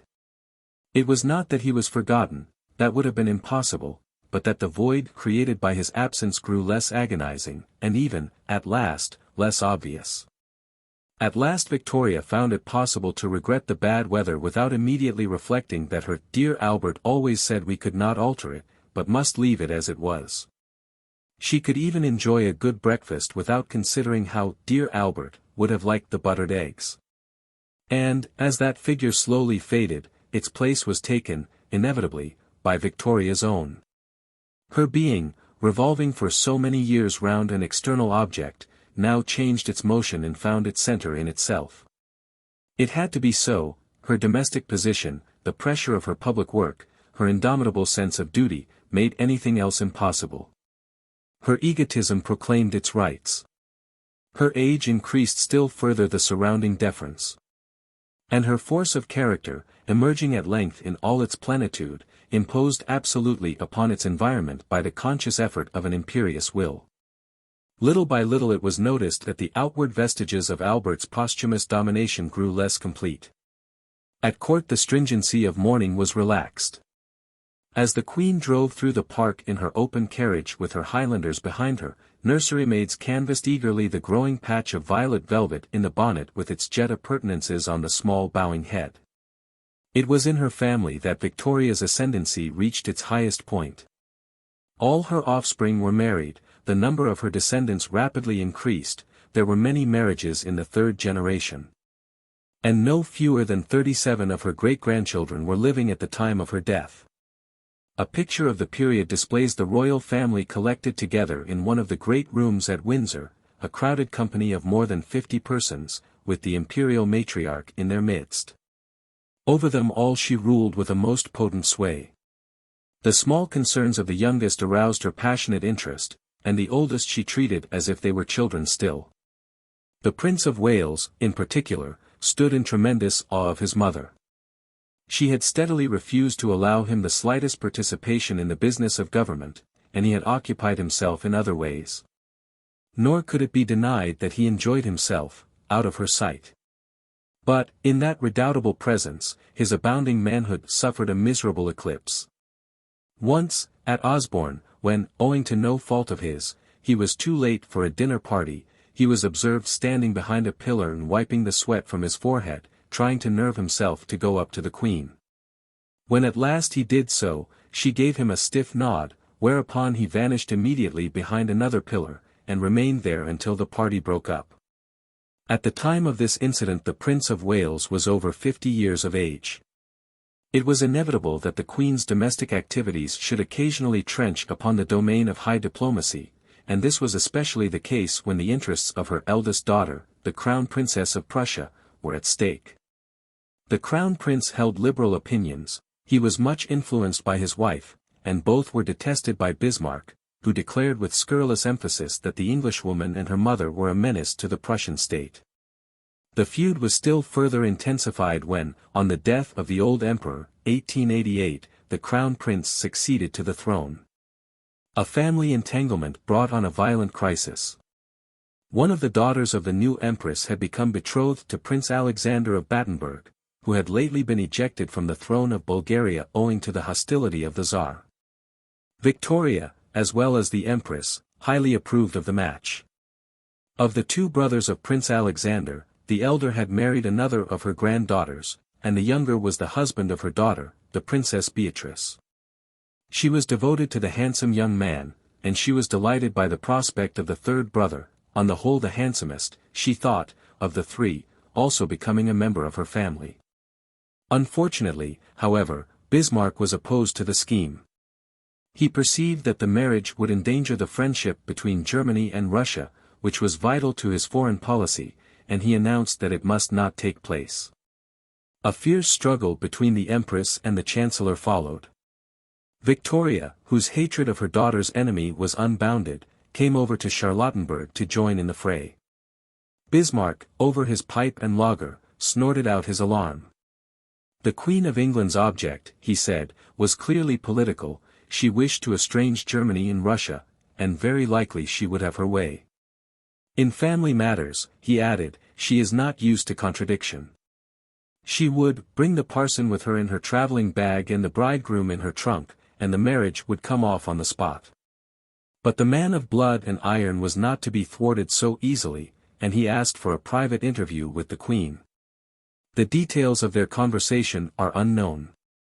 But it is certain that in the course of it Victoria was forced to realize the meaning of resistance to that formidable personage, and that she promised to use all her influence to prevent the marriage.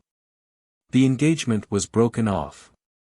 And in the following year Prince Alexander of Battenberg united himself to Fraulein Lehzen, an actress at the Court Theatre of Darmstadt.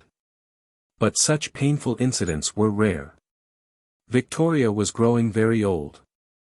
With no Albert to guide her, with no Beaconsfield to inflame her, she was willing enough to abandon the dangerous questions of diplomacy to the wisdom of Lord Salisbury, and to concentrate her energies upon objects which touched her more nearly and over which she could exercise an undisputed control. Her home, her court, the monuments at Balmoral, the livestock at Windsor, the organization of her engagements, the supervision of the multitudinous details of her daily routine, such matters played now an even greater part in her existence than before. Her life passed in an extraordinary exactitude. Every moment of her day was mapped out beforehand, the succession of her engagements was immutably fixed. The dates of her journeys, to Osborne, to Balmoral, to the south of France, to Windsor, to London, were hardly altered from year to year. She demanded from those who surrounded her a rigid precision in details, and she was preternaturally quick in detecting the slightest deviation from the rules which she had laid down.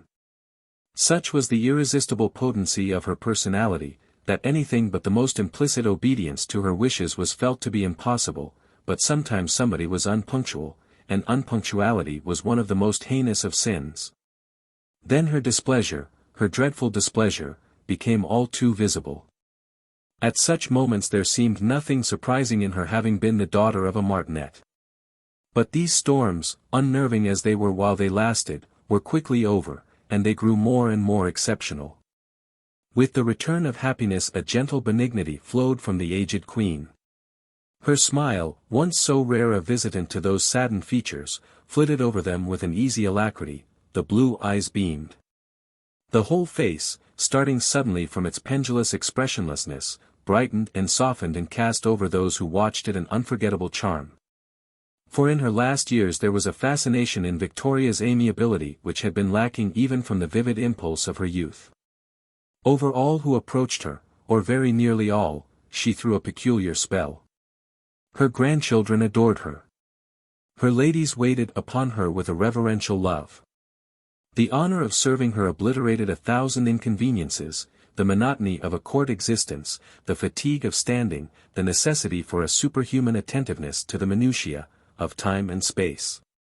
As one did one's wonderful duty one could forget that one's legs were aching from the infinitude of the passages at Windsor, or that one's bare arms were turning blue in the Balmoral cold. What, above all, seemed to make such service delightful was the detailed interest which the Queen took in the circumstances of those around her. Her absorbing passion for the comfortable commonplaces, the small crises, the recurrent sentimentalities, of domestic life constantly demanded wider fields for its activity. The sphere of her own family, vast as it was not enough. She became the eager confidant of the household affairs of her ladies, her sympathies reached out to the palace domestics. Even the housemaids and scullions, so it appeared, were the objects of her searching inquiries, and of her heartfelt solicitude when their lovers were ordered to a foreign station. Or their aunts suffered from an attack of rheumatism which was more than usually acute. Nevertheless the due distinctions of rank were immaculately preserved. The Queen's mere presence was enough to ensure that, but, in addition, the dominion of court etiquette was paramount. For that elaborate code, which had kept Lord Melbourne stiff upon the sofa and ranged the other guests in silence about the round table according to the order of precedence, was as punctiliously enforced as ever. Every evening after dinner, the hearth-rug, sacred to royalty, loomed before the profane and inaccessible glory, or, on one or two terrific occasions, actually lured them magnetically forward to the very edge of the abyss. The Queen, at the fitting moment, moved towards her guests, one after the other they were led up to her, and, while dialogue followed dialogue in constraint and embarrassment, the rest of the assembly stood still, without a word. Only in one particular was the severity of the etiquette allowed to lapse. Throughout the greater part of the reign the rule that ministers must stand during their audiences with the Queen had been absolute. When Lord Derby, the Prime Minister, had an audience of Her Majesty after a serious illness, he mentioned it afterwards, as a proof of the royal favour, that the Queen had remarked how sorry she was she could not ask him to be seated. Subsequently, Disraeli, after an attack of gout and in a moment of extreme expansion on the part of Victoria, had been offered a chair, but he had thought it wise humbly to decline the privilege. In her later years, however, the Queen invariably asked Mr. Gladstone and Lord Salisbury to sit down. Sometimes the solemnity of the evening was diversified by a concert, an opera, or even a play. One of the most marked indications of Victoria's enfranchisement from the thraldom of widowhood had been her resumption, after an interval of 30 years, of the custom of commanding dramatic companies from London to perform before the court at Windsor. On such occasions her spirits rose high. She loved acting, she loved a good plot, above all, she loved a farce. Engrossed by everything that passed upon the stage she would follow, with childlike innocence, the unwinding of the story. Or she would assume an air of knowing superiority and exclaim in triumph, "There! You didn't expect that, did you?" when the denouement came. Her sense of humor was of a vigorous though primitive kind. She had been one of the very few persons who had always been able to appreciate the Prince Consort's jokes. And, when those were cracked no more, she could still roar with laughter, in the privacy of her household, over some small piece of fun, some oddity of an ambassador, or some ignorant minister's faux pas. When the jest grew subtle she was less pleased, but, if it approached the confines of the indecorous, the danger was serious. To take a liberty called down at once Her Majesty's most crushing disapprobation. And to say something improper was to take the greatest liberty of all. Then the royal lips sank down at the corners, the royal eyes stared in astonished protrusion, and in fact, the royal countenance became inauspicious in the highest degree. The transgressor shuddered into silence, while the awful, "We are not amused," annihilated the dinner table. Afterwards, in her private entourage, the Queen would observe that the person in question was, she very much feared, not discreet. It was a verdict from which there was no appeal. In general, her aesthetic tastes had remained unchanged since the days of Mendelssohn, Landseer, and Lablache. She still delighted in the roulades of Italian opera. She still demanded a high standard in the execution of a pianoforte duet. Her views on painting were decided. Sir Edwin, she declared, was perfect, she was much impressed by Lord Leighton's manners, and she profoundly distrusted Mr. Watts. From time to time she ordered engraved portraits to be taken of members of the royal family. On these occasions she would have the first proofs submitted to her, and, having inspected them with minute particularity, she would point out their mistakes to the artists, indicating at the same time how they might be corrected. The artists invariably discovered that Her Majesty's suggestions were of the highest value. In literature her interests were more restricted. She was devoted to Lord Tennyson. And, as the Prince Consort had admired George Eliot, she perused Middlemarch, she was disappointed. There is reason to believe, however, that the romances of another female writer, whose popularity among the humbler classes of Her Majesty's subjects was at one time enormous, secured, no less, the approval of Her Majesty. Otherwise she did not read very much. Once, however, the Queen's attention was drawn to a publication which it was impossible for her to ignore. The Greville Memoirs, filled with a mass of historical information of extraordinary importance, but filled also with descriptions, which were by no means flattering, of George IV, William IV, and other royal persons, was brought out by Mr. Reeve. Victoria read the book, and was appalled. It was, she declared, a dreadful and really scandalous book, and she could not say, how horrified and indignant she was at Greville's indiscretion, indelicacy, ingratitude towards friends, betrayal of confidence and shameful disloyalty towards his sovereign. She wrote to Disraeli to tell him that in her opinion it was very important that the book should be severely censured and discredited. The tone in which he speaks of royalty, she added, is unlike anything one sees in history even, and is most reprehensible. Her anger was directed with almost equal vehemence against Mr. Reeve for his having published such an abominable book, and she charged Sir Arthur Helps to convey to him her deep displeasure. Mr. Reeve, however, was impenitent. When Sir Arthur told him that, in the Queen's opinion, the book degraded royalty, he replied, "Not at all, it elevates it by the contrast it offers between the present and the defunct state of affairs." But this adroit defence failed to make any impression upon Victoria, and Mr. Reeve, when he retired from the public service, did not receive the knighthood which custom entitled him to expect. Perhaps if the Queen had known how many caustic comments upon herself Mr. Reeve had quietly suppressed in the published memoirs, she would have been almost grateful to him, but, in that case, what would she have said of Greville? Imagination boggles at the thought.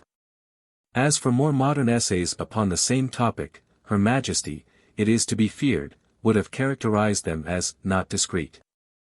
But as a rule the leisure hours of that active life were occupied with recreations of a less intangible quality than the study of literature or the appreciation of art.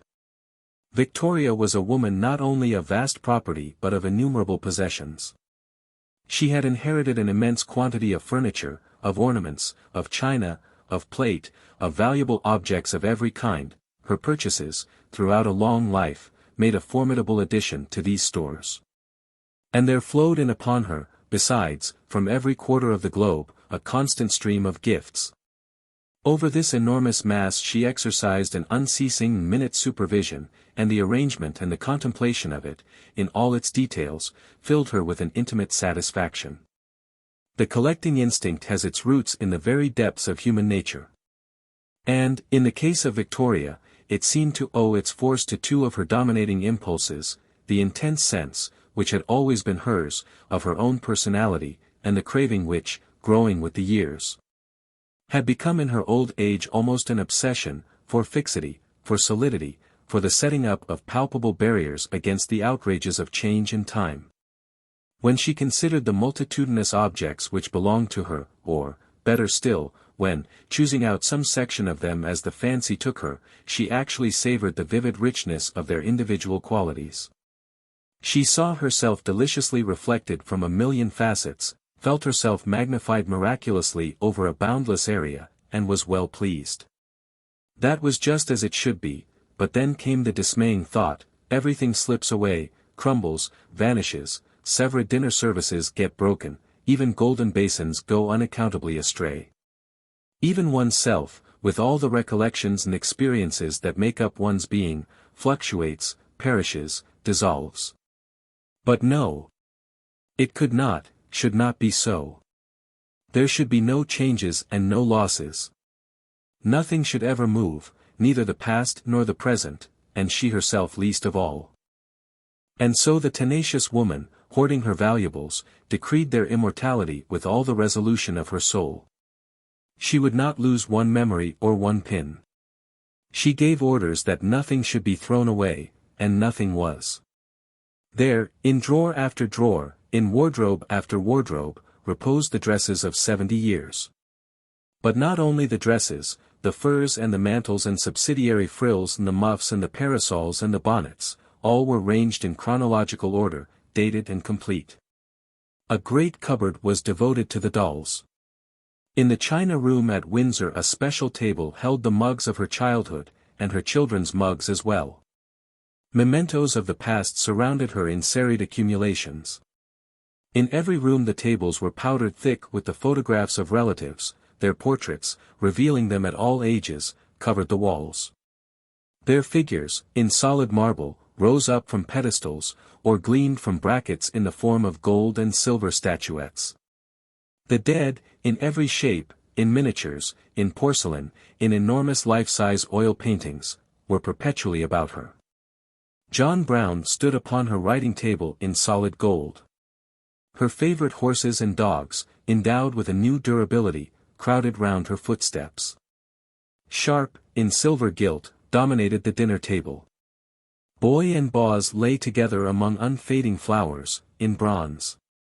And it was not enough that each particle of the past should be given the stability of metal or of marble, the whole collection, in its arrangement, no less than its entity, should be immutably fixed.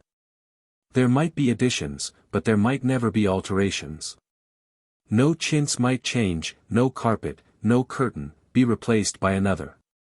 Or, if long use at last made it necessary, the stuffs and the patterns must be so identically reproduced that the keenest eye might not detect the difference. No new picture could be hung upon the walls at Windsor, for those already there had been put in their places by Albert, whose decisions were eternal. So, indeed, were Victoria's. To ensure that they should be the aid of the camera was called in. Every single article in the Queen's possession was photographed from several points of view. These photographs were submitted to Her Majesty, and when, after careful inspection, she had approved of them, they were placed in a series of albums, richly bound. Then, opposite each photograph, an entry was made, indicating the number of the article, the number of the room in which it was kept, its exact position in the room and all its principal characteristics. The fate of every object which had undergone this process was henceforth irrevocably sealed. The whole multitude, once and for all, took up its steadfast station. And Victoria, with a gigantic volume or two of the endless catalogue always beside her, to look through, to ponder upon, to expatiate over, could feel, with a double contentment, that the transitoriness of this world had been arrested by the amplitude of her might.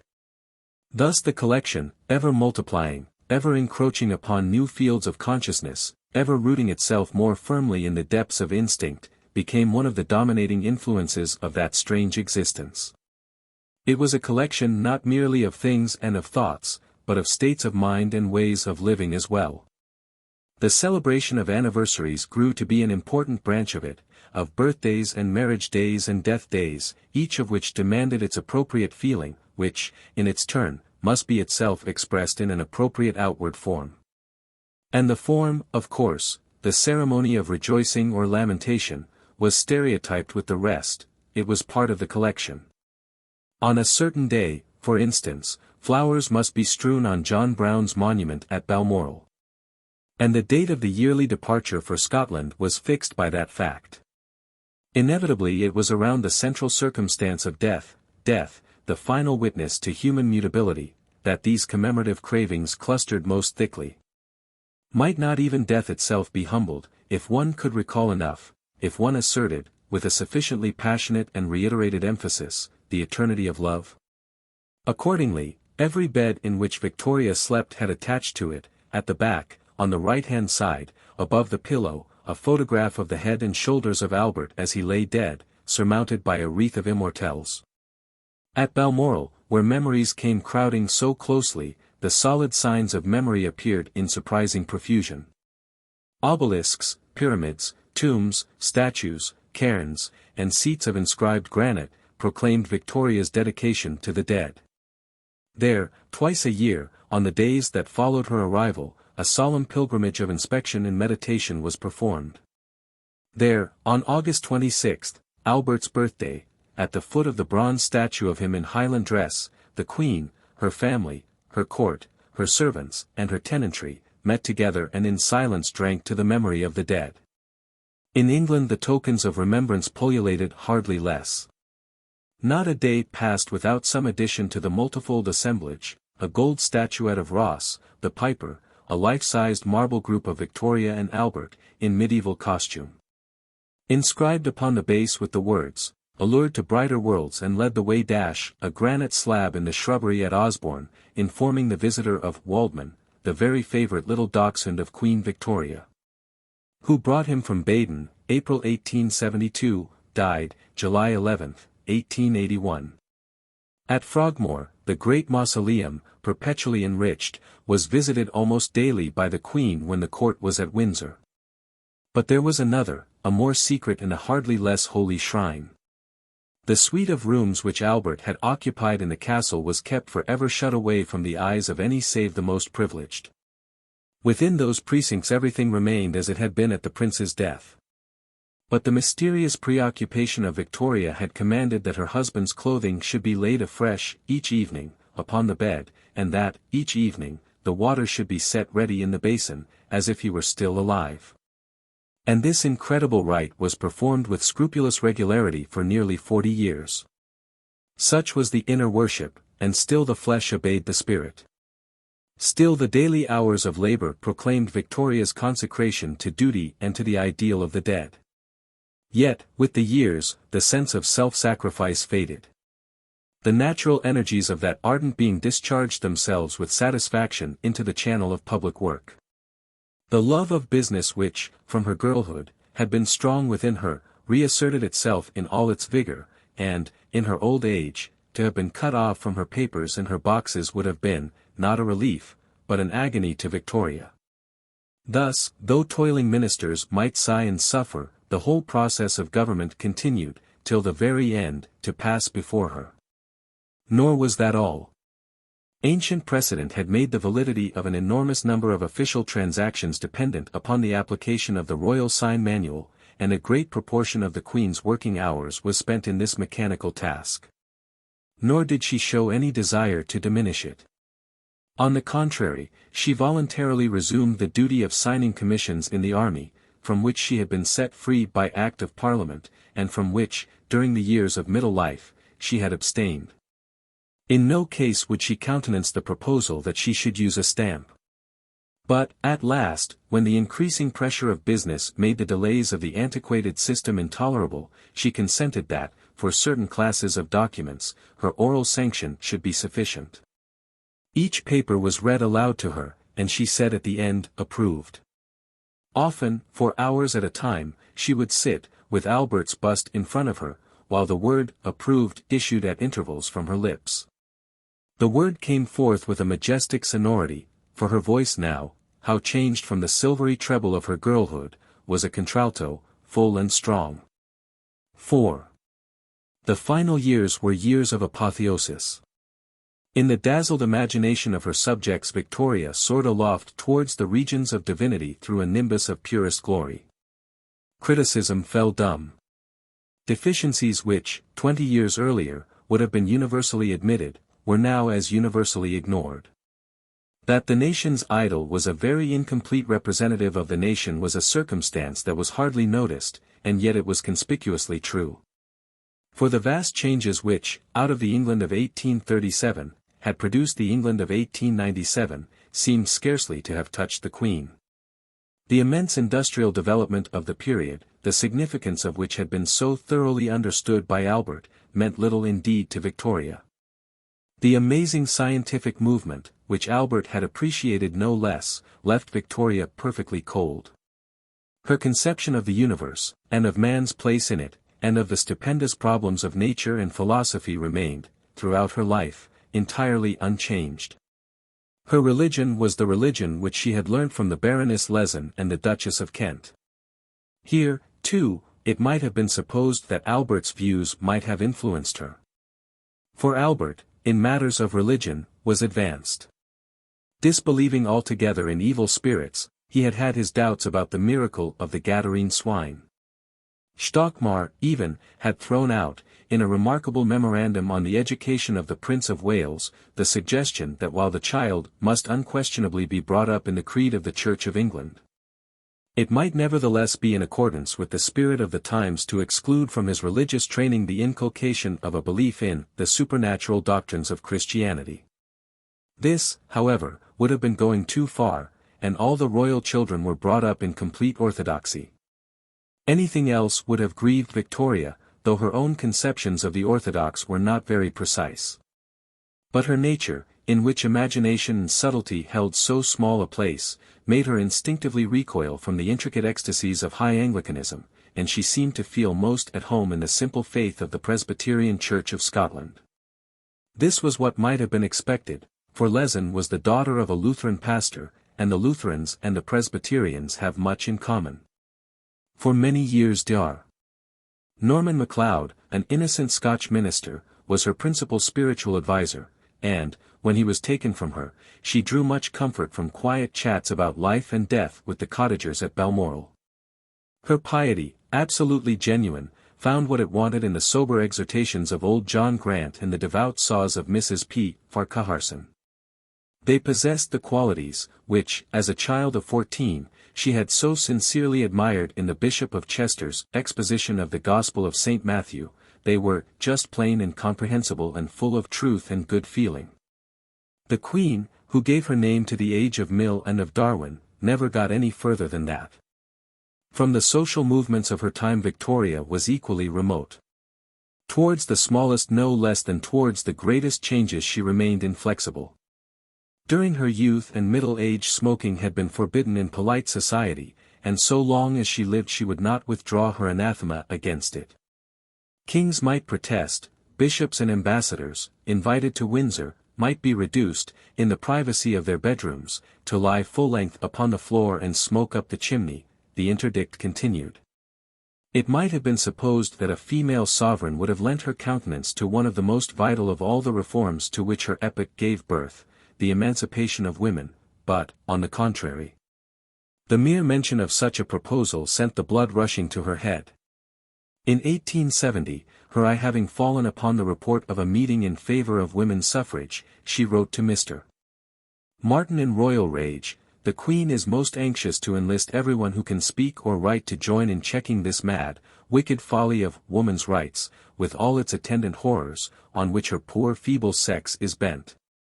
Forgetting every sense of womanly feeling and propriety. Lady, ought to get a good whipping. It is a subject which makes the Queen so furious that she cannot contain herself. God created men and women different, then let them remain each in their own position. Tennyson has some beautiful lines on the difference of men and women in The Princess. Woman would become the most hateful, heartless, and disgusting of human beings were she allowed to unsex herself. And where would be the protection which man was intended to give the weaker sex? The Queen is sure that Mrs. Martin agrees with her. The argument was irrefutable, Mrs. Martin agreed, and yet the canker spread. In another direction, Victoria's comprehension of the spirit of her age has been constantly asserted. It was for long the custom for courtly historians and polite politicians to compliment the Queen upon the correctness of her attitude towards the Constitution. But such praises seem hardly to be justified by the facts. In her later years, Victoria more than once alluded with regret to her conduct during the bedchamber crisis, and let it be understood that she had grown wiser since. Yet in truth it is difficult to trace any fundamental change either in her theory or her practice in constitutional matters throughout her life.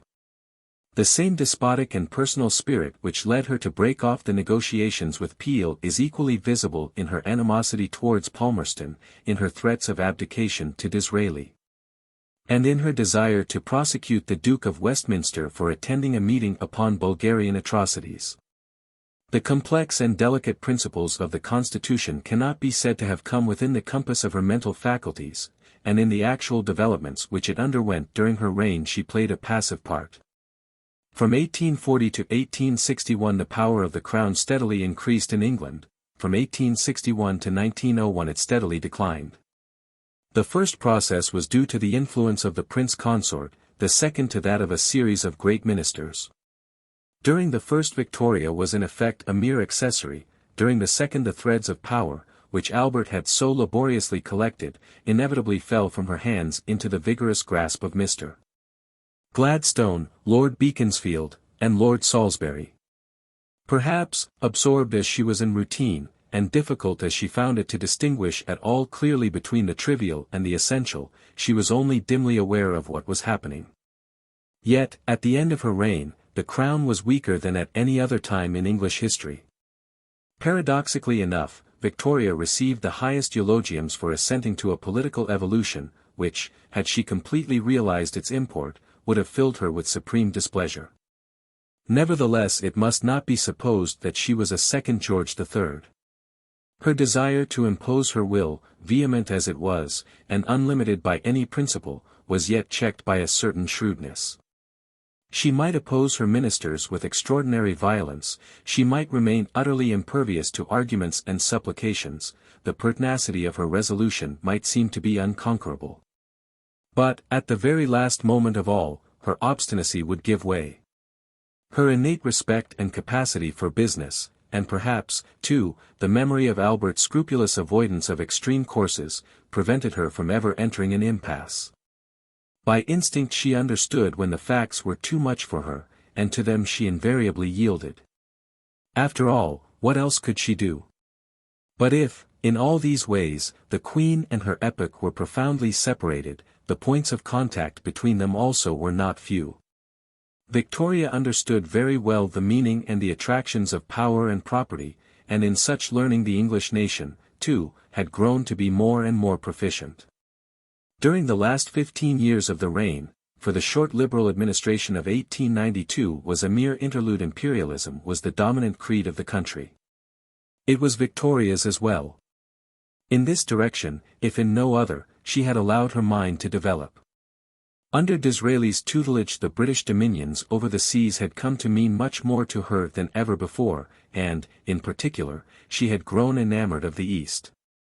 The thought of India fascinated her, she set to, and learnt a little Hindustani. She engaged some Indian servants, who became her inseparable attendants, and one of whom, Munshi Abdul Karim, eventually almost succeeded to the position which had once been John Brown's. At the same time, the imperialist temper of the nation invested her office with a new significance exactly harmonizing with her own inmost proclivities. The English polity was in the main a common-sense structure, but there was always a corner in it where common sense could not enter, where, somehow or other, the ordinary measurements were not applicable and the ordinary rules did not apply. So our ancestors had laid it down, giving scope, in their wisdom, to that mystical element which, as it seems, can never quite be eradicated from the affairs of men. Naturally it was in the crown that the mysticism of the English polity was concentrated, the crown, with its venerable antiquity, its sacred associations, its imposing spectacular array. But, for nearly 2 centuries, common sense had been predominant in the great building, and the little, unexplored, inexplicable corner had attracted small attention. Then, with the rise of imperialism, there was a change. For imperialism is a faith as well as a business. As it grew, the mysticism in English public life grew with it, and simultaneously a new importance began to attach to the crown. The need for a symbol of England's might, of England's worth, of England's extraordinary and mysterious destiny, became felt more urgently than ever before. The crown was that symbol, and the crown rested upon the head of Victoria. Thus it happened that while by the end of the reign the power of the sovereign had appreciably diminished, the prestige of the sovereign had enormously grown. Yet this prestige was not merely the outcome of public changes. It was an intensely personal matter, too. Victoria was the Queen of England, the Empress of India, the quintessential pivot round which the whole magnificent machine was revolving, but how much more besides? For one thing, she was of a great age, an almost indispensable qualification for popularity in England. She had given proof of one of the most admired characteristics of the race, persistent vitality. She had reigned for 60 years, and she was not out. And then, she was a character. The outlines of her nature were firmly drawn, and, even through the mists which envelop royalty, clearly visible. In the popular imagination her familiar figure filled, with satisfying ease, a distinct and memorable place. It was, besides, the kind of figure which naturally called forth the admiring sympathy of the great majority of the nation. Goodness they prized above every other human quality, and Victoria, who had said that she would be good at the age of 12, had kept her word. Duty, conscience, morality, yes. In the light of those high beacons the Queen had always lived. She had passed her days in work and not in pleasure, in public responsibilities and family cares. The standard of solid virtue which had been set up so long ago amid the domestic happiness of Osborne had never been lowered for an instant.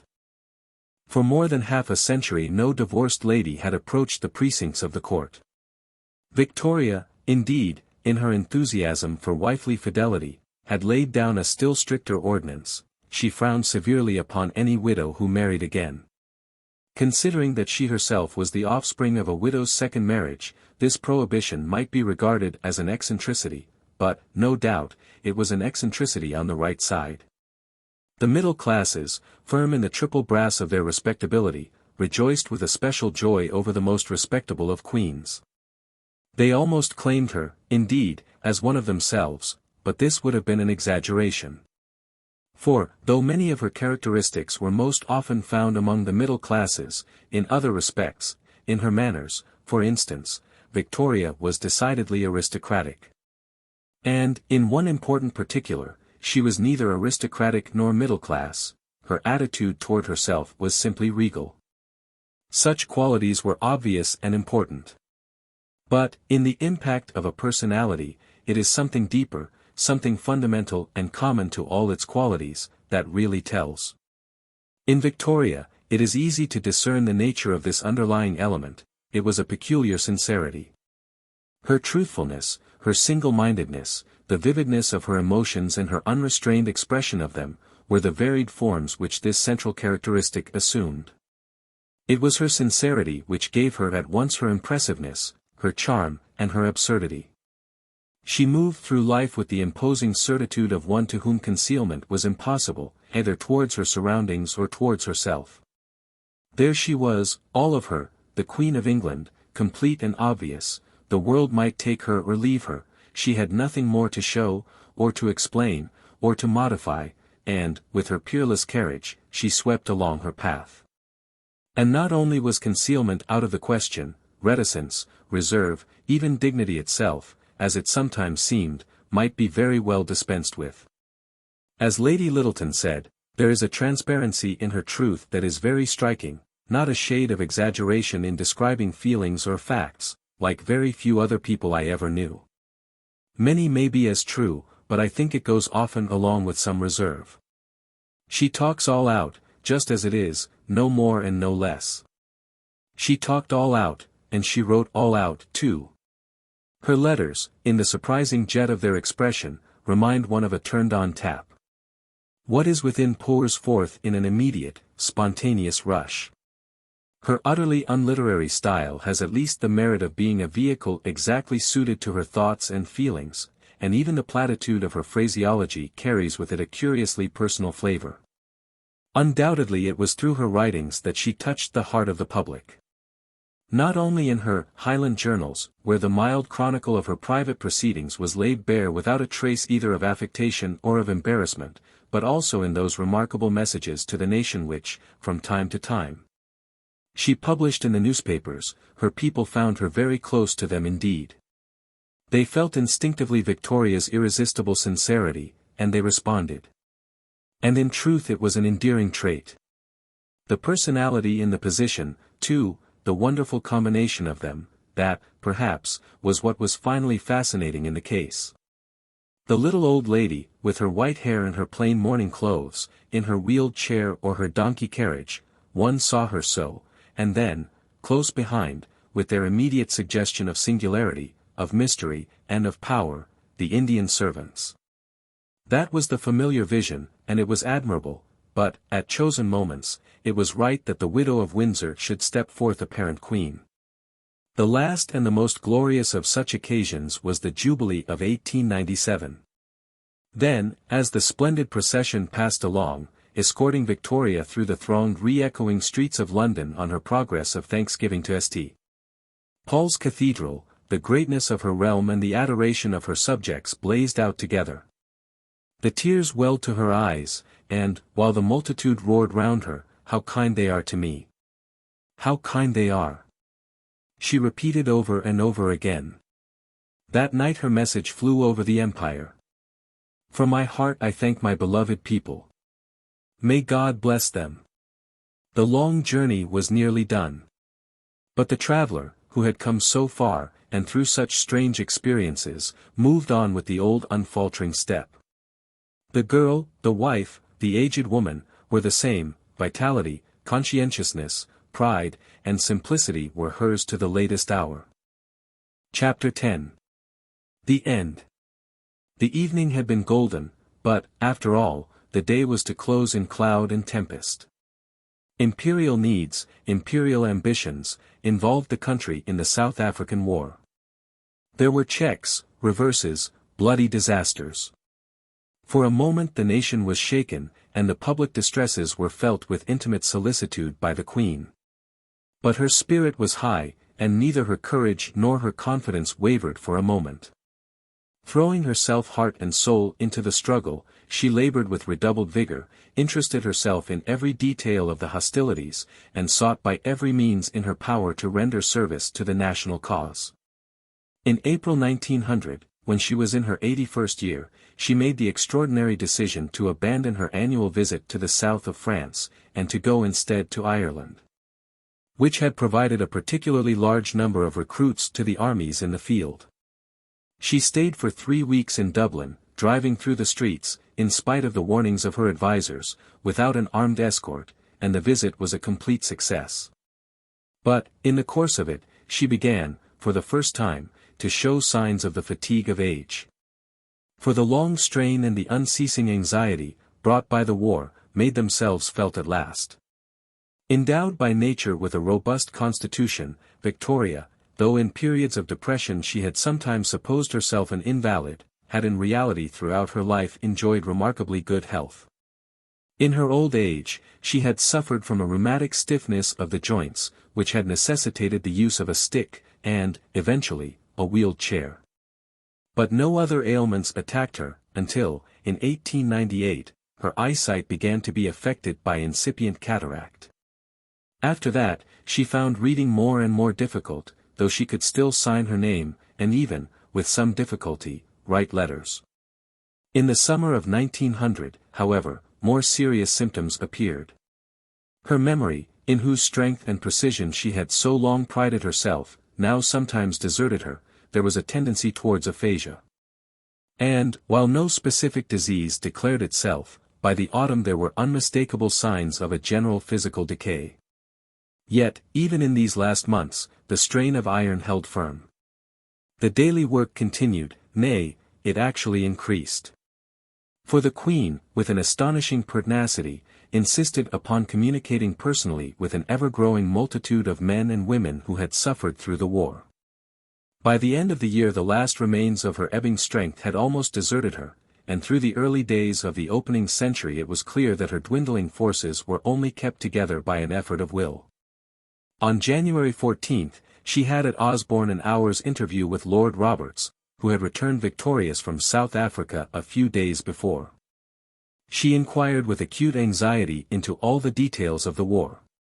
She appeared to sustain the exertion successfully, but, when the audience was over, there was a collapse. On the following day her medical attendants recognized that her state was hopeless.